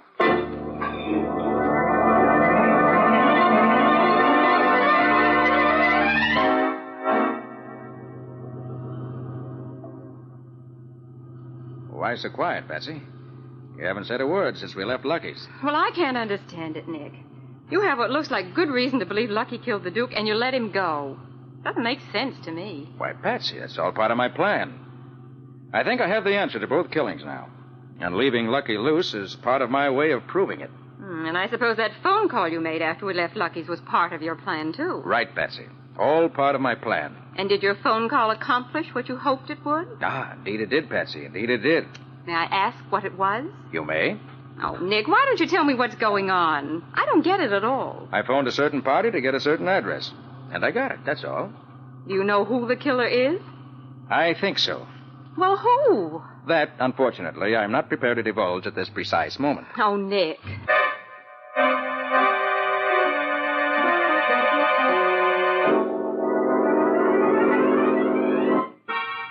Well, here we are. Here we are where? At the address I got on the phone. It's the 3rd house up there. The rooming house. And what do we do there? Now, Patsy, listen carefully. Well, I tell you. I'm going inside that house. Alone? Yes, alone. And as soon as I do, I want you to go to the phone in the drugstore across the street and phone Riley. He'll be back at headquarters by this time. Tell him to come up here just as fast as he can. I may need him. Tell him to bring some of his men in the hurry-up wagon, but not to use the siren. When he gets here, tell him to wait out here with you until I come out. Or if I don't come out, tell him to rush in after me just as soon as he hears gunshots. Oh, Nick, hadn't you better wait until he gets here before you go in there? Can't do it, Patsy. I've got to get inside before the next visitor does. That's the important part of my plan. Now, you have it straight? I think so. Good. I'm counting on you, Patsy. Don't fail me. Well, wish me luck. I may need it.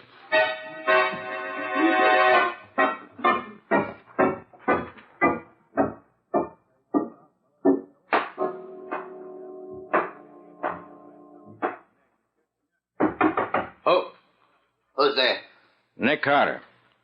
Got a few questions I'd like to ask you. Questions? Yes. I'm alone. Well, I see you're packing your suitcase, Steve. You weren't getting ready to leave town, were you? What if I was? You shouldn't do that. We might need your testimony in clearing up Duke Dawson's murder. Huh? You're the only witness we have to testify that Lucky Coombs called on the Duke just before he was murdered. Yeah. That's just why I'm getting out. I'm not staying here to be taken for a ride by Lucky's guerrillas. And that's what had happened to me. If I said anything against him. You won't be taken for a ride by Lucky's gunmen. I'll guarantee that. I ain't taking no chances. Yeah. Got a match? Sure. Thanks.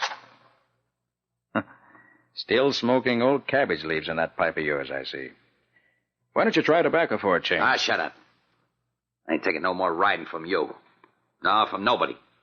Okay, Steve. Oh, do you mind if I keep this match you just used? What?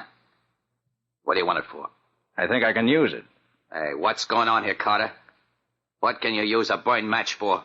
For one thing, I can use it to send you to jail. To jail, huh? Yes, for murder. You won't send me to jail for murder. Drop that gun, Steve. Yeah. That's enough from you. Give me that gun. I will. Give me that gun. Let go. There. Doug, didn't have to break my arm, did you? Lucky for me you shot in a hurry. Otherwise, you might have got me somewhere else and just in the fleshy part of my arm.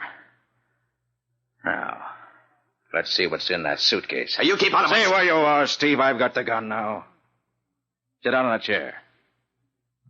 Now be quiet. Aha.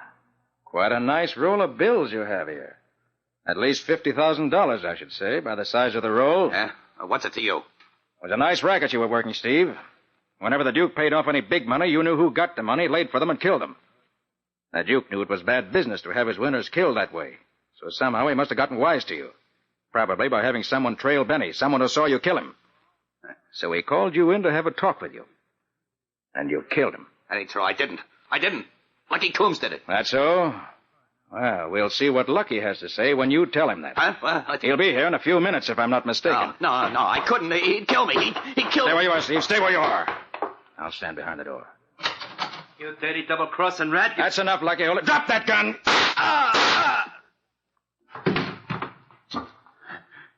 Is he... Did you kill him? No. I just shot him through the shoulder. The shock knocked him out. He'll live to go to the electric chair with you. Hey, Nick! Nick, how you hurt? Oh, Nick, are you all right? It's all right. It's all right. Everything's under control. Oh, thank goodness. All right, Riley. There are your two murderers. Steve in the chair and Lucky on the floor. Two of them. Glory be. Yes, Riley, two of them. You better get your handcuffs on them before they decide to run out on you. I'll do just that. Now, my fine friend Steve, hold out your hand. And you, Lucky, you can't help me, so I'll just put them on you while you're asleep. And you'll be all right when you wake up. Well, then it was Lucky, Nick. Yes, Bessie. Lucky and Steve together. Oh, this is a great day for the police department. 2 men killed and the 2 murderers caught. Lieutenant, are you giving all the credit to the police department? It seems to me No, of course not. I just meant that... It's all right, Riley. It's all right. My part of it's done. Your precious police department can have all the glory if they want it. Well, tell me about it, Nick. How did they do it? And who killed who? And why did they kill... Hold it. I'll meet you down at your office in half an hour and give you all the details and the evidence you need. Right now, I want to get my arm fixed up. Oh, Nick, you're hurt. Is it bad? Let me get a doctor quick. No, it's not serious, Patsy. It's just a flesh wound. And it's rather painful. I'd like to get it taken care of. Come on, Patsy. Guess you better have to drive. I'll see you later, Riley.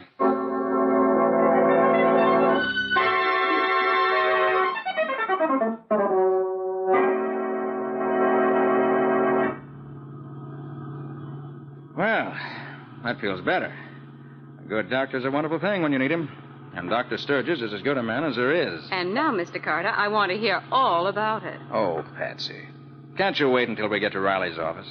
I don't want to go through the story twice. Nick Carter, if you don't give me all the details right here and now, I'll stop this car and we won't move an inch until you decide to tell me what I want to know. All right, all right. You're a hard woman, Miss Boone. I guess I'll have to give in. Well, what do you want to know first? First, where does Steve come into this? He did the killing. Then what about Lucky?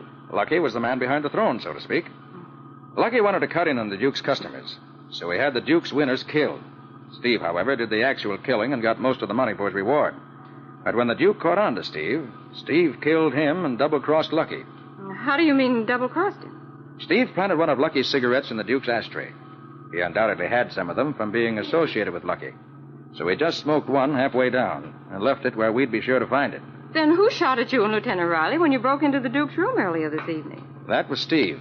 But, Nick, Steve was downstairs playing the piano. He was there when we left him, yes. And he was there when we went back. But in between, he slipped out the back, up the fire escape, fired over our heads as we entered to make us think the killer was just leaving, and then went back to his piano. He thought he had a perfect alibi. How did you know that it was Steve? By the matches in the ashtray.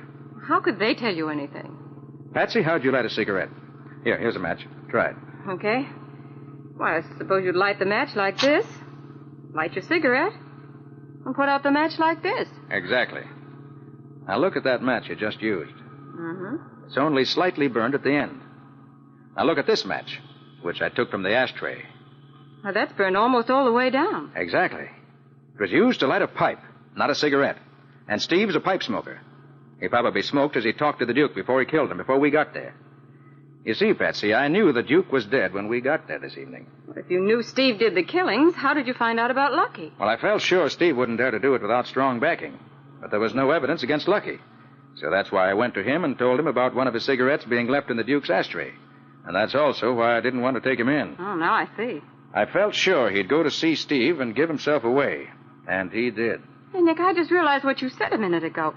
You said you knew that the Duke was dead before you went upstairs to his office tonight. Now, how could you possibly know that? Very simple, Patsy. Steve was the Duke's lookout man. He used the piano as a signal. The top key on the piano was wired to a buzzer that sounded in the Duke's room. That meant someone was coming up.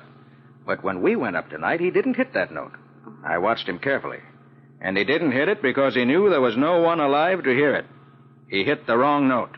I'll say he hit the wrong note, in more ways than one. How do you mean, Patsy?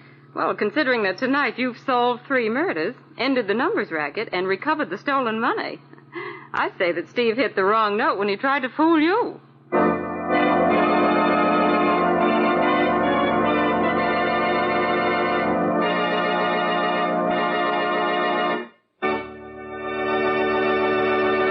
In just a moment, Nick and Patsy will bring you a preview of next week's exciting case. But first, here's a thought for all of you homemakers. Of course, you take pride in your home. Of course, you want your folks to take pride in it, too. And your husband, your family, will sit up and take notice of the bright new beauty Linux Cream Polish gives your treasured furniture. For Linux Cream Polish is the modern way to protect the things in your home. It quickly restores your furniture's attractiveness in one quick, easy application. And Linux Cream Polish dries to a hard finish that leaves no oily film to attract additional dust, to make additional work.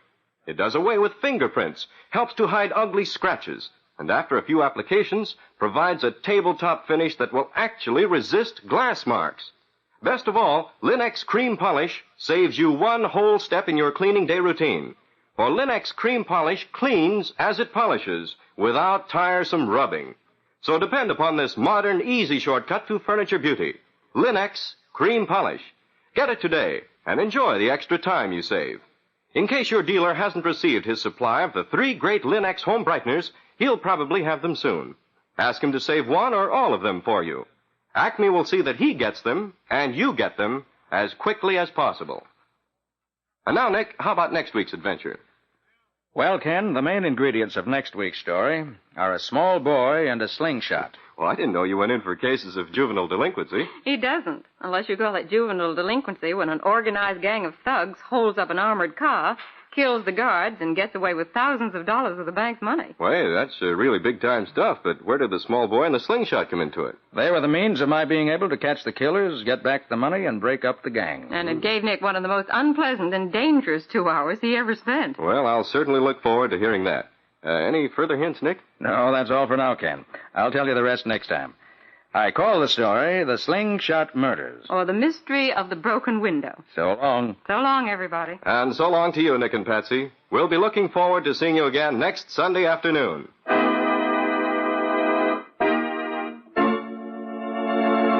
Next week at the same time, listen to another curious experience of Nick Carter, Master Detective, entitled The Slingshot Murders. Or Nick Carter and the Mystery of the Broken Window.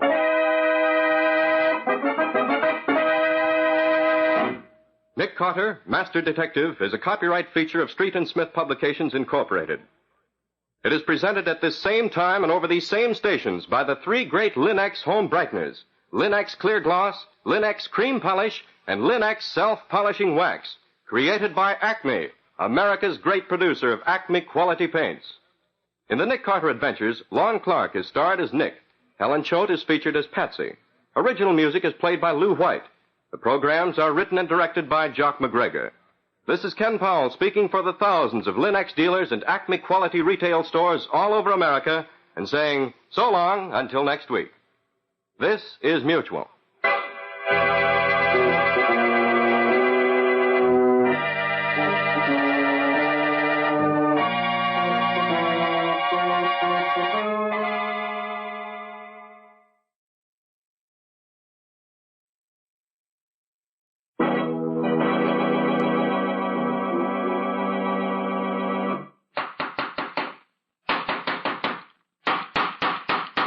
What's the matter? What is it? It's another case for Nick Carter, Master Detective.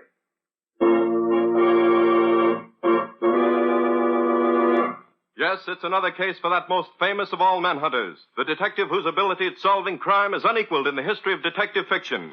Nick Carter, Master Detective. Presented by the three great Linux home brighteners, Linux Clear Gloss, Linux Cream Polish, and Linux Self-Polishing Wax. Created by Acme, America's great producer of Acme quality paints. Today's curious adventure, The Slingshot Murders. Or Nick Carter and the Mystery of the Broken Window. In just a moment, we'll find out how Nick Carter solved the mystery of the slingshot murders. But first, here's something worth thinking about. A lovely home adds to the joy of living.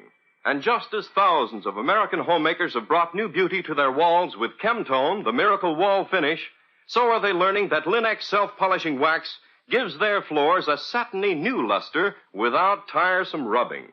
Easily wiped on, Linux self-polishing wax dries to a tough, elastic finish that resists wear amazingly because it contains so much genuine Carnauba wax with no gum, shellac, or resin in it to chip or crumble. It resists water and dirt, too, so that soil is safely removed from the surface with a damp cloth or mild suds.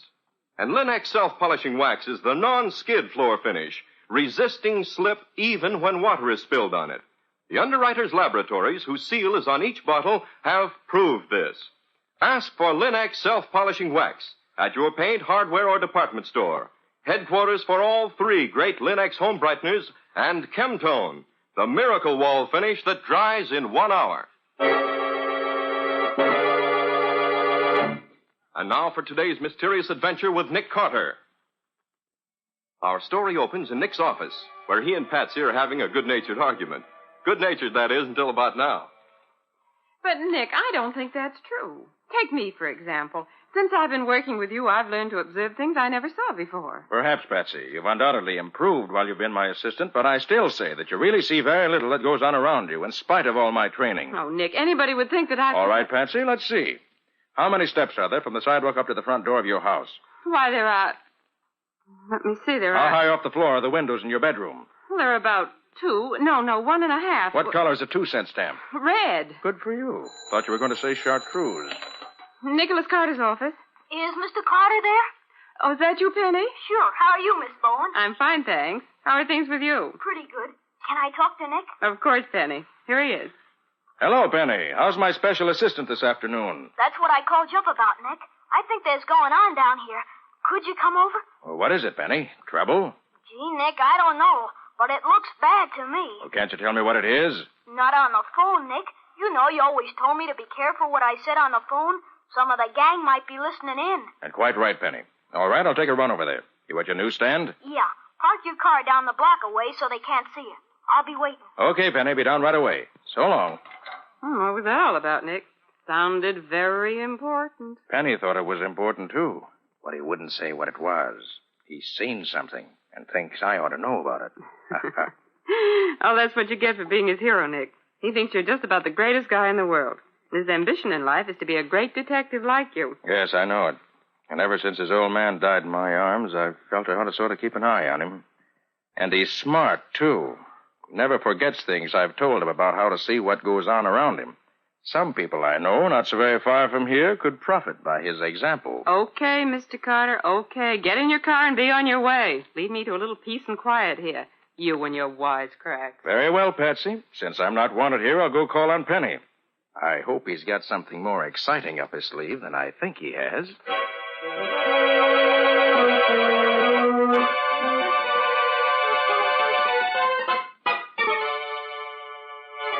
Gee, Nick, I thought you were never coming. Sorry, Penny, but you know how traffic is. Sure, I know. Come around the back of the stand, Nick, so nobody will see us talking together. Okay, Penny. Now, what's up? You see across the street there? You see the bank? Yes? And you see the empty stores on each side of the bank? Yes? Well, a little while ago, a big black sedan pulled up and 2 guys got out and went into the vacant store on this side of the bank. Then 2 more guys got out and went into the empty store on the other side. Then the sedan drove away and left the 4 guys there. That's odd. Any idea what might be going on? Well, Nick, there's several factories around here, and today's the day the bank downtown sends the money to this bank for the payrolls. Tomorrow's Saturday, you know. I see what you mean, Penny. You think those men may be planning to hold up the bank when the money gets here, huh? Well, gosh, Nick, don't it look like that to you? Could be, Penny. Yes, does look suspicious. But, Penny, robbery's not in my line. This is a job for Lieutenant Riley and the city police. I'll give them a ring and tell them what you saw. You'll have to hurry, Nick. It's almost 4 o'clock, and that's when the car comes with the money. Well, I'll phone Riley now. Maybe he can get one of the squad cars Nick, to get... here it comes, look! Yes, it's an armored car, all right. And it's stopping in front of the bank. They're starting to unload the money, and they don't know they're making Wait here. trouble. I'll warn them they're in danger. They're holding up the truck, Nick! Get back, Penny. Keep out of the way. I'll see if I can help the guards by picking off some of the thugs with my gun. Look out, Nick! Don't get yourself killed! I won't. I'll stay behind this pole. You got one, Nick! I think so, but... Look out, Nick! Nick, are you dead? Are you, Nick? You're bleeding. Oh, Nick, something hit my neck, Nick. Nick, they're getting away. Nick, we didn't stop them.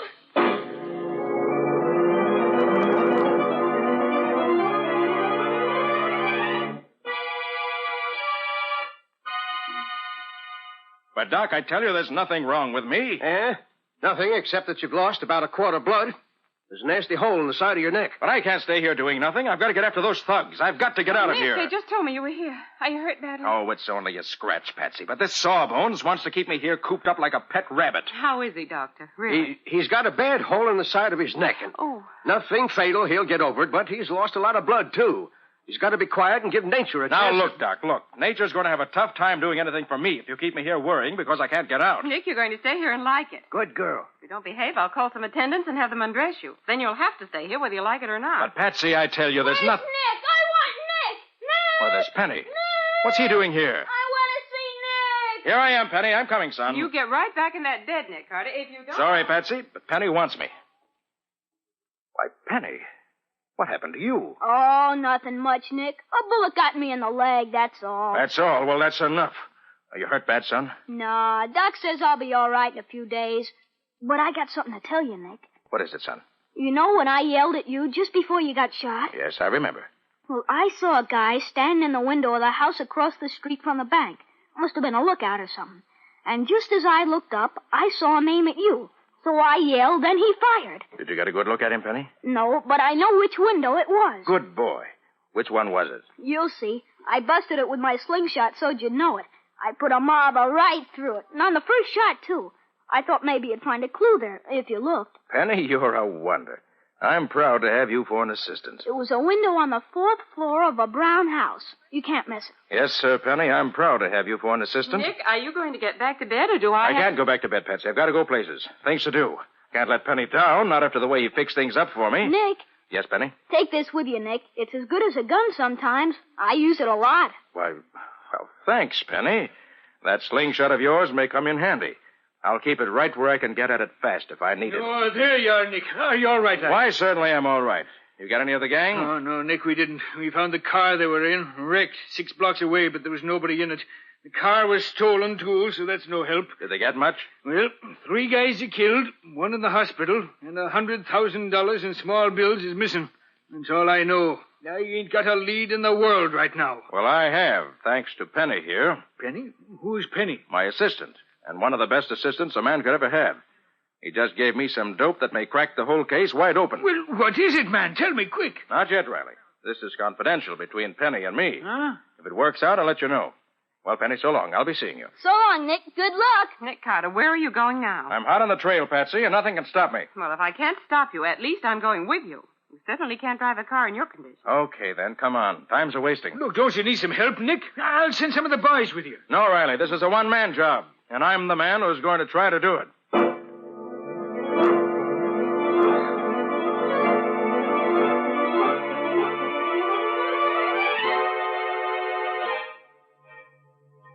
Patsy, I wish you hadn't come. There may be trouble. You may just as well save your breath, Mr. Carter, because I'm going wherever you're going, and that's that.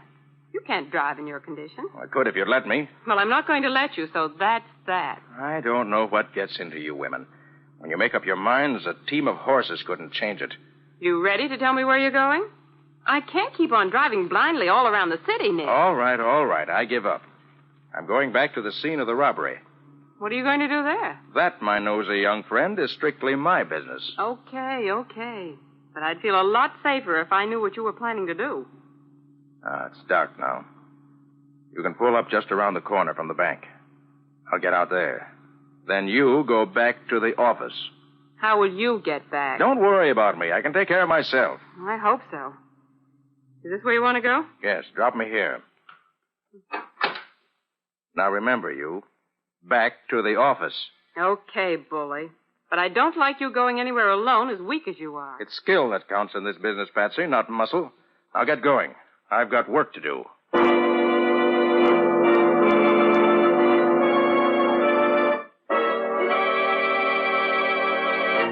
So Nick is going alone to investigate the house where the killers were who shot him. Does he have any idea what dangers lie ahead of him? And will he find any clues to the killers? We'll see in just a moment. Have you been wishing for a furniture polish that will clean your furniture too? Linex Cream Polish, the modern protection for your furniture's beauty, saves one complete step by cleaning as it polishes, without tiresome rubbing. Learn firsthand how much time and effort Linex Cream Polish saves. Linex Cream Polish removes that cloudy dust and polish accumulation in one quick, easy application that also does away with fingerprints and helps conceal ugly scratches. And Linex Cream Polish dries hard, leaving no oily film to attract additional dust, to make additional work. So try it and see how simple it can be to clean and polish your furniture at the same time. Ask your dealer for Linex, Lin-X. Linex Cream Polish. You'll find it at your paint, hardware, or department store, where all 3 great home brighteners and Chemtone, the miracle wall finish, are featured. And now, back to our story. We left Nick, weak from loss of blood, climbing the stairs to the 4th floor of the old tenement house, trying to find some clue to the killers who shot him and robbed the bank. As we rejoin him, he's nearly reached the top. I wish it wasn't the 4th floor. I don't feel as ambitious as I did. Well, that's a break. Only one apartment on the street side. And there's someone home, judging by the light under the door. Here goes. Well, what do you want? I'm investigating the bank holdup across the street this afternoon. Bank holdup? Yes.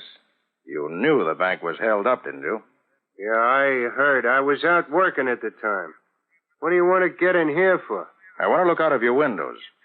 See, it's like this. We have a witness who says he saw the whole thing from the window next door on this level.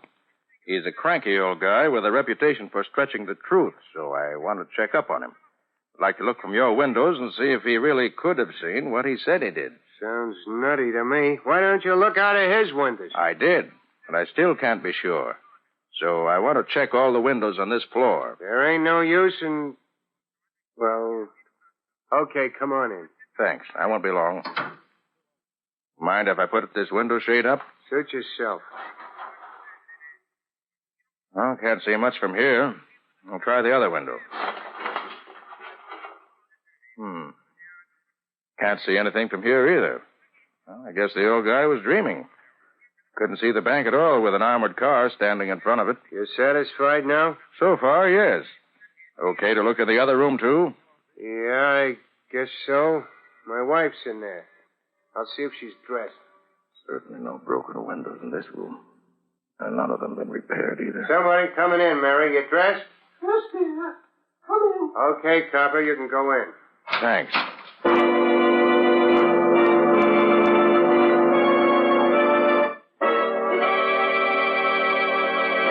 Sorry to bother you, lady.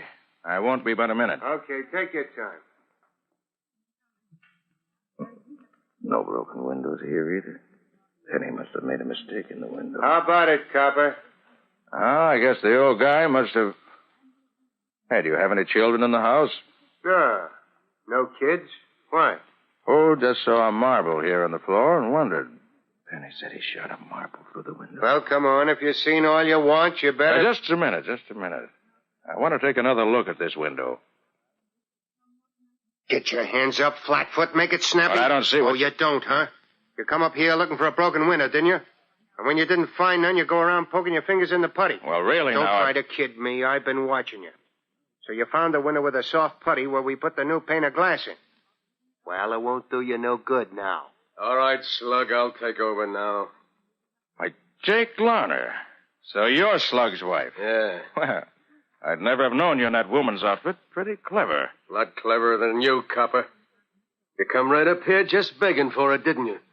I thought we'd give it to you for keeps out in front of the bank this afternoon, but I'm glad now we didn't. This is going to be more fun. We can make it last longer. Burn him down, No, Jake. Slug. Shooting's too quick. I got a better plan for this dumb punk than that. Go right ahead, gentlemen. Don't mind me. But do you mind if I put my arms down? Get his gun, Slug. Sure, Jake. Quite a surprise to find us here, copper, ain't it? Never figured we'd hide out right here alongside the bank, did you? Them dumb cops probably are searching all over the city, looking for where we went to. And all the time, we're right here. Hey, Jake. What? This guy's a regular arsenal. 3 guns he's got. I don't care how many he's got. Take them all away from him. Hey, Jake. Look at this. What? He's got 3 guns and a slingshot. Are you kidding? A cop carrying a slingshot around to keep the big bad robbers away. What a dumb mug he is. Oh, look now, Slug, don't take all the Flatfoot's weapons away. Where's your manners? Leave him keep the slingshot. Why, sure. Here, Mr. Dick, I'll put it right back in your pocket where it came from. Maybe you'll save your life with it. That's a big joke, Jake.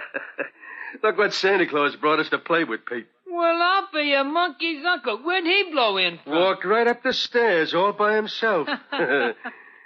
Look, copper, did you ever have a lighted cigar butt jammed in your eye?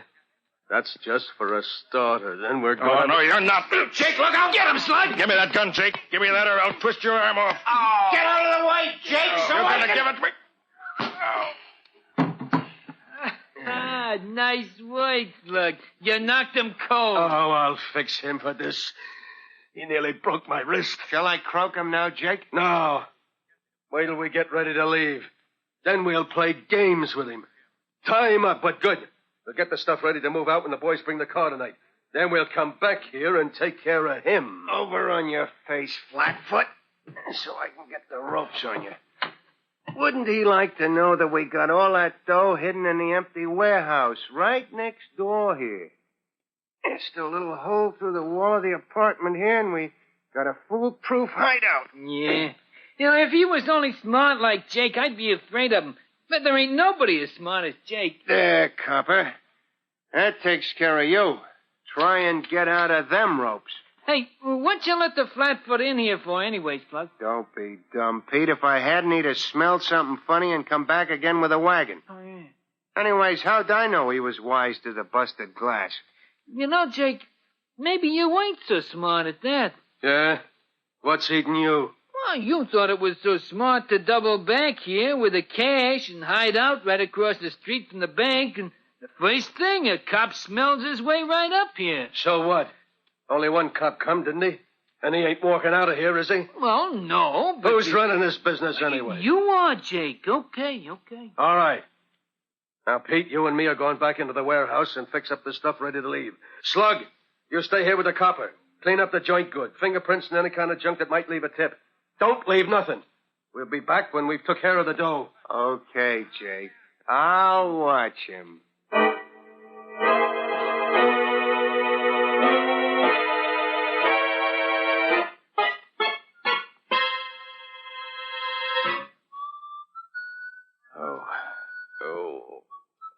Fell into it right this time. I should have had somebody standing by just in case. Well, whoever tied these ropes knew what he was doing. I'll never get out of these. Hands tied together, elbows tied tight to my body. I'll let... Oh, my head. Ooh. I wish I felt as happy as Slug sounds. Hey, there's blood on my hands. The bullet hole on my neck must have opened up. The blood's made my hands slippery. Yes, I think I can get my hands loose.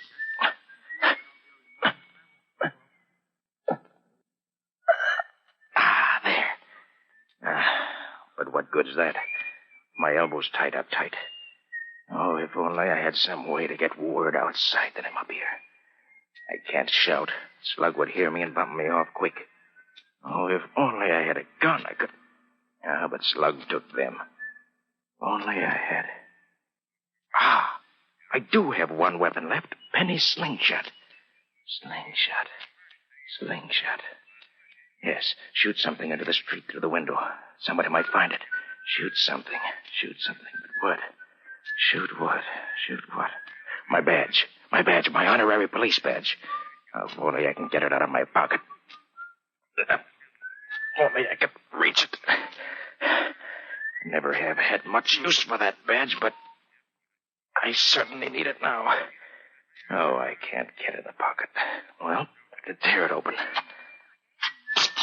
There. I got it. Now for the slingshot in the outside pocket. There we are. Now, if I can stretch my arms far enough apart to shoot this badge through the window, I can... What's that? What the... Hey, copper, what are you trying to... The guy's still out cold. He couldn't have done nothing. But somebody broke that window. Maybe the dick's only faking. Maybe he ain't really out. Let me take a look. Gosh. Here you go, Slug. Oh, what a break. He's out cold. I thought he wasn't coming close enough so I could grab his legs, but he did. Lady Luck must be on my side today. Just luck his head hit in the radiator that way. Now, if I can wriggle over there and get his gun. Just a little more. Oh, Jake will be back any minute. I got to get that gun before... There. Now if I can roll back under the bed before Jake gets here.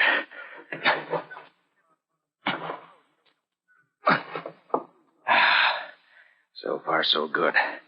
Lady Luck, stay with me. Slug, what happened? Slug! Slug! Hey, look, Jake, the copper's gone. And Slug's out cold. I thought I told you guys to tie that flatfoot up so he couldn't move. We did, Jake. Yeah, it looks like you did. Come on, maybe we can catch him outside before he gets away. Yeah. Hey, Jake, look, the door's still locked What? here. The Dick couldn't have got out this way. Well, he didn't get out the way we come in. He must still be here. Look under the... Up with your hands, both of you. Why, Quick. you... He's got a gun. Get him up, I said. I'm not fooling. That's just a warning. I said I'm not fooling. Now drop your guns on the floor. Both of you. We better do it, Jake. He means business. You bet I do. Drop those guns fast. Okay, you win. For now. Drop the other one, Jake. I know you have two of them. Yeah. Take it. Good. Now, Pete, slowly and easily. Kick the guns over toward me. Okay. Now, stay where you are. I'll kick those guns over. That's better. Now what? Want us to untie you? No, I want you to stay right there. And I'll stay right here. Wait a minute. It's all right, Jake. He can't last long now. All we gotta do is wait here till he falls over. He's lost so much blood now he can't hardly sit up. Sure. How long you think you're going to hold out, copper? Long enough to see you three thugs in jail. I bet that don't nobody know you're up here. So how do you expect to be rescued? I sent a messenger out the window to tell my friends I'm here waiting for them. Hey, look, Jake, the window is busted. So what? This flatfoot will be out cold long before anybody comes up here. Unless it's the boys with a car come to take us out of here. You, think you can last that long, copper? You'll never be able to hold that gun on us for another 2 hours. You might as well give up now, copper. Think so? I want to take you three mugs in so bad, I'll wait all night. If I have to.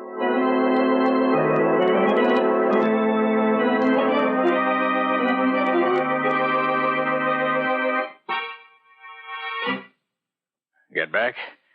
I can see you. Don't you try any funny business with me. Yeah, he's almost gone, Jake. Another couple of minutes and he'll be out like a light. Yeah. As soon as he drops that gun, we'll rush him. I don't know how he lasted this long. Stay right there. Stay there, both of you. I can wait. Just as long as... Now. He's gone. Come on. Hold everything! You get your hands up, you Nick. Oh, Nick. Oh, Nick. hello, Patsy. Riley. What's going on here, Nick? These are the thugs that stuck up the bank. Oh. Money's in a warehouse next door. You're a wonder, Nick. Take care of these fellas, Sergeant. Send a couple of men to get the money out of the warehouse, like Nick says. Oh, Nick, I've been so afraid for you. Did they hurt you? Oh, I'm all right, Patsy. Just a little tired. That's all. Ah, she's a great girl, that Patsy. When she left you, she phoned me and told me what you were trying to do, Nick. So I got some of the men together and came as quick as I could. And we got a flat tire, or we'd have been here sooner. And look, here's your badge, Nick. A little bent, but as good as new. Thanks, Riley. Lucky you found it. It wasn't me that found it. It was Patsy herself here. You found it, Patsy. Yes, Nick. Then Riley spotted the broken window and we came up. But don't ever let me hear you say again that I'm not observant. Maybe I don't know how many steps there are in front of my house. But when it comes to things that count, I can see them.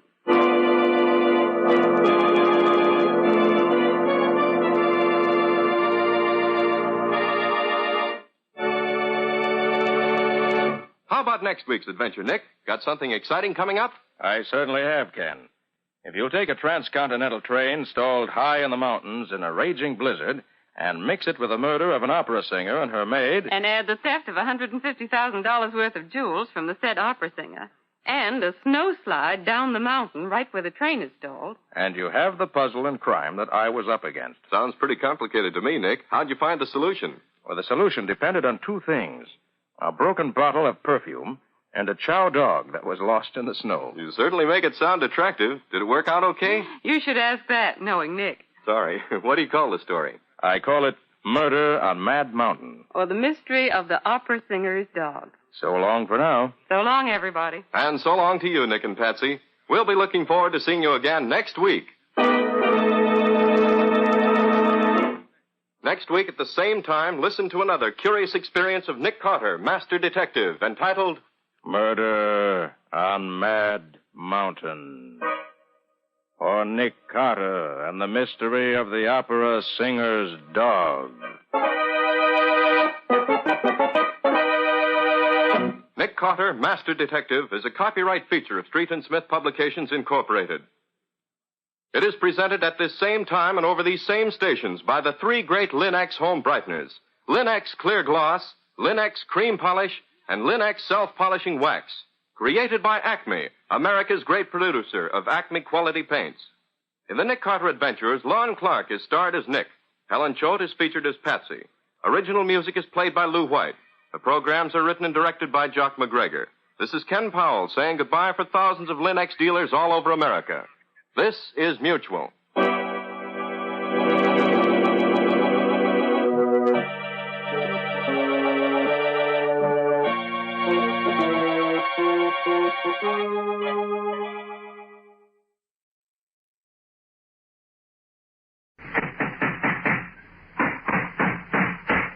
What's the matter? What is it? It's another case for Nick Carter, Master Detective.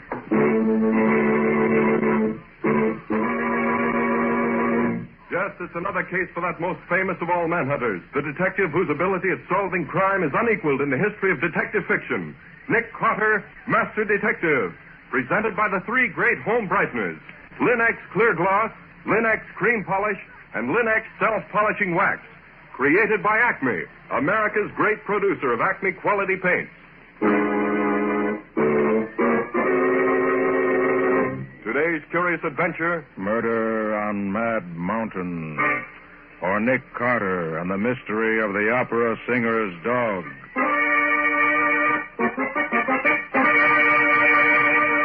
In just a moment, we'll hear how Nick Carter solved the mystery of the murder on Mad Mountain by the aid of a dog lost in the snow. But first, let me tell you something. You and your family take pride in your home, of course. That's why you keep it bright and sparkling with Chemtone, the miracle wall finish that brings new beauty to your walls. With Linx Clear Gloss, the transparent finish that gives lustrous, durable protection to every wood and linoleum surface in your home.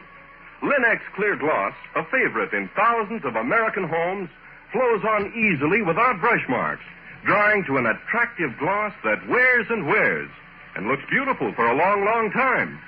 What's more, it resists damage by hot grease, boiling water, fruit acids, perfume, even alcohol. And Linx Clear Gloss keeps dirt on the surface so that it's easily wiped away. Keep your home looking lovely with Linx Clear Gloss. Available at your paint, hardware, or department store. Headquarters for all three great Linx home brighteners and Chemtone, the miracle wall finish that dries in 1 hour. And now for today's mysterious adventure with Nick Carter. As we open our story today, we find Nick and Patsy in a train which is crossing the hump of Mad Mountain in a raging blizzard. This is a pretty thrilling experience, Nick, riding over the mountain in a blizzard like this. We're just as snug and cozy inside the train here as if we were in our own homes. It may be thrilling, Patsy, but it's pretty dangerous, too. Dangerous? What's dangerous about it? Well, up here on Mad Mountain, there's always the danger of a snowslide sweeping down on us and pushing the whole train down into the canyon. Or we could run into extra heavy drifts and get stalled. In fact, that's where Mad Mountain got its name, from the trouble it's always caused the railroad. Well, I don't care. I'm enjoying it just the same. Wonder how much behind schedule we are. Here comes the conductor. I'll ask him. Oh, conductor? How late are we going to be? Well, I can't tell you, miss. Depends on how long this storm keeps up. Say, conductor, didn't you used to be on the New York to Miami run in the Pennsy about 10 years ago? Well, yes, I did. Left there 11 years ago next March. I thought so. Used to ride with you often in those days. Is your name Bonner? Robert Bonner? Gosh, what a memory. Sure, I'm Robert Bonner, but I don't remember you. Takes a detective's trained mind to remember names and faces, Mr. Bonner. Nick's a great one for that. Nick? You don't mean you're Nick Carter? Guilty in the first degree. Well, don't that beat all? After 11 years.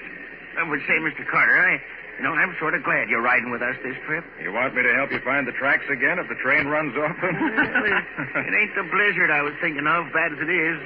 That opera star we got hitched on the rear of the train. You mean that private car we saw at the terminal belongs to a real opera star? Who is she? Her name's Pauline Hall, and she just stuck up. Highfalutin queen of them all. Well, why are you worried about her? Well, after we hitched her car on, I went back to see if everything was okay. Orders, you know. Sure, I know. Well, out she comes wearing more jewels than the Russian royal family. She waves her hand at me and she says, "Conductor, please see that no one is permitted to enter my car at all. I'm not to be disturbed before we get to Sacramento in the morning." The fuzzy little chow dog of hers stands there blinking at me. Collar around his neck studded with diamonds. Well, a chow is a high-class dog, Mr. Bonner. And then, as if there ain't enough trouble for me trying to keep everything straight around here with a blizzard blowing down my neck, I get this telegram from the chief. Says I gotta take care of the dame and her sparklers as if they were my own. Says the stuff she's carrying is worth about $100,000 cash. That's a lot of jewels to be lying around loose. Yeah, maybe she won't be disturbed in Sacramento in the morning either if that dumb engineer of ours don't use more sand. We was an hour behind crawling up the other side. Now we ain't even crawling. Why, Nick, we've stopped. We aren't moving at all now.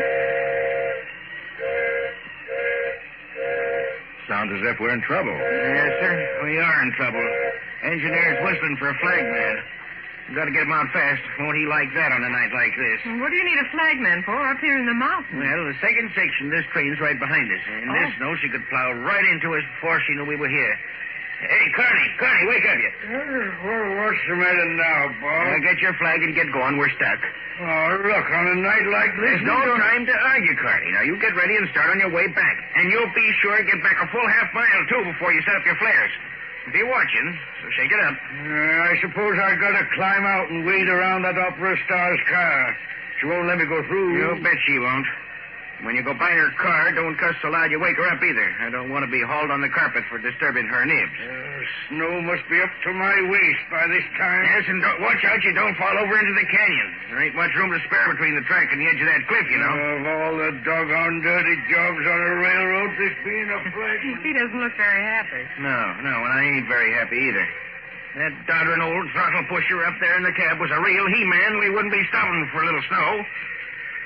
Well, ain't nothing to do now but wait. Hope the second section don't jam into us.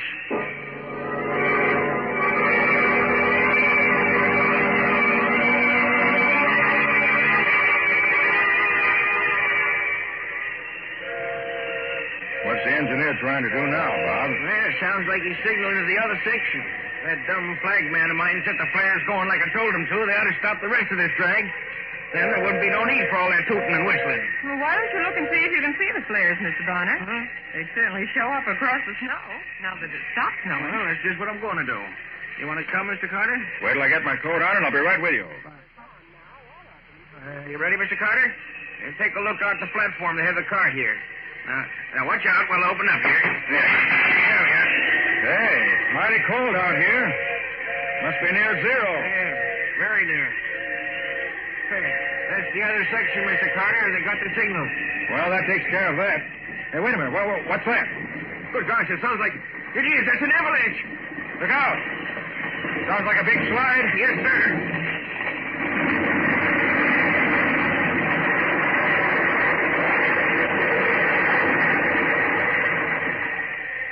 Hey, that was awful close. Too close for comfort. Yes, sir, indeed. Missed us, though. Went right by us. And what about the flagman? You suppose that he might have been... Carney. He must have been right in the path. I better see if he... I'll go with you. Come on.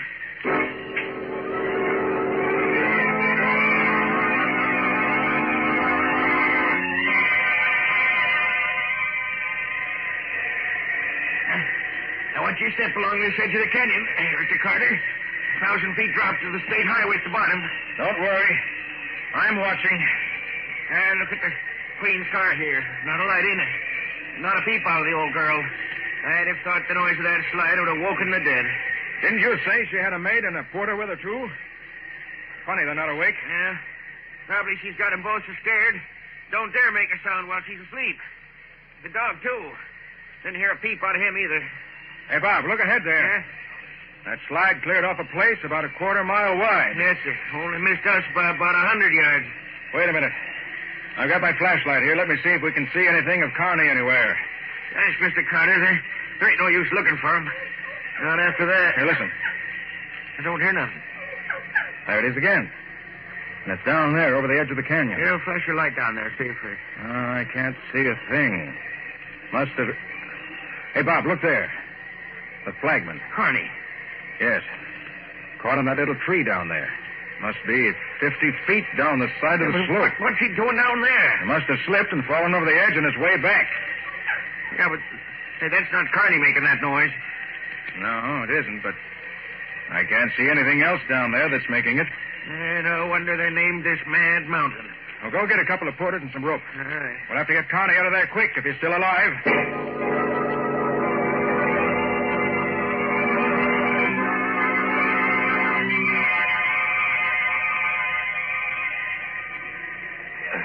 Just a little more now, boy.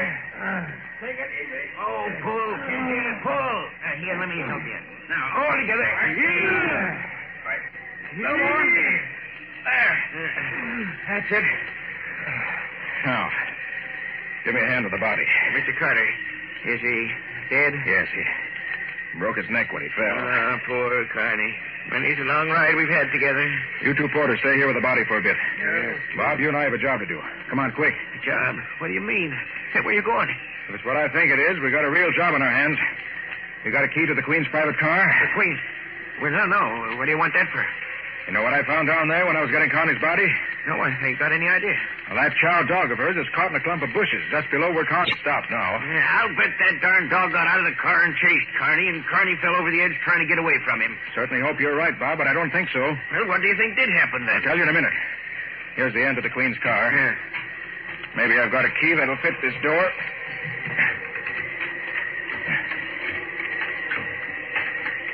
Now, they have a special lock on it. I can't wait to take it now. Watch out.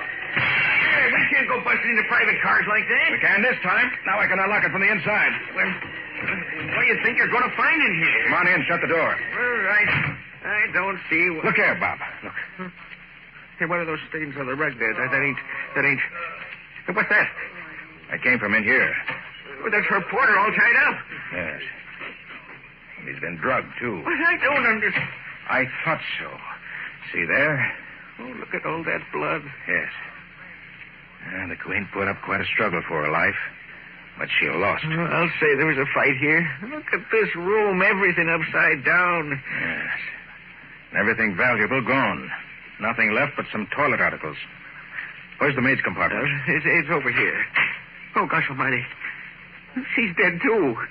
Strangled to death, looks like. Those purple marks around her neck couldn't mean anything else. Oh, what a smell. What is it, Mr. Carter? It smells like perfume. Yeah, see there? Broken perfume bottle. Got smashed in the struggle. Whew. The smell is so strong, it's sickening. Oh, I'm going to catch it for this. What's in the other compartment? I wouldn't know. I just hope it ain't more bodies. Well, we'll see. Aha, just as I suspected. See those cigarette burns on the dresser and the empty bottles? 2 men hid in here, waited until the time was right, then killed the Queen and her maid and stole the jewels.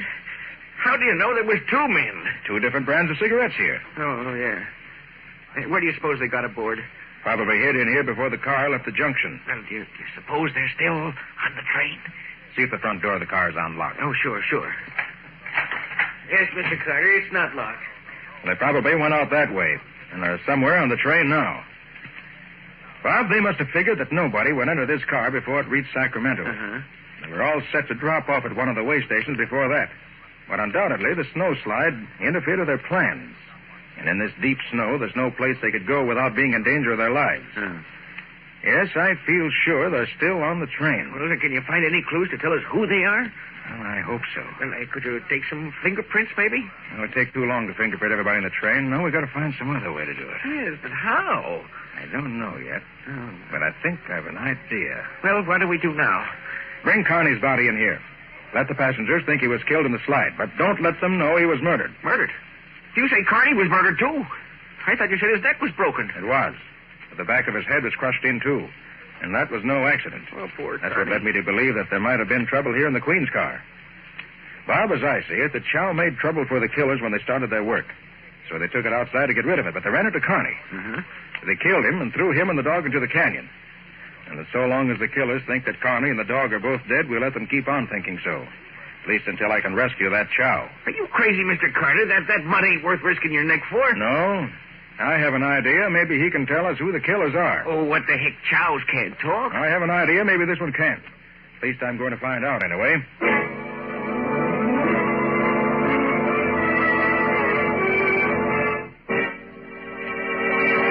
So Nick thinks he can make the chow talk. At least enough to tell him who killed the opera singer and stole her jewels. Will the dog still be alive by the time he can get down to rescue it? And will it tell him what he wants to know? We'll see in just a moment. There is no more attractive background for your furniture than lustrous, well-kept floors. And Linex self-polishing wax keeps all your floors looking their best, whether they're wood, tile, or linoleum. Yet it takes only a jiffy to apply and dries without rubbing to an elastic, satiny finish that wears amazingly. Because Linex self-polishing wax contains the highest possible content of genuine Carnauba wax, with no gum, shellac, or resin in it to chip or crumble. When the most used parts of your floor show wear, you needn't re-wax the whole floor either. And Linex self-polishing wax is so resistant to dirt and water that it keeps the soil on the surface, where it's easily wiped away with a damp cloth or mild suds. In addition, Linex self-polishing wax is the non-skid floor finish, resisting slip even when water is spilled on it. The underwriters' laboratories, whose seal is on each bottle, have proved this fact. So get it now. Linex, L-I-N-X. Linex self-polishing wax. You'll find all three great Linex home brighteners and Chemtone, the miracle wall finish, at paint, hardware, and department stores everywhere. And now back to our story. We left Nick planning to rescue the dead opera singer's dog, which is caught on a bush on the side of the canyon, in the hopes that it might some way reveal the identity of the murderers of his mistress. But where did Nick go, Mr. Bonner? He wouldn't tell me, Miss Bowen. He just told me to come to the baggage car, get all the extra rope we have, and wait till he got back. Now, I wish you wouldn't try to rescue that dog tonight. It's too dangerous in the dark on a freezing night like this. I tried to tell him that, but he wouldn't listen to me. Just said that the dog was going to help him find the killers. Crazy talk. I'm glad it isn't so crazy, Mr. Bonner. Nick has a way of knowing what he's talking about, but I wish he would... You got that rope for me, Bob? Look, Mr. Carter, now why don't you let me take the baggage and mail crews and search the train for these killers? That'll be useless, Bob. Those crooks are only 2 out of several hundred people on this train. How could you tell them from the others? Well, Furthermore, once you let the passengers know there have been 2 murders on this train, you'll see what happens. Oh, gosh, Nick, you're right. We might have a panic on our hands. I guess you're right, but I don't like it just the same, risking your neck for a fool dog. I like dogs, and this one's hurt and probably freezing by now. Nick, what were you doing in the train just now? I thought you said you weren't going to try to spot the killers. I wasn't, Patsy. Not exactly. Well, then what were you doing? Looking for something. Well, did you find... Maybe. We'll see later. Now, if you'll let me have that rope... Sure you don't want me to come with you? No, you stay here. I don't want any of the train crew or passengers to know what's going on. Okay, whatever you say. If Mr. Bonner's not going with you, I am. Well, now that the storm's over, I guess it's safe enough. But you better dress warmly, Patsy. It's mighty cold out. Look, Nick, there's an extra trainman's outfit here. That's heavy enough. Could I use that, Mr. Bonner? Sure, if you can get into it. I can get into it all right with plenty left over. Patsy, I want to get that dog while he's still alive. Hurry up, will you? Let's get going.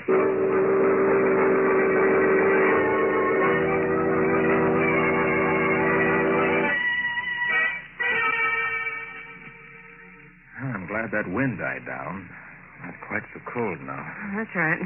Is this where you found the brakeman? Oh, yes, I can see the marks in the snow. Is the dog here too, Nick? Yes, Patsy. He was caught in a small bush just below where the brakeman was. How are you going to get down to him? I'm going to tie this larger rope to the rail here if I can find it under this snow. Oh. Here it is. This rail is cold. That should be a knot that'll hold it. Yeah. Now, I'll let myself down the side of the canyon with it. Mm-hmm. You keep hold of this smaller rope. When I've tied the dog to it, you pull it up. Okay. I can climb back up the other rope myself. It's a good thing we have the headlight from the locomotive on the second section to help us. Gosh, it's bright. Yes, even though it's at least a half mile down the track, it's light enough for us to see by. All right, are you ready? Well, gee, Nick, suppose your hands get so cold you can't pull yourself back up. Don't worry, they won't, Patsy. I'll be getting enough exercise, so I'll keep warm. It's you I'm worried about.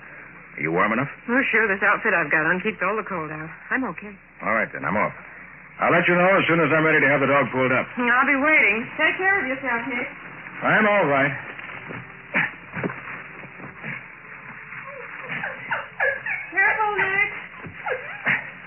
Here he is, Patsy, and he's still alive. Oh, good. Oh, poor little fella. All right, steady, Billy. We'll have you up where it's nice and warm in no time. There we are. Now, let's put this little rope around your belly. There we are. Hold still. There. Now, tie it around your forelegs so it won't slip. There. I don't want to lose you now. You're too valuable to me. You ready, Nick? Just a minute. Hey, take it easy, will you? You'll be all right. There we are. Now we'll have a nice ride. All right, pull him up, Patsy. Careful. Okay, coming up. I'll just pull myself up with you so I can keep my eye on you and be sure you won't slip out of the ropes. Don't fight it, boy. Don't fight it. Easy now, easy. You okay, Nick? Yes, we're both coming along all right. Oh, the poor little fellow. He must be frozen. It probably is. There. I'm not too warm myself. All right, boy. You untie him, will you, while I get this rope off the track? Okay. Yeah, take it easy, pup. Yeah, now just I don't blame you for being mad. I'm mad, too. You're all right now. You're all right. There you are. Can you stand up? Oh, Nick, do you suppose any of his bones are broken? I hope not. Let me see. No, I think he's just suffering from exposure. He's hardly more than a pup. Oh, I'll carry him back to the dining car. We'll get the chef to fix him something hot. Some good hot milk with a little brandy in it ought to make him feel like a new dog. And something hot wouldn't hurt us either. Come on.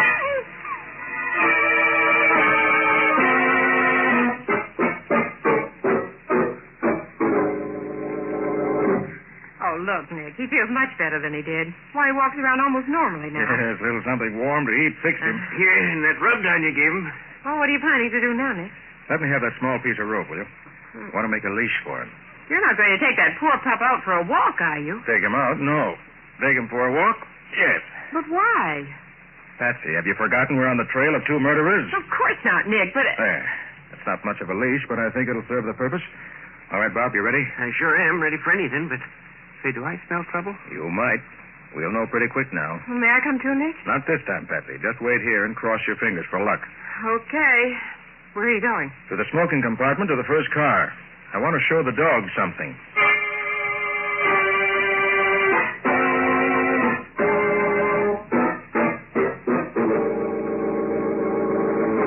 Easy now, Bob. Right. The smoking compartment's just ahead here. Okay. Quiet, boy, quiet. You'll get your chance in just a minute. I remember back some 20 years ago, we were held up for 4 days in a slide on a railroad up in Canada. Yeah. Somebody's always been where it's worse Now than listen, it is Bob. now. I'm going to let the dog loose when we get to the door of the compartment. I'll follow him in, and you stay back of me. I don't want to seem to brag. I was just going to say... Shut up. This is bad enough now without you making it worse. Hey, Bob, you hear that? Yeah, but what? Quiet. I'm letting him loose. Of course, if you don't want... Way down. Button your lip. Ready, Bob? Yeah. All right, here goes. We stay here until I say so. Guys just can't keep their trap shut when they're... What's the... Take them off me, will you? You're a little much work of my brother. Get out of the way, Pete. I can't fucking stop hitting you. Please, let me. Get them off me, will you? Come on, Bob. All right, you two. Get your hands up, quick. Get this dog off me, will you? Drop it. Okay. Get the dog, Bob. Come on, fellas. Steady now. Now, he won't hurt you. That's the idea. Get your hands up, now. You ain't got no right to come in here that way. Don't try to get your gun, or I'll let you have it right. I got my hands up. That's better. I don't like shooting. All right, Bob, take their guns away from them. Yeah. Be sure you get all of them. And see what else they have on them at the same time. Sure, Mr. Carter, sure. I'll give them a good going over. Carter, you ain't Nick Carter. I certainly am. Wouldn't you know, Pete? We pull a job way up here in the mountains, and Nick Carter has to be on the train. Shut up. You ain't got nothing on us, nothing. No, I think I have plenty. Prove it. You want to search us? Found anything interesting, Bob? No, nothing. Just these 3 guns. Nothing else. Yeah, you say we ain't done nothing. I told you got no right. You and your pal murdered the opera singer and are made in their private car tonight. You slugged the brakeman and threw him over the cliff. You stole all the singer's jewels. You call that nothing? This guy's nuts, Pete. Yeah. Go on and prove it, copper. But get me a doctor first, will you? My leg's all bent up. Look, I'm bleeding. I'll get you a doctor after I get your confession. We don't know nothing about it, do we, Mike? No, we don't know a thing. It wasn't even there. All right, very well. We'll all sit right here and wait until you two decide to give us the information we want. All right, Flatfoot, sit. You can wait till next year, but you won't learn nothing from us. Okay. I'll wait.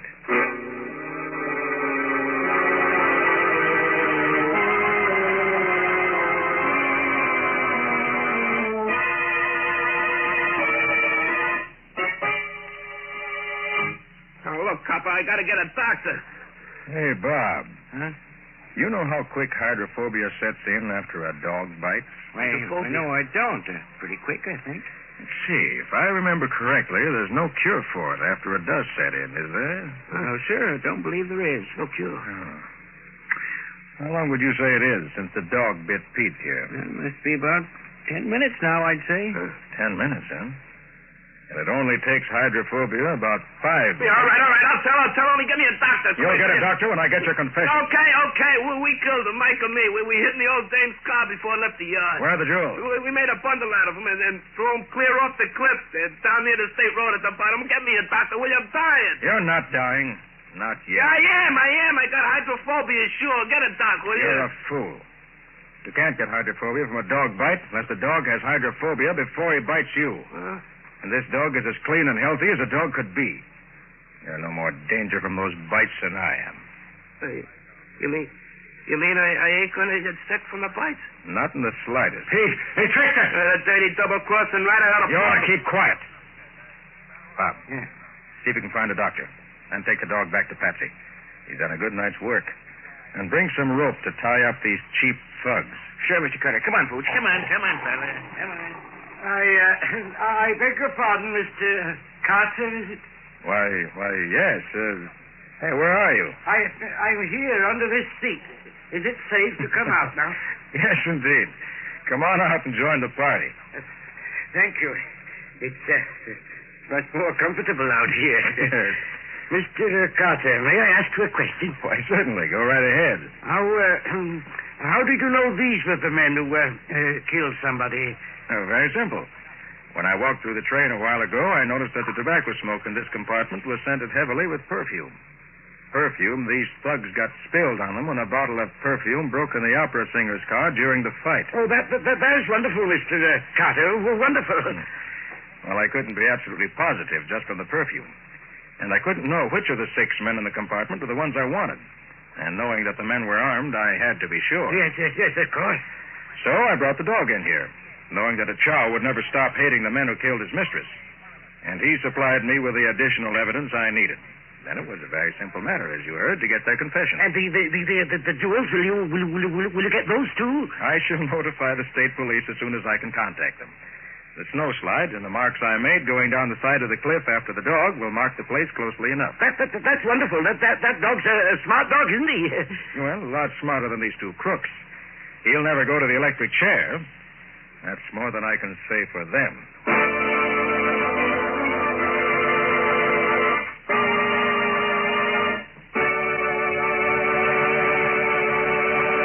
In just a moment, Nick and Patsy will bring you a preview of next week's exciting case. But first, here's a worthwhile thought. These are busy times for streamlined efficiency in everything we do. And American homemakers everywhere are learning how much time they save when they preserve the natural beauty of their furniture with Linux Cream Polish, which cleans as it polishes in one easy process. Linux Cream Polish requires no tiresome rubbing, and in one quick, easy application removes cloudy dust and polish accumulation. It banishes messy fingerprints and helps conceal ugly scratches. Linux Cream Polish dries hard, too, leaving no oily film to attract more dust and make more work for you. So by all means, keep your treasured furniture lovely the easy way with Linux Cream Polish. Remember to ask for it at your dealers. If he hasn't received his supply of the 3 great Linux home brighteners, he'll probably have them soon. Ask him to save one or all of them for you. Acme will see that he gets them, and you get them, as quickly as possible. And now let's hear from Nick Carter himself. How about it, Nick? What thrilling story are you going to tell us next week? Well, next week, Ken, I'm going to tell you a simple little story which begins when the milkman arrives at a customer's house to find the young wife tied up in the kitchen of her home and her young husband shot to death in his bed. The local sheriff couldn't seem to make head nor tails out of the case. But when Nick took hold, he picked up a small clue here and another one there and got the right answer. An answer, I may say, that was somewhat unexpected. Is it an exciting case? Well, tracking down a murderer is always exciting to me. Well, what do you call the story, Nick? I call it the 2-pillow murder. For the mystery of the milkman's discovery. And that's all for now. So long, everybody. So long. And so long to you both, Nick and Patsy. We'll be looking forward to seeing you again next week.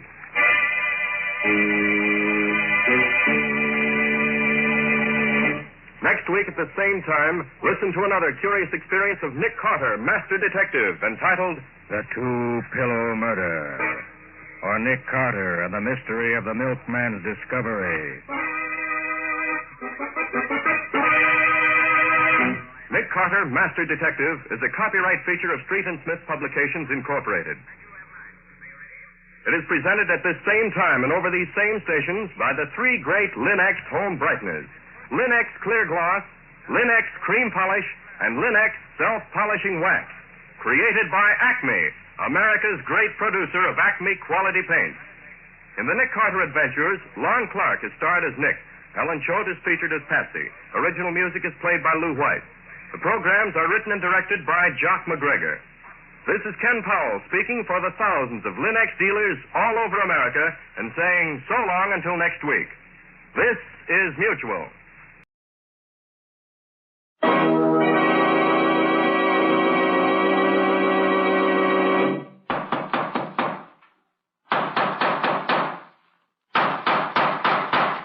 What's the matter? What is it? It's another case for Nick Carter, Master Detective. Yes, it's another case for that most famous of all manhunters, the detective whose ability at solving crime is unequaled in the history of detective fiction. Nick Carter, Master Detective. Presented by the three great Linux home brighteners: Linux Clear Gloss, Linux Cream Polish, and Linux Self-Polishing Wax. Created by Acme, America's great producer of Acme quality paints. Today's curious adventure: The Funeral Wreath, or Nick Carter and the Mystery of the White Verbenas.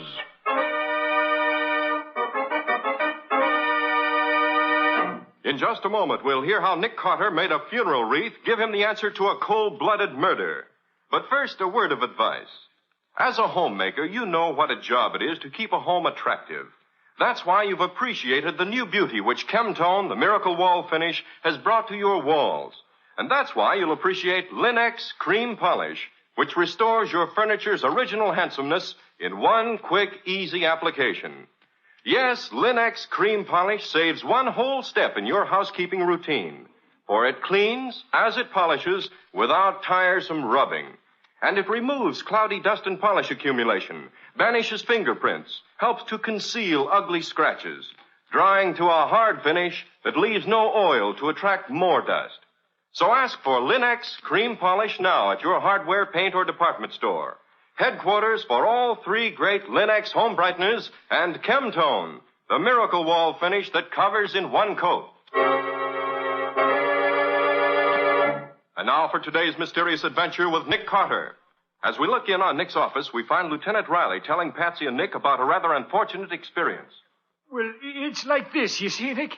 Tonight, after old man Bramwell gave me the devil this morning about there being 4 robberies on his street in 3 weeks, I picked the best man I got on the force, and I sent him up to Pine Street, where all these robberies been taking place, and I told him to watch like his life depended on it. Mm-hmm. And then about 1 o'clock this morning, I got to thinking about it, and I decided to go up there and have a look for myself, just to be sure, you know. Sure, I know. The demon of the police force goes on the job himself. Oh, now, look, Nicky, you got to let me tell this or not. Sorry, Riley. Go on with your story. Well, like I said, I went to Pine Street myself, and I found the cop I'd sent up there was right on the job okay, and everything was quiet as far as I could see. So I asked him how he was making out.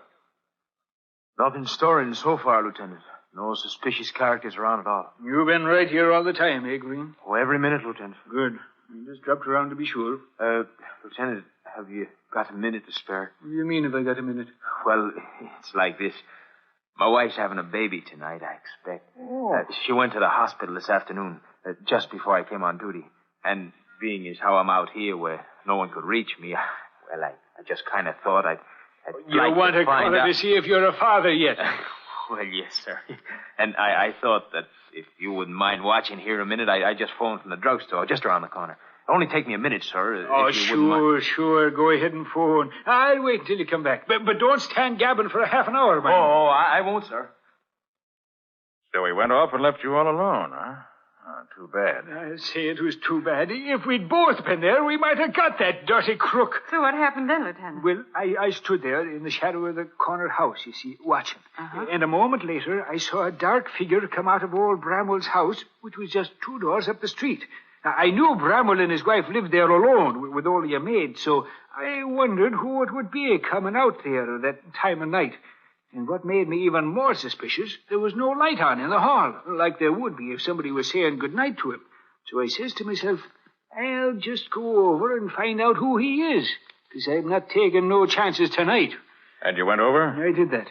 And the guy just stood there at the top of the steps. He seemed to be fumbling with something in a bag there. And as soon as I got up to the house, he turned around and hung something right beside the door. But it was too dark to see what it was at first.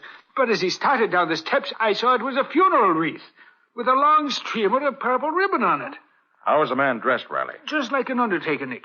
Black gloves and a tall hat and a long black coat. Could you see his face? No, not very well in the dark, Patsy. Well, I wasn't looking for nothing like that. So I asked him who was dead. I regret to inform you that Mr. George Bramwell has just passed away. Bramwell, you say? Old man Bramwell himself? Yes, very suddenly. Almost in his sleep, you might say. Oh, and he was down to see me just this morning. Looking fine, he was. Yes, very sad. Well, if you'll pardon me, I must be going.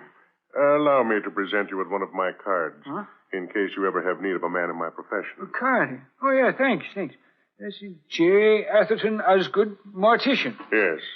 If you should ever need my services, I shall be happy to be of service in any way I can. Atherton Osgood. Osgood? There ain't no undertaker in this town by that. Hey, you, just a minute. There ain't no one... So long, Copper. Lieutenant, what happened? That man, the one with the black bag. Well, there's nobody on the street, Lieutenant. What happened to you? The undertaker. He knocked me down. What's that? That came from Bramwell's house. Come on. Are you all right, sir? Can you walk? Of course I can walk. Let's get going here. What's the matter here, lady? What are you screaming about? Look there. Bramwell, with his head all smashed in. Oh, gosh, Lieutenant, no wonder you're worried. I'm afraid to read what the newspapers will say. I can see him now. Lieutenant Riley of the Metropolitan Police talks to murderer on steps of murder's man's home and then is tricked into letting him go. Oh, 'tis a sorry day for me. Well, Riley, feeling sorry for yourself isn't going to get you anywhere. This man interests me. He goes to commit a murder and takes a funeral wreath along to hang on the door of his victim's home. That's a new one on me. Nick, why don't you give Riley a hand? See if you can't find this crook for him. I think I will, Patsy. That is, if Riley wants me to. Wants you to? What do you think I've been telling you this for? Just to pass the time of day? Very well, Riley, very well. Since you begged me so politely, I'll be only too happy to put my talents at your disposal. Where do we begin, Nick? Now, you say the murderer wore gloves.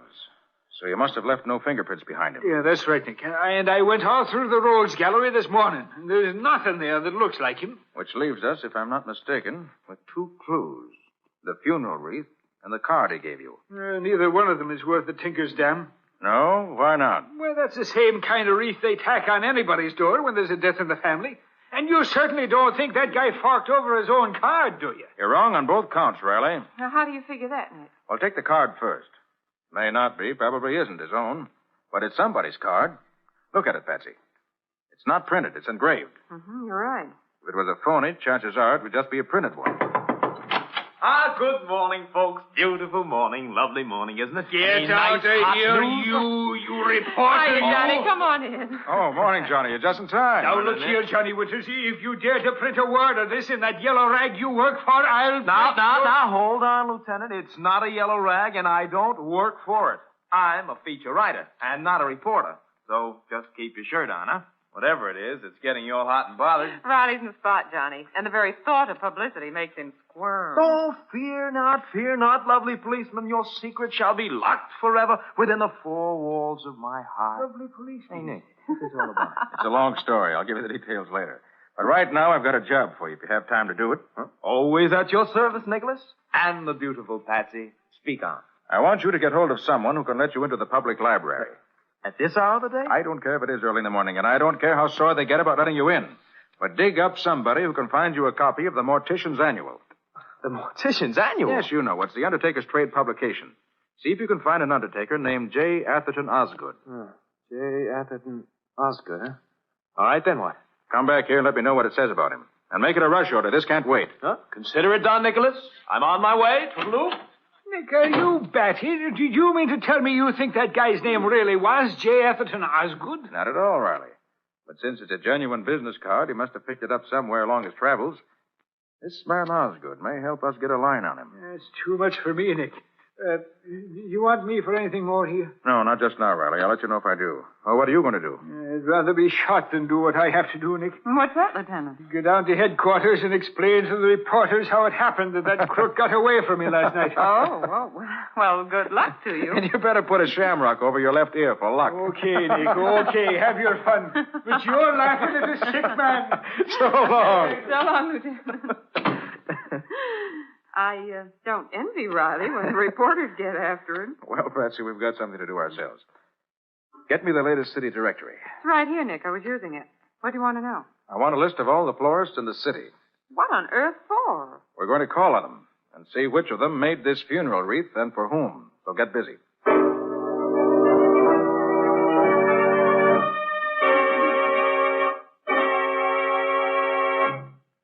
Nearly through, Patsy? Just a couple more, Nick. But what a list. Maybe we'll be lucky and only have to call on a few of them. I should hope so. Why, if we have to call on him... Hi, folks. Your messenger is back. Johnny. Well? Oh, yes, very well. I might say okay. Well, what do you mean? Well, I routed out the sweetest little redhead sub-third assistant librarian you ever saw.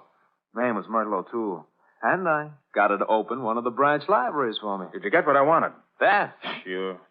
Myrtle was kind of sore at me for making her lose her beauty sleep, but, I soothed her. Oh, yes, I soothed her. Casanova Winters in person. Johnny, what did you find out? Here, Nick. Down in black and white. J. Atherton Osgood, Funeral Chapel, Akron, Ohio. Yep. Johnny, Patsy, and I are going out. I want you to go through the files and see what you can find that has to do with Akron. Right, Nick.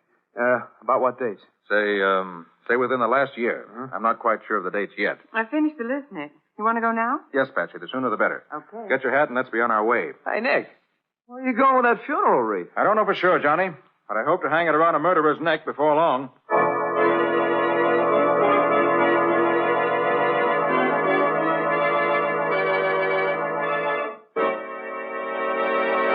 So Nick believes the funeral wreath, which the killer hung on his victim's door, will lead him to the killer himself. What can there be about that wreath that makes it such an important clue? We'll see in just a moment. Ever notice how much a shining, clean floor adds to the appearance of any room?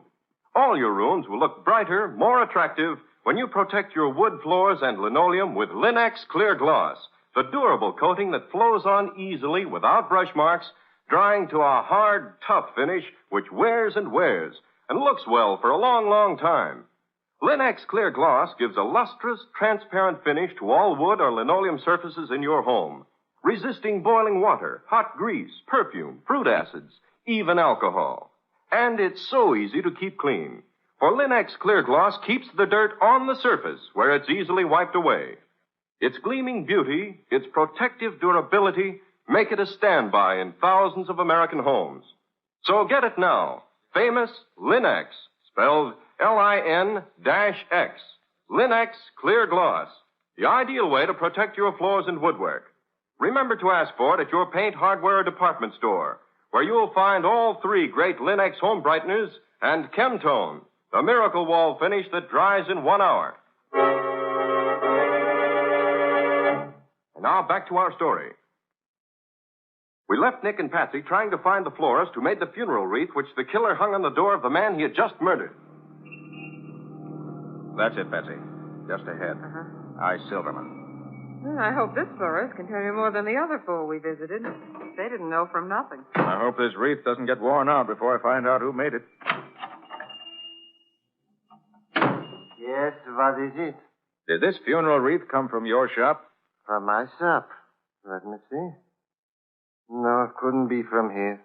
All day yesterday, business was very bad. I sent out not one single order all day. Only 2 customers. All right, ordered. I'll take your word for it.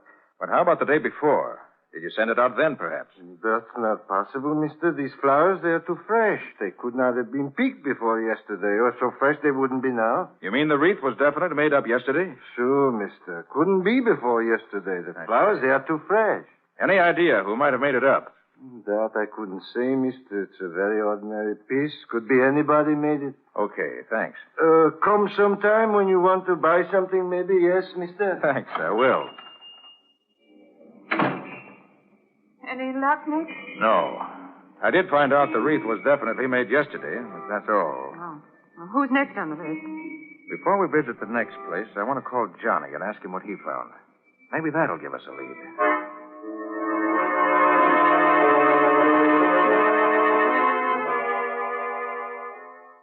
Yeah, I found 3 notices from the Akron police, Nick. Any of them the man we want, Johnny? Well, I can't tell. Descriptions are so general, they don't mean much. What are the dates on them?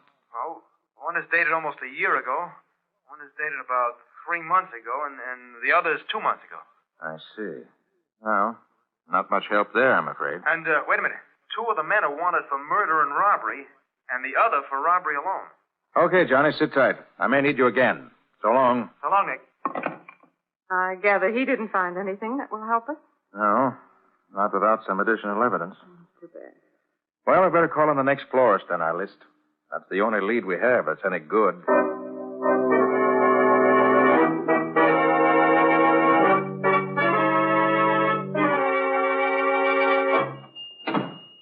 Mr. Schwartz? That's right.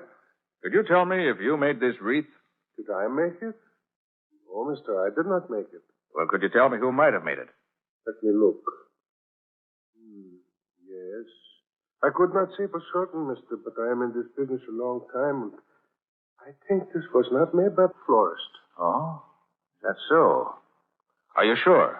No, I am not sure.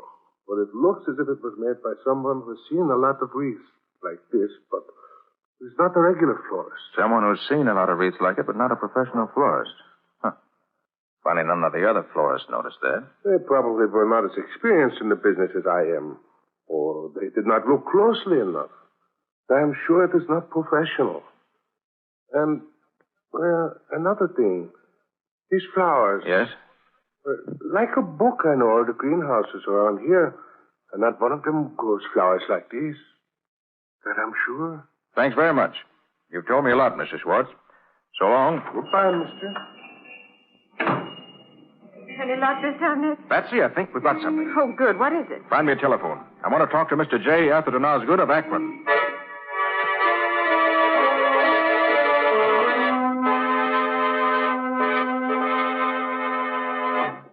Thin, sallow-looking man, thin cheeks, looked like a cartoon of Old Man Gloom. I see, Mr. Osgood. And you say he left your employ very suddenly? Yes, it was about 3 months ago. He went home one night and he never showed up again. No word from him at all. That's the man, all right. Thanks very much, Mr. Osgood. Could he help you, Nick? Yes, Patsy. He says he had a man working for him as undertaker's assistant who left him suddenly about 3 months ago. Oh. And his description of the man agrees with Riley's description of the man who killed Bramwell last night. So what do we do now? Visit some more florists? No, Patsy. We visit some undertakers.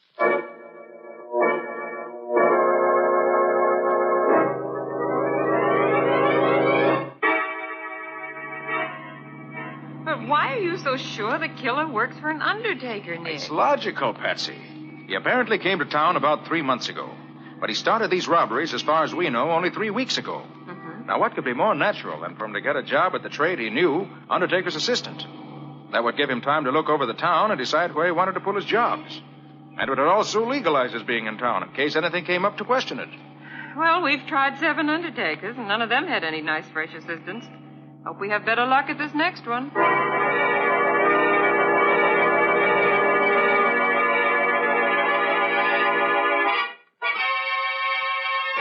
Why, yes, Mr. Carter, we do have a new assistant, a Mr. Carnes, a very fine man, most efficient. Came here about 3 months ago, but I'm sure he can't be the man What does he look like? Why, he's about as tall as you are, not nearly as heavily built. His cheeks are thin, and he looks rather like... Old Man Gloom? Well, I wouldn't like to say that, but he does.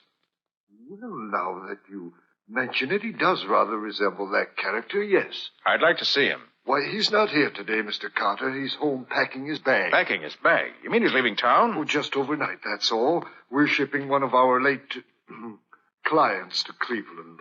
Mr. Carnes is going with the body to deliver it to relatives there. I see. Well, do you mind telling me where your Mr. Carnes lives? Why, I'm not sure, Mr. Carter. I've never become that friendly with Mr. Great Carnes. heavens, man. Surely you know where your own employees live. Oh, but he's not one of my employees, Mr. Carter. I'm not the head of this establishment. Mr. Grayson is. He could tell you, of course. Well, where's Mr. Grayson? I'll ask him. I'm very sorry to say he's not here today. Not here? No, he's been called out into the country to supervise a very special... All right. And you say you don't know Carnes' home address? No, I don't. But I believe he lives on Oakmont Terrace, if I remember correctly. Oakmont Terrace? Yes, Mr. Carter, but I don't know the number. I'll find it. Oh, by the way, this body that Carnes is taking to Cleveland, who got it ready for shipment? Why, our Mr. Carnes did. He came to work early this morning in order to get it ready in time, and now he's... Thanks, that's all I want to know. So long.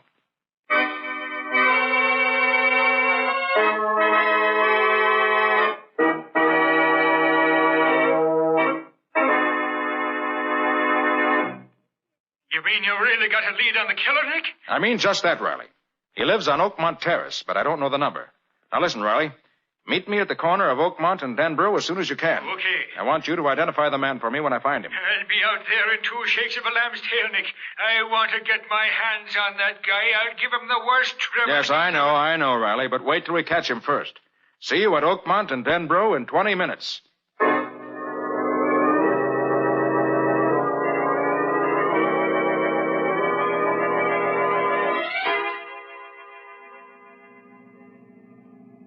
Just drive slowly along the street, Patsy. I want to see if I can get any clue to which is Carnes' house.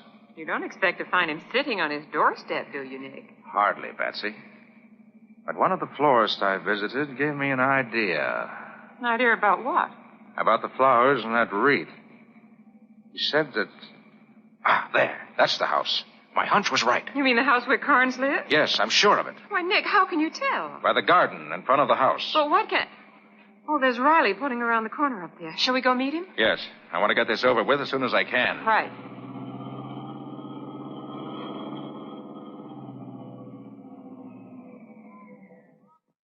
Hey, Nick. What's cooking? Just this, Riley. I feel sure the killer of Old Man Bramwell lives in that gray bungalow up the street. Huh? I think he's probably in there now. I'm going in and see. You wait outside in case he gets away from me. Oh, but why not let me go in? Because you know him when you see him. I don't, so you wait outside. And you, Patsy, stay down here at the corner out of the way. But suppose he tries to shoot you, Nick. Wouldn't it be safer to take Riley in? If there's any shooting, Riley can come in and give me a hand. I'll do that, Nick, and happy to get a shot at that rat. Okay, let's get going. Leave your car here, so he won't suspect anything if he should happen to look out the window. Yeah, sure. Hey, but how'd you happen to get on the track of this smug, Nick? Investigation, Riley. Huh? Investigation and deduction, plus common sense. That don't tell me much. I'll give you the details later. All right, here's the house. Now remember, stay here unless they're shooting, or unless he gets away from me. Mm-hmm. Then you grab him. Right, Nick. And good luck.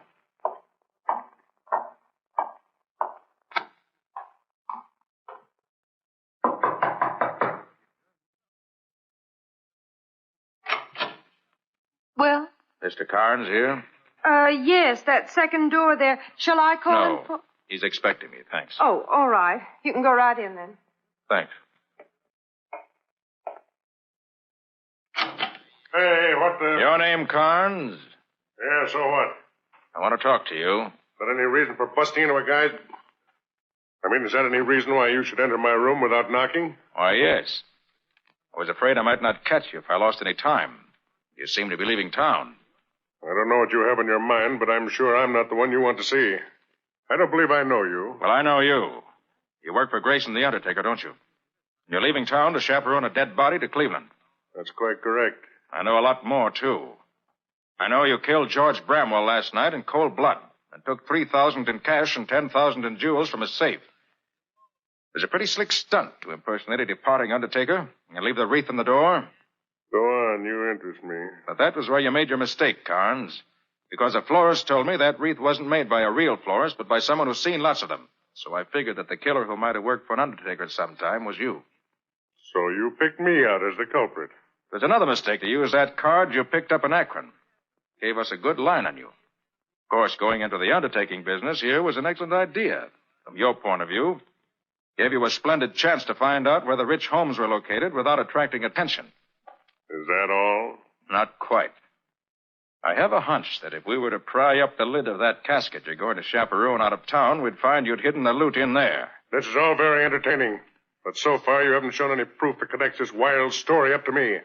So I must ask you... How about this, then? That homemade funeral wreath was made of white verbenas. A very uncommon flower around here. And there's a fine bed of verbenas growing in front of this house. The only white verbenas anywhere around here. So put on your hat, Carnes, and we'll go out and let Lieutenant Riley identify you as the man who slugged him last night. You can go to... Oh! Should take better aims, Carnes. You really hope to shoot your way out. You got nothing on me. I was just trying to... Whatever you were trying to do, that shot you fired just now was a signed confession of guilt. Yeah, you all right, Dick? Did you get it? Yes, everything's under control, Riley. There's your killer. Hey, that's the guy, all right. Convicted by his own funeral wreath, which is poetic justice if I ever heard it.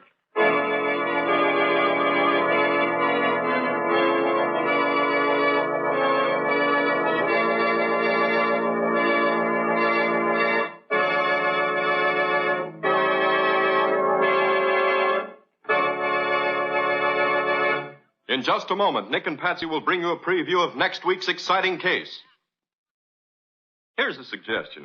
Give your floors a handsome surface in a jiffy with Linex self-polishing wax. The liquid wax you simply wipe on without rubbing or polishing. Linex self-polishing wax keeps all your floors, wood, tile, and linoleum, looking their shining best. Yet it's so quick to use, and it dries to an elastic, satiny finish that wears amazingly and is unusually resistant to dirt and water. It contains the greatest possible amount of genuine carnauba wax, with no gum, shellac, or resin to chip or crumble. So get it now, Linex self-polishing wax, to keep your floors beautiful the easy way. If your dealer hasn't yet received his supply of the 3 great Linex home brighteners, he'll probably have them soon. Ask him to save one or all of them for you. Acme will see that he gets them, and you get them, as quickly as possible. And now let's hear from Nick Carter himself. How about it, Nick? Have you got something new and exciting for us next week? I think so, Ken. In the courtyard of a new and expensive apartment building, the body of a man was found floating in the lily pool. With a large knife in his back. There was practically nothing to tell us who did it or why. But when I got started on the investigation, I found a very confusing trail that took me all over town in unexpected directions. And led right to the murderer, thanks to a costly mink coat, which unfortunately did not belong to me. But, Patsy, you made a nice little sum of money out of that coat, even if it wasn't yours. True enough. That was some compensation for what I went through. Well, it sounds interesting, Nick. What do you call the story? I call it Death in the Pool. Or the mystery of the mink coat. And that's all until next week. So long. So long, everybody. And so long to you, Nick and Patsy. We'll be looking forward to seeing you again next week.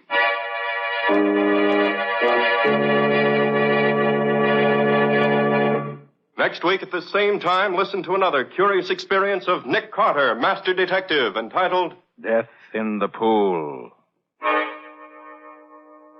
Or Nick Carter and the Mystery of the Mink Coat.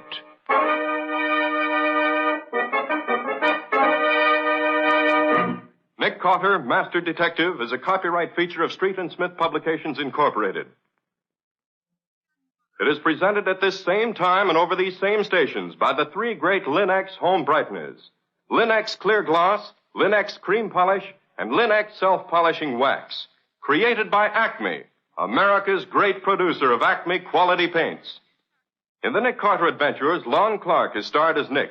Helen Choate is featured as Patsy. Lieutenant Riley is played by Humphrey Davis. Original music is played by Lou White. The programs are written and directed by Jock McGregor.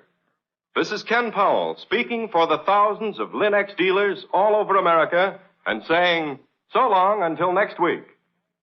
This is Mutual.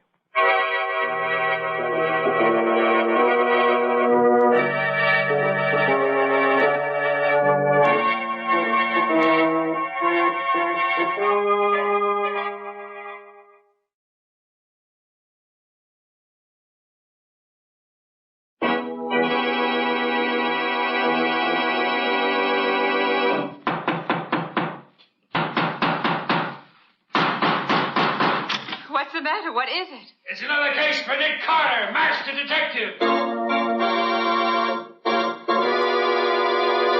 Yes, it's another case for that most famous of all manhunters, the detective whose ability at solving crime is unequaled in the history of detective fiction, Nick Carter, Master Detective.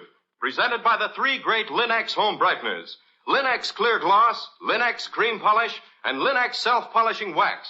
Created by Acme, America's great producer of Acme quality paints.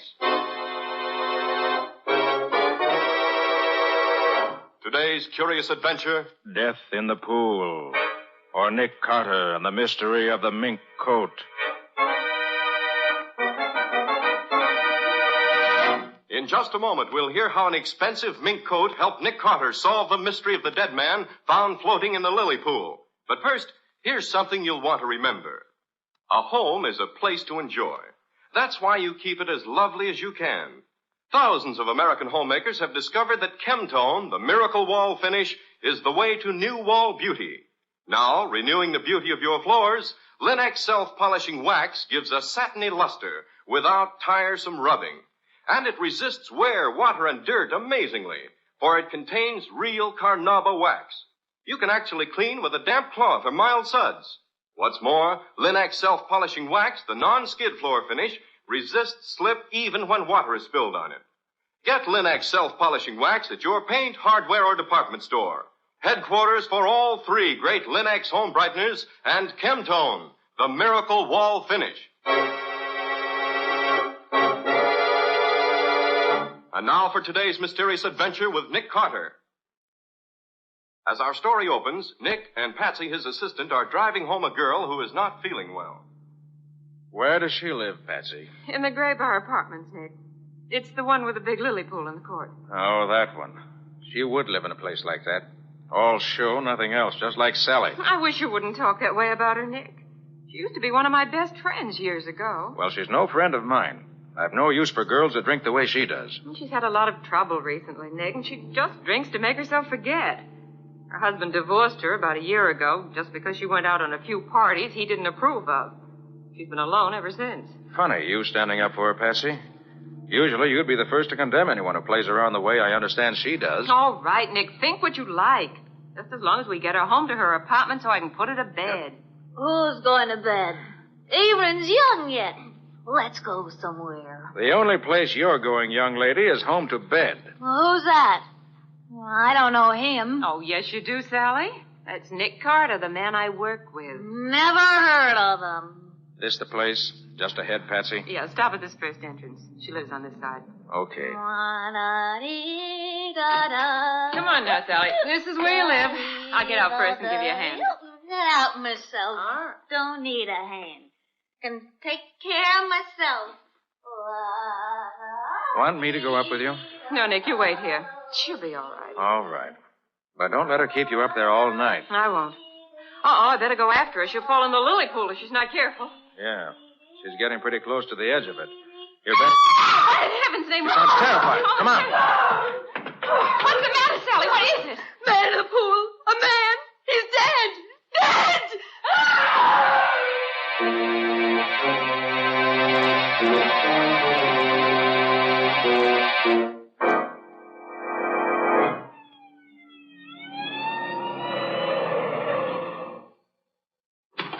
That's you, Nick? Yes, Riley, over here, by the edge of the pool.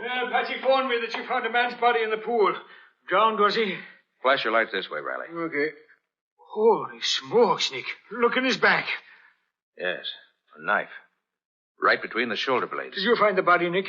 Not exactly. It was Patsy's girlfriend who found it, really. What's her name? Sally Reeves. Oh, that one. Where is she now? Oh, Patsy's putting her to bed. She lives in this house. She's, well, slightly under the weather. How'd she happen to find him? Oh, Patsy and I were at a small friendly gathering having a quiet evening, and then she walked in. Got well lit up and wrecked the party.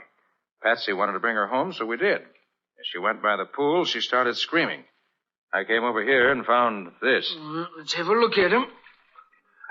Nick, that's Arthur Reeves. What? That's Sally Reeves' ex-husband. And you say she found him? That's right. Very interesting. Maybe she found him because she knew just where to look for him.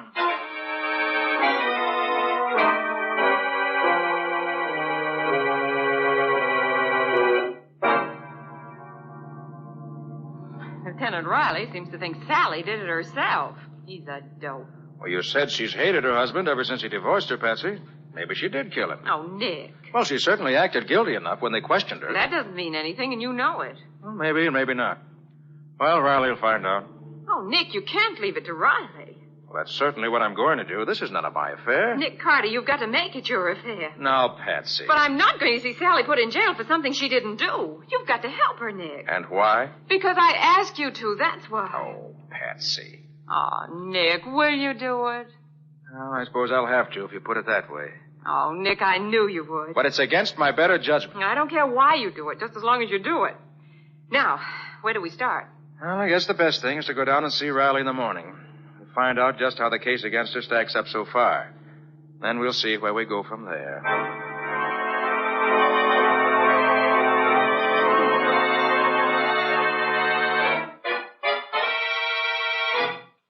Good morning, Nick and Patsy. Hi, Riley. Well, Lieutenant, have you let Sally out of jail yet? Let her out. I should say not, Patsy. She's in for good the way it looks now. She did it all right. Riley, do you mind telling us just what the case is against her so far? No, I don't mind at all. Which side are you on in this, Nick? I'm on the side of the law, just as I always am. Should know me well enough for that by now. Oh, sure. Well, here it is. Reeves was Sally's ex-husband. He divorced her for seeing too much of other guys, and she hated him for it. In spite of the $500 a month alimony he was paying her, or supposed to be paying her. She said he hadn't paid her anything for the last 3 months. Exactly. You're proving my case for me, Patsy. Now, Reeves' partner tells me that Reeves was having a tough time making both ends meet, let alone paying his alimony. He spent too much on his second wife. And here's another thing. Reeves just took out a $50,000 insurance policy in this Sally's favor. Is that so? He had to. That was part of the divorce settlement. He should have done it before this. Yeah, I know. But that insurance policy is another swell motive for Sally to want Reeves dead. She wouldn't kill anybody. Well, here's another point then. She says she got to your party about 9:30 or 10 o'clock. Well, the medical examiner says the guy was killed at least by 9 o'clock, so she could have killed him and gone to your party for an alibi. Where does she say she was from, say, 8 o'clock? Up to the time she got to our party. She says Reeves called her and asked if he could see her about 8:30. So she said yes and sat in her apartment waiting for him, but he never showed up. So she says. It's a fine alibi, I don't think. It's no alibi at all. Who was the last one to see Reeves alive? Oh, his partner, Workman. He said Reeves was at the shop, but left to go to see Sally about something. Amazing. How everything points to Sally, isn't it? Oh, it ain't amazing, Nick. It's natural. She did it. She didn't do it, and Nick's going to prove it. Oh, is he now, Patsy? Well, how's he going to get around the facts? Nick's going to dig up some new facts, Lieutenant. Then you'll see how wrong you are. Well, maybe, but I doubt it. Look, Lieutenant, can I see Sally? Oh, sure. I guess it'll be all right. Would you like to see her now? If I can. Okay, I'll fix it. You go ahead with your investigation, Nick. I'll go back to the office and wait for you when I'm through here. All right. I'll see you then in a little while. Think I'll go down and have a talk with Reeves' partner first.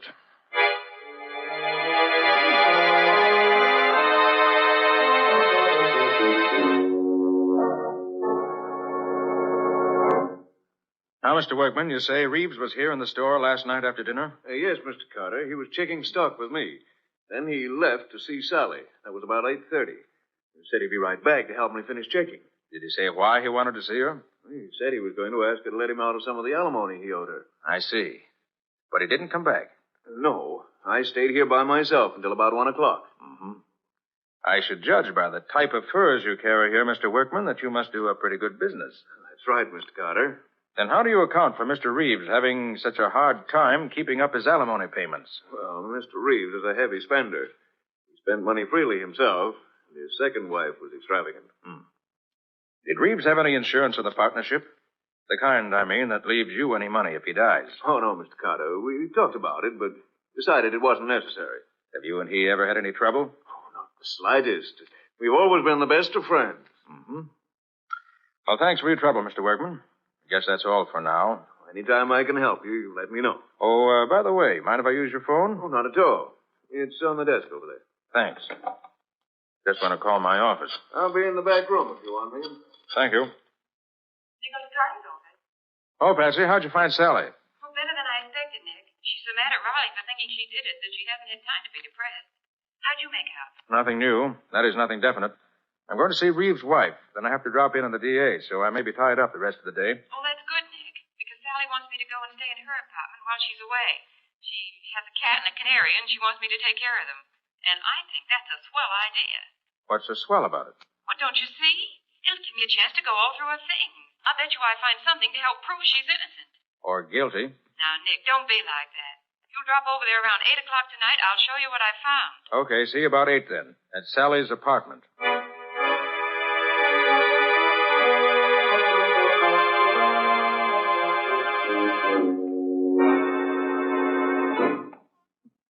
No wonder Sally couldn't afford to let any of the alimony installments be missed. Cost her plenty to live in this place. Patsy! Patsy! Patsy! Patsy, where? Patsy. What happened, Patsy? Patsy, can you hear me? That you, Nick? Yes, what's the matter? A man. He tried to... Patsy.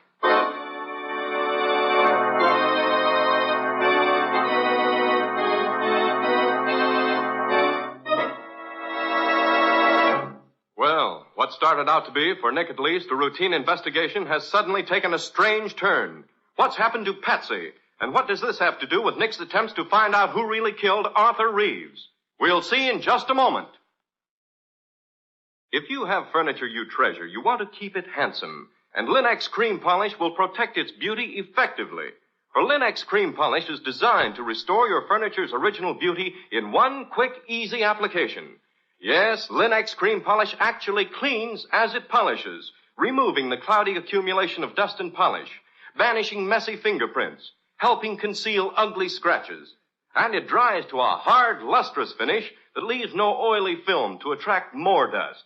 This makes less work for you. Linex Cream Polish, the creamy white preparation that saves you one whole step in your furniture upkeep, is truly the modern way to protect the things in your home. Depend on it to give you added leisure, to give your furniture added loveliness. Ask for it by name. Linex. L-I-N-X. Linex Cream Polish. One of the 3 great Linex home brighteners.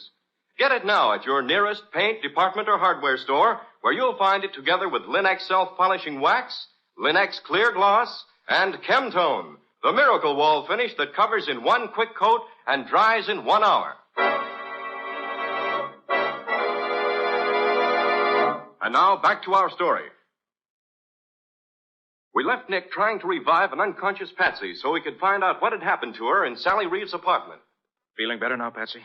Yes, Nick, I'm all right. Except for that crack on my head. Well, what happened? Can you tell me?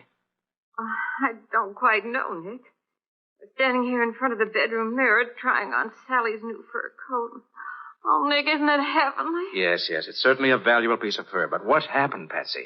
Well, as I was trying on the coat, a man came through the door. He was wearing a mask. He told me to take off the coat and give it to him or he'd kill me. I told him I wouldn't do it. Did he have a gun? Oh, I didn't see one. How'd he talk? Why, it was sort of funny, as if he were trying to disguise his voice. Sounded as if he might have had something in his mouth. Probably did. It's an old trick. Without your best friend wouldn't recognize you.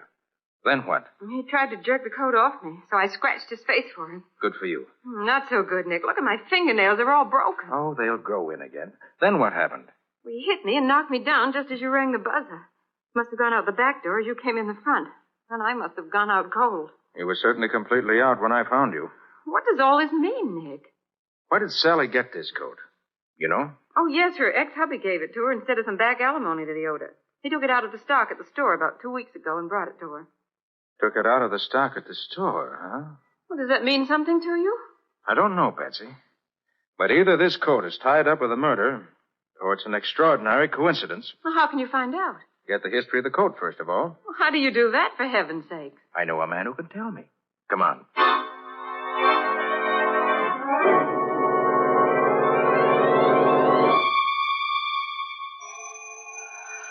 Well, I'm glad you phoned him in advance. I'd hate to have made all this trip for nothing. Hello, Mo. Nick, how are you? Come in, come in. This is Patsy Bowen, my assistant, Mo. How do you do? Hello, glad to see you. And now, what is this puzzle you say you got for me, eh? Here's a fur coat, Mo. Have a look at it. Why, it's Beautiful, Nick. Beautiful. What can you tell me about it? Well, it's worth at least $4,000. No, that isn't what I mean. What can you tell me about the coat itself? So everything I could tell you about it, Nick. But I might have to rip it apart a little here where it's sewed. Go ahead. I want to know as much as you can tell me. Sure, Nick, sure.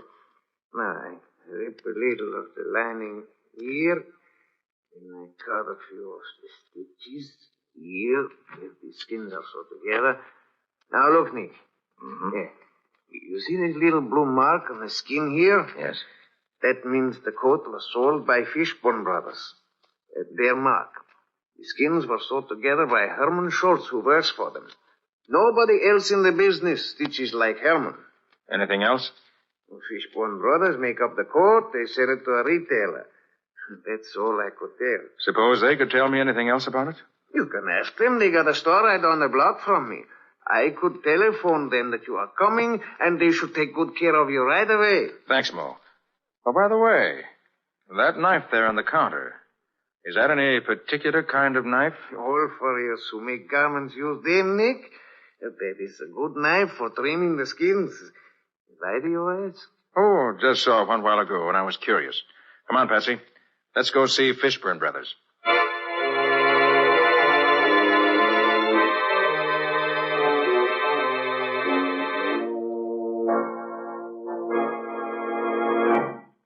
I'm sorry to keep you waiting, Mr. Carter, but I wanted to be sure of the facts.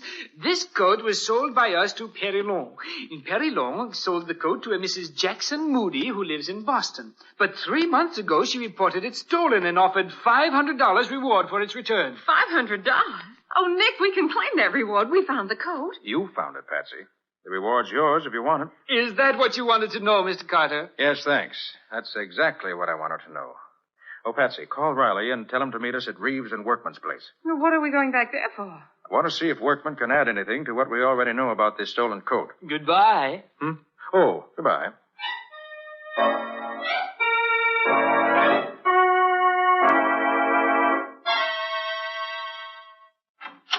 Why, Mr. Carter, I didn't expect to see you again tonight. I just want to ask you a few more questions, if you don't mind. No, not at all. Come in, all of you. Working pretty late, aren't you? Yes, I am. You see, without Mr. Reeves, there's so much more for me to do. Pretty dark in here for you to be working, isn't it? Oh, no, I can see plenty well in this light. Well, Lieutenant Riley has to make some notes, so... Make notes? On what, Nick? Why, in Mr. Workman's answers to my questions, naturally. Sure you won't mind if I turn on another light, will you, Mr. Workman? Oh, now, really, Mr. Carter, I don't think... Look. His face is scratched right across the cheek. Yes, there was a cat sleeping on a pile of furs a little while ago. I didn't see him, and when I tried to move the furs, he jumped at me and scratched me. What an alibi. Now, what was it you wanted to ask me? Well, first, Mr. Workman, I'd like your permission to look around your shop a bit. Oh, now, see here, Mr. Carter, I don't see what right you have to come in here and... See that Mr. Workman stays where he is while I take a look around the place. Now, look here, you can't come in here and do Sit where this. you are, Workman. Nick knows what he's doing. But I don't understand Just sit tight. Nick will tell you when he's ready. Well, this is an interesting package, Workman. Addressed to some firm out in San Francisco. Seems to be full of pieces of fur coats, some odd neck pieces, and other odd pieces of fur. All expensive fur, too, if I'm not mistaken. That's just some pieces I had left over. I don't think so, Workman. What do you think they are, Nick? I think Workman is a receiver of stolen furs. Ridiculous. He cuts them up and ships them to the West Coast. His accomplice out there ships his stuff east. Then they put them together and mix the furs up so they can't be identified. You're crazy. I wouldn't get mixed up in anything like that. Riley? Ever see a knife like this one before? By golly, Nick, that's the same kind of knife that killed Reeves. You quite sure? Of course I am. That same dark-colored handle, the same two metal bands around it, I'd know that anywhere. That's the same kind of knife we saw at Moe's a little while ago, Nick. Except that the handle is different. Exactly, Patsy. The knife's a regular furrier's knife. But I imagine at some time in the past year, Mr. Workman had new handles put on all his old knives. Right, Mr. Workman? Say, now, look here. If you're trying to connect me with Reeves' murder, you're all wrong. I didn't kill him. Ever see this fur coat before? No. And I suppose you weren't the man who tried to take it away from Patsy tonight at Sally's apartment. No, of course not. Hey, what's that about, Nick? You didn't tell me about anybody trying to rob Patsy. Reeves gave Sally a very expensive fur coat out of the stock here at the store instead of paying her some back alimony. But Reeves didn't know it was stolen. Then when you arrested Sally, Workman knew he had to get that coat back before you found it, recognize it from the description that's been sent out, and trace it back to him. So he tried to steal it from Patsy tonight in Sally's apartment. Lies, all lies. Hey, Nick, I'm beginning to see what you're leading up to. Do you, Riley? I'll say I do. Reeves finds out that Workman is dealing in stolen furs. They get into a fight about it. Workman tells Reeves the coat he gave to Sally was stolen. Reeves is sore and starts for Sally's house to get it back. That's where he was headed when he was killed last night. I'll bet that's it. Go on, Riley. Doing well so far. But when Reeves leaves, Workman gets scared. He doesn't want Reeves to tell anybody he's selling stolen furs. But the only way he can stop him is to kill him. So he grabs one of his fur knives, beats it up to the apartment house before Reeves gets there, waits for him, and kills him. Why, it's as plain as the nose on your face. You're crazy, all of you. I didn't kill Reeves. Where were you between 8 and 10 last night? I told you I was here in the store, taking stock, alone. That ain't no alibi. Come on, Workman. I'm taking you down to headquarters. We got ways of making fellas that have nothing to say talk a lot down there. So I was right, Nick. Sally didn't do it. Oh, Nick, you're wonderful. Well, thanks for those few kind words, Patsy. Okay, Riley. Take him down to headquarters and wait for me there. Ain't you coming, Nick? Now, there's one last bit of evidence that'll clinch this case, Riley, and I think I know right where to put my hand on it. Meet you in your office in about half an hour.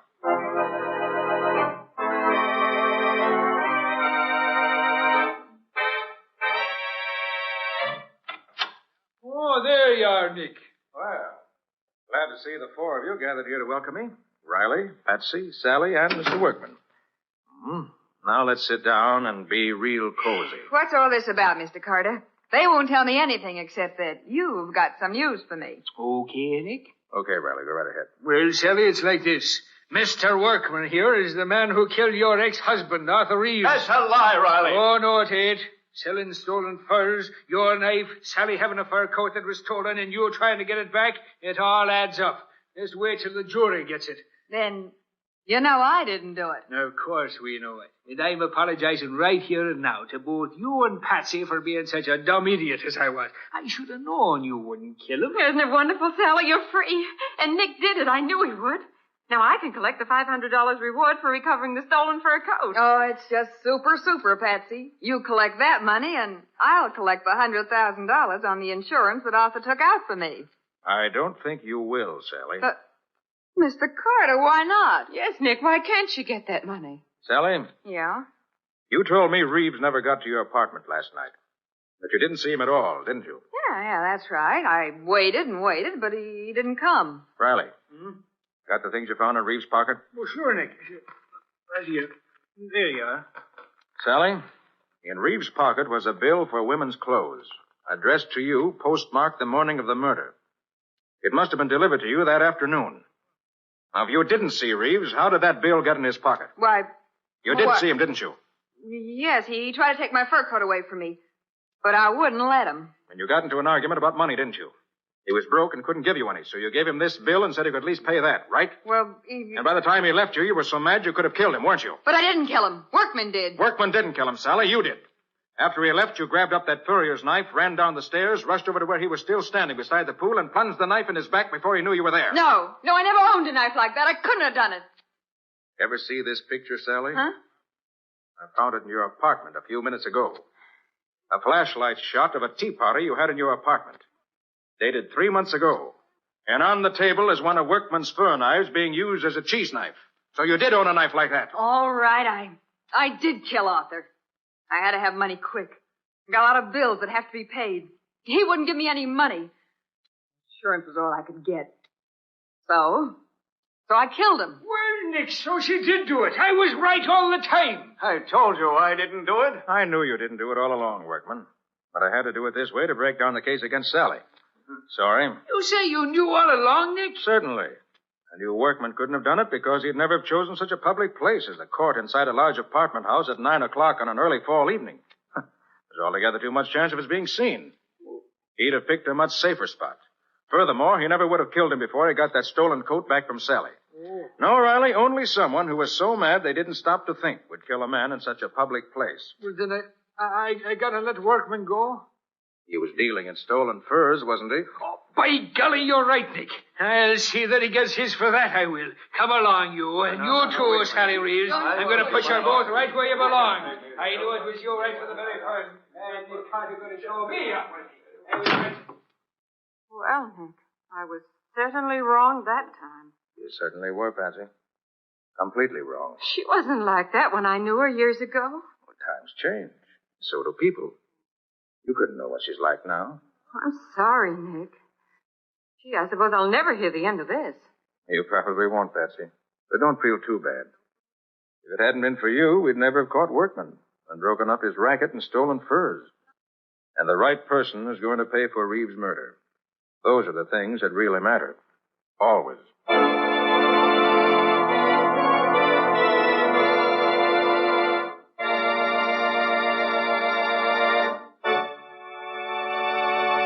In just a moment, Nick and Patsy will bring you a preview of next week's exciting case. But before they do, a word to the wise. When you use Linex Clear Gloss on your floors, linoleum, furniture, and woodwork, they look as though you'd spent hours polishing them. And yet Linex Clear Gloss is so easy to apply, so easy to keep clean.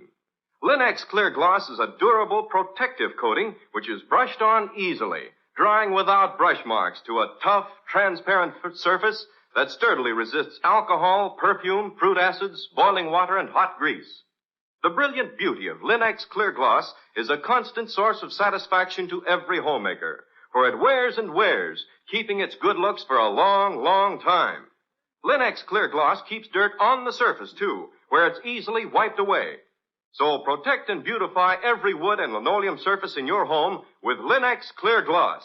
It'll add sparkle to your home and save you hours of housework. Thousands of American homemakers have already learned what a time-saving, labor-saving product Linex Clear Gloss is. Learn for yourself what a household help it can be. Ask for it by name. Famous Linex Clear Gloss. Available at your paint, hardware, or department store. If your dealer hasn't received his supply of the 3 great Linex home brighteners, he'll have them soon. Ask him to save one or all of them for you. Acme will see that he gets them, and you get them, as quickly as possible. And now let's hear from Nick Carter himself. What exciting story have you got for us next week, Nick? Can you tell us a little about that? Well, Ken, next week I'm going to tell you about a murder in a little country town. Patsy and I had gone there for our vacation. But for that one day, we got very little vacation. A friend of the sheriff's was shot to death in his home in the early morning, and the sheriff made Nick take over. The sheriff found one big clue that satisfied him, but Nick found a number of small clues that really solved the murder. What do you call the story, Nick? I call it Murder in the Night. Or the mystery of the milkman's discovery. So long for now. So long, everybody. And so long to you, Nick and Patsy. We'll be looking forward to seeing you again next week.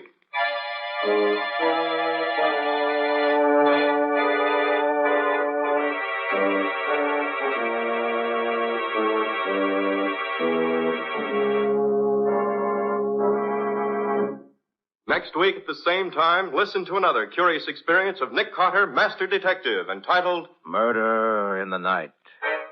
Or Nick Carter and the Mystery of the Milkman's Discovery.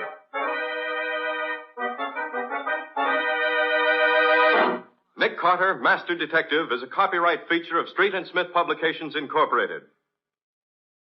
It is presented at this same time and over these same stations by the 3 great Linex home brighteners. Linex Clear Gloss, Linex Cream Polish, and Linex Self-Polishing Wax. Created by Acme, America's great producer of Acme quality paints. In the Nick Carter Adventures, Lon Clark is starred as Nick. Helen Choate is featured as Patsy. Original music is played by Lou White. The programs are written and directed by Jock McGregor.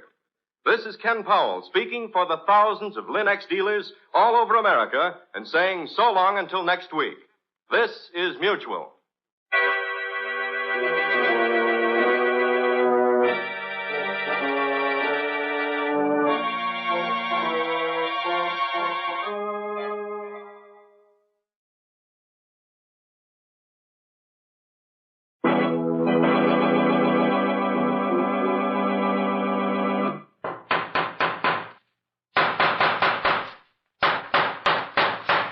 What's the matter? What is it? It's another case for Nick Carter, Master Detective. Yes, it's another case for that most famous of all manhunters, the detective whose ability at solving crime is unequaled in the history of detective fiction. Nick Carter, Master Detective. Presented by the three great Linex home brighteners. Linex Clear Gloss, Linex Cream Polish, and Linex Self-Polishing Wax. Created by Acme, America's great producer of Acme quality paints. Today's curious adventure... Murder in the Night. Or Nick Carter and the mystery of the milkman's discovery. In just a moment, we'll hear how Nick Carter solved the mystery of the murder in the night. But before we do, listen to this. Homemaking is an art. And as a successful homemaker, you know that the real achievement is keeping your home attractive. That's why you use Chemtone, the miracle wall finish, to give your walls renewed loveliness. Now, to keep floors, woodwork, and furniture at their shining best, it's the three great Linex home brighteners. Linex Clear Gloss, the durable super varnish that dries to an elastic, transparent surface which protects all wood and linoleum in your home. Linex Cream Polish, which cleans as it polishes, leaving no oily film on your furniture. And Linex Self-Polishing Wax, which beautifies your floors with a satiny yet tough, non-skid finish that resists wear, water, and dirt. Get the three great Linex home brighteners at your hardware, paint, or department store. Your headquarters also for Chemtone, the miracle wall finish. And now for today's mysterious adventure with Nick Carter. Nick and Patsy are spending a short vacation at the home of Walter Summers, sheriff of a small county in upper New York State. Peace reigns supreme over the Summers household as our story opens. A peace which unfortunately is rudely shattered by...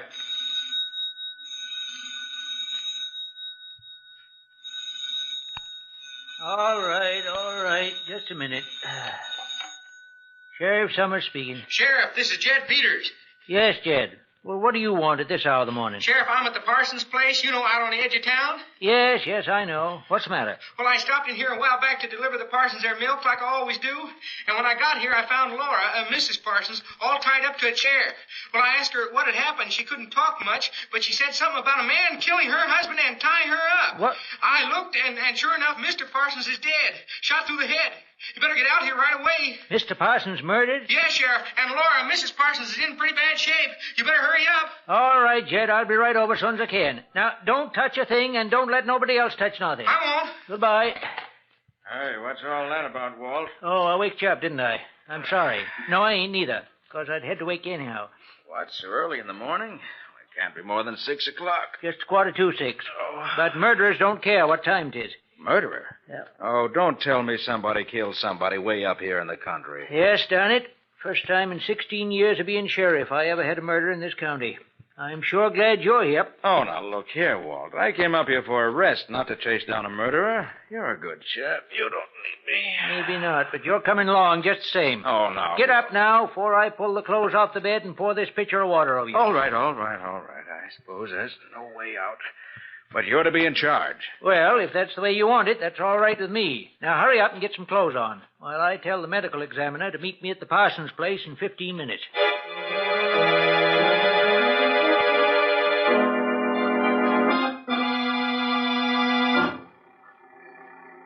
I'm surprised Patsy didn't want to get up and come along.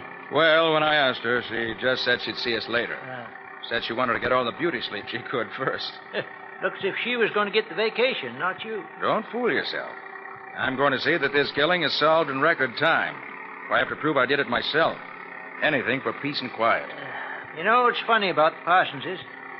Young Henry Parsons and his wife, a right pretty little girl she is, too. They come to town about 2 years ago. Stayed at the hotel till they found a house that they liked. It's a little bungalow, built right smack on the edge of the cliff overlooking the river. Fellow that owns the bungalow, he sort of took a liking to Henry and got him a job in the lumber mill. He's been there ever since. Good steady worker, they tell me. Did they have any enemies? Oh, not so far as I know. They never went out much, but everybody liked him.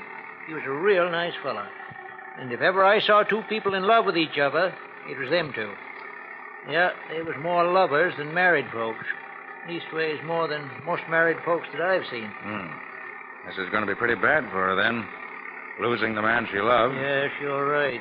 There, that's the house. The gray one with the smoke coming out of the chimney.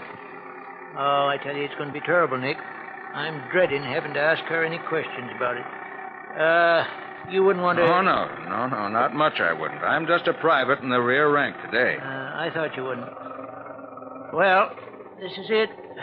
Might as well get it over with as soon as I can. Come on, let's go in. Door's probably open. Yes, it is. Doc Winslow ought to be here in just a few minutes now. He only lives a few miles further from here than I do. Morning, Sheriff. What? Doc, you here already? You must have flew over. Well, I left soon as I got your message. Well, good for you. Meet Mr. Nick Carter, a friend of mine. Hello, Mr. Carter. Morning, Doctor. Parsons is dead, all right. Shot right through the head. He's there in the dining room. Miss Parsons taking it pretty hard, is she? Terrible hard, Sheriff. I put her to bed in the spare room. Somebody gave her a real good sock in the jaw, judging by the looks. I'd like to give her a sedative, but I knew you'd want to talk to her first, so I've been waiting till you got through. Oh, thanks, Doc. I knew I could count on you. Say, where's Jed? I don't see him around. Well, Jed felt that babies had to have their milk, murder or no murder. So I told him to go ahead, but to come back soon as he could, and I told him not to tell a soul what happened here. Well, that's something anyway. I hope he minds what you told him. Now, look, Sheriff, you going to question Mrs. Parsons now, or ain't you? Yes, right now, Doc. Come on, then. Come on, Nick. Right with you, Walt. Morning, Miss Parsons. I'm terrible sorry to hear about Henry. Now, can you tell me what happened? I'll do my best, Sheriff. Good girl. Now, suppose you start right at the beginning and just tell us whatever you can. Well, I was asleep when I heard a loud noise. It woke me up. What kind of a noise? I don't know, just a loud noise. Like an explosion. Like... All right. We know what you mean. And then what? I woke up. I found that Henry wasn't in bed beside me. That scared me, so I called him. He didn't answer, and I started to get out of bed. And I saw... Yes, Miss Parsons. What was it you saw? Henry on the floor, dead. All right, steady now. Take it easy. And what did you do then? I screamed. A man hit me on the chin, that's all. Mrs. Parsons, did you get a look at this man who hit you? Could you tell us what he looked like? He's about medium size, stocky, and on old clothes he hadn't shaved for several days. There was a scar across his forehead and down over his cheek. Did you ever see him before? No, never. Well, now suppose you go on with your story. When I became conscious again, I was gagged and tied up in one of the kitchen chairs. The man said he was sorry he had to kill me, but he couldn't take any chances on my telling the cops about it. Did he have a gun, Mrs. Parsons? Yes, I could see it in his pocket. He said he couldn't shoot a woman. He knew a better way to do it. And what did he do? He turned on the gas. He said that was an easy way to die. And he left me. Where'd he go then? I heard him moving around in the dining room. And I heard him climb out the window and shut it. And he left the gas turned on? Yes, I almost died before Jed got here and turned it off. And then Jed cut you loose. Yes, it seemed hours later. Well, that's about all she can tell us, Walt. You better let her get Yeah. Well, thanks, Miss Parsons. That'll be all for now. We'll let you know if we want to know anything else. I'll send the doc in. Thank you. Doc, you can put her to sleep now. We're through with it. About time, too. Poor kid, she's pretty near all in. Nick, you heard her describe that man that done it. Why, yes. Why? I know him. You know him? Not personally, I don't mean, but I know who he is. Been hanging around town for over a week now. There's been 2 burglaries while he's been here, too. I've been going to arrest him on suspicion, but now, by gosh, I got a real reason to arrest him. Yes. Looks that way. Well, let's take a look at the body. Yeah, Doc said it was here in the dining room. Ah, yes, there it is. Mm-hmm. Must have just been coming out of the bedroom when he was shot. Yeah, never knew what hit him, seems like. Now, look there, Walt. The center window. What? Oh, the catch is smashed. So that's how he got in. Yes. Mm-hmm. Henry must have heard him in here, got up to see what was going on, and the burglar shot him. Footprints here on the windowsill, too. And I can see some prints down in the garden under the window. Well, sir, that settles it. I'm going to find that tramp, and I'm going to get a confession out of Now, him. wait, Walt, wait. You have to have more evidence than a footprint to convict a man of murder. But Miss Parsons can identify him easy, because she saw him. Well, suppose you go after him. I'll stay here and see what else I can dig up in the way of evidence. You don't want to go with me? No, it's better if we each work on a separate angle. Get results quicker that way. Okay, Nick. I'll get hold of my deputy, and we'll find that murdering tramp in short order. Just a minute, Walt, just a minute. Thought I heard someone just outside this door. You mean somebody's listening? I think so. Let me open the door. Well, Jed, what are you doing here? Nothing. Well, Jed, you hear anything worth listening to? I wasn't listening. I just happened to be standing here. Well, if you wasn't listening, I don't know All if right, you... Walt, let me handle this. Well, How does it happen you're back so soon, Jed? Got your milk all delivered? Well, just took the milk to houses where they got babies, and I came back just like Doc told me to. Of course. You tell anybody about the murder? No, Doc said not to. Mm-hmm. Jed, what time was it when you first heard Mrs. Parsons moaning? When I set her milk on the back porch, about 5 o'clock. 5 o'clock, huh? Yeah. But you didn't phone the sheriff until after 5:30. What delayed you? Why, I was untying Laura, Mrs. Parsons, and trying to get her to tell me what had happened. I see. Did you break in the front door or the back when you came in? Neither one. The back door was unlocked. Oh, the back door was unlocked. So you just came in that way. Why, sure I did. So what are you trying to do, get me balled up? I'm not trying to do anything to you, Jed. I just want to get all the facts straight. Okay, what else you want to know? Suppose you tell us just what happened when you came in the back door. Well, Laura, Mrs. Parsons, was tied up in one of the chairs near the gas stove. I smelled gas, and she said whoever it was had turned it on to suffocate her. So I turned it off. Gosh, she was almost out. Then I cut the ropes that were holding her, and I let her loose. What else did she say? She didn't say nothing much. She was just about unconscious when I found her. She talked about a man coming in and killing her husband and some other stuff I didn't get. I see. And what did you do then? Why, I took her into the spare room, and I put her on the bed. Then I called the sheriff. That's all. Jed, I notice you're pretty friendly with Mrs. Parsons. What do you mean by that? Why, the way you call her Laura, that's all. Oh. Well, you see, she's been giving me grammar lessons for about an hour every day after my milk's delivered, so I got to know her kind of well. Mrs. Parsons is very pretty, isn't she? You're darn right she is. Swellest looker on the whole route. You like her very much, don't you? Sure I do. She's been awful good to me, and I just like her. You in love with her, Jed? In love with her? Of course not. She's married. You weren't so much in love with her that you'd be jealous of her husband and want him out of the way, perhaps? Hey, look here, you. If you're trying to say that I killed Mr. Parsons, you can darn... Shut up, Jed. Nick's doing the talking here. You're just answering questions. Well, he didn't think he can come around here making cracks like that. I don't know if I'd call that a crack. There's been considerable talk around town about how much time you've been spending with Miss Parsons. I never took no stock in it before, but now... I tell you, there's nothing to it, Sheriff. We was just good friends, that's all. All right, Jed. That's all for now.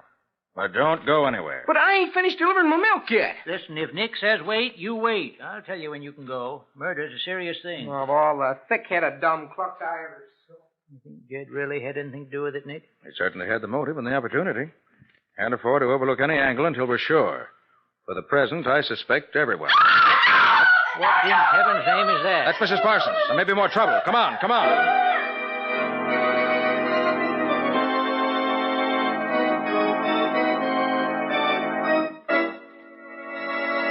What new development is this? Has something happened to Mrs. Parsons as well as her husband? We'll see in just a moment. Nothing adds more to any room than a floor that's bright and shining and sparkling clean. And that's just the way all your floors look when you protect them with Linex Clear Gloss Varnish. For Linex Clear Gloss, the durable super varnish gives a beautiful transparent gloss that keeps its beauty a long, long time because it wears and wears. Linex Clear Gloss is easy to apply, drying without brush marks. And it protects your floors, protects every wood and linoleum surface in your home against damage by hot grease, boiling water, perfume, fruit acid, even alcohol. What's more, Linex Clear Gloss is easy to keep clean, for it keeps dirt on the surface where you can wipe it away in a jiffy.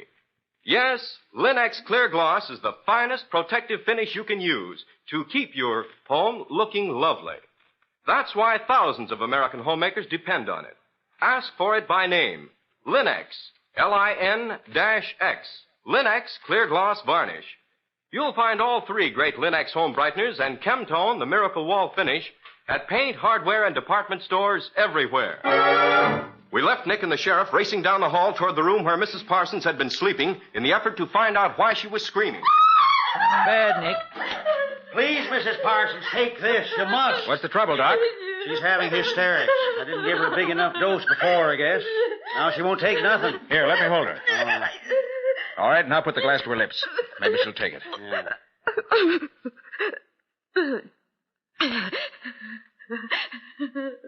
That did it. That'll keep her quiet. Gosh, I thought she was being killed from the noise she was making. You fellas find anything? Yes, sir. We found the marks where the killer, that is, the fellow we think must have killed him, broke in through the window in the dining room. I'm going out after him now. Where'll you be, Nick? If I'm not here, I'll be at your place. I'm going back and get Patsy as soon as I'm through here. We came up here for a vacation, you know. All right, Nick. I'll be seeing you. Good luck with your hunting.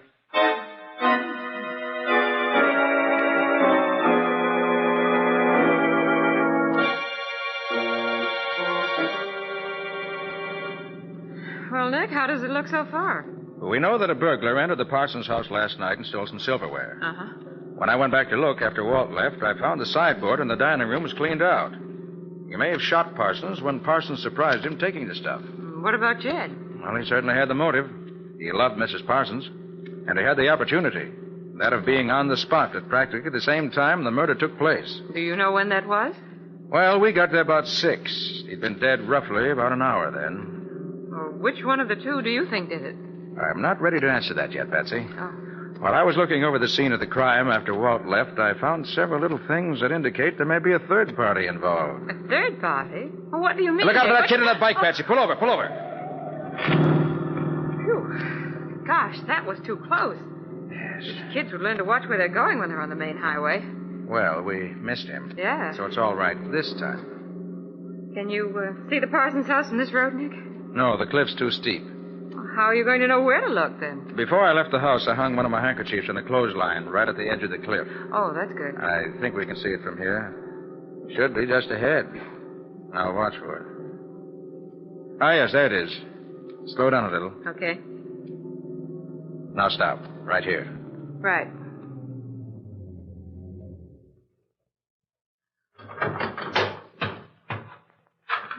Good thing you hung that handkerchief up there. You'd never know there was a house there. Now, you know what you're looking for, don't you? Yes. You don't think it could have gone across the road, do you? I doubt it, Patsy. Take a trained baseball player to throw it that far. No, it's somewhere between the road and the bottom of the cliff. Now, you look from here up that way, and I'll look from here down. We've got to find it if it's here. We can't give up until we do.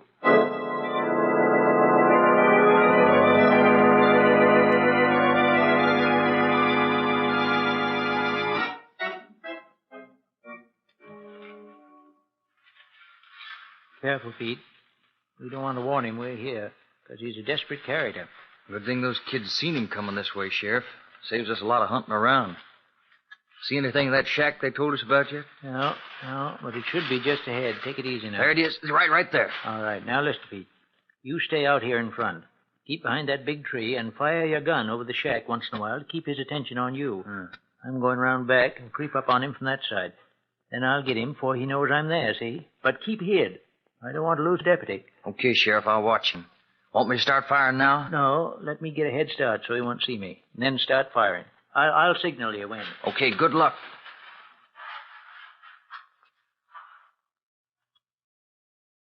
There's a signal. Here goes. Get your hands up. We got you surrounded. You can't get away. Got him, Sheriff. You got him? Dog, nabbit. There ain't nobody here. Has he been living there, Sheriff? Yeah, he's been here all right. But he must have cleared out right after the murder. Must have got scared and run for it. Well, look, Sheriff. Huh? Here's a fork under this old piece of carpet. Got a big initial P on it. Uh-huh. One of Parsons is likely. Oh, this is our man, all right. What now, Sheriff? We're going back to the office and send out an alarm for him. He won't get fur before he's nabbed. I'll see to that.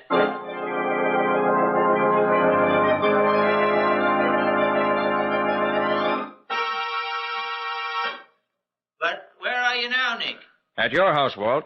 We found the gun. You got the man you went after? We sure did. Good. Got him and the stuff he stole, too. He was caught in the next town trying to pawn some of that silver. My deputy just brought him in. What does he have to say? Oh, he says he found the silver in the woods near his shack. Says he never was near the Parsons house. Well, we'll change his mind for him when we show him what we know. Mm-hmm. Well, Walt, after I started thinking things over, I went back to Parsons' place. Found a couple of very interesting bits of evidence that I'd overlooked before. Suppose you take the burglar out there. I want Mrs. Parsons to identify him. I'll meet you there in 15 minutes. Okay, Nick, we'll be there. Good. I want to get back to my vacation.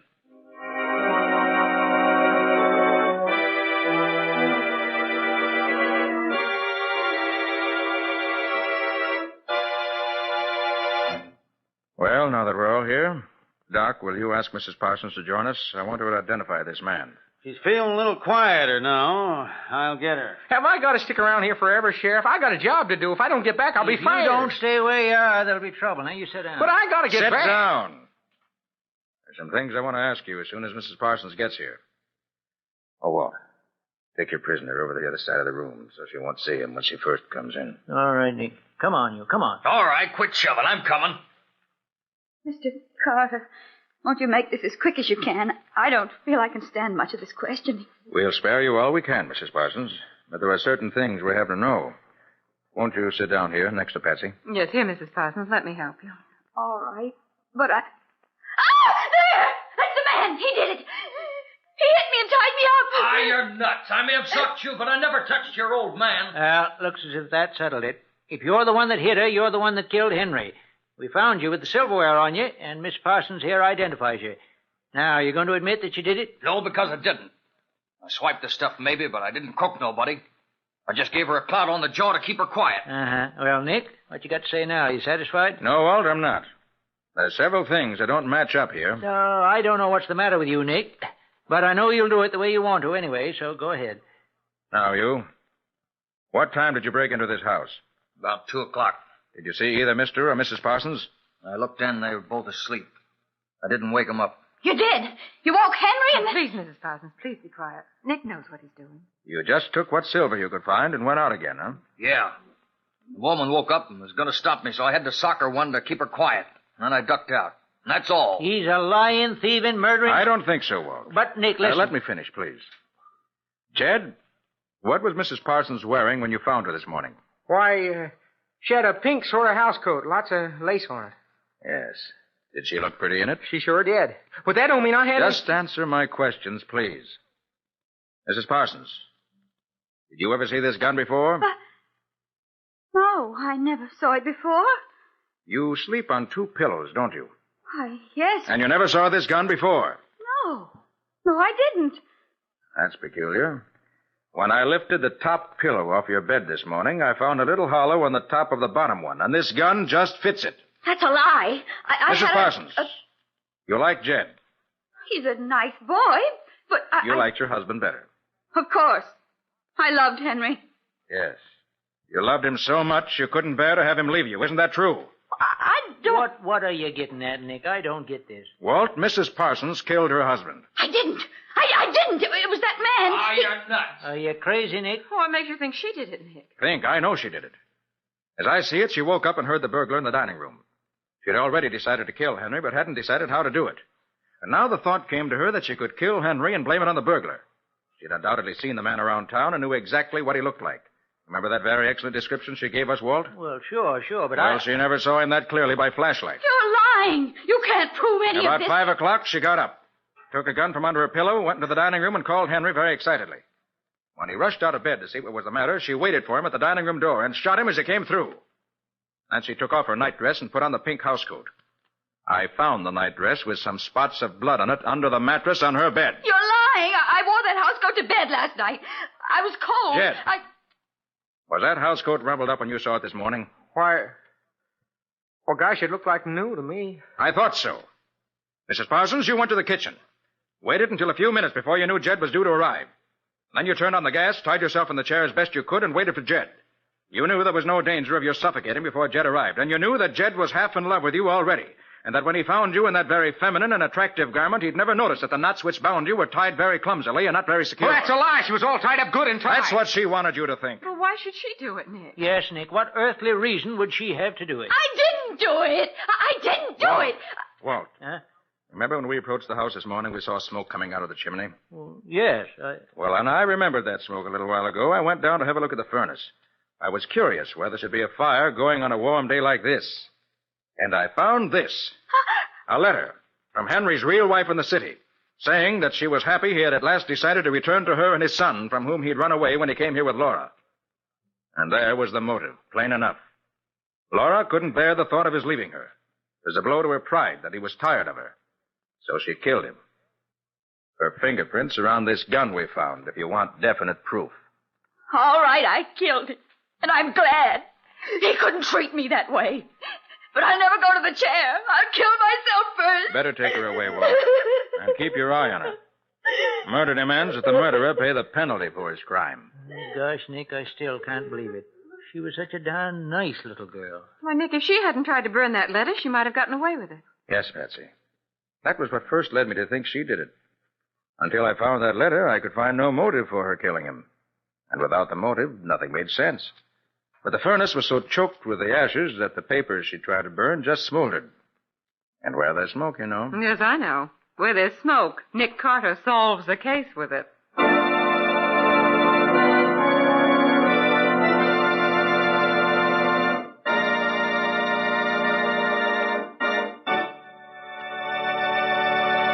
In just a moment, Nick and Patsy will bring you a preview of next week's exciting case. A home that's truly lovely is a place folks want to be. A place where there's fun and relaxation and real joy of living. Your whole family takes pride in your home when you keep it looking attractive with the 3 great Linux home brighteners. Linux Cream Polish, for instance, which cleans as it polishes, gives your fine furniture a handsome luster, drying to a hard surface that leaves no oily film to attract more dust, to make more work.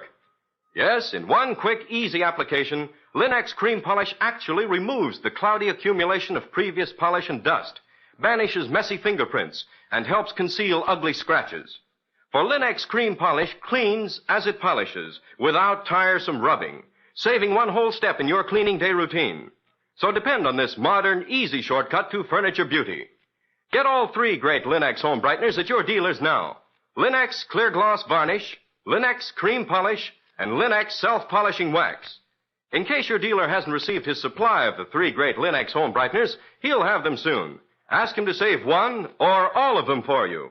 Acme will see that he gets them and you get them as quickly as possible. And now let's hear from Nick Carter himself. How about next week's story, Nick? Can you give us a hint?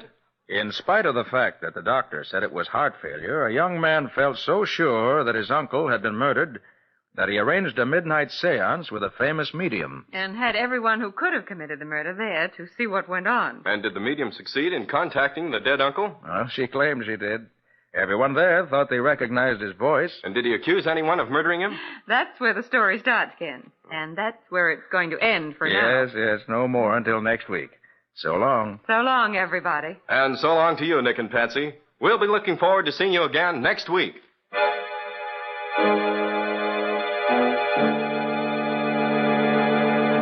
Next week at this time, listen to another curious experience of Nick Carter, Master Detective, entitled Unexpected Death. Or Nick Carter and the Mystery of the Seance Murderer. Nick Carter, Master Detective, is a copyright feature of Street and Smith Publications, Incorporated. It is presented at this same time and over these same stations by the 3 great Linux home brighteners. Linux Clear Gloss, Linux Cream Polish, and Linux Self-Polishing Wax. Created by Acme, America's great producer of Acme quality paints. In the Nick Carter Adventures, Lon Clark is starred as Nick. Helen Choate is featured as Patsy. Original music is played by Lou White. The programs are written and directed by Jock McGregor. This is Ken Powell speaking for the thousands of Linux dealers all over America and saying so long until next week. This is Mutual.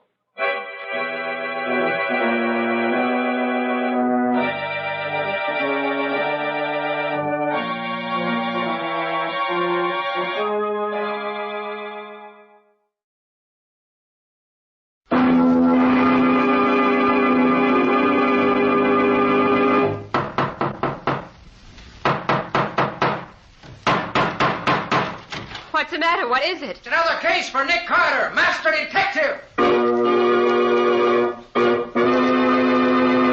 Yes, it's another case for that most famous of all manhunters, the detective whose ability at solving crime is unequaled in the history of detective fiction. Nick Carter, Master Detective, presented by the 3 great Linux home brighteners. Linux Clear Gloss, Linux Cream Polish, and Linux Self-Polishing Wax.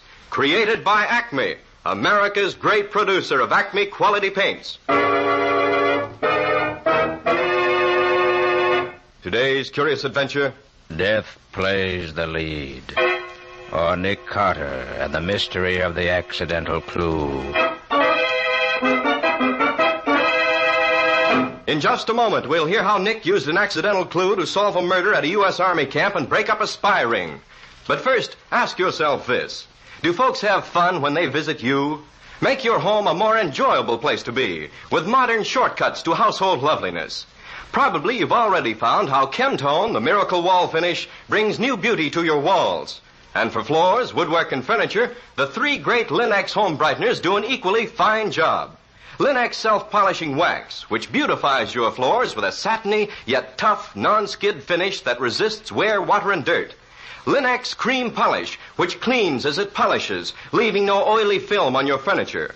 And Linux clear gloss varnish, the durable super varnish that dries to an elastic, transparent surface which protects all wood and linoleum in your home. You'll find the 3 great Linux home brighteners at your hardware, paint, or department store. Your headquarters also for Chemtone, the miracle wall finish.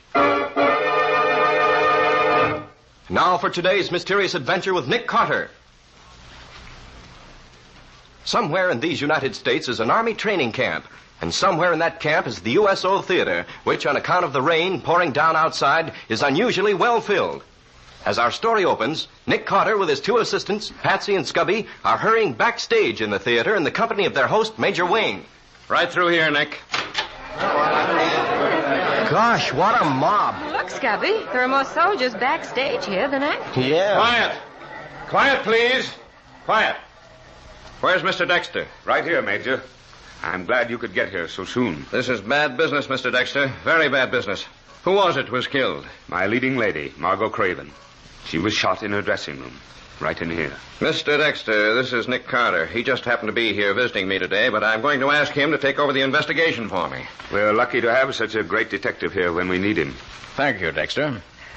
Now, suppose you tell me what you know about this right from the beginning. Of course.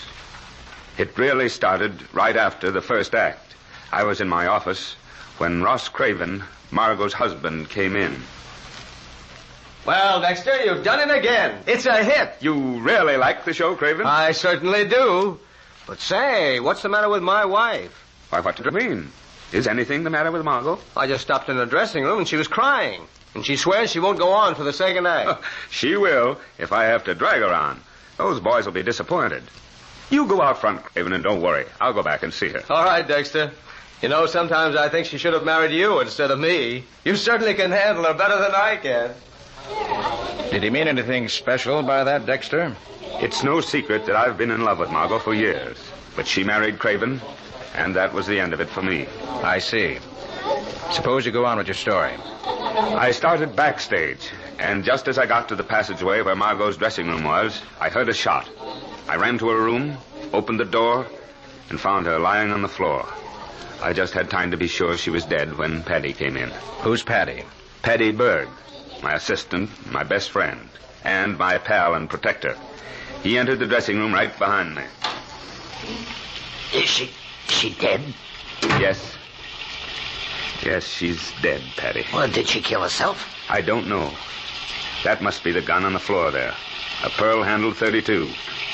And I think I have seen her have it before now. Yeah. Oh, hey, she left the window open. It's raining in. I better close it. It's lucky you weren't in here with her when it happened. I saw you crossing backstage as the shot was fired, but I wish someone else had seen you.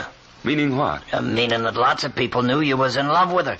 That it nearly broke you up when she married Craven, that's all. They might think you killed her because you was jealous. That's absurd. 5 minutes, Mrs. Craven. 5 minutes. Well, Paddy, there's one call she'll never answer. Never again.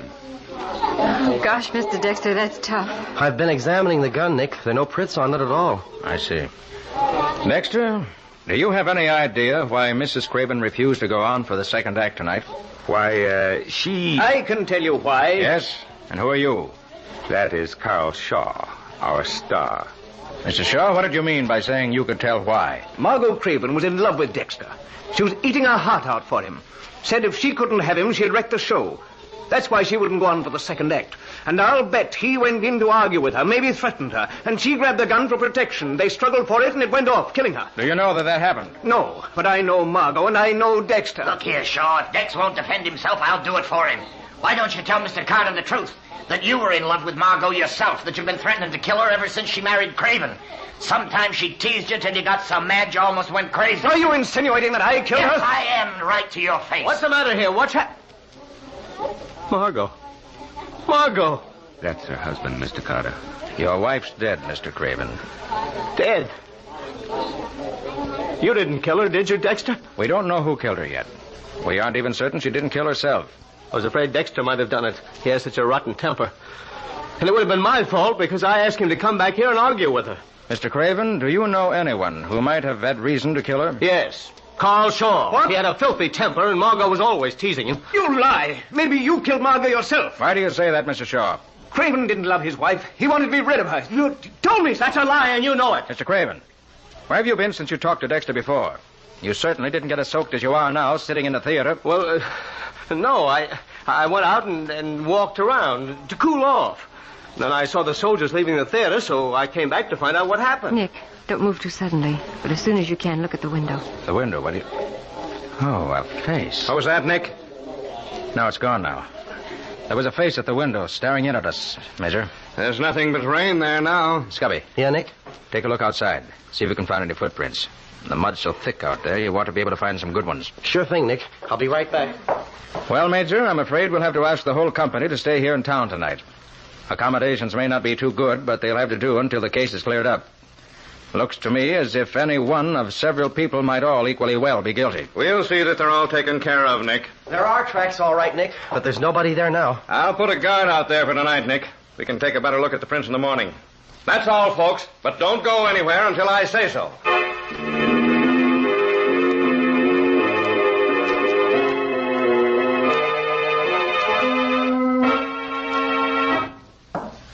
Room 211, the clerk said. Let's see, it should be right about... here. Come in.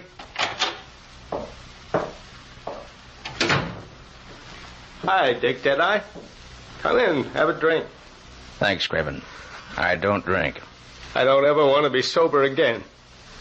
When I'm sober, I remember all the rotten little things I did to Margot. She should have married Dexter. He's always been the kind of man that I wanted to be and never was. But I beat him just once, when I married Margot. That rather evens things up, doesn't it? So that's why you married her. Because Dexter loved her and you wanted to beat him at something. Yeah. But don't tell anybody. Craven, did you kill Margot? No. Why should I kill her? You were outside and could have shot her through the window. She was shot with her own gun, and you admitted you'd been in her dressing room just before you talked to Dexter. You could have taken her gun then. Oh, now you're trying to frame me for her murder. I'm not trying to frame anyone. I'm trying to find out the truth. Yeah, why don't you ask Dexter, then? He was the first one in her room. He found her. Or ask Carl Shaw. He hated her. And loved her. I guess they're the same thing sometimes. Sorry to see you in this condition, Craven. I'll talk to you again when you're more yourself than you are now. Good night, Craven. Oh, there you are, Nick. Scubby and I have been waiting here in the lobby for you. Yeah. Did you get any more dope, Nicodemus? No, Scubby. Too many suspects and too few clues. Can we do anything for you, Nick? No, not just now, Patsy. It's getting late. I think I'll turn in. Well, I'll toddle off to my room then, if nobody minds. Okay, Patsy. See you bright and early in the morning. Good night, Patsy, old kid. Got lots of nice, pretty beauty sleep. Wouldn't do you any harm to get some of that beauty sleep you're talking about. You need it more than I do. Oh, that's what you think. I've got eyes. Oh, well, I guess I'll put my car in the garage. I left it standing outside when I drove down from the theater. Hey, Nick, I've got something important to tell you. How about going to your room where we can talk? Why, sure thing, Scubby. Just as soon as I get the car put away for the night. I'll be right with you then. It won't take me but a couple of minutes. Right, Nick. I'll wait for you here in the lobby.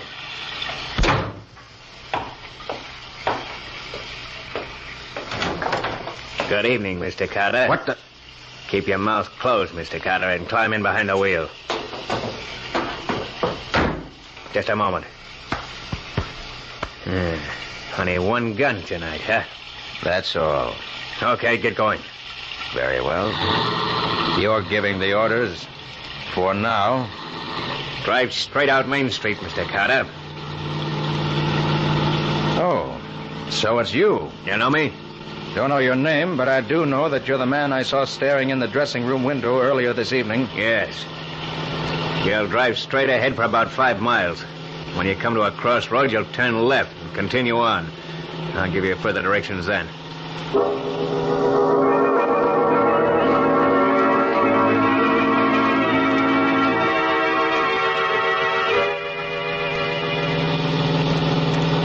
Pull up behind that car just ahead on the left.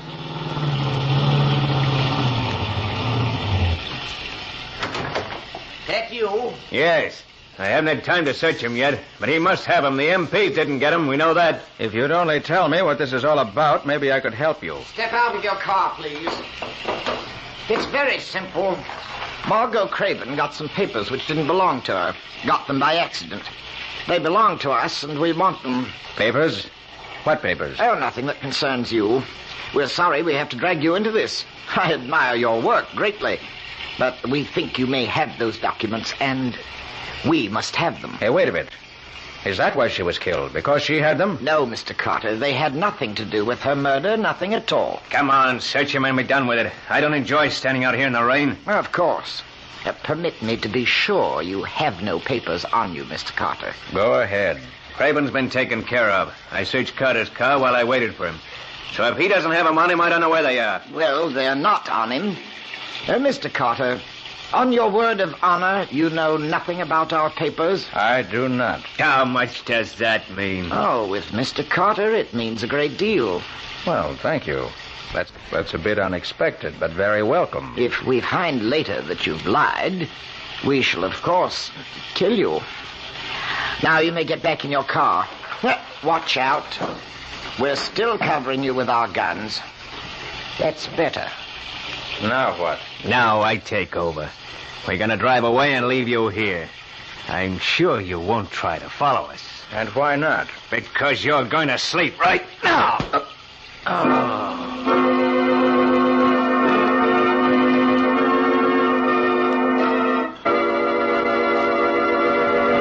Miles from the little army camp town, alone and unconscious in his car. What's going to happen to Nick now? Are the men he just met mixed up in the murder, or was Margot Craven killed by one of her so-called friends? We'll see in just a moment. Whatever floor surfaces you have in your home, wood, linoleum, rubber, or asphalt tile, you chose them because you found them attractive. Keep them that way with Linex self-polishing wax, which beautifies without tiresome rubbing and polishing. Simply wipe Linex self-polishing wax on any floor surface, and it dries to a satiny yet tough finish which wears amazingly. That's because Linex self-polishing wax contains the greatest possible amount of genuine carnauba wax. And once you've applied Linex self-polishing wax, there's no need for you to re-wax the whole floor when parts of it begin to show wear. A floor finished with Linex self-polishing wax is easy to keep clean, too. For Linex self-polishing wax is unusually resistant to dirt and water, keeping the dirt on the surface, where it's wiped away in a jiffy with a damp cloth or mild suds. And the underwriters' laboratories, whose seal is on every bottle of Linex self-polishing wax, have proved that it's the non-skid floor wax, resisting slip even when water is spilled on it. Get Linex, Lin-X, Linex self-polishing wax now. You'll find all 3 great Linex home brighteners and Chemtone, the miracle wall finish, at hardware, paint, and department stores everywhere.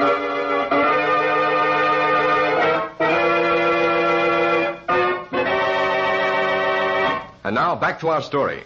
Slugged unconscious by a pair of desperate men, Nick lay slumped over the wheel of his car for several long minutes.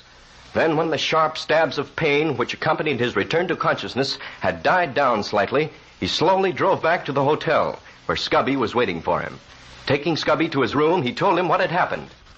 Well, I'll be doggone, Nick. You're the luckiest guy in the world. What's lucky about getting your head split open? I mean, you're lucky that you didn't stop and talk with me before you went to put your car away. Here. Oh, what's this? If I'm not mistaken, those are the papers your friends wanted. Where'd you get them, Scubby? I found them behind the dressing table in Margot's room. You did?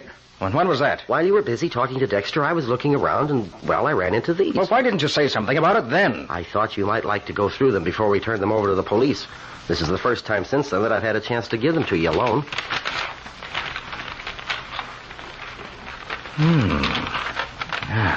What are they, Nick? Scubby, these are in code. I rather think they should be turned over to Major Wayne at the camp. Well, why give them to him? Use your head, Scubby. They're in code, I said, and Margot got them at an army camp. These were given to her by mistake. And that can mean only one thing, as I see it. Spies. Gosh, Nick. Do you really think so? I do. Come on. We'll get my car out of the garage and take them out to camp right now and turn them over to Major Wayne. Maybe these papers will help us catch the killer of Margot Craven.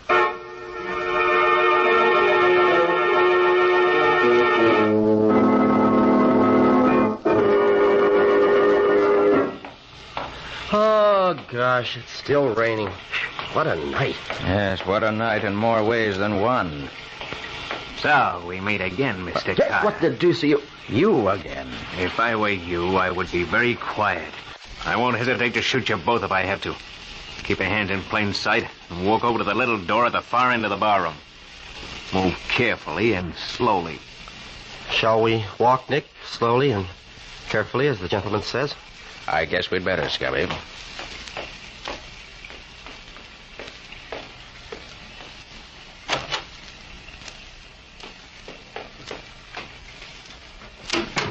Well, Mr. Carter, I told you I was not a man who could safely be lied to. I didn't lie to you. Mr. Carter, those papers we are looking for are in your overcoat pocket right now. Please give them to me at once. Certainly. Thank you. You're a man of sense. I regret it is a little late for having sense. Here are the others now. Oh, well, it's about time you were coming. Hey, Nick. Sorry, I'm late. Nick, that's Carl Shaw. So I see. Carl Shaw, huh? Well, this is fine. Did you get the papers from him? Yes. No thanks to you. It wasn't our fault that my sister was assigned to the wrong dressing room. I had a devil of a time getting things fixed up so she could change, but Franz threw the papers through the window before Margot got her things out. She'd never seen my sister, so the mistake was natural. Mistakes are never natural, and mistakes are never tolerated. I'll be happy when that man Carter dies. He's too clever to be allowed at large. Yes, you're right. But he's such a prominent man, his death will make quite a stir. It's unfortunate. It will break up the show unit, which we have so carefully organized. Now, Shaw, you will have to form a new unit of your own and take it around to the different camps. The work must go on. Of course. When do we take care of Carter? As soon as we've finished our work here, we're going to pack up and move on to another town. On the way, we shall dispose of Mr. Carter and his able assistant. Right now, we must see about the contents of these papers. They must go out at once. Hadn't we better tie up these two guys so as to be sure they'll still be here when we get back? Yes, Mike. Tie them both, hand and foot. And leave them back at the bar. We'll take care of them later.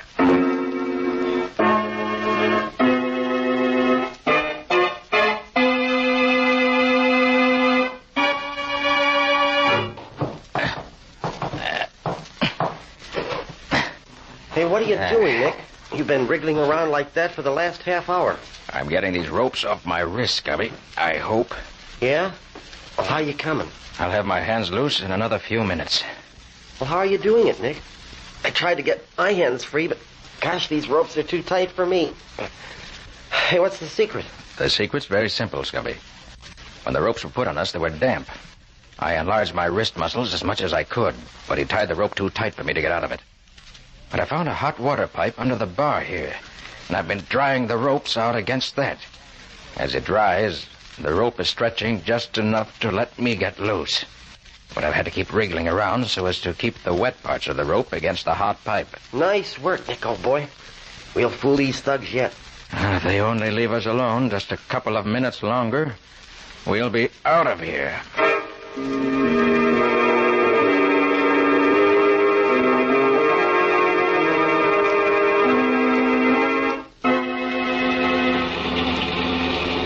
You'd better not drive too close to their hangout, Major Wayne. No, I won't, Nick. I'll stop a couple of blocks away and we'll sneak up on them from there. Sorry, I couldn't arrest them myself and save you the trouble.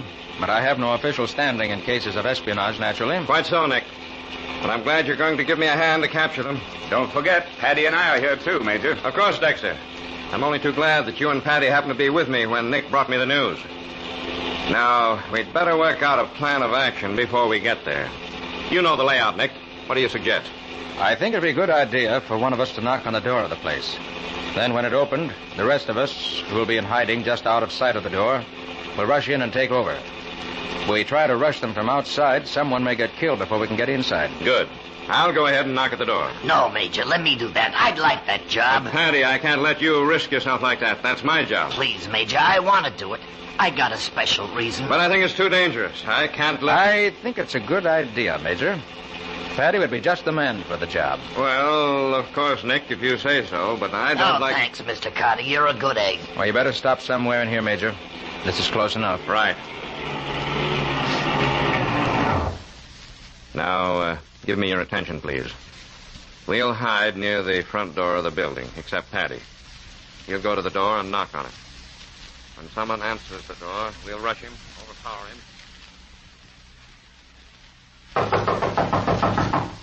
I hope nothing happens to Paddy.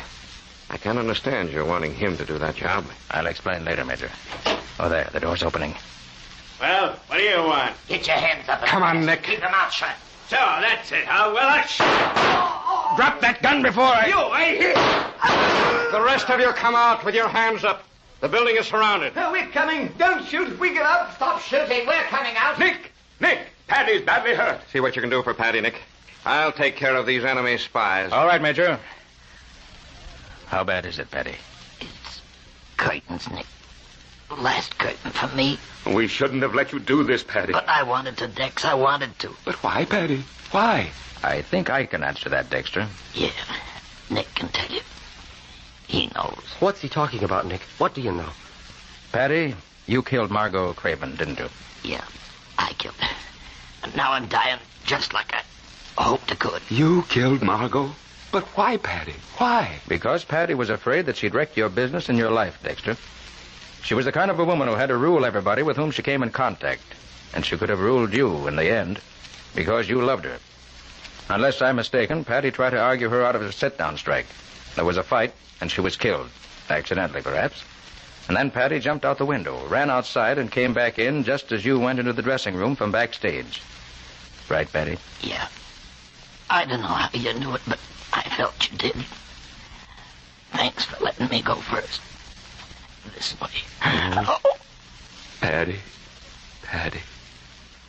You've put me in your debt forever. But, Nick, how did you know that he killed the Craven woman? I thought it would have been Shaw or her husband or, well, maybe even Dexter. Well, Scubby, for one thing, there were those footprints in the garden outside her window. You found where a man had stood on tiptoes to look in. Yeah? But you didn't notice that there were also definite marks of where someone had jumped out the window. And Paddy was the only one in the dressing room when we got there who had on his shoes the black dirt that was used in making those flower gardens. Oh, I see. Also, I could see he'd just come in out of the rain. And then, too, Scubby, you remember that Dexter said that the first thing Paddy did when he followed Dexter into the dressing room was to rush over and close the window? Yeah. Well, Dexter hadn't even noticed it was open. But Paddy was more interested in getting it closed than examining the body of the woman, because he already knew she was dead. Yeah, I see. Well, it's simple when you explain it. And another thing. You recall those papers you gave me? The ones in code? Yeah, sure.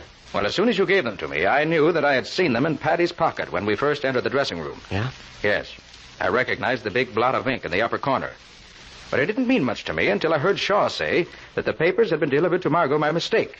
That they should have gone to his sister, who was one of the spy ring operating through the camp show. I knew then that Paddy had picked them up in Margot's room when he was there before she was shot. He probably picked them up without knowing what they were. And as soon as he found they were in code, wanted to get rid of them again. So he left them where you, Scubby, found them. But couldn't he have been a spy himself? No, Scubby, because if he was, he'd never have left those valuable papers where they could fall into the wrong hands. And finally, when I heard him say that he'd do anything in the world to help Dexter, it all added up. He wasn't interested in hurting Margot. He just wanted to keep her from hurting his friend and his god, Dexter. And if that meant her death, that's what it had to be. He loved Dexter more than he loved his own life. Well, you sound almost as if you condoned this murder, Nick. I never condone murder, Scubby. You know that. But I understand it. And sometimes I feel sorry for the murderer. And in this case, I'm happy that the murderer won't have to stand trial before an earthly judge. The courts above may treat him more leniently than our earthly courts would.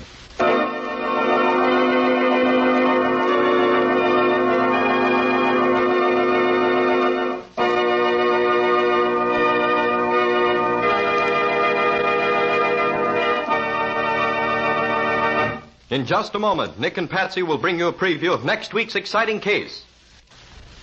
But before they do, consider this. When it comes to keeping up your furniture's appearance, fingerprints and scratches are two of your greatest problems. But Linux Cream Polish, the quick, easy way to furniture beauty, banishes fingerprints, helps hide ugly scratches in one application. Linux Cream Polish actually cleans as it polishes, too, saving one whole step in your cleaning routine and removing cloudy dust and polish accumulation immediately. And, best of all, Linux Cream Polish dries to a hard surface that leaves no oily film to attract additional dust. Make additional work for you. Save hours of extra work each week for the added leisure time you need to do the things you like to do. Ask for Linux Cream Polish at your dealers now. Get all three great Linux home brighteners, Linux self-polishing wax, Linux Cream Polish, and Linux Clear Gloss Varnish. The three great Linux home brighteners will keep your floors, your woodwork, your furniture looking the way you want them to look. So ask for these products at your hardware, paint, or department store by name. The three great Linux, L-I-N-X, Linux home brighteners. Another outstanding investment, the world's safest investment, in fact, is United States war bonds. And every bond you buy brings victory nearer, makes America safer. Let's go for the knockout blow. Now let's hear from Nick Carter himself. Well, Nick, would you care to give us a hint as to your next week's story? Yes, Ken. I'll give you just a hint or two, and that's all. A gangster dead on the beach of an exclusive Long Island estate. A dope peddler shot to keep him from talking. Hindu servant who knew too much and not enough. A movie star in the making. And plenty of trouble for Nick on the way. On the way where? To the solution, naturally. Nick never goes anywhere else once he gets started on a case. Okay, I'll be waiting for that solution he digs up in this one. What do you call it, Nick? Murder by suicide. Oh, the mystery of the death on the beach. And no more until next week.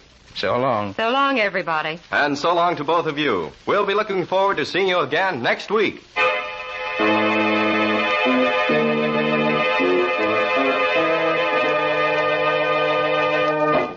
Next week at the same time, listen to another curious experience of Nick Carter, Master Detective, entitled Murder by Suicide. Or Nick Carter and the Mystery of the Death on the Beach. Nick Carter, Master Detective, a copyright feature of Street and Smith Publications, Incorporated, stars Lon Clark as Nick with Helen Choate as Patsy.